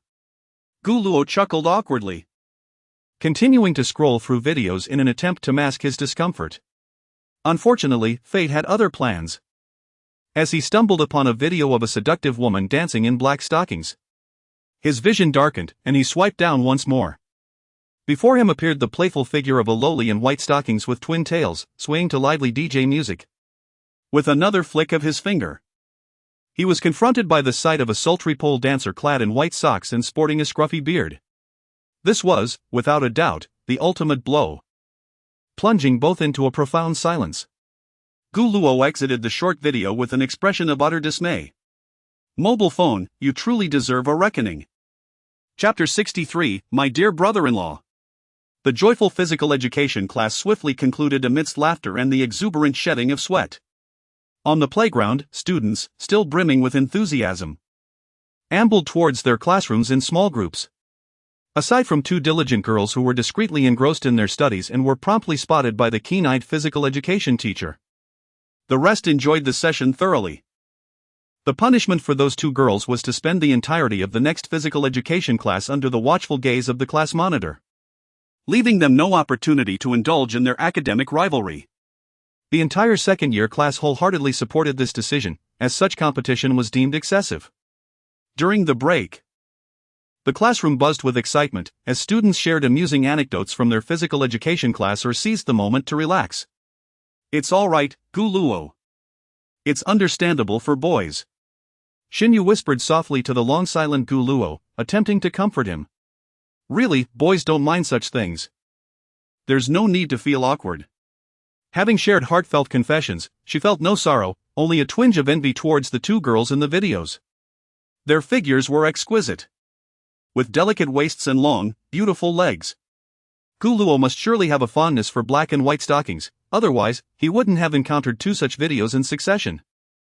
Data analytics had proven remarkably accurate. Upon hearing her words, Gu Luo felt somewhat relieved from his embarrassment. Just as he was about to defend himself, he heard Xinyu continue, however, Gu Luo, while it's understandable that you like girls, do not. She hesitated, her eyes reflecting a hint of concern. Gu Luo was once again rendered speechless by her comment. He was acutely aware that Xinyu was alluding to the white socks and the bearded man. Yet, he truly only found it amusing to occasionally glance at the comments of others engaging in playful banter, nothing more, nothing less. As Gu Luo mentally organized his thoughts, preparing to articulate his defense, an exuberant voice rang from the doorway. Wow, what adorable girls. Are you freshmen? The unmistakable excitement of Feng Yuqing instantly captured everyone's attention. At the entrance stood two incredibly cute girls, each sporting playful pigtails, radiating youthful sweetness. Among them, the slightly shorter girl blushed intensely, tightly clutching a delicately packaged box of cookies. Her nervous and bashful demeanor evoked a sense of affection in onlookers. The other girl, adorned with a beauty mark at the corner of her eye, smiled warmly at Feng Yuqing, saying, "Hello, senior. My hair is indeed the color of cold tea brown." Naturally so. They were none other than Gu Ximan and Lu Xueshue, here to deliver cookies. Ah! They truly are delightful freshmen. Feng Yuqing's eyes sparkled with excitement, as if she had discovered a treasure. She promptly asked, "May I touch your hair?" "Of course." Gu Ximan nodded with a smile.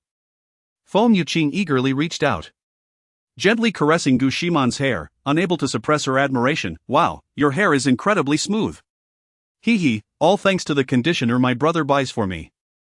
Gu Ximan playfully winked, her words infused with pride and dependence on her brother. Is your brother here? Feng Yuqing inquired curiously. Gu Ximan pointed towards the back row by the window. Instantly, all eyes turned like spotlights toward Gu Luo, who wore an expression of exasperation, his forehead resting in his palm. Ah, so your brother is Gu Luo? Feng Yuqing exclaimed, her excitement escalating. As a self-professed aesthetic enthusiast, she found herself easily captivated by both handsome boys and lovely girls. The Gu sibling duo was surely to her liking. Gu Luo, how could you keep such an adorable sister a secret? That's truly excessive. Feng Yuqing teased loudly, then turned to Lu Xuexue, asking, and who might this lovely girl be? She is also my brother's sister. We're here to deliver cookies to Gu Luo, Gu Ximan explained, her eyes discreetly scanning the classroom. She was still keen on identifying the senior that Lu Xuexue admired. However, upon glancing around, she concluded that apart from her own brother's striking looks, the other boys were rather average. Only a couple had any semblance of attractiveness. But they paled in comparison to Gu Luo, rendering them utterly insignificant. Come here, sisters, Feng Yuqing exclaimed, joyfully grasping the delicate wrists of both girls and leading them toward Gu Luo. Gu, these are cookies I made this morning. If you would, I hope you'll try them. Lu Xuexue placed the box of cookies on the table, then quickly hid behind Gu Ximan, too shy to meet Gu Luo's gaze. Gu Luo straightened slightly, observing the exquisitely packaged box on the table, and smiled. Thank you, Xuexue. I will eat them all. Internally, he marveled at how easily the little girl could become bashful. Back in middle school, she would often call him Gu before promptly hiding away. Today, she had mustered the courage to bring cookies in front of so many people, undoubtedly spurred on by Gu Ximan. Pondering this, Gu Luo turned to the ever-observant Gu Ximan and asked, Ximan, what brings you here all of a sudden? Her gaze quickly returned, acknowledging that the senior was indeed elusive. She cheerfully replied, brother, it's so boring over at the freshman side. Can I bring Xuexue to visit you often? Gu Luo hesitated, unsure of how to respond. He was already quite conspicuous at school. If he were to accompany such adorable younger sisters daily, flaunting them would surely incite envy among other boys, placing him at the top of their hit list. Of course. Feng Yuqing interjected, preempting Gu Luo's answer. Absolutely. I agree. A boy shouted enthusiastically. I'm the class monitor. I approve. I concur. Another boy half-jokingly threatened, his tone laced with envy. Agreed.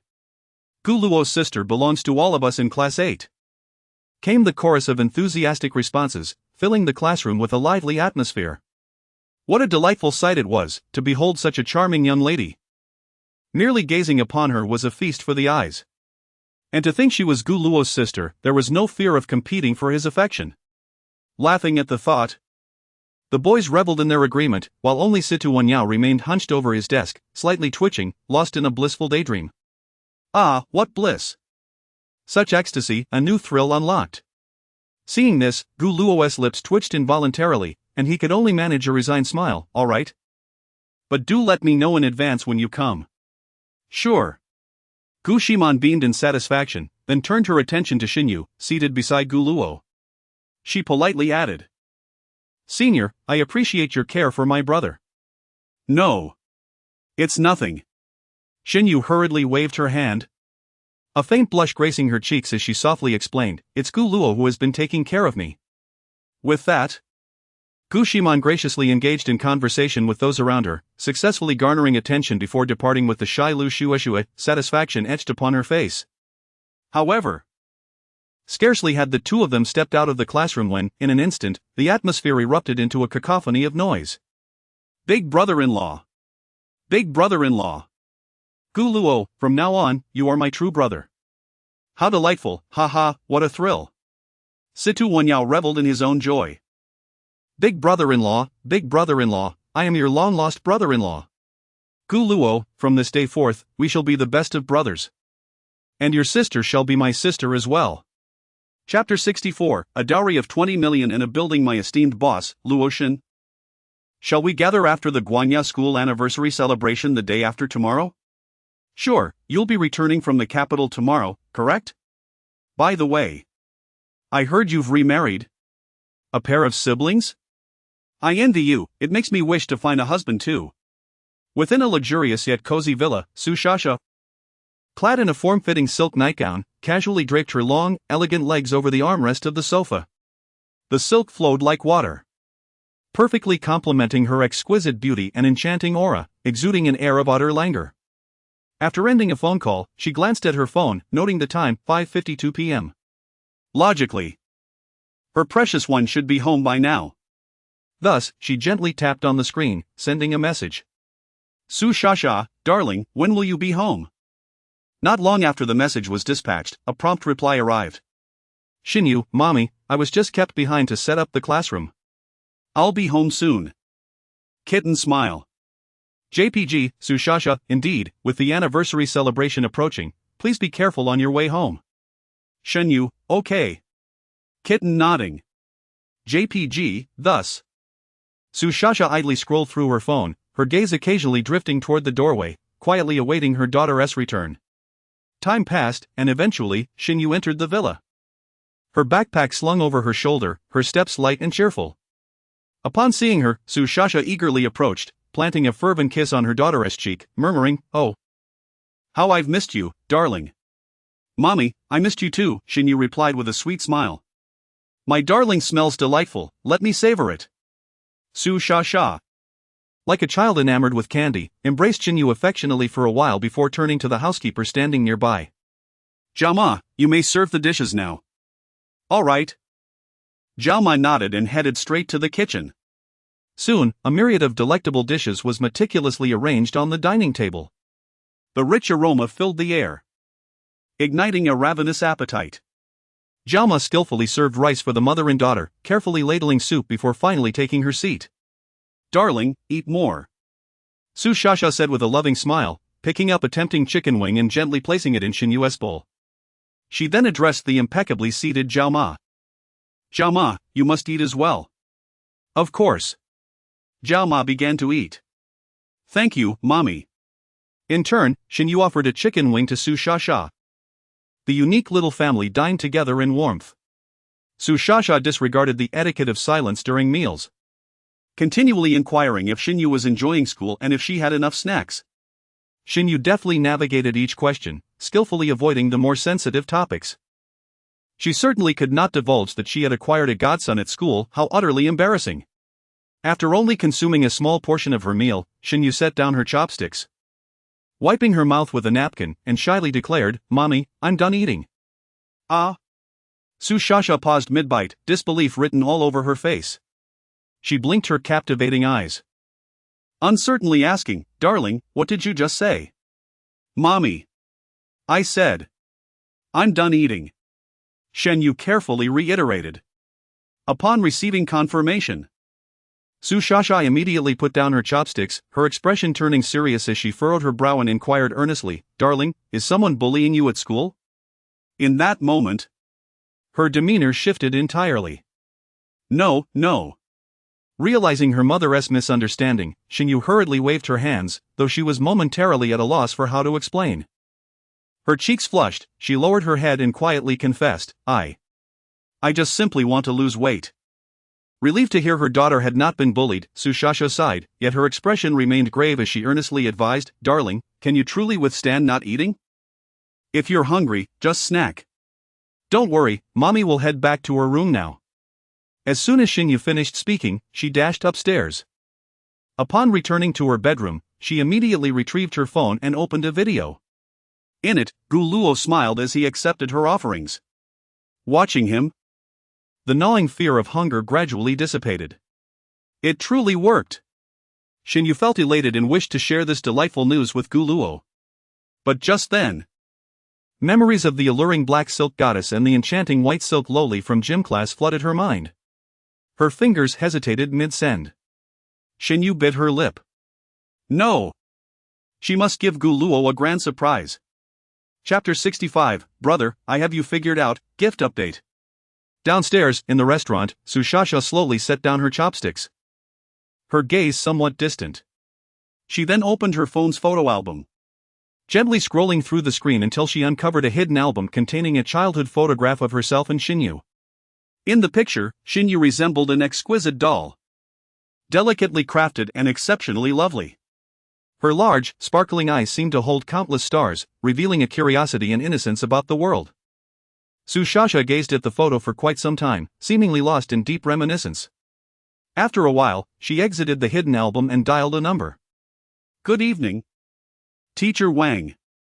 I have a few matters I'd like to discuss with you. Su Shasha's voice was soft yet dignified. I see, so Xinyu is a transfer student?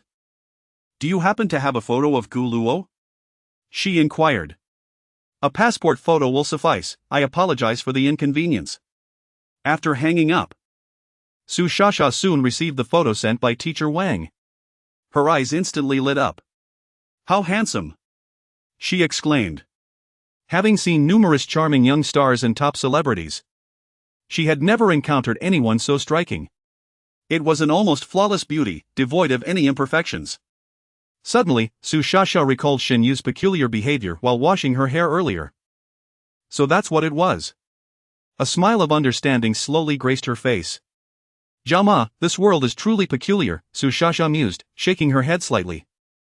She smiled at Jiama, who was quietly dining across the table. I never expected that the heartache troubling Xiaoyu for so long might just be cured by a young boy.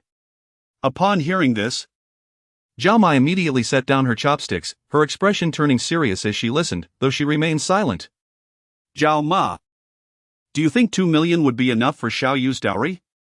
It seems a bit insufficient, perhaps we should add another building. Jiama still did not respond, only displaying a look of astonishment. Su Shasha paid no mind, resting her chin on her hand, smiling brightly as she continued. The day after tomorrow, I shall visit the school to meet my future son-in-law. I must see if he is as handsome as in the photograph. Tuesday arrived. In the afternoon, Wanya Academy suspended classes as students prepared the stage and classrooms for the upcoming school anniversary.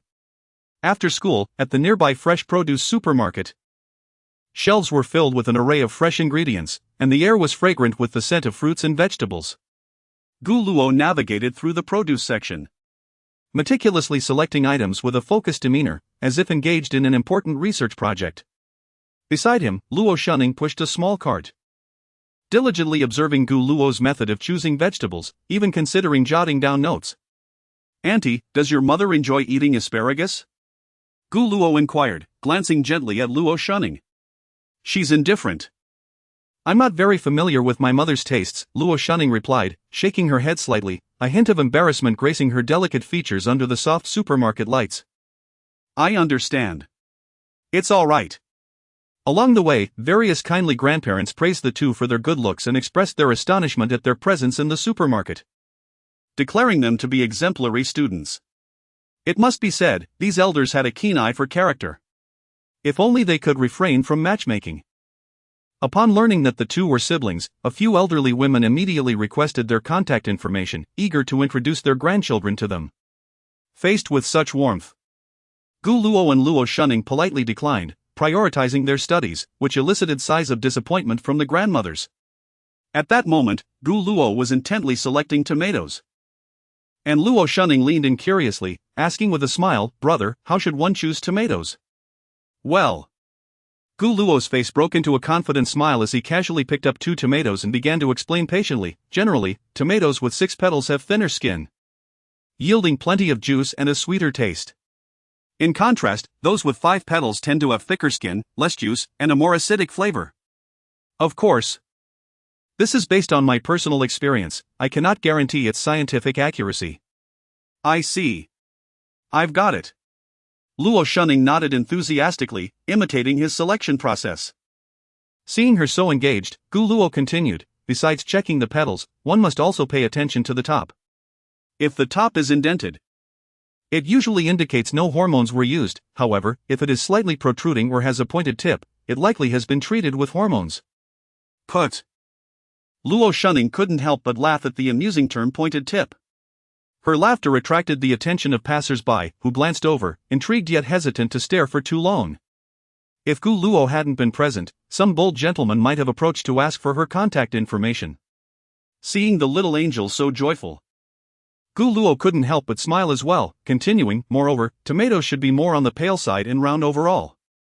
If they are lacking in paleness and have edges, they have probably been artificially ripened. Brother, you really know so much.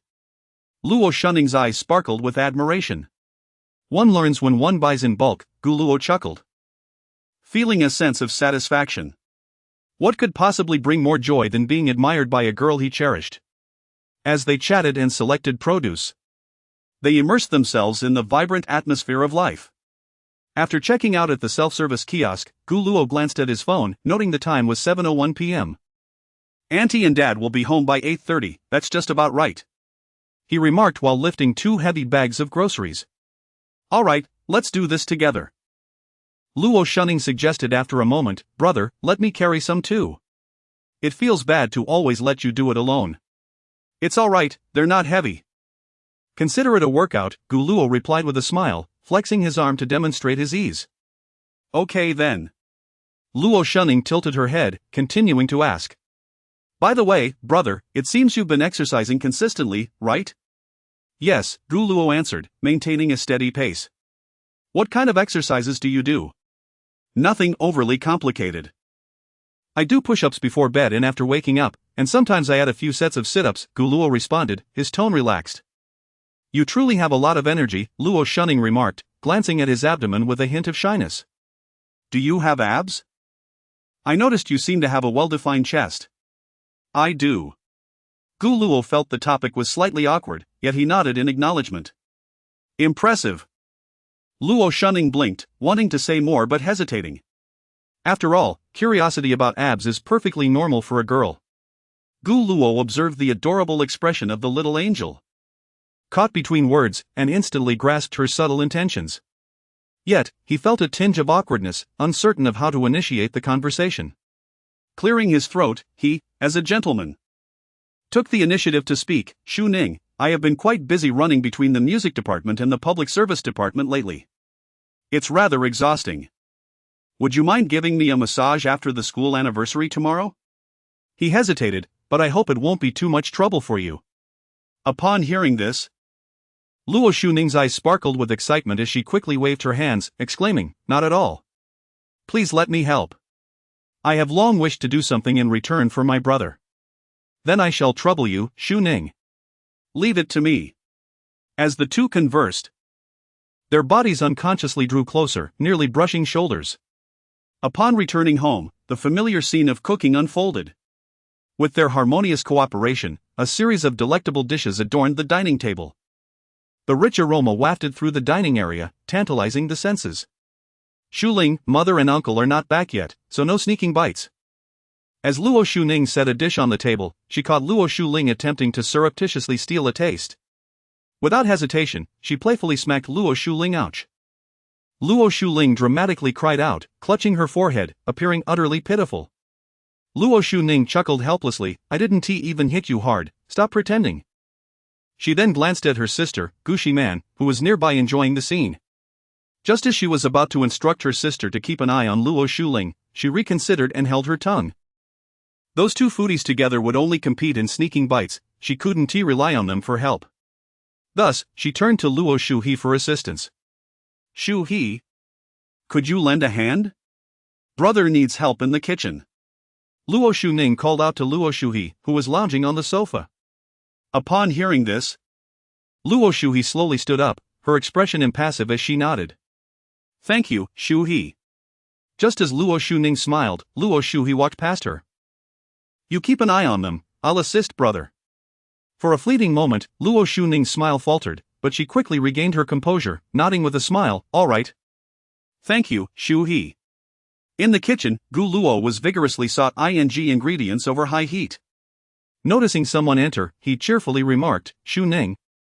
Have those two little gluttons been sneaking bites again? However, this time, he did not receive the response he anticipated. Sensing something amiss, Gu Luo turned his head and was met with Luo Shuning, who was signaling with two slender fingers.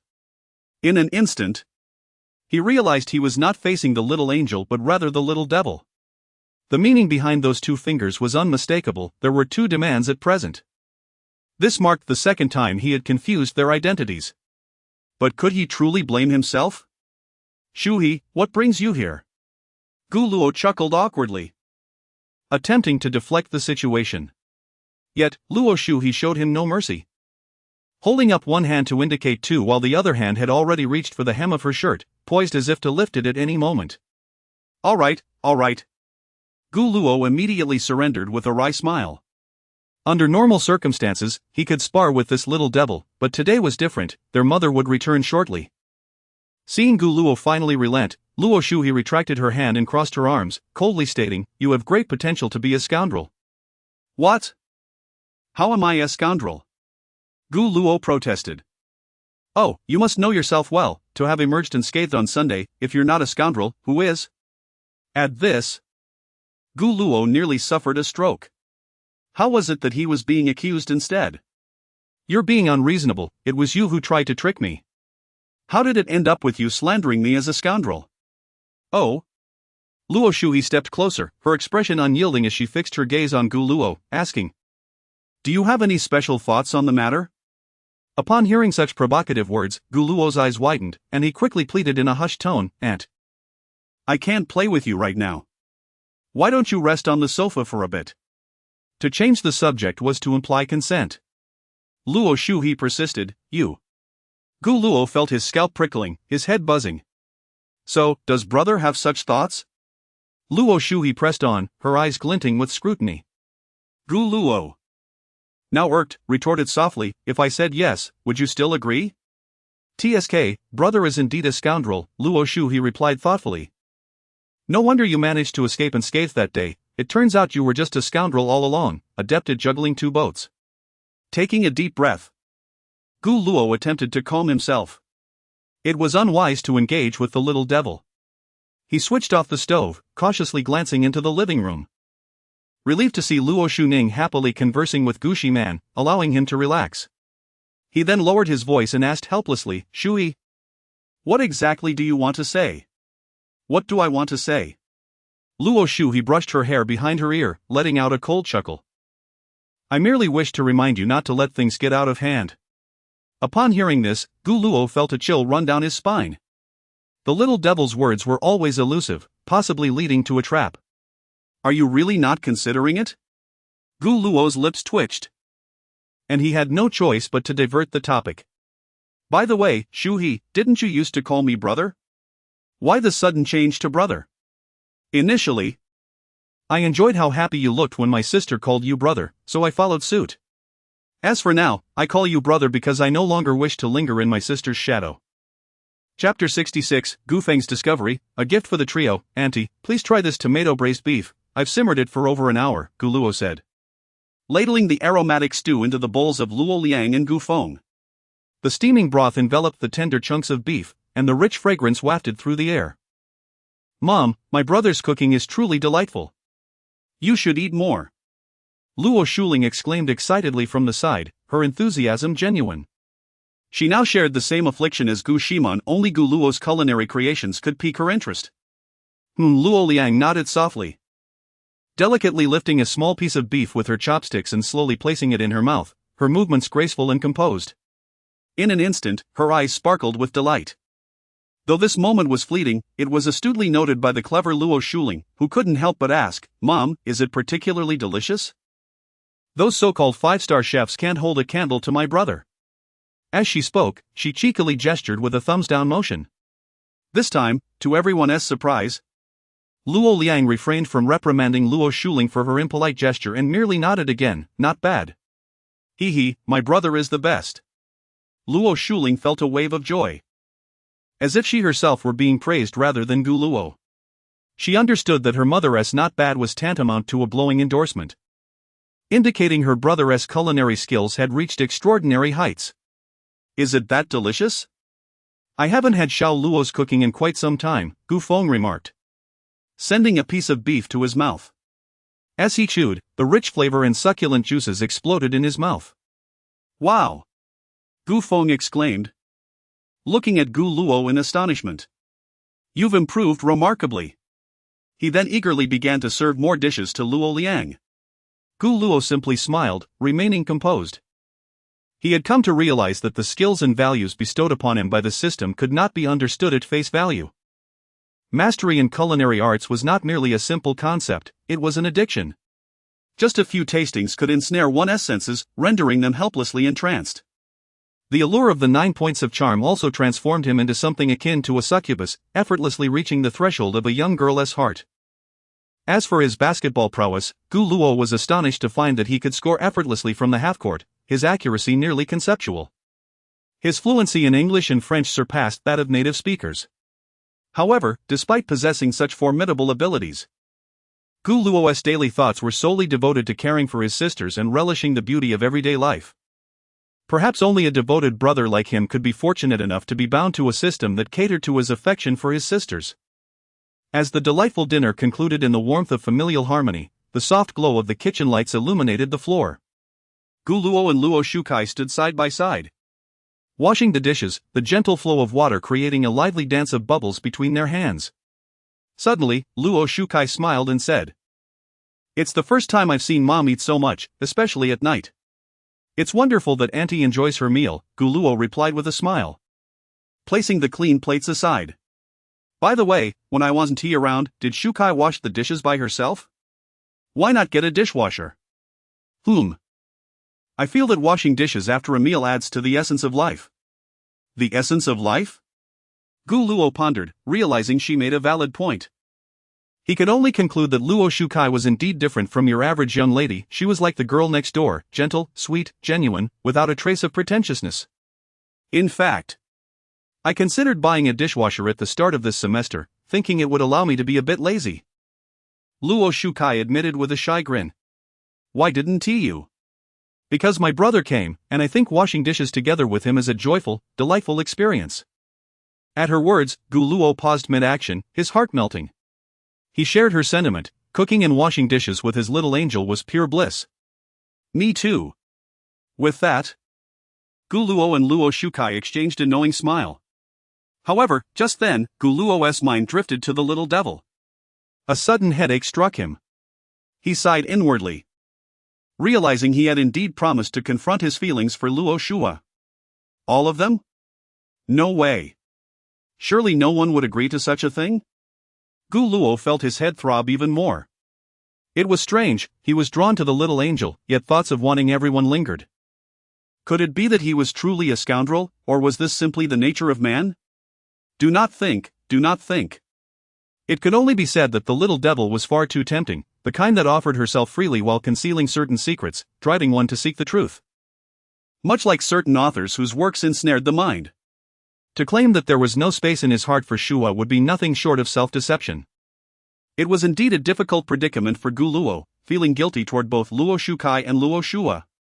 How could he possibly find a way to please them both? Focus. Think. At that moment, Gu Feng entered the kitchen with a cheerful demeanor, addressing the two, Xiaoning, Xiao Luo, "Once you finish washing up, let us take a walk." Upon hearing this, Luo Shukai did not respond immediately but exchanged a silent glance with Gu Luo. Their eyes communicated a shared understanding. "Sure, uncle," she eventually replied with a smile. Gu Feng, ever the perceptive one, noticed the silent exchange between the two children. "Why do you two seem like an old married couple?" As if struck by a revelation, he turned to Luo Shukai and asked with a smile, "Xiao Ning, does Xiao Luo take good care of you at home?" "If he dares to bully you, just tell your uncle, I won't let him off easily." No. My brother takes wonderful care of us. Every morning, he wakes up early to prepare nutritious lunches for us, and he always insists on doing the chores. Keeping our home in perfect order, she replied rapidly, showering Gu Luo with praise. Beside them, Gu Luo felt a blush creeping onto his cheeks, overwhelmed by the little angel's compliments. Is that so? After listening to Luo Shukai's enthusiastic praise, Gu Feng nodded thoughtfully, his gaze shifting back and forth between the two children. In his heart, he had already drawn a conclusion. Damn this kid, he muttered to himself, followed by, he truly takes after me. With that thought, Gu Feng decided to support the two children in their budding relationship, urging them, hurry up, Xiao Luo. Wash quickly so we can stroll in Donghu Park. Chapter 67, Comrade Gu Feng has betrayed. Gu Luo nodded in agreement, immediately quickening her pace as she washed the dishes. Luo shunning mirrored her actions. The two worked in perfect harmony, their movements swift yet steady, as if they were seasoned partners rehearsed in their routine. Each clean dish danced lightly in their hands before being neatly placed into the cupboard. Typically, their dishwashing was a leisurely affair, primarily a pretext to spend more time together. Unbeknownst to them, the kitchen had transformed into their intimate sanctuary. Gu Feng gently retreated from the kitchen, quietly observing the scene within. A smile of satisfaction creeping upon his lips. His heart swelled with pride. His son and shunning were undoubtedly a match made in heaven. He imagined the joy of becoming a grandfather one day, envisioning a beautiful child, regardless of whether they resembled their father or mother. As Gu Feng indulged in his delightful daydream, a sudden chill crept up his spine. This sensation was all too familiar, often triggered by Luo Liang's penetrating gaze. "Uncle! Why are you smiling so happily?" A crisp voice broke his reverie. Gu Feng instinctively turned, encountering the expressionless yet beautiful face of Luo Shua, who bore a striking resemblance to Luo Shunning. She stood there like an iceberg, exuding an aura of cool detachment. "Ah, little he." Gu Feng's face instantly brightened. A wave of relief washing over him. He gestured towards the kitchen, indicating they should converse there. Shuha nodded and followed him. "Shuha, has little Luo been taking good care of you?" Gu Feng inquired with a smile. "Brother takes good care of us," Luo Shua replied succinctly, her tone devoid of any inflection. "That's good to hear." Gu Feng smiled contentedly, then feigned casualness as he asked, "So, are little Luo and little Ning quite close?" At this, Luo Shua instinctively considered frowning but restrained herself, shaking her head. "I'm not quite sure about that." After a pause, she stated directly, "Uncle is asking if Gu Luo and Shunning like each other, correct?" Cough. Gu Feng was caught off guard by the question. He cautiously glanced towards the living room, ensuring no one was eavesdropping before nodding slightly.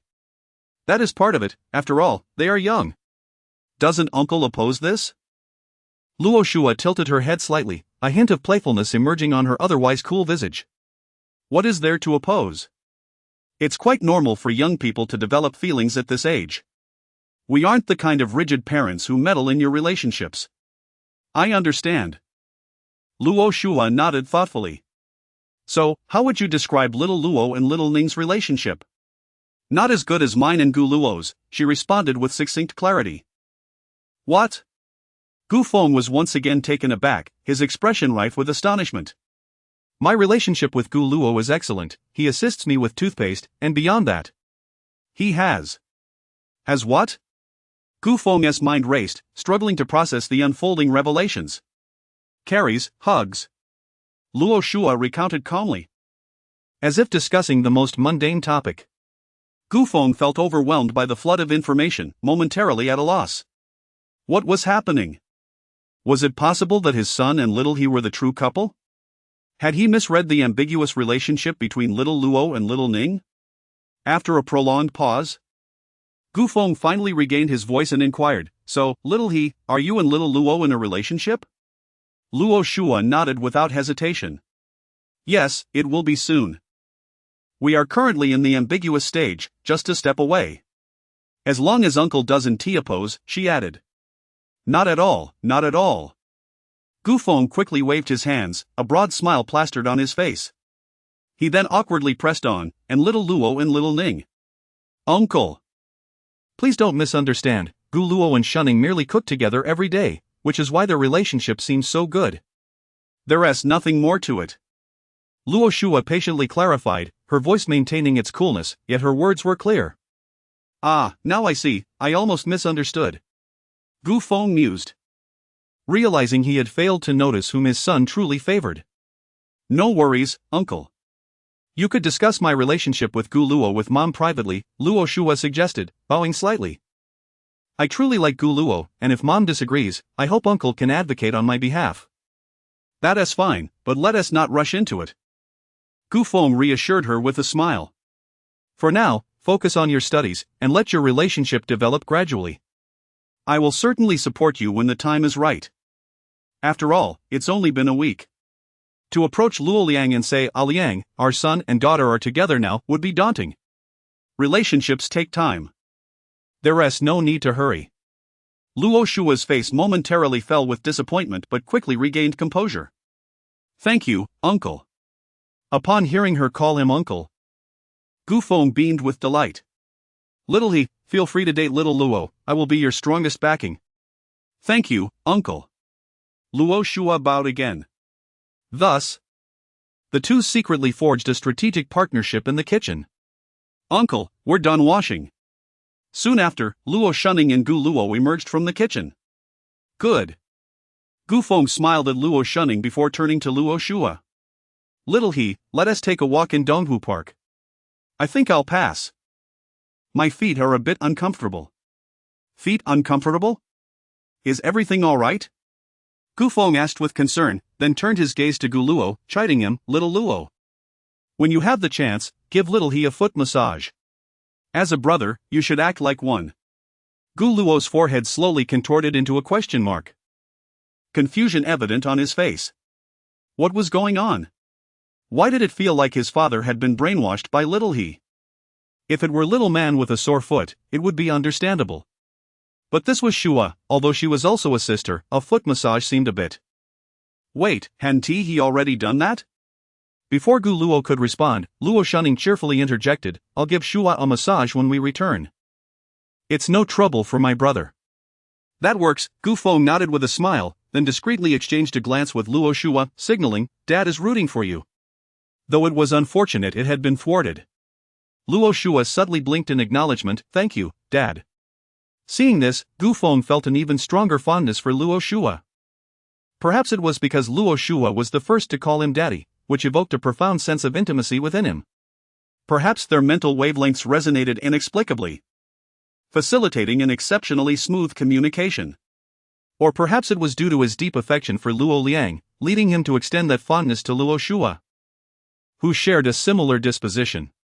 It is undeniable that his son and little he appeared to be a match made in heaven.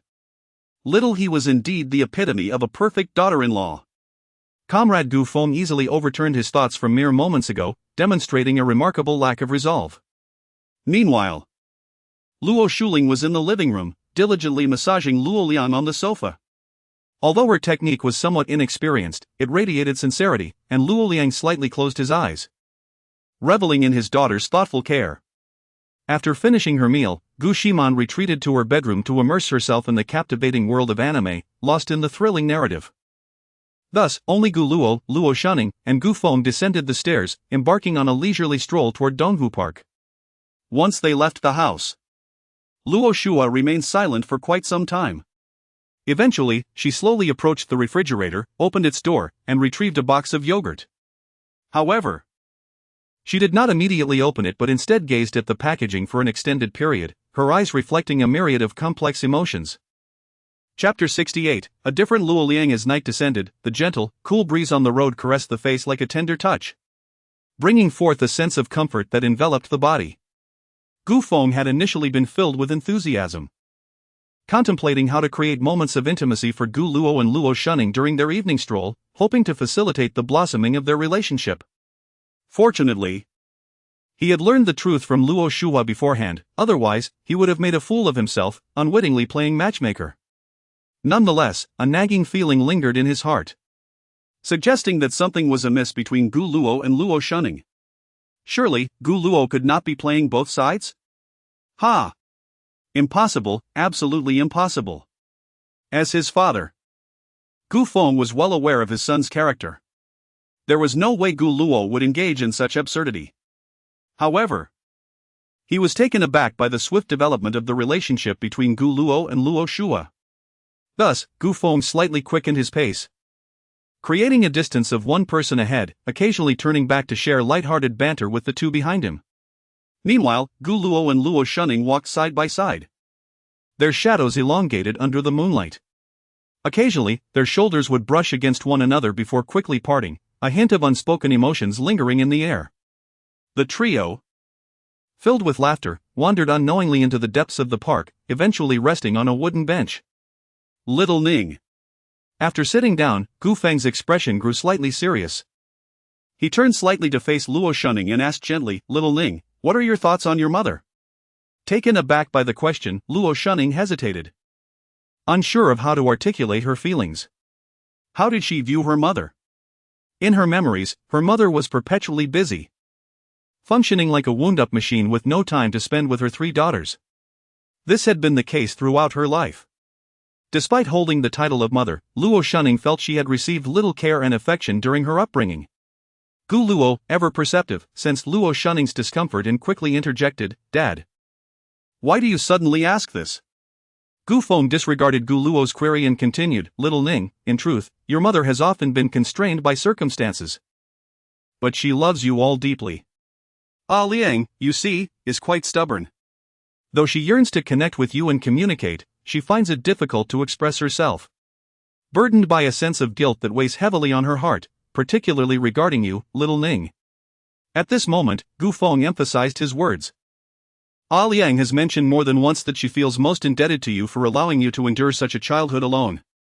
Upon hearing this, Luo Shunning bit her lip, her eyes reflecting a whirlwind of complex emotions. Yet, she remained silent, seemingly processing Gu Feng's words. Observing her reaction, Gu Feng continued patiently, ultimately. Liang is quite proud. She frequently sought my assurance that Gu Luo could take good care of you, and despite my repeated reassurances, she remained anxious. On the day of your first meeting, when Xiaoling was late, it was Gu Luo who bravely stepped in to speak on her behalf, earning Liang's approval. Thus, Liang was eager for Gu Luo to move into the apartment, genuinely hoping someone would care for you well. Though she may appear cold on the surface, her heart is ablaze with warmth. Upon hearing this, Gu Luo blinked, recalling the circumstances of their first encounter. He had initially thought it was a form of subtle revenge from his aunt. However, upon reflection, if it truly were revenge, she wouldn't have sent someone to meticulously collect all his belongings from Kaizhou Academy. Meanwhile, Luo Shunning's eyes sparkled, akin to stars ignited by newfound understanding. She had never fathomed that her seemingly indifferent and stern mother harbored such sentiments beneath the surface. Comfortably leaning back against the bench, Gu Feng stretched slightly, relishing the night breeze as he slowly spoke. Many matters cannot be judged solely by appearances. Take, for instance, Xiaoling's tardiness. You might perceive Liang as making a mountain out of a molehill, unyielding and unsympathetic. Yet, in reality, as a single woman managing a company for so many years amidst fierce competition, if she did not impose strict standards and wield an iron fist, she would have long been devoured by her rivals. Moreover, Liang not only participates in the Kaizhou Charity Gala every year but also frequently donates anonymously to various foundations. She quietly engages in these acts of kindness without seeking recognition. Liang, that girl. Gu Feng seemed to have opened a floodgate of thoughts, revealing to Luo Shunning the unspoken sacrifices and the tenderness hidden within her mother's heart. Little Ning, although Liang has owed you much in the past, upon discovering that your reckless father intended to take you abroad without her consent, she promptly chose to divorce him and sought every means to make amends. Therefore, Little Ning, for my sake, could you call her mother just this once? Mother. Caught off guard while enjoying a massage from Luo Shuling, Luo Lian nearly dropped her book, looking incredulously at Luo Shunning, who had just returned home. Yet, her expression quickly returned to normal as she nodded gently. Brother, you all are back. Luo Shuling exclaimed, stretching languidly like a sleepy kitten, then turned to Luo Shunning with a smile. Shunning, I'm a bit tired now. It's your turn to give Mom a massage. Okay. Luo Shunning nodded and stepped forward to take her place, placing her hands gently on Luo Liang's temples and beginning to knead softly. Seeing this, Luo Shuling casually wrapped her arms around Gu Luo and Gu Feng's, playfully saying, Brother, uncle, come play a game with me. Let's go. That night, no one knew what Luo Shunning and Luo Liang discussed. Perhaps they reminisced about the moments of warmth that had been overlooked, shared their longings and grievances, or simply relished the rare closeness they had achieved. Meanwhile, Gu Luo finally understood why his father had managed to succeed. 2 words, sincerity. It is noteworthy that 2 new questions appeared in the sister complex diary that night. Did Shunning's biological father plan to secretly take her abroad? What did it mean to let Shunning endure such a childhood alone? Did the three sisters not grow up together? After the school anniversary, once everything settled, he would delve into these matters. Time was on his side, he would ensure the safety of his sisters. Chapter 69, The Little Angel's Request the following morning.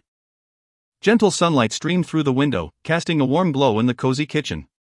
Good morning, brother. Luo Shunning greeted with a radiant smile. Her steps light as she entered the kitchen, her voice brimming with vitality and affection. Good morning, Shunning, Gu Luo responded with a tender smile, turning to acknowledge her greeting. What are we having for breakfast today? How about sandwiches? I enjoy everything you make. Thus, the two of them seamlessly collaborated to prepare their morning meal. The kitchen soon filled with a delightful and sweet aroma. As Gu Luo sliced the meticulously chosen tomatoes from the previous evening, he chuckled. I can't shake the feeling that Shunning seems different now, more carefree and lively. At his words, Luo Shunning beamed an angelic smile, her voice soft and sincere. Yes. I owe it all to Uncle and you, brother. Sometimes, I can be rather stubborn. Of course, Mom is just like me. Certain things are harder to express to those closest to us. Gu Luo sighed softly. Perhaps I have misunderstood Dad in many ways. It seems there is an inherent chasm between adults and children. Indeed. Gu Luo swiftly changed the subject. Enough of that. We must give our all for today's school anniversary performance. He punctuated his statement with an encouraging gesture. Let's go for it. Luo Shunning waved her little hand playfully, resembling a spirited little sprite. However, a hint of concern flickered in her eyes as she inquired, Brother, do you think Chumini would really do that? I'm not sure. But it's better to be prepared for any eventuality. Gu Luo's tone was steady, instilling a sense of reassurance. Upon hearing this, Luo Shunning playfully placed her hands behind her back. Hopping toward him and winking mischievously, Brother, you are so kind to me. And you are very kind to me as well, Gu Luo chuckled. Then gently offered a slice of tomato toward her mouth, the gesture intimate and natural. Ah! Luo Shunning opened her mouth like a well-behaved kitten, happily consuming the tomato slice. Her face lit up with bliss as she exclaimed, sweet and tangy, it's delicious. Brother, you truly have a knack for selecting the best ingredients. You're simply amazing. That's quite the compliment. Gu Luo couldn't help but laugh, but I dare say this tomato cannot compare to the sweetness of your little mouth. Your flattery is quite healing. How does brother know my mouth is sweet? Luo Shunning narrowed her eyes, a mischievous glint sparkling within. Taken aback by her boldness, Gu Luo widened his eyes slightly. Brother, why are you silent? Luo Shunning tilted her head, feigning innocence as she pressed on, so? How exactly do you know my mouth is sweet? Ahem. Gu Luo inhaled slightly, attempting to regain his composure. Just as he prepared to confront the question, the little angel burst into laughter. All right, I won't tease you any longer, Luo Shunning said, waving her hand in mirth. You. Gu Luo opened his mouth, at a loss for words. By the way, brother, I have a question for you. Luo Shunning's expression softened as she continued. What is it? Do you squeeze the toothpaste for Xiaoman and Shua every day? She emphasized Shua's name slightly. Upon hearing this, Gu Luo's heart raced momentarily. Yet, he steadied himself. Smiling as he replied, well, that day, Shua asked me to help her squeeze it. I did consider squeezing yours and Shulink's as well, but it felt a bit inappropriate. I understand your perspective, brother, Luo Shunning nodded, yet her expression reflected a hint of disappointment. Seeing this, Gu Luo grew anxious, Shunning, But he was at a loss for words. Discussing toothpaste now felt lacking in meaning. Brother, if you want to make me happy, please grant me a request. Luo Shunning suddenly stated. Ha? Gu Luo was momentarily taken aback, almost suspecting that Luo Shunning was actually Shua in disguise. Since when did the little angel start making requests? He hesitated for only a moment before nodding. I agree. Are you not even going to ask what it is? I agree. Gu Luo trusted the little angel wholeheartedly, feeling no need to add any qualifiers before her request. Then I shall take charge of squeezing toothpaste for you from now on. Chapter 70, the dowry can still rise. The sun shone brightly, illuminating every corner and adorning the entire campus with exceptional beauty. Outside the gates of Guanya Academy, a vibrant atmosphere prevailed. In celebration of the school's anniversary, the campus was fully open to the public, and the air was alive with joy. Many elderly grandparents, free from work, came to join the festivities, along with numerous parents who had taken leave and various members of society. As a member of the Public Service Department, Gu Luo was assigned a seemingly peculiar yet immensely honorable task, serving as the mascot. Indeed, he was to embody the character that would capture the gaze of every visitor.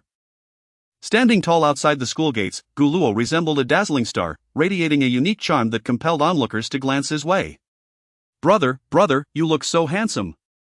A little girl with two playful pigtails gazed up at Gu Luo, her eyes sparkling like tiny stars. Her cherubic face, plump and adorable, revealed dimples that appeared when she smiled, making her irresistibly cute and prompting an overwhelming urge to pinch her cheeks. "Little sister, you must stay close to your grandma and not run off," Gu Luo said with a gentle smile, pointing to the volunteer badge hanging from his attire. "I still have to help others find their way." Of course, this was merely a ruse. In truth, he was nothing more than an emotionless mascot, upholding Guanya's image with his striking looks. It was arguably the most relaxed position within the Public Service Department that day. No one within the department voiced any objections. Everyone believed that this was the perfect way to showcase the charm of Guanya's campus heartthrob. Particularly, Situ Wenyao wholeheartedly supported the arrangement. His enthusiasm so fervent that one might think he would challenge anyone who disagreed to a duel. People's households, who could fathom such matters? Did being handsome mean one must be at the mercy of others, relegated to the role of a mere ornamental figure? As Gu Luo engaged in a bit of self-deprecating humor in his mind, he continued to entertain the little girl who had been clinging to him for a full 5 minutes. The girl's grandmother stood nearby, her kind smile radiating warmth as she captured this delightful moment on her phone, recording her granddaughter's charming childhood.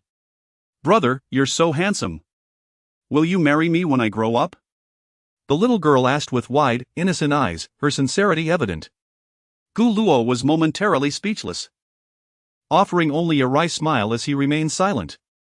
Such matters could not be casually agreed upon in jest, yet outright rejection might lead to tears from this innocent child. He had underestimated the allure of a 9-year-old, capable not only of effortlessly winning the hearts of blossoming young ladies but also of charming this naive little girl. Cough, positive energy, positive energy. "Little sister, there are many club performances inside, along with a plethora of delicious candies. If we delay, we might miss them."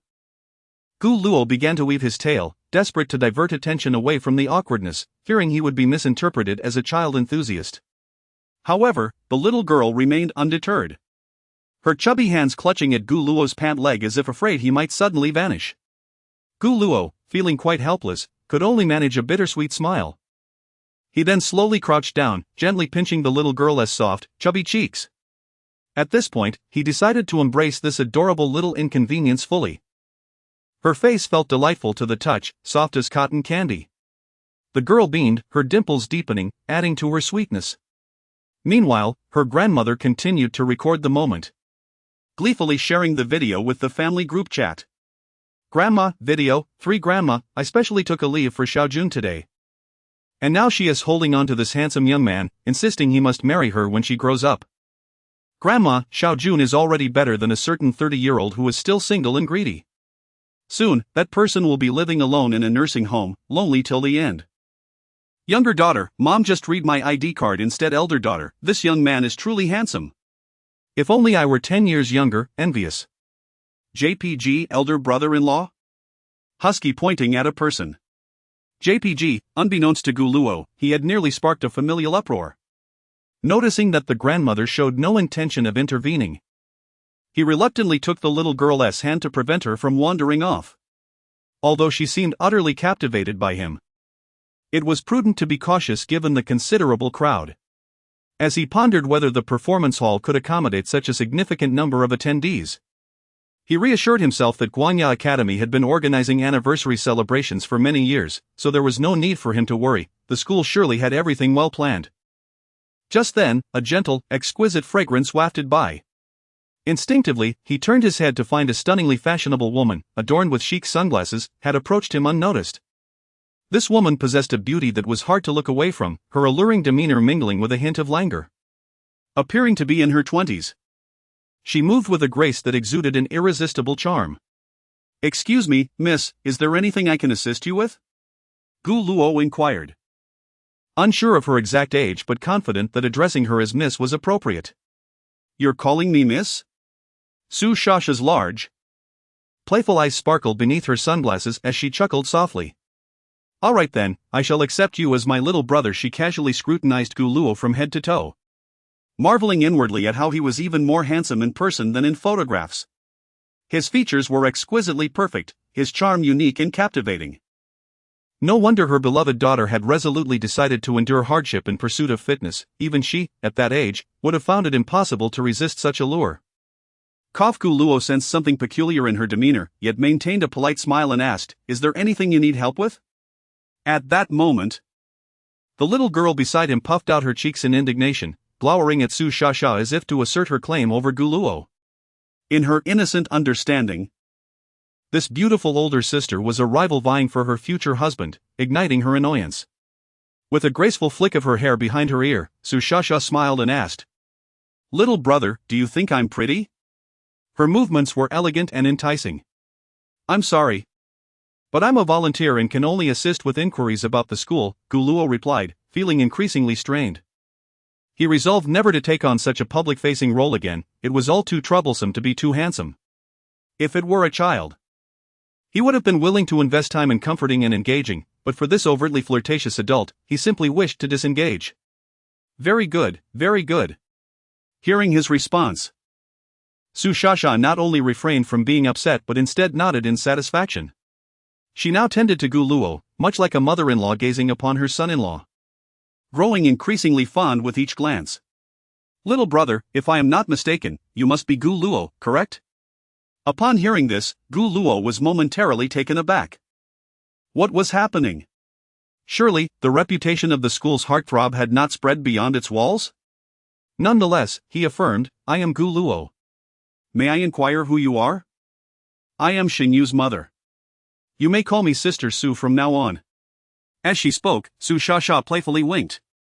Her lively and charming demeanor belied her status as a mother, appearing more like a youthful maiden. "Ah, I see." Gu Luo hesitated before continuing, "Hello, Sister Su. I am Xinyu's deskmate, and I have greatly benefited from Xinyu's kindness over the past week." Internally, he was at a loss on how to navigate this peculiar hierarchy. He referred to Xinyu as Yuma while addressing her mother as Sister Su. Quite the complex generational leap. How adorable. Su Shasha's satisfaction with Gu Luo grew. She contemplated in her mind, perhaps the dowry could be further increased. Maybe even add another building? A future son-in-law as exceptional as this deserved to be treated well.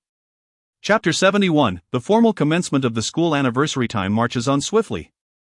And soon it is 9:18 a.m., just 12 minutes away from the official commencement of the school anniversary. The Performing Arts Hall is now nearly filled to capacity, bustling with students and visitors from afar, all eager to partake in the festivities.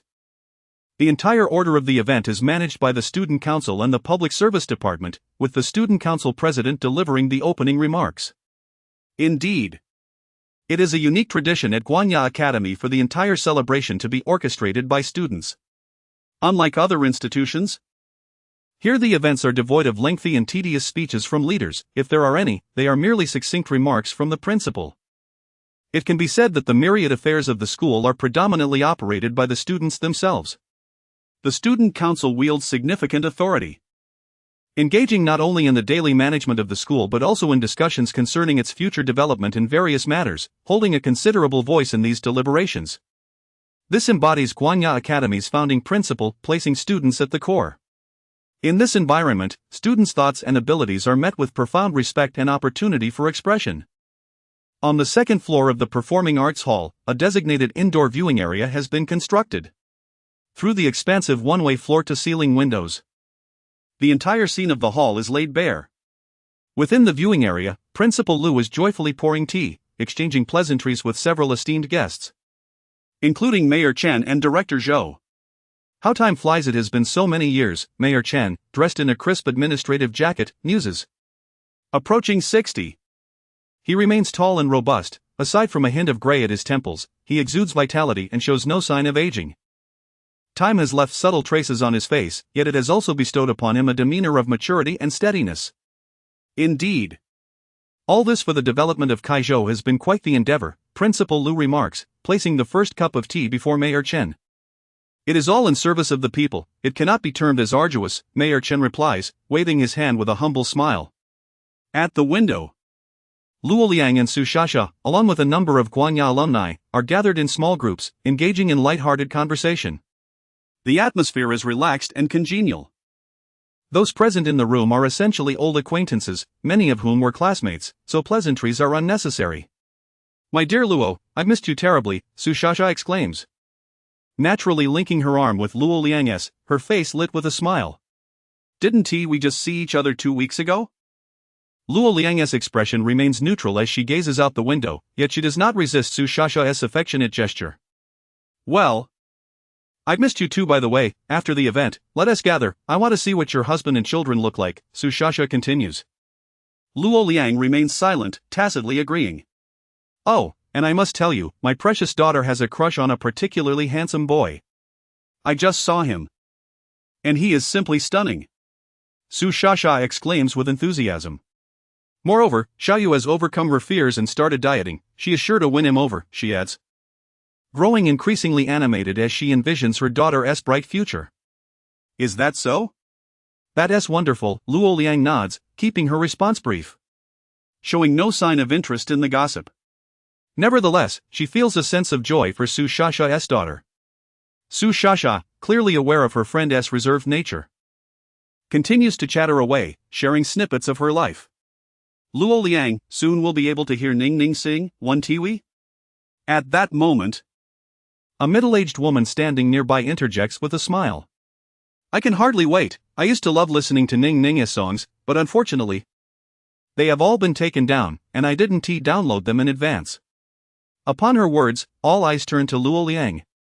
They are all somewhat aware of the circumstances surrounding Luo Shushin's departure from the entertainment industry, and mentioning it now inevitably stirs nostalgic memories. In truth, her departure was for the best. The entertainment industry can be quite treacherous, and with Ning Ning's innocence, one fears she might attract unsavory attention, another industry veteran comments. I heard from my child that Ning Ning is now the deputy head of the music department, and she will officially be confirmed after today's anniversary, huh?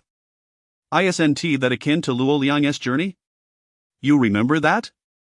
Of course. That year, I was a junior, and Luo Liang was a sophomore. I secretly admired her for a whole year, he laughs. Alas, you had no chance. The group cannot help but chuckle, and the atmosphere becomes increasingly jovial. All right. Soon we'll witness the splendid performance brought by Ning Ning. As a fan, I must record it, the middle-aged woman exclaims, eagerly pulling out her phone to adjust her filming angle. Meanwhile, several of Luo Liang's contemporaries engage in light banter, reminiscing about their shared pasts.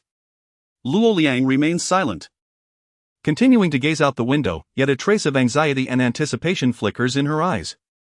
After all, it is her daughter's performance. And how could she not be concerned? Everyone, do not be nervous. I believe in you. Backstage, in the preparation room, Feng Duo is encouraging each member about to take the stage. Director, I'm still quite anxious, a girl admits, her voice trembling. As the first act, the pressure is palpable. If anything were to go awry, it would not only tarnish her reputation but also that of Guanya Academy. The audience outside comprises visitors eager for the show. The thought of a wrong note being played or a string being misstrung sends shivers down their spines. It's all right. I believe you can do it. Feng Duo swiftly approaches the girl, gently patting her shoulder in reassurance. Ranlei observes this exchange and quietly asks Luo Shushin, darling, are you nervous? Not really, Luo Shushin smiles slightly, exuding confidence. In truth, aside from a slight worry about Chu Mimi causing trouble, she feels no anxiety. After all, having been the nation's little sister, she has faced much greater challenges. Is that so? I'm a bit nervous, Ranlei sighs. And just as Luo Shushin prepares to offer comfort, she continues, "But if you introduce Gu Luo to me, I won't be nervous at all." Luo Shushin refrains from offering consolation this time and rolls her eyes playfully at her friend. Hee, I just want to be your sister-in-law, what's wrong with that? Renlei teases, sticking out her tongue. Luo Shushin shakes her head, unable to suppress her smile. She is accustomed to her friend's playful banter. However, it is merely a jest. On the other side, Shumimi stands alone in a corner, cradling her violin, calmly observing Luo Shushin and Renlei whispering to each other. A hint of coldness and disdain flickers in her eyes, as if everything around her is of no consequence. This is the calm before the storm. She cannot help but smirk inwardly. Soon, we shall all meet our doom. All shall meet their demise. Time stealthily passes, and before long, it reaches 9:30. Sunlight streams through the tall windows of the performance hall, weaving golden strands that cast bright beams, illuminating the entire stage and the expectant faces below. The students from the Student Council and the Public Service Department methodically transport the instruments required by the Music Department onto the stage. The metallic parts glisten under the sunlight, contrasting beautifully with the warm texture of the wooden components. At this moment, Luo Shunning, accompanied by the members of the Music Department, ascends the stage gracefully. The students and visitors evidently show their respect, for as they step onto the stage, the entire gymnasium is instantly enveloped in enthusiastic applause, echoing like a tide in the vast space. Soon, the performance officially commences. The cellist gently places her instrument on her lap, closing her eyes slightly as she takes a deep breath. Gradually, she draws the bow across the strings, producing a rich, resonant tone that flows like a warm current, each note imbued with profound emotion. This steady timbre serves as the cornerstone of the music, establishing a solid foundation for the entire performance. Following this, Renlei's fingers dance nimbly across the black and white keys. The piano's crisp and melodious sound intertwines with the cello's warm tones, effortlessly creating a soothing and tranquil atmosphere, as if transporting the audience to a serene paradise, refreshing their spirits. The gentle musical theme is thus set, and everything unfolds perfectly according to the rehearsal plan.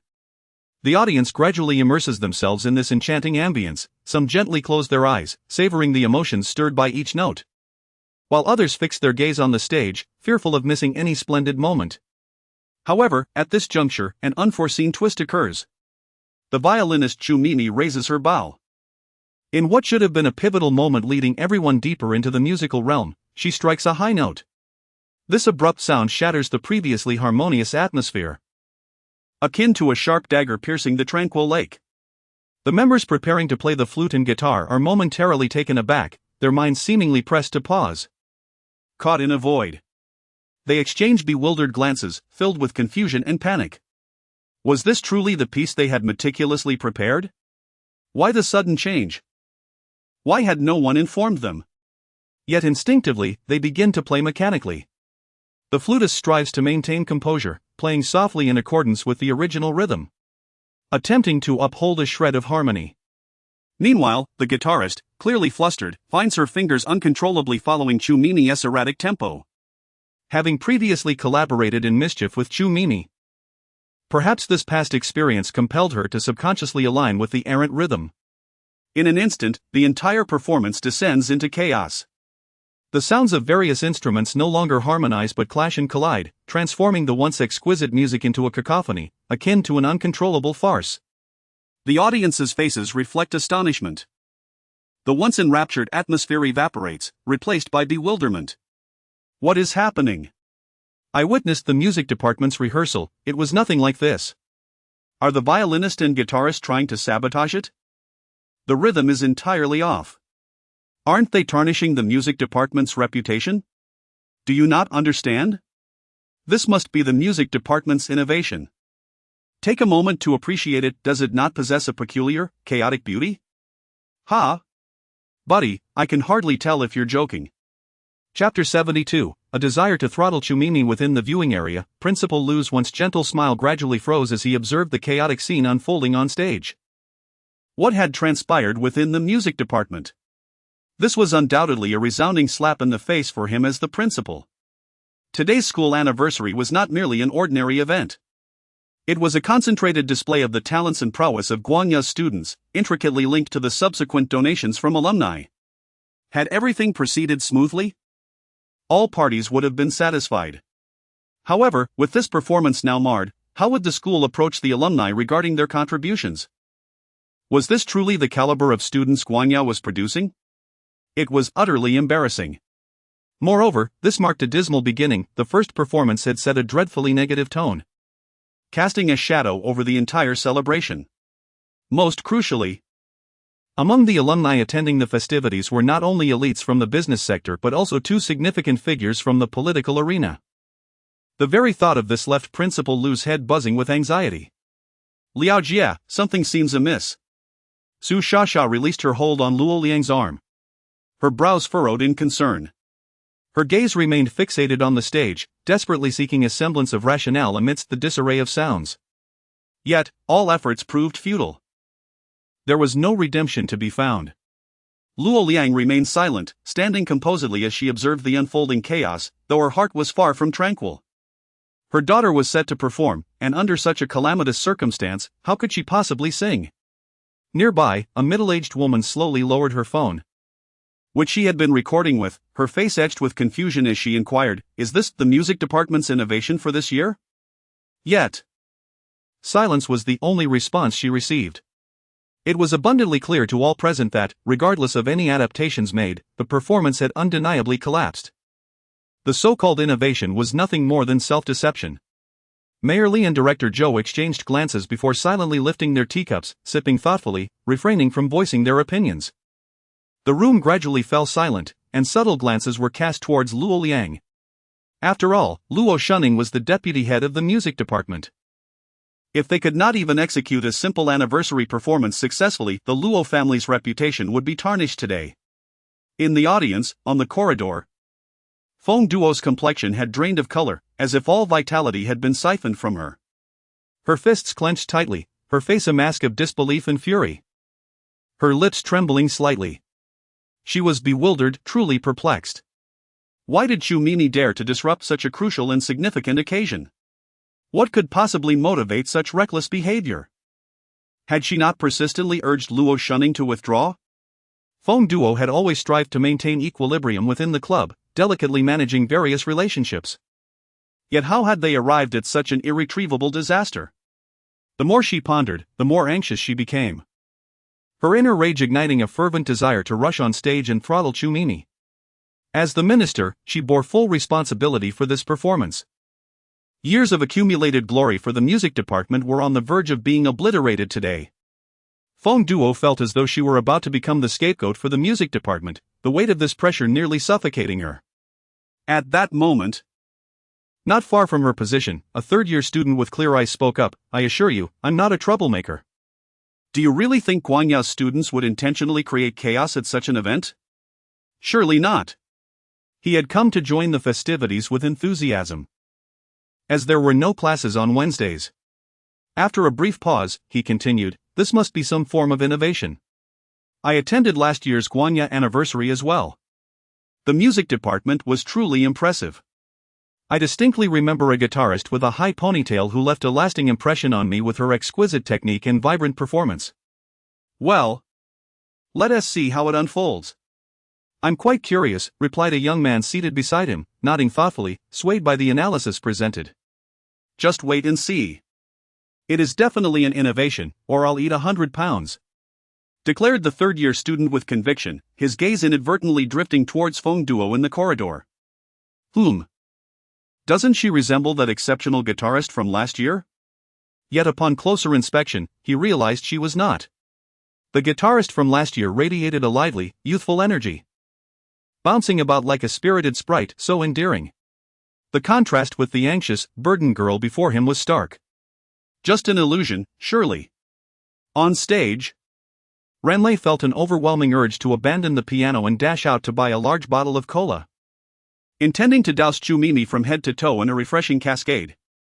This situation transcended mere excess. Chu Mimi seemed determined to ruin the music department entirely. The more she contemplated, the more infuriated she became. Had she not previously urged the minister to replace Chu Mimi? Yet each time, her suggestion was dismissed, justified by the assertion that no violinist, save for Luo Shunning, could rival Chu Mimi's prowess. The anniversary performance demanded the department's strongest lineup. Thus they were compelled to endure until its conclusion. Yet now, everything was in ruins. What would Shunning do? How could she possibly sing amidst such turmoil? As these thoughts raced through her mind, Rinlei turned her gaze toward Luo Shunning, but could only discern her somewhat fragile silhouette.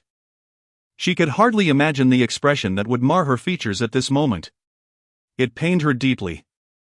However, Luo Shunning remained still, listening intently to the chaotic music. Her expression was remarkably serene, devoid of any hint of panic. In her eyes shone determination and composure, as if she had anticipated this turmoil all along. Let it be chaotic, let it be even more so. Memories surged back to that Sunday. Chapter 73, The Allure of 11 o'clock, the rest area Xiaoning. Before we head home, could you accompany me to purchase something? You should be quite familiar with it. All right. Luo Shuqing answered without a hint of hesitation. The soft glow of the lights enveloped the two, outlining their warm silhouettes. After an undetermined span of time, Luo Shuqing gently inquired, "Brother, what exactly are we going to buy?" Her voice was sweet and gentle, sounding more endearing than usual, laced with a hint of playfulness. "We're buying a musical instrument." Gu Luo replied with a slight smile. "A musical instrument? Which one? A piano?" Luo Shuqing instinctively responded. "If it's a piano, you can use the one in my room anytime." "If we're purchasing a new piano, just leave it to me. You needn't worry about it." Upon hearing such a confident statement, Gu Luo thought to himself that his little wealthy princess truly lived up to her reputation. Casually mentioning custom suits and pianos, the notion that she could offer her room as piano for use seemed to suggest an invitation to enter her private space, which stirred a thrill within him. He couldn't help but wonder when he might step into the little angel's bedroom. "It's not a piano. It's a suona." Gu Luo revealed the answer without any pretense. "A suona?" Luo Shuqing was momentarily taken aback, her bright eyes wide with surprise. She had never considered that this ancient instrument would be the choice. In this modern era, those proficient in playing the suona were exceedingly rare, mostly found in rural areas where the tradition was still upheld. In bustling cities, one could hardly find a suona's presence. "Brother, can you play the suona?" she asked. Her curiosity piqued. "I learned it from an elderly teacher during my freshman year," Gu Luo explained with a smile. "Actually, I was part of the music department in my first year, but I had to take care of Xiaoman, so I didn't attend often." He had no choice but to provide that explanation. "Oh, I see. So, why are you buying a suona?" Luo Shuqing's curiosity was fully ignited. "For the school anniversary," Gu Luo clarified. "I'm concerned that the psychologically twisted Sume might cause some trouble. If she intends to disrupt the performance, there are two likely scenarios." As he spoke, he raised two fingers. First, she might deliberately be absent on the day of the performance. Even if something happens, we could have a senior student step in at the last minute, which wouldn't be a major issue. Second, she could intentionally create chaos, just like during the rehearsals. This school anniversary is crucial, Auntie will be attending, so we cannot afford any mistakes. Better to be safe than sorry.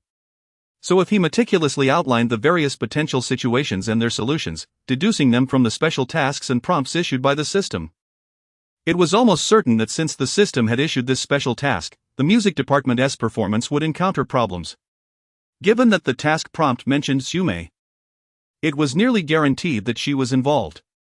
Brother, upon hearing this, Luo Shuqing felt as if something had lodged in her throat, momentarily at a loss for words. Although she couldn't comprehend why her brother would suspect such things, her heart was filled with gratitude. She hadn't anticipated that Gu Luo would consider her welfare to such an extent, going to such lengths for her. Had it not been for Gu Luo, she couldn't fathom how Tsume would have tormented her. "Brother, why are you so good to me?" Luo Shuqing gazed at Gu Luo, her eyes brimming with affection. "Because you are my sister," Gu Luo replied without a moment's hesitation. "Oh, I see. Is there another reason?" Luo Shuqing tilted her head slightly, her eyes sparkling with anticipation. She yearned for a more special answer. "Because I do not wish for Shuqing to be harmed." Upon hearing this response, Luo Shuqing felt as though her heart had momentarily stopped, as if the entire world had frozen in that instant. She couldn't help but envision a future with Gu Luo, one that would undoubtedly be filled with sweetness and happiness. She longed to return home immediately to capture her current emotions through music, preserving this beauty forever. With these thoughts swirling in her mind, Luo Shuqing took a deep breath. Striving to calm the excitement within, and a sweet smile graced her lips. "You're the best, brother," she said, her voice laden with reliance. As the memories faded, time returned to the present. Luo Shuqing did not begin to sing. Instead, she slowly walked towards the backstage in front of everyone. This scene left the audience in a state of bewilderment, the previously noisy murmurs escalating into a cacophony, akin to a pot boiling over. What is happening? The lead singer is leaving? A boy questioned his companion, perplexed. What on earth is the music department doing? Don't worry, there must be a twist. Just look at the most beautiful lead singer, she is completely unfazed. A senior student remained composed. I feel like you're just stirring the pot. A young man beside him couldn't hold back his laughter and shook his head in disbelief. The lead singer had fled, and there was still talk of a twist? The audience buzzed with speculation and doubt, their whispers intertwining. Meanwhile, Tsume, witnessing this scene, felt her heart nearly leap with joy. Her thoughts were simple: even if she faced repercussions, she could always tell the school that she had been under immense pressure. That everyone had ostracized her, resulting in a poor mental state and a subpar performance. With Luo Shuqing's voluntary departure, the blame would fall at least 80% on her shoulders. After all, this was a public escape before the faculty and numerous visitors. In that moment, Luo Shuqing was in deep trouble. However, as Tsume reveled in her thoughts, her smile suddenly froze, as if captured in a still frame. Luo Shuqing not only returned but also held the hand of a young man, who was clutching an instrument that was both unfamiliar and familiar to the audience. Gu Luo himself was somewhat dazed. Their prior plan had not included holding hands. This was entirely the little angel's initiative. He felt a mix of surprise and delight. But he couldn't help but note how soft her hand felt, like cotton candy. Hand in hand, they slowly made their way to the center of the stage. "Brother, you can do it," Luo Shuqing whispered, her voice gentle as a warm spring breeze. Then, she released his hand and stepped slightly aside. Her gaze filled with trust and anticipation. Gu Luo smiled back at Luo Shuqing. The swan's reed had already been soaked in warm water, and everything was ready. He gradually raised his hand, bringing the mouthpiece to his lips. Using Charm Enhancement Card, the points on the system panel began to deplete, consuming 2 points per second. His charm rose from 9 to 11. Gu Luo had previously raised his physical attributes to 10, easily able to press down on a 300-pound fan. Now, he would take this opportunity to test what would happen when attributes exceeded 10. Surely there would be some enhancement, though its specifics remained uncertain. At 9, he was a charmed demon. What would he become at 11? With no turning back now, he decided to take the plunge. The next moment, a sound erupted in the performance hall, akin to the cry of a phoenix. This voice was high-pitched and resonant, soaring into the heavens as if to break through the sky itself. It reverberated through the hearts of everyone present, causing them to tremble.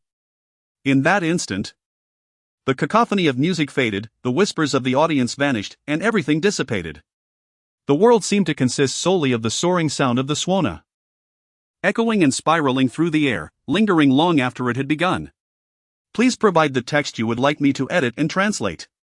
Chapter 74, The Phoenix Rebirth. The soaring and impassioned melody of 100 birds paying homage to the phoenix poured forth from the swana. Its sound imbued with a magical essence that instantly transported all present into a vibrant realm of avian life. Initially, the tune was melodious and enchanting, reminiscent of the gentle chirping of birds in the morning forest, crisp and delightful, awakening the slumbering earth. As the melody progressed, Gu Luo's playing grew increasingly vigorous, the notes dancing through the air like a string of lively pearls. The sound alternated between the bright clarity of a warbler emerging from the valley, the fervent cry of an eagle soaring, and the soft murmurs of swallows, each note a vibrant bird spiraling and frolicking above the stage. Gu Luo swayed gently in rhythm with the music, leaning forward and then back, as though engaged in a dance with the myriad birds. Gradually, the music reached its climax, the tempo accelerating as the notes surged forth like a tempest. His fingers flew across the holes of the instrument, the sound transcending mere notes to become a grand symphony of birdsong. The calls of various birds intertwined, painting a vivid tapestry that unfolded before the audience. A majestic and resplendent phoenix stood proudly, its plumage ablaze like flames, exuding an air of majesty and sanctity. The birds gathered around the phoenix, bowing in reverence, creating a magnificent spectacle of 100 birds paying homage to the phoenix. Chu Mimi was utterly entranced. Her skin covered in a flurry of goosebumps as if struck by a powerful current, her body trembling involuntarily. She was not alone, the entire audience was similarly captivated, unable to extricate themselves from this enchanting experience. There was an almost mystical force compelling them to lie down, as all gazes, as if drawn by a magnet, were fixated on the youth on stage, unable to turn away. In the viewing area, the situation mirrored that of the main audience. Even those who wielded immense power and influence in various fields, business, politics, were rendered speechless by the unexpected music that enveloped them. Luo Liang, typically composed, was now covered in goosebumps, his eyes glued to Gu Luo. Principal Lu's expression morphed dramatically, from initial anxiety at a perceived mishap to shock at the lead singer's departure, confusion upon Gu Luo's entrance, and finally, sheer astonishment at Gu Luo's performance. The rapidity of his emotional shifts was akin to a roller coaster ride, leaving little time for reflection. Meanwhile, Mayor Li and director Zhou held their teacups frozen in midair, neither sipping nor setting them down, as though they had forgotten the very existence of tea. It was as if everyone's souls had been drawn into the rogue instrument, lost in the world of music, oblivious to time and surroundings. On stage, the Suona solo reached its pivotal moment, a breathtaking finale that sustained a single breath for 60 seconds, heralding the phoenix's rebirth. This was Gu Luo's rendition of the Nirvana version of 100 Birds paying homage to the phoenix, acquired from a parallel world known as Earth. Choosing to conclude with such a breathtaking display made for a truly unforgettable moment. To ensure his performance was flawless, he activated the physical quality enhancement card, elevating his physical prowess from 7 to 9. Gu Luo's cheeks puffed slightly as he channeled an unending stream of breath into the Suona. In an instant, the sound erupted into an even more fervent and exhilarating crescendo, as if the phoenix itself were singing forth, summoning the homage of 100 birds. During those 60 seconds, an unseen force seemed to support Gu Luo, his arms steady as he held the Suona, unwavering, with the charm of 11 points amplifying the Suona's sound. It possessed an enchanting power that captivated everyone present. Each individual was overwhelmed by the spirited music, their souls drawn into its embrace, involuntarily lost within its depths. Time appeared to freeze, the world narrowing to just Gu Luo, his Suona, and the soul-stirring sound of rebirth. The audience's faces contorted in various degrees of rapture, many even forgetting to breathe. Indeed, due to the profound immersion, they instinctively held their breath, afraid that any slight movement might shatter this exquisite musical illusion. Seconds stretched into what felt like an eternity, each moment laden with suspense. As the piece concluded, Gu Luo exhaled softly, maintaining his composure, and then bowed slightly to the audience. This performance had drained his points entirely, rendering him financially destitute. Yet, it was worth every moment for the sake of his little angel. He now pondered the effects of his 11 points of charm. How was it that there was no applause? Surveying the bewildered expressions of the music department members and the audience, all with flushed faces, Gu Luo exclaimed, "You can breathe now. Please, breathe. Quickly." Was this the overwhelming power of 11 points of charm combined with the Suona and the Nirvana version? It was astonishingly potent. He mused how, after the school celebration, he might become the most wanted fugitive in Huaxia. Moreover, the charm enhancement card was indeed a formidable weapon, devoid of any rationale. He couldn't help but imagine what it would be like to elevate his charm to 100 points, no, even reaching 20 would suffice, then flashing a radiant smile at the girls. Surely, it would leave them utterly captivated. At his call, the audience snapped back from their trance, gasping for breath. Gu Luo rushed to Luo Shuning's side, gently patting her back. She felt dizzy, having been closest to Gu Luo and thus most acutely experiencing the overwhelming atmosphere. Just as Gu Luo was about to speak, a thunderous applause erupted throughout the venue, akin to a tsunami crashing ashore. The clapping surged in waves, relentless and echoing, as everyone stood entranced, clapping with all their might, heedless of the pain in their hands. Incredible! shouted a senior student, his voice piercing through the din like a groundhog's sharp cry. Indeed. The music department's innovation was a triumph. They had orchestrated chaos to elevate the audience's emotions, followed by an extreme turnaround that pushed the limits of their sentiments. This conveyed a profoundly understandable message and arc from chaos to rebirth, a complete narrative. The acting of the music department members was impeccable. Their expressions so convincing one might believe the Swona player was performing a last-ditch rescue. This night, they would boast about their experience for hours, not a minute less. His only regret was not recording the performance, feeling as though he had lost a fortune. The guitarist turned to Chumimi, astonished, and asked, "Wow. Mimi. Was this all part of your plan with Gu Luo?" "Mei, this is simply beyond limits, you have even concealed it from us." The cellist shook his head in a complex manner, feeling as though he had just ridden a roller coaster. How exhilarating. Moreover, this is undoubtedly the most outstanding performance in the history of the Guanya music department, without exception. Gu Ximan truly elevated the experience. Yet, Shumei remained in a daze, only now beginning to realize that she seemed to be a part of someone else's play. Chapter 75, Gu Luo is my son. Within the viewing area, the entire space still resonated with the lingering echoes of the performance. As people regained their composure, Su Shasha eagerly pointed to Gu Luo, who was preparing to take his bow on stage, and exclaimed to Luo Liang, "Sister Liang, look. That handsome young man is my future son-in-law. Allow me to introduce him, my son-in-law is named Gu Luo. Isn't he exceptionally charming and talented?" It was evident that she had wholeheartedly embraced Gu Luo as one of her own, akin to a proud mother admiring her son. Su Shasha held unwavering confidence in her daughter. She believed that once her daughter achieved her weight loss goals, her family's inherited beauty would undoubtedly captivate Gu Luo. Moreover, she had heard from the class teacher that Gu Luo and Xinyu were spending significant time together, which only solidified the foundation of their budding romance. All that remained was to await the day when their feelings would fully blossom. As the room was enveloped in silence, Su Shasha's words were clearly audible to everyone present. A middle-aged woman, taken aback, inquired, "Shasha, is this young man Xinyu's boyfriend?" While asking, she continued to record the scene on her phone, clearly intent on capturing every remarkable moment. "Not yet, but soon," Su Shasha replied with a confident smile. "I even made a point to meet him earlier today." With a slight tilt of her chin and an air of certainty, she added, "It's only a matter of time before he becomes part of our family. I must pay a visit to their home soon." "Is that so? Congratulations." The middle-aged woman responded, though inwardly, she began to calculate. She found it hard to believe that such an outstanding and handsome young man would genuinely be interested in Su Shasha's daughter. Perceiving it more as a declaration of ownership on Su Shasha's part. After all, wouldn't it be delightful to introduce such an exceptional prospect to the family? Most importantly, Gu Luo's looks were impeccable. Setting aside other merits, his striking appearance alone could charm any woman. Furthermore, students admitted to Guanya Academy typically hailed from respectable backgrounds or possessed notable talents. Any one of these attributes, combined with Gu Luo's striking features, was indeed a winning combination. Su Shasha was quick to disclose everything she knew about Gu Luo.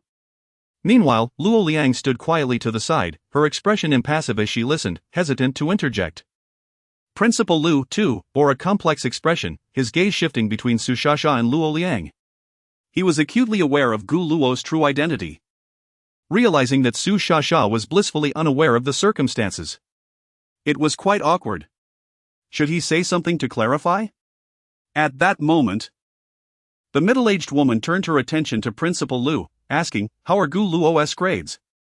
Does he have any acquaintances among our circle?" Gu Luo is a transfer student this semester, and he was the top student at Kaijo Academy, Principal Lu replied, his expression growing even more nuanced. Clearing his throat to mask his discomfort, he continued, "In fact, he does have connections, and they are quite familiar." "Oh? Whose child is he?" The middle-aged woman's interest peaked at this revelation. She had not anticipated that Gu Luo not only excelled academically but also came from a notable background, truly the perfect candidate. Yet, upon further reflection, she found it strange that she had no friends with the surname Gu. Curiosity swept through the crowd, and all eyes turned to Principal Lu, eagerly awaiting his response. Just as he was about to speak, Luo Liang, who had remained silent until then, calmly interjected, "Gu Luo is my son." The revelation stunned everyone. Gu Luo was Luo Liang's son? Some alumni who were unaware of Luo Liang's remarriage began to conjure various scandalous scenarios in their minds. Su Shasha, who was privy to the truth, was equally astonished, her mouth agape as she finally managed to say, "Sister Liang, it seems we are in-laws." Luo Liang, however, remained unfazed. Calmly clarifying, "Gu Luo is my stepson, I remarried a week ago." Her voice was not loud, yet every word resonated clearly, as if stating an utterly ordinary fact. Now it made sense. No wonder Luo Liang had appeared so composed when Gu Luo held Ning Ning's hand moments ago. The middle-aged woman nodded thoughtfully, her tone implying deeper meaning. In response, Luo Liang maintained her stoic demeanor, stating, "Holding hands is merely a part of the show." After a brief pause, she added, "Of course, if Gu Luo and Xu Ning genuinely have feelings for each other, I would not oppose." For her, the lack of blood relation made their sibling-like bond inconsequential, and she remained indifferent to others' opinions. Su Shasha found herself momentarily speechless, unsure of how to respond. Luo Liang's intentions were clear, she would not object to her stepson dating her daughter. In such matters, a lack of opposition equated to full support. If Xu Ning were the competitor, Su Shasha felt uncertain about her daughter's chances. The thought of Gu Luo and Luo Xu Ning living under the same roof, so close to each other daily, coupled with their shared excellence, made Su Shasha feel a pang of anxiety. Nevertheless, she genuinely admired Gu Luo, and she knew her daughter harbored feelings for him. It presented a challenge, yet not an insurmountable one. If necessary, she would personally step in to facilitate their union. Just then, Mayerly, who had been silent, set down his teacup, a gentle smile gracing his face as he spoke. "If possible, I would like to arrange for Gu Luo to visit the government compound sometime and perform a piece on the Suona for the elder statesman. What do you think?" As soon as Mayerly finished speaking, Director Zhou, seated nearby, chimed in, "I have some knowledge of the Suona, but I must admit I have never heard this particular piece. Gu Luo must come from a musical lineage, this should be a hidden gem." Musical lineage? Luo Liang was at a loss for how to respond. In her memory, Gu Feng had never played any instruments and had grown up in an orphanage. She resolved to inquire about this when she returned home. "I will ask Gu Luo about it," Luo Liang replied succinctly. Such matters depended on Gu Luo's thoughts and choices. "Thank you," Mayerly smiled slightly. Notification, special task completed, special task reward, skill proficiency card X1. Intelligence point 1, physical fitness point 1, 1000 points. Brother, Gu Luo, points, 1026, charm, 9, intelligence, 9, physical fitness, 8. 1000 points along with attribute points, what a bountiful harvest. Gu Luo was thoroughly satisfied with the rewards from this event. With an intelligence score of 9, he was poised to surpass the achievements of the little angel. With that thought, a hint of anticipation graced his lips as he smiled slightly. It was time to surpass. On stage, as the members of the music department took their bows, they left the center position for Gu Luo, Luo Xuning, and Chu Meimei. Indeed, there remains a position for Chu Mimi amidst the center stage. Now even Rinlei perceives this as a premeditated innovation orchestrated by the trio. Her heart is a tumult of confusion and sorrow. It is unfathomable that Xu Ning has managed to conceal this from her. How ironic that she had been so preoccupied with concern for her just moments ago. Meanwhile, Chu Mimi stands beside Gu Luo. Her expression is complex as if she had just consumed something distasteful. Yet, before the audience, she must feign a semblance of a smile, her heart a cacophony of emotions. What on earth is happening? Why are Gu Luo and Luo Xuning mingling together? It feels as if they were forewarned about her intentions to disrupt. She is at her wit's end, unable to comprehend, truly unable to fathom. Her mind is on the verge of a breakdown. Yet, the one certainty for Chu Mimi is that she is now but a jester forced to wear a mask of forced cheerfulness. Like a rat caught in the sunlight after scurrying through the sewers, all her flaws and disarray laid bare for the world to see. Chapter 76, The Hearts of All Parties. Even though Gu Luo and his companions had quietly departed from the backstage, the applause within the performance hall continued to swell like an unrelenting tide, surging wave after wave. Such a soul-stirring performance was indeed a rare encounter, a once-in-a-lifetime experience. The spirited sound of the suona seemed imbued with enchantment, reverberating in the ears of the audience. It evoked a peculiar impulse, an urge to lie back and surrender to the moment. Gu Luo! An unknown voice broke through the noise, shouting the name for the first time. Akin to a stone cast into a tranquil lake, instantly creating ripples that spread throughout the hall. Gu Luo! Gu Luo! The students joined in unison, their fervent cries threatening to shatter the venue's ceiling. This enthusiasm quickly spread, captivating the young visitors who had come to observe. Even those boys from school who typically found Gu Luo pretentious and showy were now swept away by admiration. He truly possesses extraordinary talent. It's impossible not to be impressed. After that suona performance, not only the sensitive, easily moved girls of adolescence but even the most stoic individuals would find themselves captivated. They all felt a singular sensation when Gu Luo played the suona. He was nothing short of a soul-snatching messenger. On an ordinary day, Gu Luo was already strikingly handsome. Yet as he played, it was as if he was infused with an even greater energy, his charm magnifying exponentially. The atmosphere around him seemed to shift, setting him apart from all others. No one could withstand such allure. That was my son. My son! In the audience, Gu Feng beamed with pride, excitedly shouting to those around him. However, the cheers and shouts drowned his voice in the overwhelming cacophony. Meanwhile, on the opposite side of the hall, brother, you were amazing. You were incredible. Gu Ximan exclaimed, her cheeks flushed with excitement as she unabashedly shouted. She waved her hands in the air, as if trying to release all the enthusiasm bubbling within her. In her heart, her brother had always been the most formidable, and today's performance elevated her admiration to new heights. Beside her, Lu Shua had been covering her now flushed cheeks. So handsome. Gu is simply too handsome. At that moment, she realized that many girls, no, all the girls in school, must surely have feelings for Gu. The competition was fierce. Fortunately, Gu rarely interacted with other girls apart from Xinyu, not even with the three sisters of the Luo family. And now, she could confidently join Man in seeking out Gu in Class 28. This school was their domain. As for Xinyu, she posed significantly less of a threat compared to other girls.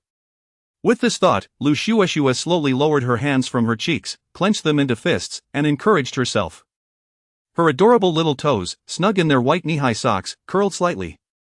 She had to overcome her shyness whenever she encountered Gu. She would pursue him boldly, preparing different snacks for him daily. Oh, and she needed to ask Man which anime character Gu liked. She could even cosplay. Lu Shua was well aware of what boys at this age typically admired. She planned to send him various private photos under the pretense of asking for his opinion on which ones were more appealing. Pursuing a boy required her to fully leverage her own advantages. The lively atmosphere in the performance hall persisted for quite some time. Gu Luo's suona performance was like a brilliant meteor, leaving an indelible mark in the hearts of the audience, evoking endless reminiscence. It was not until the student council president took the stage, microphone in hand, to restore order that the hall gradually quieted. However, in a corner of the corridor. What a delight, so exhilarating, so refreshing. Situ Wenyo's eyes were glazed over, his spirits seemingly drained. He felt as though he were floating on clouds, euphoric and detached. After a while, he shakily retrieved his phone from his pocket, opened an online shopping app, searched for suona, and placed an order. What a delight, what a delight. Backstage, Gushin, you are so incredibly handsome. Gushin, what was the name of that suona piece? I must listen to it every day, it was so astonishing. Indeed. I think I shed all the goosebumps I've ever had in my life today. Gushin, several of my friends and I have joined your fan group. We will support you wholeheartedly. As soon as the members of the music department reached the backstage, Gu Luo found himself surrounded by the dance department's girls. Their attire snug against their forms, showcasing youthful beauty to its fullest. Gu Luo, caught in the center, wore an awkward smile, unsure of how to respond. The proximity of these girls was overwhelming. The warmth radiating from them, mingled with their fragrance, enveloped him. Some were even boldly flirting, seizing any opportunity to make contact, leaving Gu Luo both amused and exasperated. As the saying goes, one should not strike a smiling face, he felt utterly powerless against these enthusiastic admirers. Life was indeed full of surprises. He had merely aimed to quietly navigate his academic journey at Guanya, content with caring for and accompanying his sisters. Yet, unbeknownst to him, he had become a figure of adoration. Meanwhile, on the other side, Xiumini had long vanished from sight. Just as Luo Shunning was about to rescue Gu Luo from the throng of infatuated fans, she was intercepted by Relay. Darling, have you reconciled with Xiumini? No. Seeing her best friend's misunderstanding, Luo Shunning cast a complex glance at the besieged Gu Luo and pulled Renlei aside to recount the entire story. Here's what happened. My brother suspected, so we agreed to perform together next time. Renlei listened intently, her expression shifting to one of increasing shock and complexity. After hearing the details, she incredulously asked, so, Gu Luo anticipated Xiumini's actions? He invested so much effort to ensure the performance went smoothly? That, you guys. Renlei hesitated. Wanting to inquire about their relationship, there seemed to be layers of intrigue, with hidden motives at play. Luo Shunning clearly understood Renlei's unspoken thoughts, her cheeks flushed with embarrassment. She did not wish to conceal her feelings from her friend. The bond between her and Gu Luo had evolved beyond mere friendship, teetering on the edge of romance. Yet not fully realized. It simply required time and the right circumstances for them to officially come together. Seeing Luo Shunning's bashful demeanor, Renlei, as the strategist, comprehended everything. She wanted to ask something but found herself at a loss for words. I'll go help my brother. Luo Shunning, unable to endure her friend's gaze any longer, fled the scene. However, just at that moment, suddenly, Feng Duo rushed over like a gust of wind. Pulling Gu Luo out from the throng of dancers with excitement, her arms outstretched as if to embrace him. Luo Shunning's brows immediately furrowed in concern. However, Gu Luo nimbly sidestepped Feng Duo's enthusiastic advance, causing her frown to ease slightly. Gu Luo, you are simply amazing! Exclaimed Feng Duo, her face flushed with exhilaration. Akin to someone who has just received the astonishing news of a misdiagnosis after being informed of a cancer diagnosis, her words tumbling over one another in her excitement. She seemed utterly oblivious to his instinctive evasion. Observing this, Gu Luo took a couple of steps back, maintaining a safe distance, and calmly said, Director, please take a moment to compose yourself. Chapter 77, This matter is not yet resolved. Calm? How can you expect me to be calm? Feng Duo exclaimed, her excitement palpable. I genuinely thought the music department was on the verge of collapse. I never anticipated this was all part of your plan. Gu Luo, your Swana performance was simply extraordinary. You cannot imagine the expressions on the faces of the students and visitors, words cannot do it justice. As she spoke, she glanced around and curiously inquired, where is Xiumini? I nearly misunderstood her intentions just now. I truly didn't expect you all to reconcile. To this, Gu Luo remained silent, merely listening. From an outsider's perspective, the tumult surrounding the performance would likely be perceived as a carefully orchestrated arrangement designed to provide the audience with a more profound experience. No one would suspect that Xiumini would dare to cause a disruption during the anniversary performance. Nor would they anticipate that he would timely rescue the situation with his Swana, culminating in a performance that could be deemed nothing short of divine. Gu Luo chose not to expose Xiumini's antics, instead opting to redirect the conversation. Minister, I believe the music department's anniversary performance was quite remarkable. Should we celebrate with a gathering? Absolutely. It is our tradition to celebrate together after a performance, Feng Duo replied enthusiastically. Moreover, this performance was not merely outstanding. It was a milestone. A milestone for the music department. From now on, whenever people mention the Guanya music department, they will recall today's splendid performance. At that moment, Luo Shunning approached and stood beside Gu Luo. Feng Duo found herself somewhat perplexed by the relationship dynamics among Gu Luo, Luo Shunning, and Xiumini. However, considering they had reconciled, she decided not to dwell on it. After all, to her, as long as the performance proceeded smoothly, everything else was inconsequential. Gu Luo exchanged a glance with Luo Shunning before softly asking Feng Duo, Minister, do you have anything you wish to say to Shunning? Upon hearing this, Feng Duo eagerly stepped forward to link her arm with Luo Shunning's, her face beaming with joy. Shunning, you were phenomenal. The music department will rely on your leadership from now on. In response, Luo Shunning merely smiled politely, offering no substantial reaction. Honestly, I have hinted at this before. But now I assure you, the position of the next music department minister is undoubtedly yours, Feng Duo reiterated, believing Luo Shunning to be skeptical. And offered her assurance once more. All right, minister, let us leave it at that. We can discuss other matters during the gathering, Gu Luo interjected, eager to avoid any further discussion. Shunning and I have some matters to attend to, so we shall take our leave. Yes. I need to discuss a few things with Gu Luo, Luo Shunning affirmed, nodding in agreement. Very well, I will notify the group regarding the gathering time, Feng Duo said, releasing her hold on Luo Shunning's arm. Thus, Gu Luo and Luo Shunning walked side by side through the staff passageway towards the exterior of the performance hall. Their pace was leisurely, their figures radiating a harmonious aura. They had little interest in the remaining performances. At that moment, they wished to relish their time together. Finally. It's over. Upon stepping outside the performance hall, Luo Shunning stretched slightly, as if to release all her fatigue. She then smiled at Gu Luo. Brother, I owe you so much. That was truly wonderful. She was well aware that the piece 100 Birds Paying Homage to the Phoenix was Gu Luo's original composition. Brother, you are a once-in-a-century genius. In response, Gu Luo offered a faint smile before seriously stating, Shunning, this matter is far from over. Chapter 78, A morning in the life of my sisters. 3 days have passed since the school anniversary. It is Saturday morning. The sunlight filters through the sheer curtains, casting golden patches of light across the bedroom floor.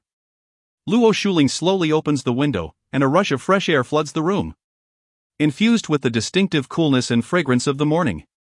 Taking a deep breath, she feels completely at ease. Gazing out the window, the sky is a brilliant blue, unmarred by a single cloud, so pure and captivating that one cannot help but steal a few more glances. What a rare and splendid day it is. Her mood is buoyant. Today, she has risen earlier than usual. After basking in the warm sunlight for a while, Luo Shuling picks up her phone from the bedside and opens a short video app, clicking on the pin post. The metrics of the video are impressive, too. 34 million likes, 340,000 comments, 170,000 saves, and 68 million shares. As the video plays, the soaring cry of the phoenix emanates from the phone, sending a jolt of electricity down Luo Shuling's spine, causing goosebumps to rise all over her body. After a shivering moment, she feels a wave of refreshment wash over her. The piece, 100 Birds Greet the Phoenix, performed by Gu Luo, never fails to evoke such a visceral response within her. No matter how many times she listens to it, it is a resonance that springs from the depths of the soul. Currently, many individuals online are attempting to emulate Gu Luo's rendition of 100 Birds Greet the Phoenix, yet few can even complete the piece. A handful of seasoned musicians have managed to perform it, but the result feels rather lackluster, as if they are mechanically reproducing the notes, devoid of the emotional impact that Gu Luo delivers. Having experienced the pinnacle of Gu Luo's artistry, listening to others feels akin to having grown accustomed to gourmet delicacies, rendering ordinary fare utterly unappealing. It is this very video that has catapulted Gu Luo to internet stardom. His striking looks and masterful Swona playing have garnered widespread acclaim. The comments section is abuzz, with half exclaiming the sheer brilliance of his performance, while the other half lavishly praises his captivating charm.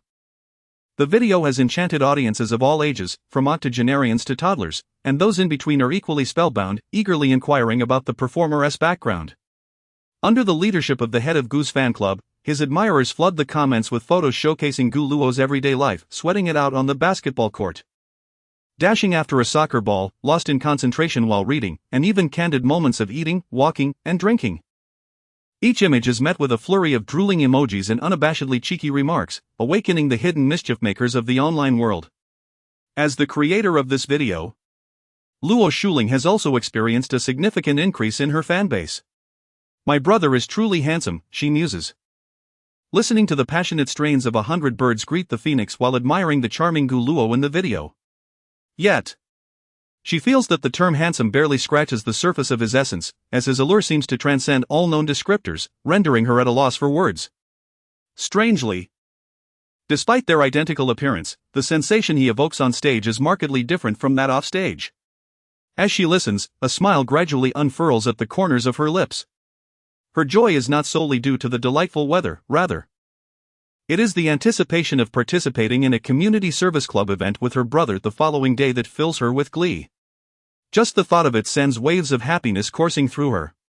Tomorrow, come quickly, she hums, skipping out of her room like a jubilant little bird.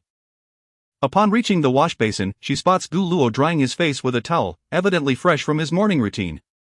Good morning, brother. Upon seeing him, Luo Shuling's happiness amplifies, and she bounces over to his side. Good morning, little son. You're up quite early today, Gu Luo remarks, a relaxed smile spreading across his face at his sister's exuberance. This sensation is peculiar, only Luo Shuling has the ability to bring it forth in him. Unconsciously, he has taken to calling her little son. At that moment, his gaze inadvertently drifts to her legs. Dressed in a simple sports tank top and shorts, her legs are smooth and toned, presenting a striking visual impact. From her ankles, her muscles gradually swell, seamlessly transitioning to her calves, where the lines are fluid and natural, devoid of any awkwardness. Ascending further, the definition of her thigh muscles becomes even more pronounced, exuding a vibrant sense of strength. Perfect. Luo Shuling epitomizes the essence of youthful vitality and exuberance. Shuling must often run to stay fit, Gu Luo muses, appreciating her form briefly before averting his gaze. As lingering too long would be impolite. Indeed, I run to school every day and practice yoga in my room at night, leg raises, crunches, planks, Luo Shuling exclaims, playfully tugging at the hem of her tank top and lifting it just enough to reveal her flat abdomen, showcasing her well-defined abs. These abs appear as if sculpted by a master artist, each contour perfectly balanced, with skin that is taut and elastic, a testament to her dedication to fitness. Gu Luo, upon seeing this, finds it difficult to divert his gaze. He was aware of his sister's impressive physique but had not anticipated it to be quite so striking. Truly remarkable, he exclaims, his admiration evident. He. Luo Shuling beams with delight at the compliment, placing the toothpaste-laden toothbrush in her mouth as she dances joyfully while brushing her teeth, resembling a personified bundle of joy. Seeing this, Gu Luo cannot help but smile indulgently. Being with his carefree little son brings him unparalleled ease.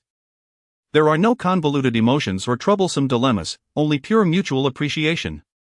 As for the toothpaste, it certainly would not do to leave his little son unattended. Just a gentle squeeze would suffice. Her hair, slightly tousled from sleep, catches Gu Luo's eye, prompting him to reach out and gently smooth it down. Her hair is so soft, it feels akin to the most delicate silk. I sleep like a log, Luo Shuling mumbles, squinting with a silly grin. Her words a mix of garbled sounds. Finish brushing first, there's no rush, I'm not going anywhere, Gu Luo chuckles, thoroughly amused by her whimsical demeanor. Indeed. The most comforting moments are those spent in the simplicity of everyday life with his sister. I just mentioned that I can't stay still while I sleep. Sometimes I end up hugging my pillow, she giggles. Ah, so you're just like Xiaoman, restless even in slumber.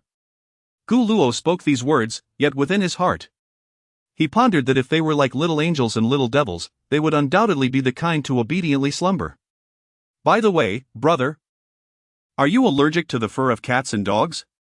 Not allergic, why do you ask this suddenly?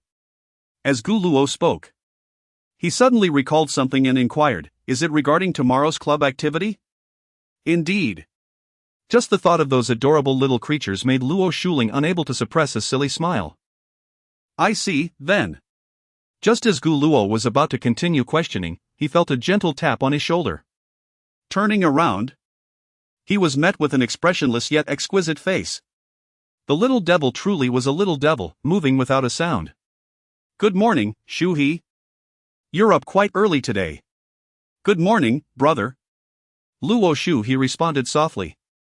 After exchanging greetings, she immediately pointed at her reflection in the mirror and, with no hint of emotion, stated, Brother, my hair is a bit messy. Upon hearing this, Gu Luo promptly extended a wooden comb towards her. However, the next moment, he felt a chilling gaze upon him. Stare. Ahem. Gu Luo found himself at a loss under such scrutiny. He had just intended to assist Luo Shuhe in tidying her hair when, at that moment, a gentle voice came from behind. Brother, allow me to do it. Meanwhile, in the bedroom near the staircase. Stupid old brother, don't. I don't like you. But if you insist, it's not impossible. Gu Ximan lay sprawled on the large bed, drooling slightly from the corner of her mouth. Her face adorned with a sweet smile. Clearly, she was lost in a beautiful dream, one that did not belong to this season. Chapter 79, Is she really a succubus? At 5 o'clock in the afternoon, there remained an hour until the gathering of the music department at Guanya Academy. Nestled in a corner of the bustling city, a CAF filled with the rich aroma of coffee provided a warm and elegant ambience. The soothing melodies flowed through the air like a gentle stream, creating an inviting and tranquil atmosphere. I'm so infuriated, Ranlei exclaimed, as she had just settled into her seat and drained her coffee in one gulp. Her expression contorted as the bitterness of the brew twisted her features. Ah, how bitter! She stuck out her tongue and hastily speared a piece of dessert from her plate, chewing vigorously. After a while, the bitter taste gradually faded. Across from her, Luo Shunning chuckled helplessly at the sight. You know it's bitter, yet you order it every time. You wouldn't understand, this is a trend. Ranlei replied, swallowing the dessert before slapping her forehead. Oh, don't interrupt me. A moment later, her face contorted with anger again. That Chu Mimi is absolutely infuriating. How dare she claim that the innovation of this performance was all her idea and even insinuate that I stole Gu Luo from her? Honestly, I've never encountered such shamelessness. At this, Gu Luo, seated next to Luo Shunning, took a slow sip of his coffee and offered a comforting response. Calm down, calm down. It's not worth getting upset over someone like Chu Mimi. Ha! Ranlei slammed her hand on the table in dissatisfaction. Aren't you supposed to be angry? Why are you so composed? Chu Mimi is just trying to turn the tables. Gu Luo set down his coffee, his expression serious as he replied, I've been quite angry. However, let us allow the bullets to fly a little longer.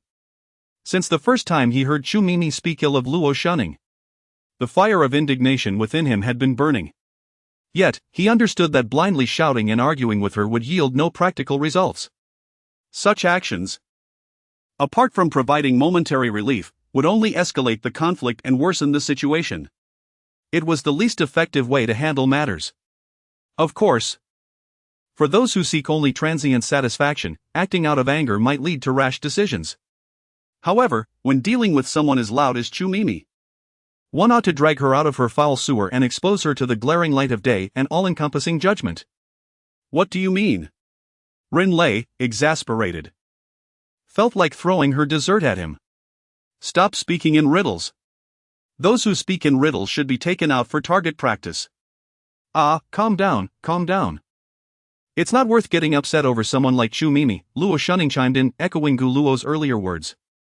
You, Shunning? You truly forget your friends in the presence of beauty, Ranlei lamented. Not at all. My brother has his own thoughts, we should trust him, Luo Shunning replied softly. Her face adorned with a sweet smile, embodying the image of a dutiful younger sister who defers to her brother in all matters. Seeing this, Ranlei could only helplessly cover her forehead. In her eyes, Luo Shunning had completely morphed into Gu Luo's image. Saltless as ever. Yet, to be fair, Ranlei had to admit that Gu Luo and Luo Shunning, in appearance and character, complemented each other perfectly, truly a match made in heaven. It would be unreasonable for them not to grow old together. All right, do as you please, Ranlei said, observing her friend's blissful expression, her own annoyance dissipating. After all, there was no point in getting worked up when the emperor himself was calm. Eat more. Ultimately, Luo Shunning hadn't forgotten her friend. As she diligently transferred various desserts from her plate to Ranlei's, that's more like it. Ranlei pouted, just as she was about to pick up her fork to enjoy the dessert. Suddenly, a piercing cry shattered the CAF's tranquil ambience. The three instinctively turned towards the sound, only to see a little girl in the back, wailing uncontrollably. Tears and snot streamed down her face, her small hands flailing in the air, crying with a heart-wrenching intensity. Her mother, a stylishly dressed, young, and attractive woman, appeared flustered as she rummaged through her bag for snacks, trying to soothe her daughter with gentle words and silly faces. However, the little girl remained unmoved, her cries growing louder. The entire CAF became enveloped by the sound, drowning out the once hushed conversations, creating a chaotic scene. Surrounding patrons cast disapproving glances, and the young mother, embarrassed, repeatedly apologized while desperately attempting to calm her daughter. Yet, nothing worked, the more she tried. The louder the girl cried. "Ah, this is why I dislike children so much," Ranley muttered softly. Setting down her fork and covering her face in despair, akin to the Monkey King hearing the sutra chant from Tang Seng. Seeing her daughter continue to wail, the young mother sighed helplessly and began to gather her belongings, preparing to leave this embarrassing situation. Just as she was about to pick up her daughter, Gu Luo, who had been quietly observing, turned around. With a gentle smile and a voice as soft as a spring breeze, he said, "Little sister, be good and stop crying, alright?" This simple phrase held a magical power. The previously inconsolable little girl immediately ceased her cries, her tear-streaked face fixating on Gu Luo. Her eyes wide and glistening with unshed tears, her body still trembling slightly. Not only did the little girl respond, but the young mother was also momentarily taken aback by the smile. Her heart raced, and her cheeks flushed slightly as she quickly thanked Gu Luo. "Thank you, young handsome man." "No problem," Gu Luo replied with a slight nod, resuming his coffee once the charm enhancement card was deactivated. With a charm level of 10, he wielded an irresistible allure. His charm had nearly reached the limits of human appeal at 9, while 10 transcended ordinary attraction. Entering the realm of magical influence akin to the mage class in games, possessing an enchanting power that was hard to resist. This was also the reason Gu Luo decided to maintain his charm at 9, he certainly didn't want to become a true mage. Meanwhile, the little girl had wiped her tears away and, after removing her little white shoes, stood on the sofa, gazing intently at Gu Luo's handsome profile. Clearly, she had succumbed to his charm. The young mother immediately called over a waiter and insisted on treating Gu Luo's table as a gesture of thanks, even ordering several expensive desserts for them. Clearly, she was not short on money. Despite Gu Luo and Luo Shuning's repeated refusals, the young mother remained steadfast, insisting on her generosity. Ultimately, they had no choice but to accept her goodwill. "Wow, she really is a succubus," Ranley exclaimed, her eyes wide in genuine admiration. "I am unable to assist with that." Chapter 80, What Nonsense, Attack. As evening descended upon 6 o'clock, the last member of the music department arrived at the private room for their gathering. The spacious room was elegantly divided into 5 rectangular tables, evidently designed for large departmental events. At the center table, Feng Duo occupied the position of honor. However, despite this celebration of the successful school anniversary performance, her expression was far from cheerful. She could not fathom why Chu Mimi was once again spreading rumors about Luo Shunning. Hadn't they reconciled already? "Minister, let's use this opportunity to clear everything up," Chu Mimi interjected, her gaze piercing towards Luo Shunning and Gu Luo, who sat opposite her, struggling to contain her rising anger. Feng Duo lowered her voice. "Chu Mimi, this is a gathering, do not create chaos. We can discuss matters back at school." "What? You won't let me speak?" Chu Mimi scoffed, her voice rising sharply. "I know you publicly promised to pass the ministerial position to Luo Shunning, but must you be so protective?" At her words, the second-year members turned their attention towards Feng Duo and her companions, while the first-year students, seated at the far end, appeared to be mere spectators. They were somewhat aware of the underlying tensions but not entirely informed. "Chu Mimi, must you make this so embarrassing?" Feng Duo's face flushed crimson, nearly boiling over with rage. "What? Are we not allowed to let the victim speak?" Chu Mimi retorted coldly, then directed her ire towards Luo Shunning. "Luo Shunning, you have gone too far. This anniversary performance was clearly my idea, yet during this time, you seduced Gu Luo and even held hands in front of the entire school." She turned to the others in the room, raising her voice. "Everyone knows I was the one who brought Gu Luo in initially, but what happened in the end? I believe everyone understands the reason behind it." Her declaration ignited whispers among the crowd, their gazes flickering between Chu Mimi, Luo Shunning, and Gu Luo, their expressions varied. This was indeed a matter of fact. Observing the scene unfold, Chu Mimi felt a surge of satisfaction. Her tactic was a remarkable counterattack. Compared to the prepared rebuttals of Gu Luo and Luo Shunning, her narrative was more logical and convincing. As Chu Mini's shameless remarks echoed, Ren Lei's chest heaved with indignation. Had it not been for Luo Shunning's repeated insistence on maintaining composure, she would have rushed to confront Chu Mini. Luo Shunning, Gu Luo, do you have anything to say? Chu Mini completely disregarded Ren Lei's furious gaze, looking at the two across the table with a smirk, her chin slightly raised, ready for a fierce debate. No matter what they said, she was determined to assert that Luo Shunning had seduced Gu Luo and brainwashed him. However, Gu Luo's response left Chu Mini momentarily speechless. Chu Mini, you are right about one thing, I am indeed deeply attracted to Luo Shunning. His voice was soft yet clear enough for all present to hear. What? What did you say? Chu Mini questioned, doubting her own ears. What was happening? Not only did Gu Luo not refute her, he actually acknowledged it?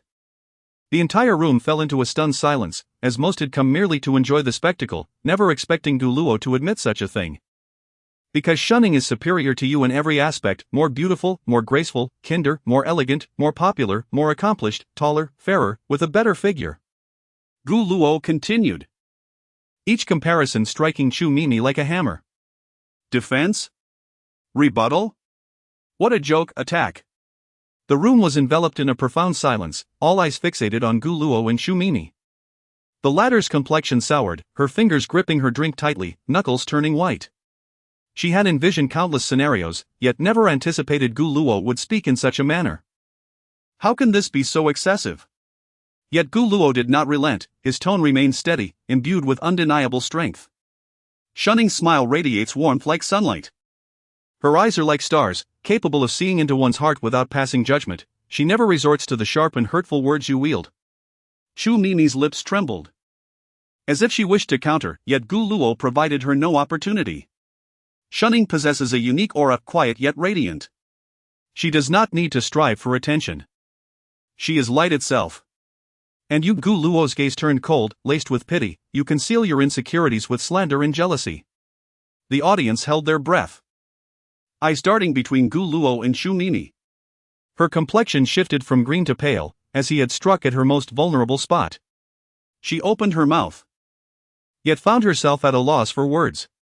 Shunning's kindness is something you will never learn, Gu Luo's voice resonated once more, deep and resolute.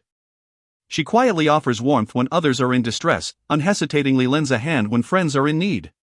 She never fixates on gain or loss. Nor does she gossip behind others' backs. And you, his eyes narrowed, dripping with sarcasm, you distort the truth and spread malicious rumors. Shunning's compassion is beyond your reach. She perceives the world as beautiful, even in the face of injustice, she chooses to respond with grace. You, on the other hand, can only speculate and attack with venomous words. You may think this conceals your own insecurities, but it only invites further disdain. Gu Luo's tone intensified. Shunning never competes for anything, she simply exists as herself and attracts those who truly understand her. Whereas you, despite your elaborate schemes to belittle her, only render yourself more ridiculous. Thus, is it not entirely natural for me to be drawn to such a perfect Shunning? Beside him, Luo Shunning's cheeks flushed crimson. Her head bowed in shyness, unable to meet anyone's gaze. Her earlobes felt as if they could bleed from embarrassment. A mix of bashfulness and sweetness flooded her heart. What was the difference between this and a public confession? How utterly shameful. Yet, simultaneously, she felt an overwhelming joy, sweetness enveloping her heart like honey. Chapter 81, Cheers. You all. Chu Mini bit her lip fiercely, forcing a sound from her throat, accusing them of collusion. Clearly. Shut up. Gu Luo interrupted her once more, then opened his phone, turning the volume to the maximum before playing an audio file. In the next moment, Chu Mini's voice, along with that of two other girls, began to echo from the phone. These two girls had previously spread rumors about Luo Shunning. Gu Luo, in truth, you have been deceived by Chu Mini. She is someone who revels in spreading rumors, like me and Deputy Minister Luo. She often disseminates lies about Luo Shunning and the club, claiming she steals boyfriends and sneaks out. Chu Mini adores spreading rumors.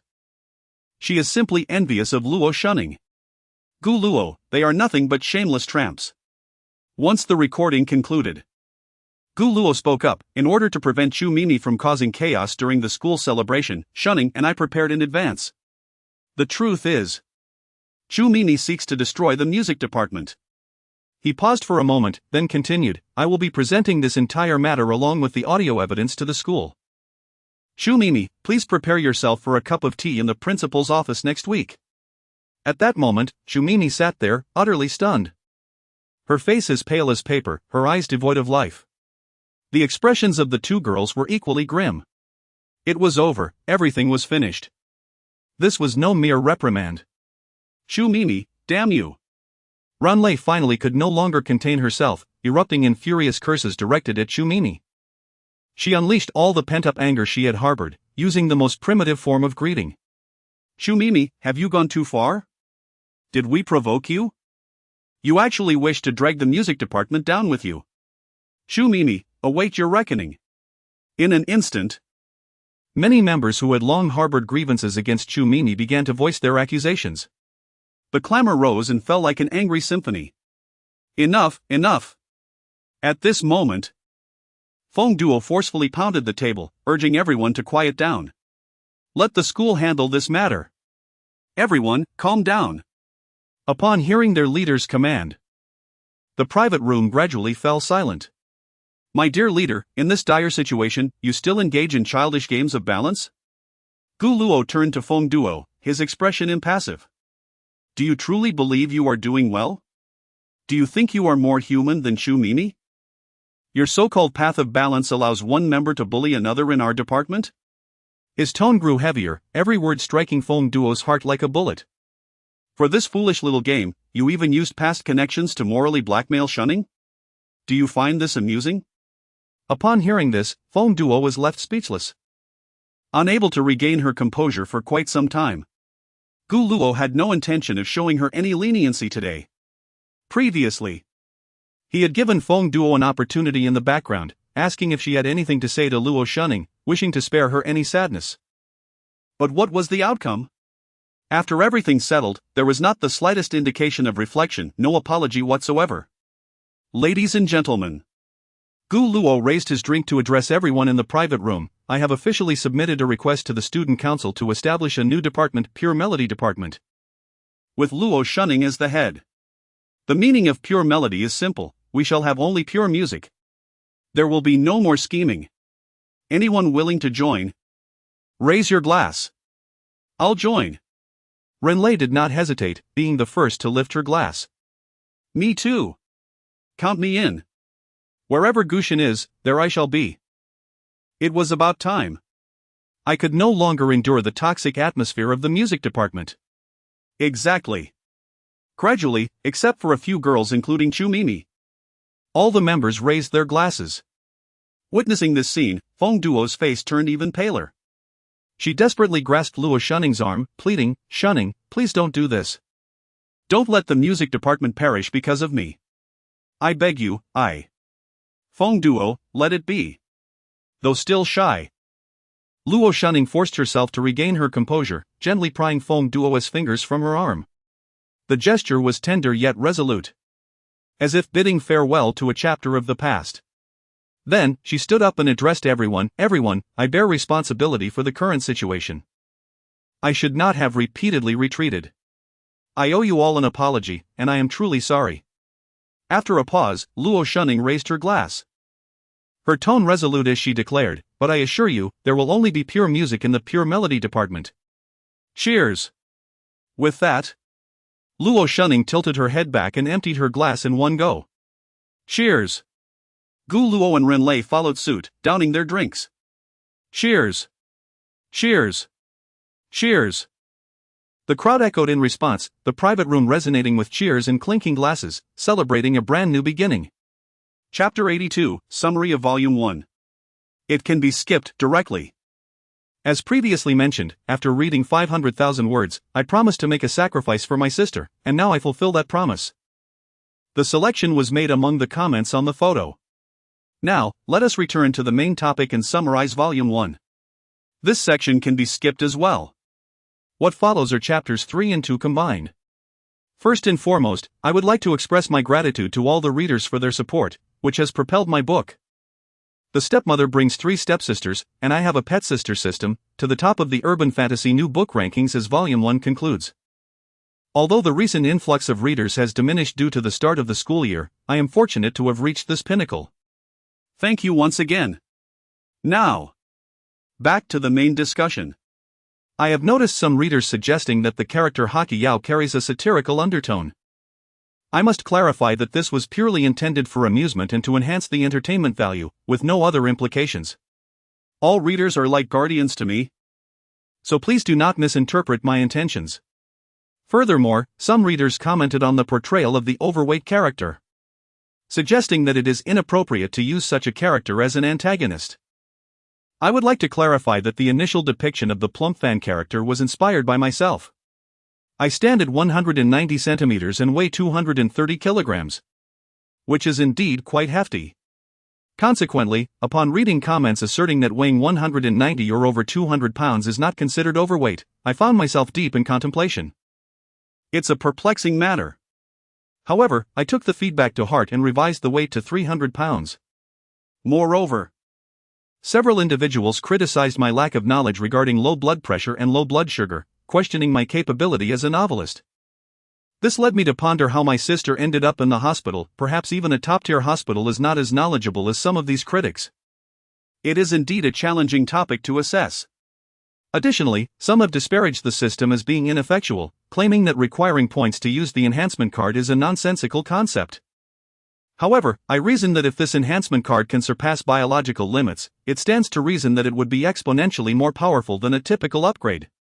Furthermore, this is an urban slice-of-life narrative. It cannot be expected that a single use of the enhancement card would result in fantastical feats such as soaring to the moon and performing acrobatics while defying gravity. It is a difficult matter to evaluate. There are also comments regarding the protagonist, Gu Ximan, being easily flustered by a girl's flirtation. I suspect that those making such remarks have not experienced the innocence of youthful love. If you are so confident in your charm, why seek solace in reading light novels? I can relate, as I was once shy when conversing with girls. As for the criticism regarding the protagonist's initial foray into the underworld, I can understand the frustration. However, according to their perspective, the protagonist should confront Ximan head-on, exhibiting a typical dragon soaring demeanor. If this were a story of urban martial arts or celestial reincarnation, it would be entirely appropriate. Yet, this is a narrative grounded in urban reality, where logic, rules, law, and evidence must prevail. The protagonist initially intended to hold Ximan accountable in every conceivable manner, aiming for her complete disgrace. Unfortunately, readers are unaware of the subsequent developments, and I can only accept the backlash. Lastly, there are those who criticize the protagonist for concealing the nature of his relationship with Luo Shua, arguing that he should have been forthright with Luo Shunning and requested her discretion. This perspective seems to stem from a lack of romantic experience or an overly rigid mindset, neglecting the importance of familial harmony. If tomorrow you find yourself sharing a bed in this new family, would you still want it? If placed in Luo Liang's position, what would you do? Those who have been in relationships understand that the initial thrill can rapidly elevate one's affections. But any sign of secrecy or distance can drastically alter that sentiment. Many comments have truly been disheartening to read. Ahem, I have concluded my grievances. Now, let us welcome Volume 2, The Arena of the Sisters, which marks the climax of the entire narrative. Chapter 83, Volume 2, The Battlefield of Sisters. Do you like Gu Luo? What do you think of him? At the dining table, Luo Shunning gently placed a bowl of rice in front of Luo Shuhua. Her tone was casual, as if she were merely inquiring about an inconsequential matter. Today, since Gu Luo attended a club activity with Luo Shuling and Gu Ximan was out with her friends, only the 2 sisters remained at home. Yes. Luo Shuhua's expression was serene as she spoke, picking up her chopsticks to delicately chew on some cauliflower. Her voice was equally nonchalant, as if discussing the most mundane topic, devoid of any emotional turbulence. Luo Shunning was momentarily taken aback by her response, but her expression quickly returned to its usual calm, as she sat across from Luo Shuhua. Deep down, she felt a mixture of emotions, both unexpected yet entirely reasonable. Recalling the first time she met Gu Luo, Luo Shuhua's demeanor had been peculiar, almost as if she feared he might vanish from her life at any moment. Despite her general aversion to others encroaching on her space, her attitude towards Gu Luo was markedly different. She not only approached him willingly but also asked for his assistance with remarkably intimate tasks, such as squeezing toothpaste or combing her hair. All signs indicated that Luo Shuo's feelings for Gu Luo were indeed extraordinary. Previously, Luo Shunning had not delved deeply into these matters, but the current circumstances were different. She had genuinely developed strong feelings for Gu Luo.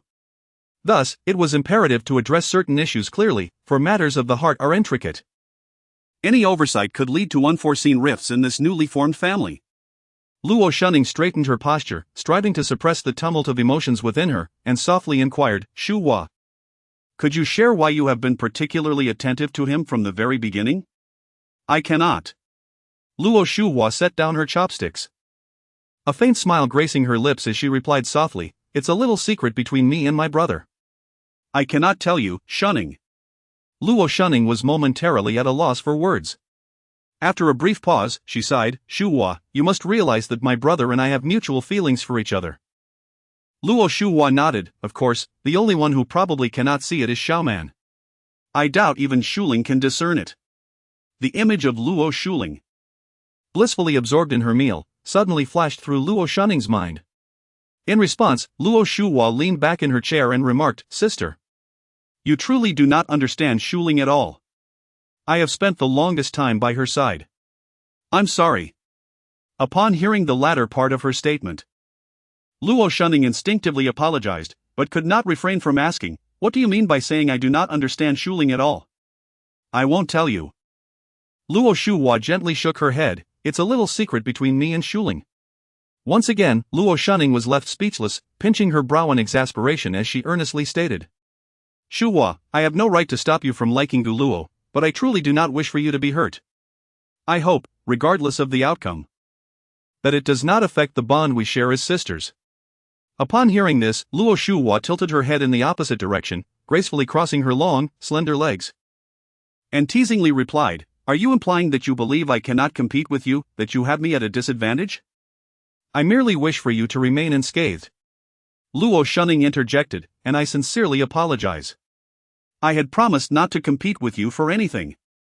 At this point, Luo Shunning's expression was a complex blend of guilt, helplessness, and resolve.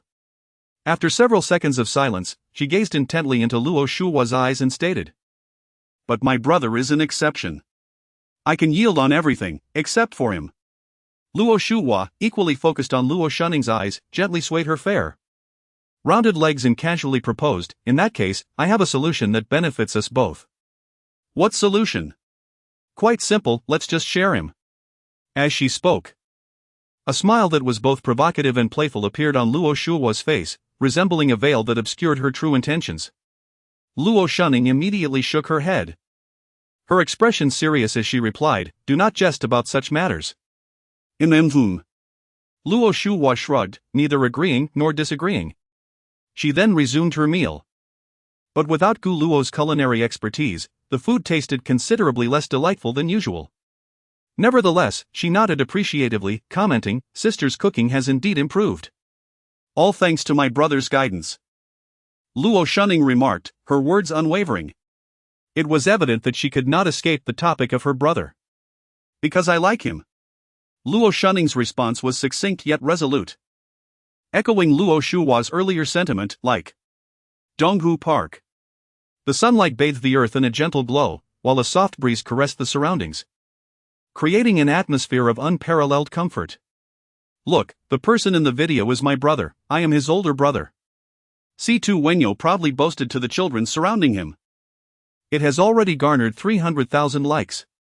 As a member of the public service department, he was also here for the club activity and always arrived early. "Wow. That's amazing. I saw it too, my mom showed me. Is that brother a big star?" The children exclaimed in awe, their innocent eyes shining with surprise and admiration. Observing their reactions, C2 Wenyo felt elated, buoyed by their admiration. Fortunately, after Gu Luo's desensitization training with the Suona, his resilience had significantly improved. He could maintain his composure regardless of how thrilling the situation became unless he simply could not help himself. Feeling a surge of pride, Situ Wenyo swiftly tapped his finger, investing 200 yuan to promote the video. As long as he was quick to bring attention to it, the radiant protagonist of the video would become him. Delighted. After boasting with the children for a while, Situ Wenyo inadvertently caught sight of two hunched figures. Two elderly men, each carrying a large bag of recyclables, were shuffling along. His eyes lit up as if he had discovered a rare treasure. Remember, study well, and that handsome guy in the video is Situ Wenyo. By the way, can you keep an eye on this cat cage for me? After tossing a couple of remarks to the children, he dashed towards the two elderly men. Grandpa! Grandpa! May I have that sack? Situ Wenyo rushed to their side like a gust of wind. What's the matter, young man? The two elderly men paused. Their faces etched with the passage of time, yet their spirits appeared relatively high. One was slender, while the other had a slight limp. I can help carry it. Just let me take it. Situ Wenyo exclaimed excitedly, pointing at the bags on their backs. Leave it to me, I am quite strong. No, no. It's not heavy. The slender elderly man waved his hand dismissively.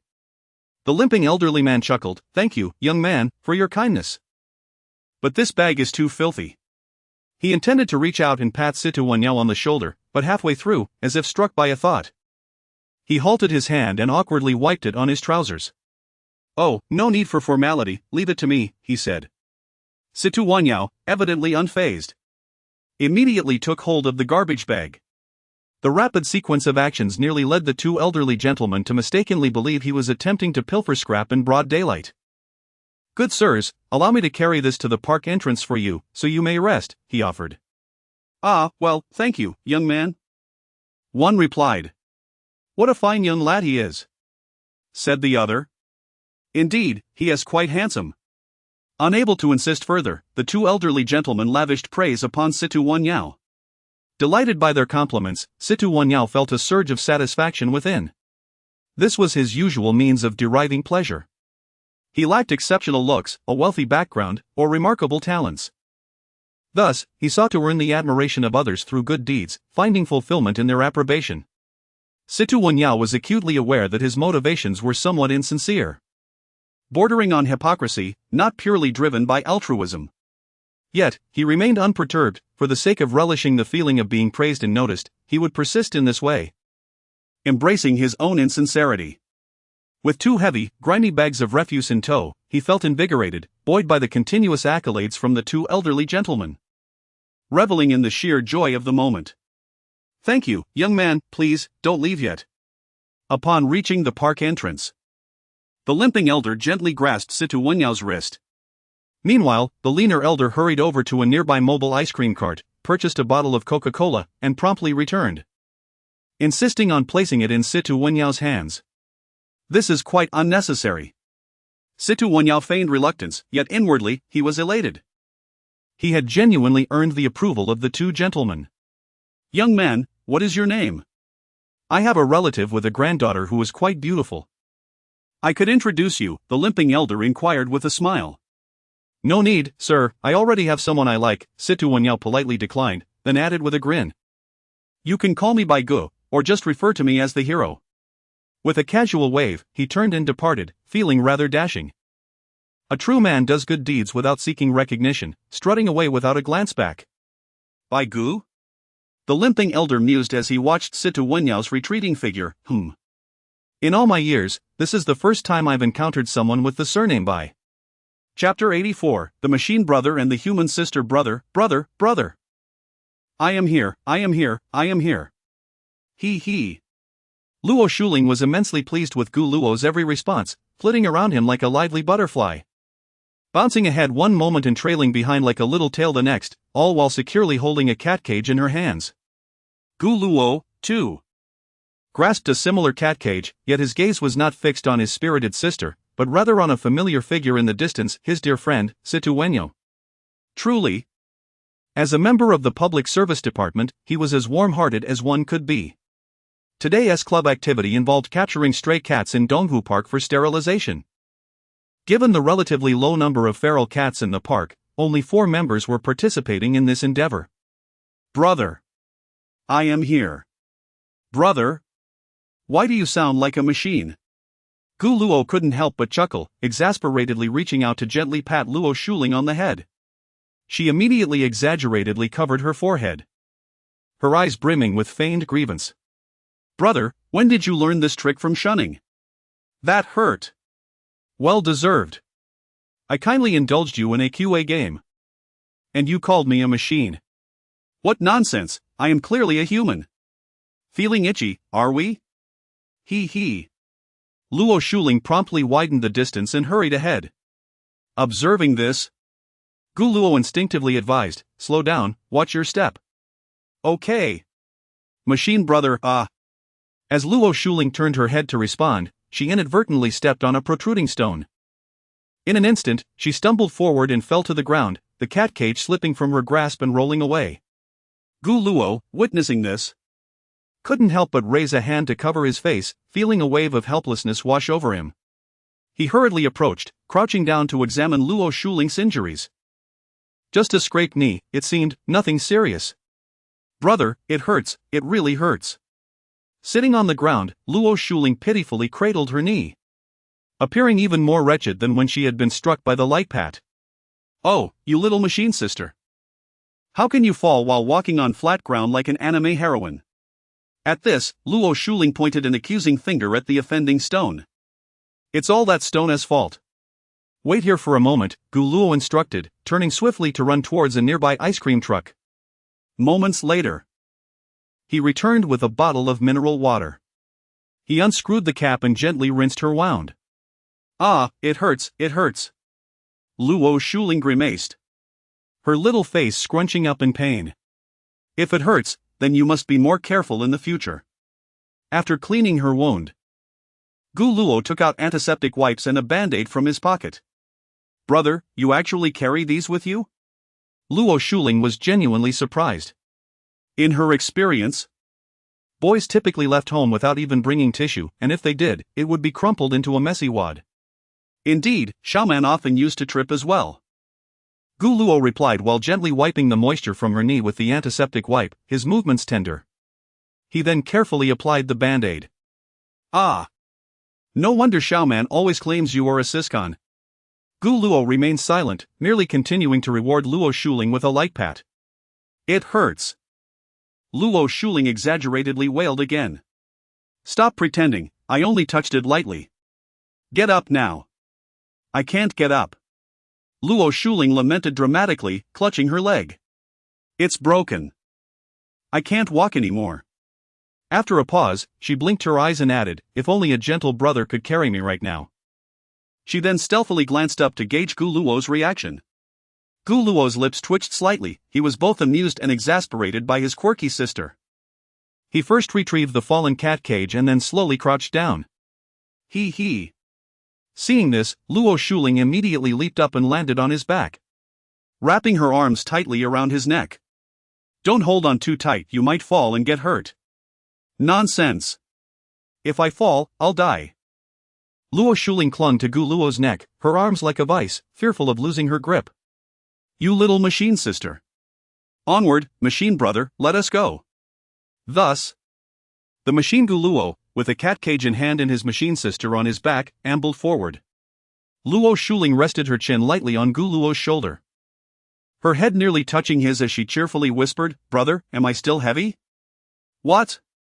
Gu Luo, momentarily taken aback, thought that perhaps his machine sister's language skills required some improvement. Well, and soon I might fall outside the top 10. I mean, am I heavy, brother? You're quite light, just don't cling too tightly or get too close. Gu Luo felt a tickle in his ears. Upon hearing this, Luo Shuling not only didn't maintain her distance but rather tightened her embrace, like a little greedy cat, and said, Brother, your cooking is truly delicious.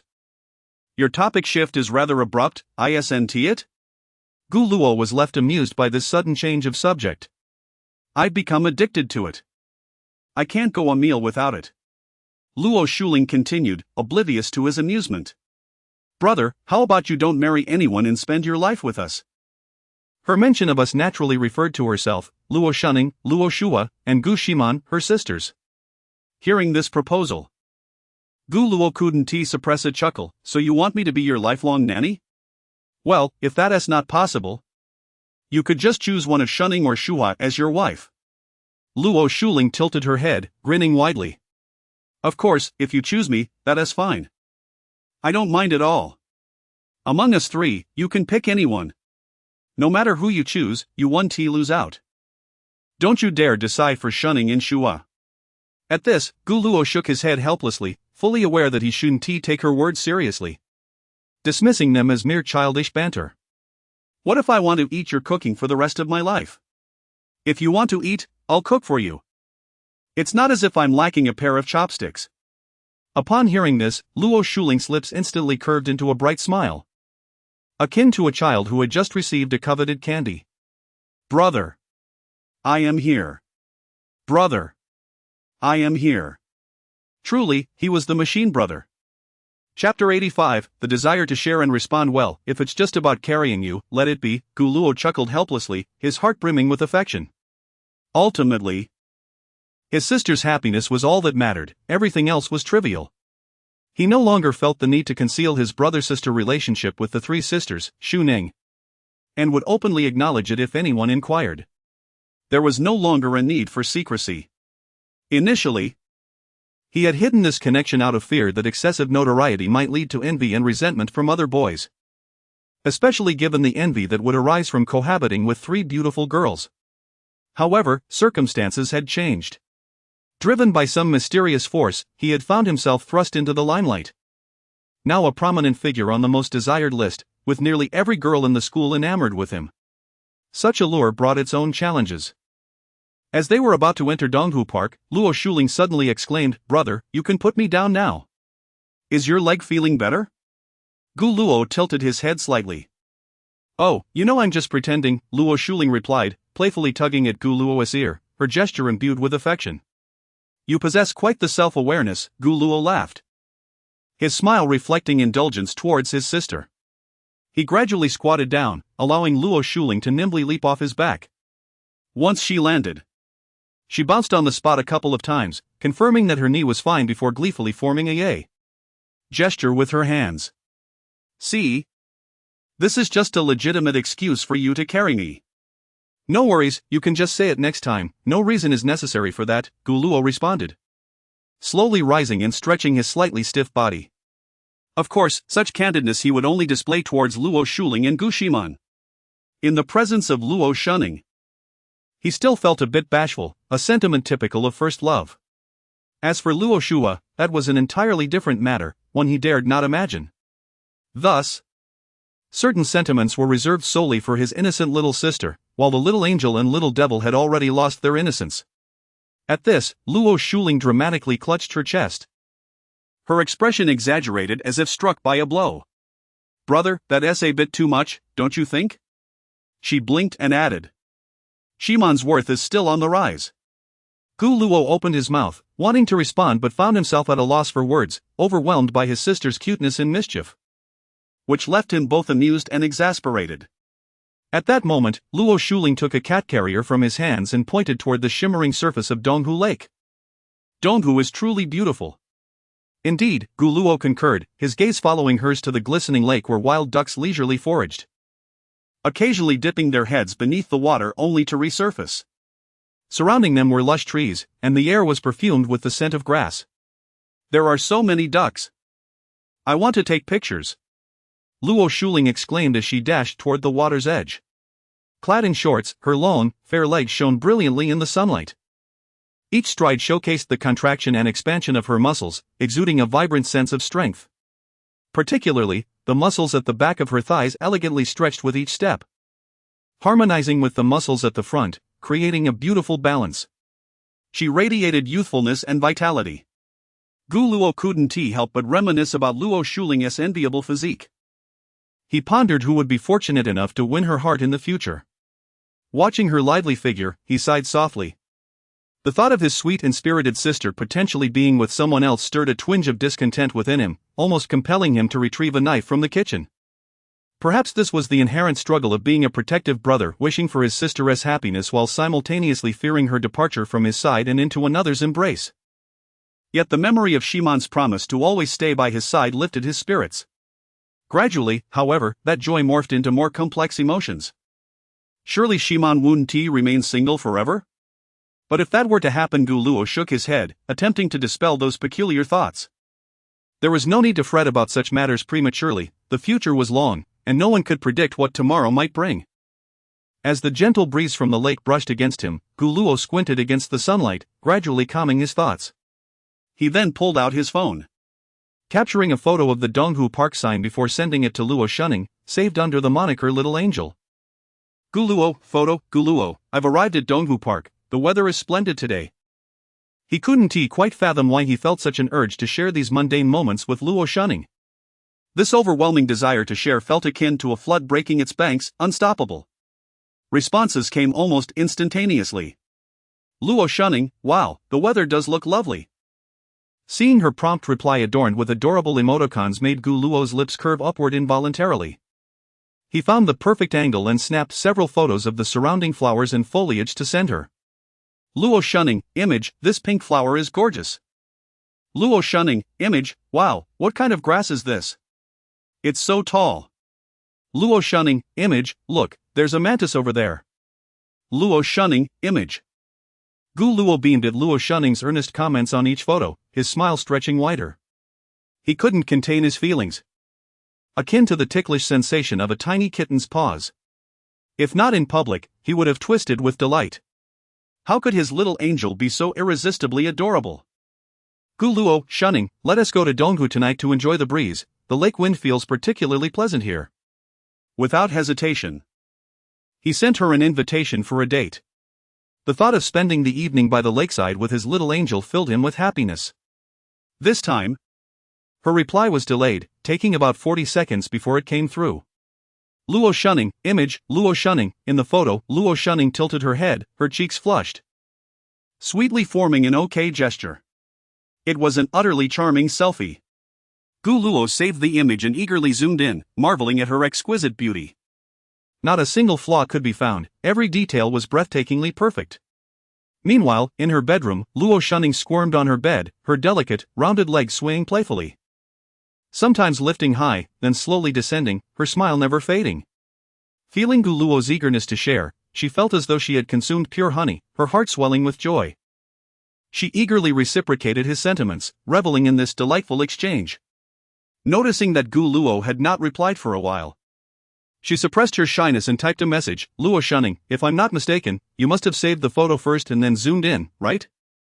Upon sending the message, Luo Shunning seemed to recall something, immediately covering her increasingly flushed cheeks with one hand. Her mind involuntarily conjuring images of Gu Luo's expression at that moment. Soon, Gu Luo replied. Gu Luo, if I am not mistaken. Shunning must have been smiling while taking one photo after another, ultimately selecting the one she found most satisfactory to send, correct? Chapter 86, The Little Son. My dear friend, what are you grinning about? Who have you brought into the conversation? Let me savor the flavor too. Gu Luo was still basking in the joy of chatting with the little angel when he heard a familiar voice nearby. Instinctively, he quickly stowed away his phone and turned to find Haji Yao, accompanied by a group of children. Gu Luo did not speak immediately, instead, he sent a message to Luo Shuning. Gu Luo, a classmate has arrived, I'll talk to you later. I'll prepare something delicious for you tonight. Luo Shuning, okay.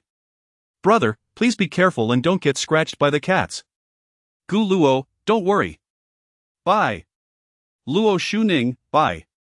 After concluding the chat, Gu Luo securely tucked his phone into his pocket and turned towards Si-Tu Wen-Yao, inquiring with a hint of curiosity. What were you saying just now? He vaguely recalled hearing something about bringing someone in. It was peculiar and incomprehensible. Nothing, Si-Tu Wen-Yao replied. Noticing Gu Luo was engaged in a conversation, he then pointed at the children behind Gu Luo with a grin, my friend, they are all your little fans. Turning to the children, he proudly declared, this is the handsome big brother from the video you just saw. Upon hearing this, the children's eyes sparkled with admiration as they gazed at Gu Luo, their innocent expressions filled with reverence. In their simplistic understanding, someone with a video that garnered 3 million likes must be extraordinary, either a celebrity or a renowned internet personality, undoubtedly an impressive figure. Brother, are you a big star? A little girl with playful pigtails asked, her cherubic face tilted upward. You're so good-looking, you must be a big star. Chimed in another girl with a bun hairstyle, confidently voicing her conviction. You look even better than a big star. The other children eagerly joined the conversation, their youthful voices intertwining as they surrounded him. Witnessing this scene, Gu Luo felt as if that mysterious force had quietly descended upon him once more, subtly guiding him step by step toward fame. His expression was somewhat complex as he glanced at Si Tu Wenyao, yet he couldn't shake off the feeling that this carefree fool was incapable of such machinations. It should, perhaps, be attributed to mere coincidence. Si Tu Wenyao likely regarded him as just a dear friend, and their shared activities were simply the gestures of camaraderie. At that very moment, Si Tu Wenyao was reveling in delight, almost trembling with excitement, his heart soaring with the admiration bestowed upon him by the children. This feeling of being idolized by youngsters was akin to savoring a delightful scoop of ice cream on a summer day, sweetening his heart. Brother Si Tu. At that moment, the little girl with pigtails curiously asked Gu Luo, didn't this brother just say he is your older brother? Is that true? Upon hearing this, Si Tu Wenyao's expression froze, realizing his earlier boast had left him in a precarious position. Gu Luo's lips twitched, unsure of how to respond. Ha Ji Yao. You truly are forget it. After all, this fellow is the beloved of the group. Yes, I am Si Tu Wenyao, and this is my older brother. Gu Luo, Si Tu Wenyao stated, giving himself a hearty pat on the shoulder to uphold his dignity. Wow. So he really is a big star's older brother. I thought he was just bragging, exclaimed one child. Then Gu Luo must be amazing too. In an instant, the children's admiration shifted toward Si Tu Wenyao, filling the air with exuberance. Keep it low-key, he chuckled, his face beaming with satisfaction. Floating on a cloud of happiness and nearly losing himself in the moment. My dear friend, you truly are a dear friend. He mused, reveling in the moment. Just as he was savoring this feeling, a voice broke through from behind. Deputy Minister Huang Anlu approached, holding a cat cage, her demeanor calm. Si Tu Wenyao. What are you all doing? She then turned her gaze to Gu Luo. Gu Luo, have you seen the minister? Suddenly, the surroundings fell silent. As if the children's processors had crashed. Their still developing minds struggled to comprehend the situation. Who was Si Tu Wenyao, and who was Gu Luo? Clearing his throat, Gu Luo, unsure of how to navigate the awkwardness, opted to feign ignorance and replied to Huang Anlu, the minister is over there taking pictures of the wild ducks. Upon hearing this, Huang Anlu frowned slightly, adjusting her glasses. The minister is quite something, still playing around even before finishing her work. However, there is ample time. Through his interactions with Huang Anlu over the past 2 weeks, Gu Luo had developed a general understanding of her personality. To summarize, she had a sharp tongue and spoke plainly, never mincing words, yet was exceptionally reliable and responsible in her work. This dichotomy led to varied opinions. Those who appreciated her honesty admired her dedication, while others found her straightforwardness intolerable. With that, Gu Luo began walking toward the lakeside with Huang Anlu, leaving Si Tu Wenyao awkwardly standing there, exchanging glances with the children. Little duck, little duck. Luo Shuling was squatting by the lake, utterly focused on photographing the wild ducks in the distance, when an acorn suddenly hit her on the head. Ouch!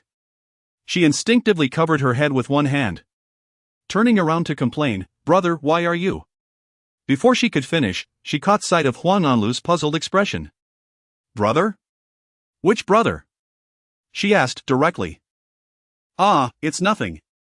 Luo Shuling quickly recalled Gu Luo's earlier advice to keep their sibling relationship under wraps at school. That was why she had chosen to step away as they approached Donghu Park, hoping to avoid being seen by Si Tu Wenyao and Huang Anlu. However, unexpectedly, Gu Luo spoke up, Shuling is my sister. Huang Anlu adjusted her glasses, patiently waiting for him to elaborate. Gu Luo succinctly explained their bond as sworn siblings. I see. After hearing the explanation, Huang Anlu's expression remained unchanged, merely nodding in acknowledgement. I thought the minister had a fondness for you, after all. She may be carefree and blunt, yet she maintains a certain distance from boys. If you are siblings, that would make sense. Her analysis was purely logical, devoid of any inclination to delve deeper into details. Meanwhile, Luo Shuling leaped with joy upon Gu Luo's admission, entwining her arm with his. Her heart swelled with happiness. Did this not mean she could freely be close to Gu Luo at school? As siblings, what could be more normal than holding hands? Sharing meals, or strolling together? Especially considering her unique image in the eyes of others, indulging in these slightly unconventional behaviors was hardly a concern. Upon witnessing the scene, one could only remark that Luo Shuling is indeed a person devoid of care or concern, a sentiment that feels entirely ordinary and unsurprising. Do not hold on so tightly. Gu Luo's expression was rather intricate. Deep down, he harbored a premonition that he might have made an erroneous decision. Given Luo Shuling's uninhibited and free-spirited nature, one could hardly anticipate the unforeseen antics she might conjure in the future. It is not out of the realm of possibility that one day she might leap onto his back in front of the entire school community. If such a scenario were to unfold, would not the hearts of certain boys harboring secret affections for Luo Shuling burst asunder? In Guanya, the radiant Luo Shuling undoubtedly reigns supreme among the female students, eclipsing even the charming Luo Shuning. As for the mischievous Luo Shua, few dare to provoke her wrath. A mere glance from her could chill one to the bone. Oh, it is perfectly normal, Luo Shuling exclaimed, seemingly unfazed. Akin to a treasure-seeking enthusiast who has stumbled upon a trove. Her demeanor resembled that of a liberated little creature, reveling in its newfound freedom. One could only surmise that she is indeed a gluttonous sister, almost morphing into Gu Ximan's likeness. At this mature age, one ought to exhibit a modicum of decorum in public. Gu Luo gently tapped her head, playfully mimicking a chestnut strike, and seized the opportunity to withdraw his arm. This younger sister appeared utterly oblivious to her own allure. Ouch, ouch, ouch. Luo Shuling feigned pain while clutching her forehead, but soon broke into a playful grin. I understand, so it's acceptable at home, right? Chapter 87, The Sibling Complex. It became evident to Huang Onlu that the minister harbored a sibling complex upon observing Luo Shuling's eager and affectionate demeanor. To her, Luo Shuling's feelings for Gu Luo were nothing short of a pure bond shared between siblings. As the saying goes, cautious affection signifies love, while open-heartedness represents friendship. Coupled with her straightforward personality, it was clear Luo Shuling was a late-stage sibling complex patient. I am indeed a sibling complex person, my brother happens to have a sister complex, perfect. Luo Shuling boldly acknowledged, her nonchalant attitude suggesting that this was a matter of immense pride. However, Gu Luo, lacking the same audacity as his sister, felt a wave of embarrassment wash over him at her words. How could one speak such blunt truths in broad daylight? Ah, so that makes perfect sense, Huang Onlu remarked, her gaze shifting between the two before she continued. So, sibling complex comrades, shall we commence our club activities today? I assure you we will accomplish our tasks. In an instant, Luo Shuling transformed into a disciplined soldier, standing at attention and saluting earnestly, her demeanor both endearing and comical. Let us begin. Our first task is to find Situenyo, Huang Onlu declared with decisiveness, turning on her heel and departing. Gu Luo and Luo Shuling followed suit. Not far along their path, the trio encountered Situenyo, who was cheerfully distributing boxes of snowy cream cakes to eager children. Brother is the most handsome, a small girl with a bun hairstyle exclaimed. Correct command, here you go, Situenyo responded with satisfaction, handing her a cake from the box. Brother is the most handsome, echoed the children behind her, joining in the chant. Correct command, here you are, Situenyo replied, his smile radiant as he retrieved another cake. As he observed the children's genuine delight, he couldn't help but reflect, indeed, the highest form of satisfaction often arises from the simplest displays of grandeur. Money can certainly bring joy to children. Soon, as the children continued to line up for their treats, only 3 cakes remained in the box. Situenyo finally paused the distribution. Clearing his throat, he proudly announced, next week at this time, I shall distribute spicy strips. Hooray! Brother is the most handsome. Brother is super handsome. The children erupted in jubilant cheers, bouncing with excitement. What could possibly be more delightful than receiving spicy strips? Forget the stars and internet celebrities, nothing surpasses spicy strips. Situenyo, the club activities have commenced, Huang Nanlu patiently waited until their cheers subsided before calling out to him. Coming! Coming! Situ Wenyo exclaimed, grabbing a nearby cat cage and approaching the trio with an expression of lingering delight. Come, come, enjoy the snowy cream cakes. My dear friend. I saved a matcha-flavored one just for you. Meanwhile, in Lu Xuexiu's bedroom, the walls were adorned with various anime posters, and the bedside was decorated with adorable plush toys. Gu Ximan lounged on the soft bed, leisurely swinging her delicate, snowy white legs while engrossed in a comic. Occasionally, she would erupt into giggles at the comic's amusing scenarios. Suddenly, as if struck by a revelation, she sat upright, her smile vanishing, replaced by a furrowed brow as she muttered, "No. No. No. No." On the other side, Lu Xuexue was busy organizing newly purchased anime costumes and various pairs of stockings. Hearing her friend's exclamations, she paused and turned her head with curiosity, asking, "What's wrong, man? What isn't right? Did my brother just hold hands with Sister Shunning on stage earlier? Is that true?" Chapter 88, The Good Best Friend Who Continually Adds Bricks to Each Other's Love. A large question mark gradually emerged on Lu Xuexue's forehead. How long has it been? Is she only just now realizing it? She pursed her lips, momentarily at a loss for how to evaluate her friend, whose reactions were absurdly prolonged. Man. This is just for the show, Lu Xuexue pondered for a moment before providing what seemed like a reasonable explanation. You see, as the saying goes, friendship and familial love are expressed openly and generously, while love is approached with caution. Currently, Brother Gu and Senior Shunning are not a couple. Their overt handholding as siblings seems quite natural. What is truly alarming is if they were to secretly date behind closed doors. Of course, these were merely Lu Xuexue's comforting words to Gu Ximan. In reality, she was already burning with anxiety inside. The thought of the group photo she had seen last week in Rueishue Xingcheng flooded her mind. To overtake the competition, she knew she had to make bold moves. Listening to Lu Xuexue's articulate analysis, Gu Ximan felt a sudden clarity wash over her. Her best friend was a genius. Given her brother's somewhat shy personality, even if he did harbor feelings for Senior Shunning, he would likely keep it under wraps. After all, he was always considerate of his dear sister's feelings. Thus, holding hands openly in front of the entire school reduced the suspicion significantly. Yes, that is exactly right. The logic was impeccable. Xuexue, your analysis is spot on. Gu Ximan relaxed instantly, a look of ease washing over her face. Seeing how readily Gu Ximan believed her words, Lu Xuexue momentarily found herself at a loss for words. Thankfully, Gu Ximan now had a crush of her own.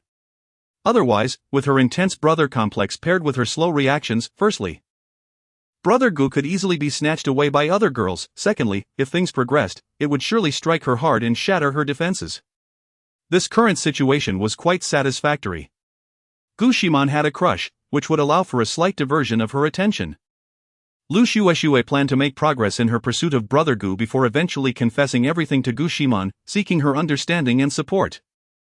Since Brother Gu would eventually marry and have children, Lu Xuexue being his sister-in-law would be the best choice for Gu Ximan. Even if her friend never married, she would be more than willing to keep her close. The thought of Brother Gu becoming her husband, and her best friend being his sister, made Lu Xuexue's lips curve into a sweet smile, a wave of sweetness and anticipation swelling in her heart. Come on. Come on. Come on.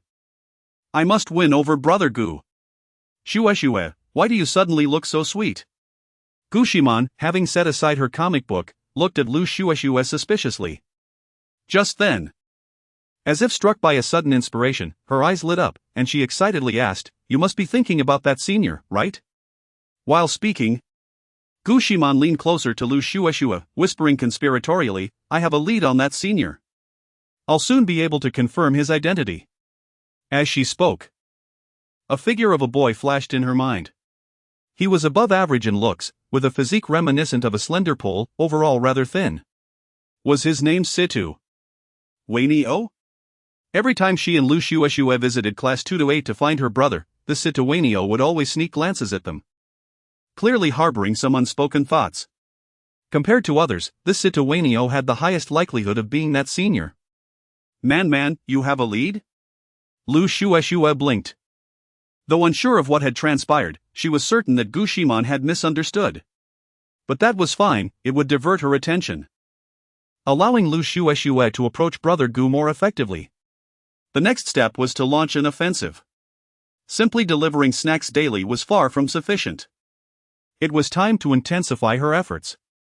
The mere thought of this made Lu Xiaoxue's cheeks flush slightly, her petite toes instinctively curling in her white stockings. Feeling a bit bashful as she finally spoke, Man. What is it? Could you help me take some photos? I want to send them to that senior. Upon hearing this, Gu Ximan's eyes widened in excitement as she sat up straight, exclaiming, Wow! Xiaoxue, you've finally come around. This is a big deal. What style of photos do you plan to take? Then, as if recalling something, she quickly added, But let us set some ground rules first. They can't be too revealing. At this, Lu Xiaoxue felt even more embarrassed and lowered her head, nervously twisting the hem of her dress. I'm not quite sure either, but I thought a maid outfit or catgirl costume might look cute, so I bought them. In her heart, she was fervently apologizing, I'm so sorry, man, I'm so sorry, man. Letting my overly brotherly complex sister take photos for other girls. And then sending those photos to her brother. I truly apologize. I will make it up to you in the future. At that moment, Gu Ximan patted her chest confidently, declaring, Come on, let us take the photos right now. I promise to make you look beautiful, so that senior will be captivated at first glance. With that, she immediately jumped off the bed and rummaged through Lu Xiaoxue's wardrobe, pulling out a black and white maid outfit and a brand new pair of black stockings. She quickly handed the clothes to Lu Xiaoxue, grinning, Change into these. I'll help you pose. With a bashful smile, Lu Xiaoxue accepted the clothes and, with Gu Ximan's assistance, promptly changed. A few minutes later, a lovely little maid emerged. The black skirt was adorned with white lace trim, tied with a large bow at the waist, exuding a playful and adorable vibe. She wore the black stockings, their delicate and smooth texture accentuating her legs' curves beautifully. Lu Xiaoxue then retrieved a white maid headband from her drawer, carefully placing it on her head and adjusting it so that the embellishments sat perfectly above her forehead. She looked utterly adorable. Gu Ximan's eyes widened in awe as she exclaimed, Xiaoxue, you are just too suited for this outfit. You look like a maid straight out of an anime. Hearing this, Lu Xiaoxue shyly asked, Is it really pretty? Am I being overly flattered? Gu Ximan shook her head vigorously, grabbing her phone, Not at all. Come on. Sit on the edge of the bed, cross your legs slightly, and rest your hands gently on your knees. As she spoke, she demonstrated the pose. Yes, just like that. Make your gaze softer, as if the senior is right in front of you. Lu Xiaoxue's face turned crimson as she followed Gu Ximan's instructions, feeling both nervous and excited. Gu Ximan crouched down, her eyes glued to the phone screen, capturing Lu Xiaoxue from various angles, offering guidance as she shot, Perfect. Lower your head a bit, bring a smile to your lips, don't look stiff. Great, that's it. After completing a series of photos in the maid outfit, Gu Ximan, still not satisfied, suggested, Xiaoxue, let us try the catgirl outfit next. I saw a set of cat ears and tail in your wardrobe, paired with white stockings. The effect will be stunning. At this, Lu Xiaoxue shyly nodded, stepping off the bed to rummage for the cat ears and fluffy tail.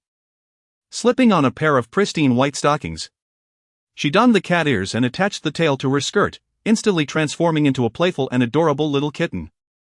Gu Ximan instructed her to lie on the bed, propping her cheeks with her hands, adopting a posture reminiscent of a cat's playful demeanor. She proceeded to capture several photographs from both the side and the front. Each time she pressed the shutter button, she couldn't help but exclaim, Xiaoxue. You are simply a living embodiment of a catgirl straight out of an anime. Maintain that pose, it's utterly adorable. Following this, they transitioned into a segment showcasing various stockings. Lu Xiaoxue donned an array of stockings, each differing in style and thickness. The black stockings enveloped her legs like a mysterious night, accentuating their slender contours. In contrast, the white stockings transformed her into a vision of purity, her fair skin harmonizing beautifully with the white fabric, captivating all who gazed upon her. After completing a series of photos featuring maid outfits, catgirl attire, and black and white stockings, Gu Ximan perused the images on her phone, nodding in satisfaction. Shui shui. You are simply photogenic. Any one of these pictures could be a showstopper. That senior will surely be enchanted. Oh, you're exaggerating, Lu Shui replied, shyly covering her flushed cheeks as she looked at Gu Ximan. As they continued to admire the photos, she suddenly inquired, Man. Since you've captured so many lovely pictures of me, how about I take some for you? You have a crush too, right? Gu Ximan paused, momentarily taken aback, her heart swirling with conflicted emotions. The gentle, indulgent smile of her older brother flashed through her mind. Yet, recalling how Lu Shui had gone to such lengths for love, she decided, let's do it. After a moment of hesitation, Gu Ximan bit her lip, nodded slightly, and whispered, all right, let's take a few as a trial run. Consider it a little reward for my dear brother. Occasionally, a treat isn't such a bad idea. Upon hearing Gu Ximan's agreement, Lu Shui became exhilarated. She promptly had Gu Ximan change into a Lolita-style dress adorned with lace and bows, complemented by over-the-knee white stockings, exuding both sweetness and elegance. Gu Ximan stood by the bed, fidgeting with the hem of her dress, a faint blush gracing her cheeks. The shift from photographer to subject filled her with a touch of nervousness, her heartbeat quickening, especially since these somewhat embarrassing photos were to be sent to her brother. Observing Gu Ximan's bashful demeanor, Lu Shui chuckled and reassured her, Man, don't be nervous, just act naturally, like you taught me earlier. Relax your shoulders. Let your arms fall naturally, yes, just like that. Taking a deep breath, Gu Ximan endeavored to calm herself, gradually revealing a sweet smile.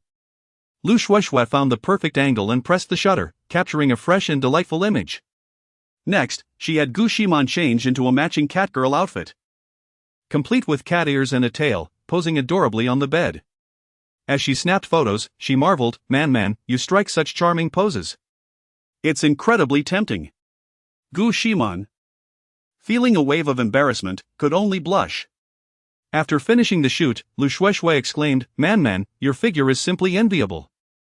Just looking at these photos reveals how well-nourished you are. Gu Ximan remarked, my brother used to insist that I drink milk every day.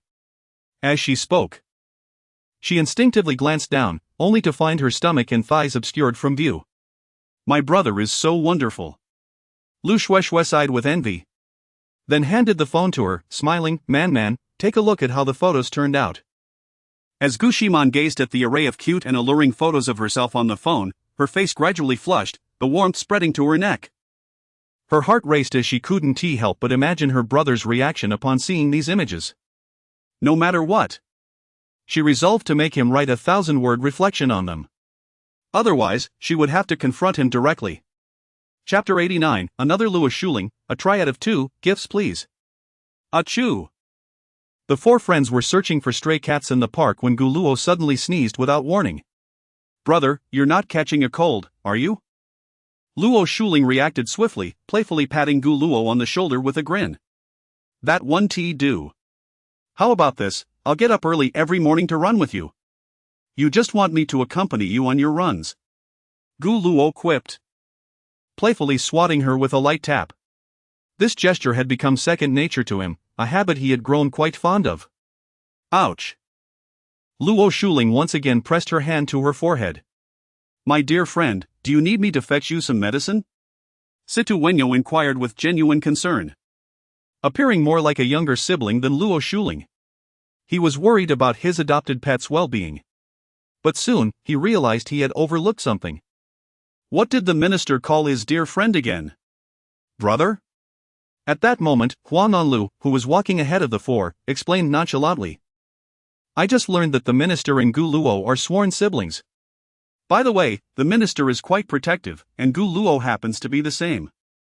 Her remarks were always succinct and devoid of unnecessary embellishments. Wait a minute.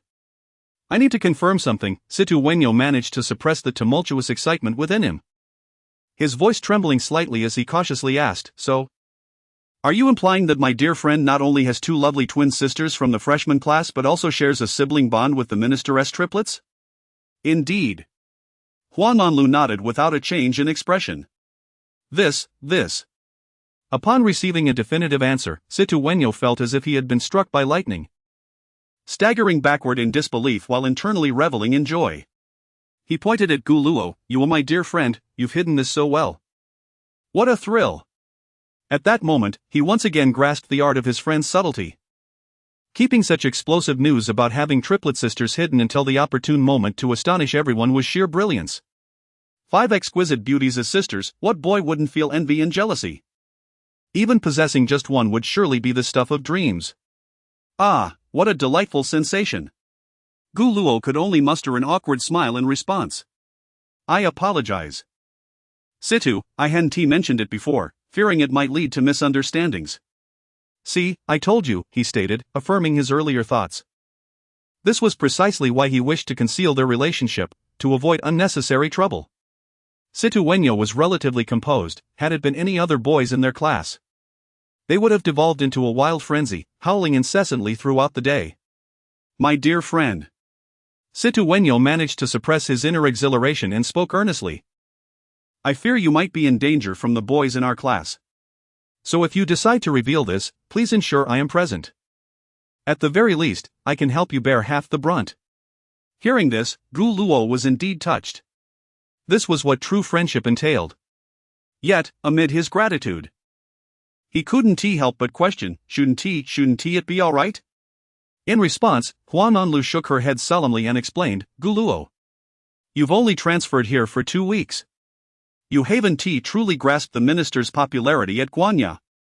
To put it bluntly, your current popularity is merely half of the minister's. Most of your admirers are female, whereas the minister is adored by the entire school faculty and student body. If it came to choosing between you and the minister, nearly 80% of the girls would opt for him, with the remaining 20% being mere infatuated fans.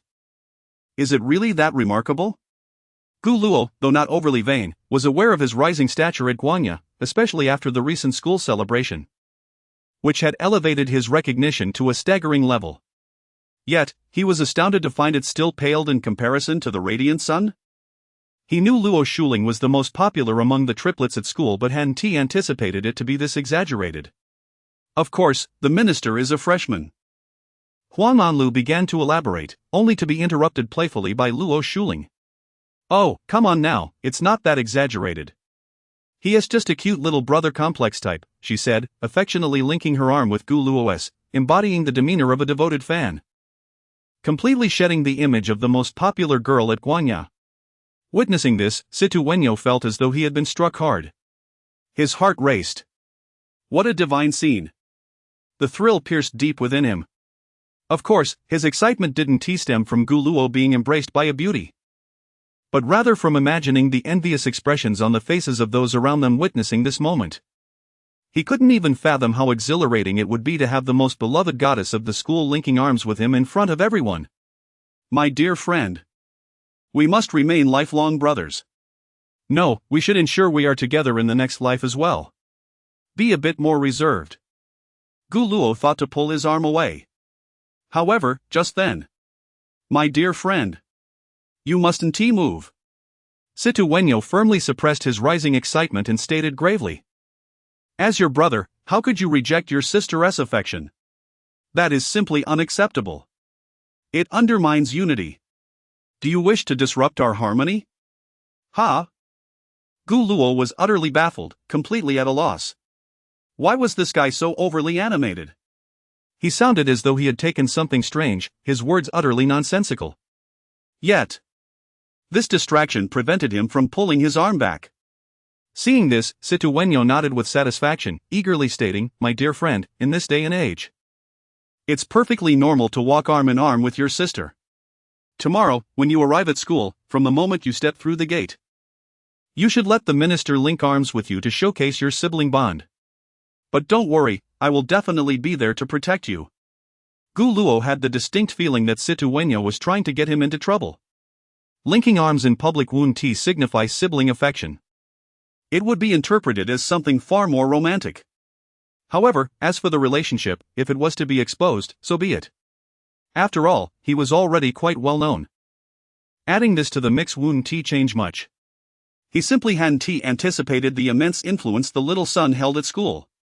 Truly remarkable, my dear subordinate, so understanding. Luo Shuling winked, keeping one arm linked with Gu Luo while giving Situ Wenyo a thumbs up with the other. Well then, let us focus on our main task. Huang Anlu reminded the trio, who seemed to have forgotten about their club activities. Leave it to me. My dear friend and the minister should focus on enhancing their sibling bond. After saying this, Situ Wenyo bent down to grab the cat cage and began searching for the cats. As he walked further away, he couldn't help but clutch his head in delight. What a thrill! Situ Wenyo couldn't even begin to imagine the moment when, in front of everyone, he would shout, Gu Luo. Your relationship with your sister is truly wonderful. The thought of the reaction that would ensue was exhilarating. As Gu Luo gazed at Haki Yao's receding figure, an inexplicable unease washed over him. This sensation was peculiar and difficult to articulate, yet it left him feeling distinctly uncomfortable. Brother, let us take a moment to rest here and enjoy the breeze, suggested Luo Shuling, as she gently tugged at Gu Luo, urging him to sit upon the grass below. Complying with her gentle pull, he settled down, for deep down, he could never bring himself to refuse his sister. This very trait was what allowed the mischievous Luo Shuhe to manipulate him so effortlessly. You all. Huang Anlu began to speak. But Luo Shuling interjected with a wave of her hand and a smile. It's all right, we will certainly finish our club activities before the afternoon. Stretching languidly, she relished the gentle breeze of the day, declaring it akin to a delightful little outing. My dear Anlu, there is no need to be so serious all the time. Life is truly beautiful. With that, she comfortably rested her head upon Gu Luo's shoulder. Observing this, Huan Anlu hesitated momentarily, but ultimately joined them on the grassy expanse. Mimi. Mimi. Mimi. Mimi. Please, do may die, oh Mimi. At that moment, a lovely calico cat sprang forth from an unseen corner, while Situ Wenyao cautiously pursued it from behind. Yet, the calico seemed wholly uninterested in his chase. After all, cats and dogs are fundamentally different. Cats are inherently more independent and wary. Noticing this, Huan Anlu instinctively adjusted her glasses, preparing to rise and assist, when she suddenly heard Gu Luo make a couple of clicking sounds. Astonishingly, the calico cat made a sharp turn and dashed towards him, tail held high. Meanwhile, not far behind the four of them, another figure resembling Luo Shuling quietly observed Gu Luo and his sister. Chapter 90, Little Demon and Little Sun, combination of 3 and 2, not. Situ Wenyo gazed in astonishment as the previously indifferent little calico darted towards Gu Luo without hesitation. A mixture of surprise and hidden delight swirling within him. This stark contrast instantaneously evoked a peculiar sense of gratification. The identity of the NPC responsible for contrasting with Gu Luo was of no consequence. As long as the immersion was swift enough, he was C2 Luo Wenyo. This epitomizes the so-called immersive principle. Meow at this moment, the little calico's tail stood erect like a flagpole, nuzzling Gu Luo's pant leg with its tiny head, emitting soft, gurgling sounds that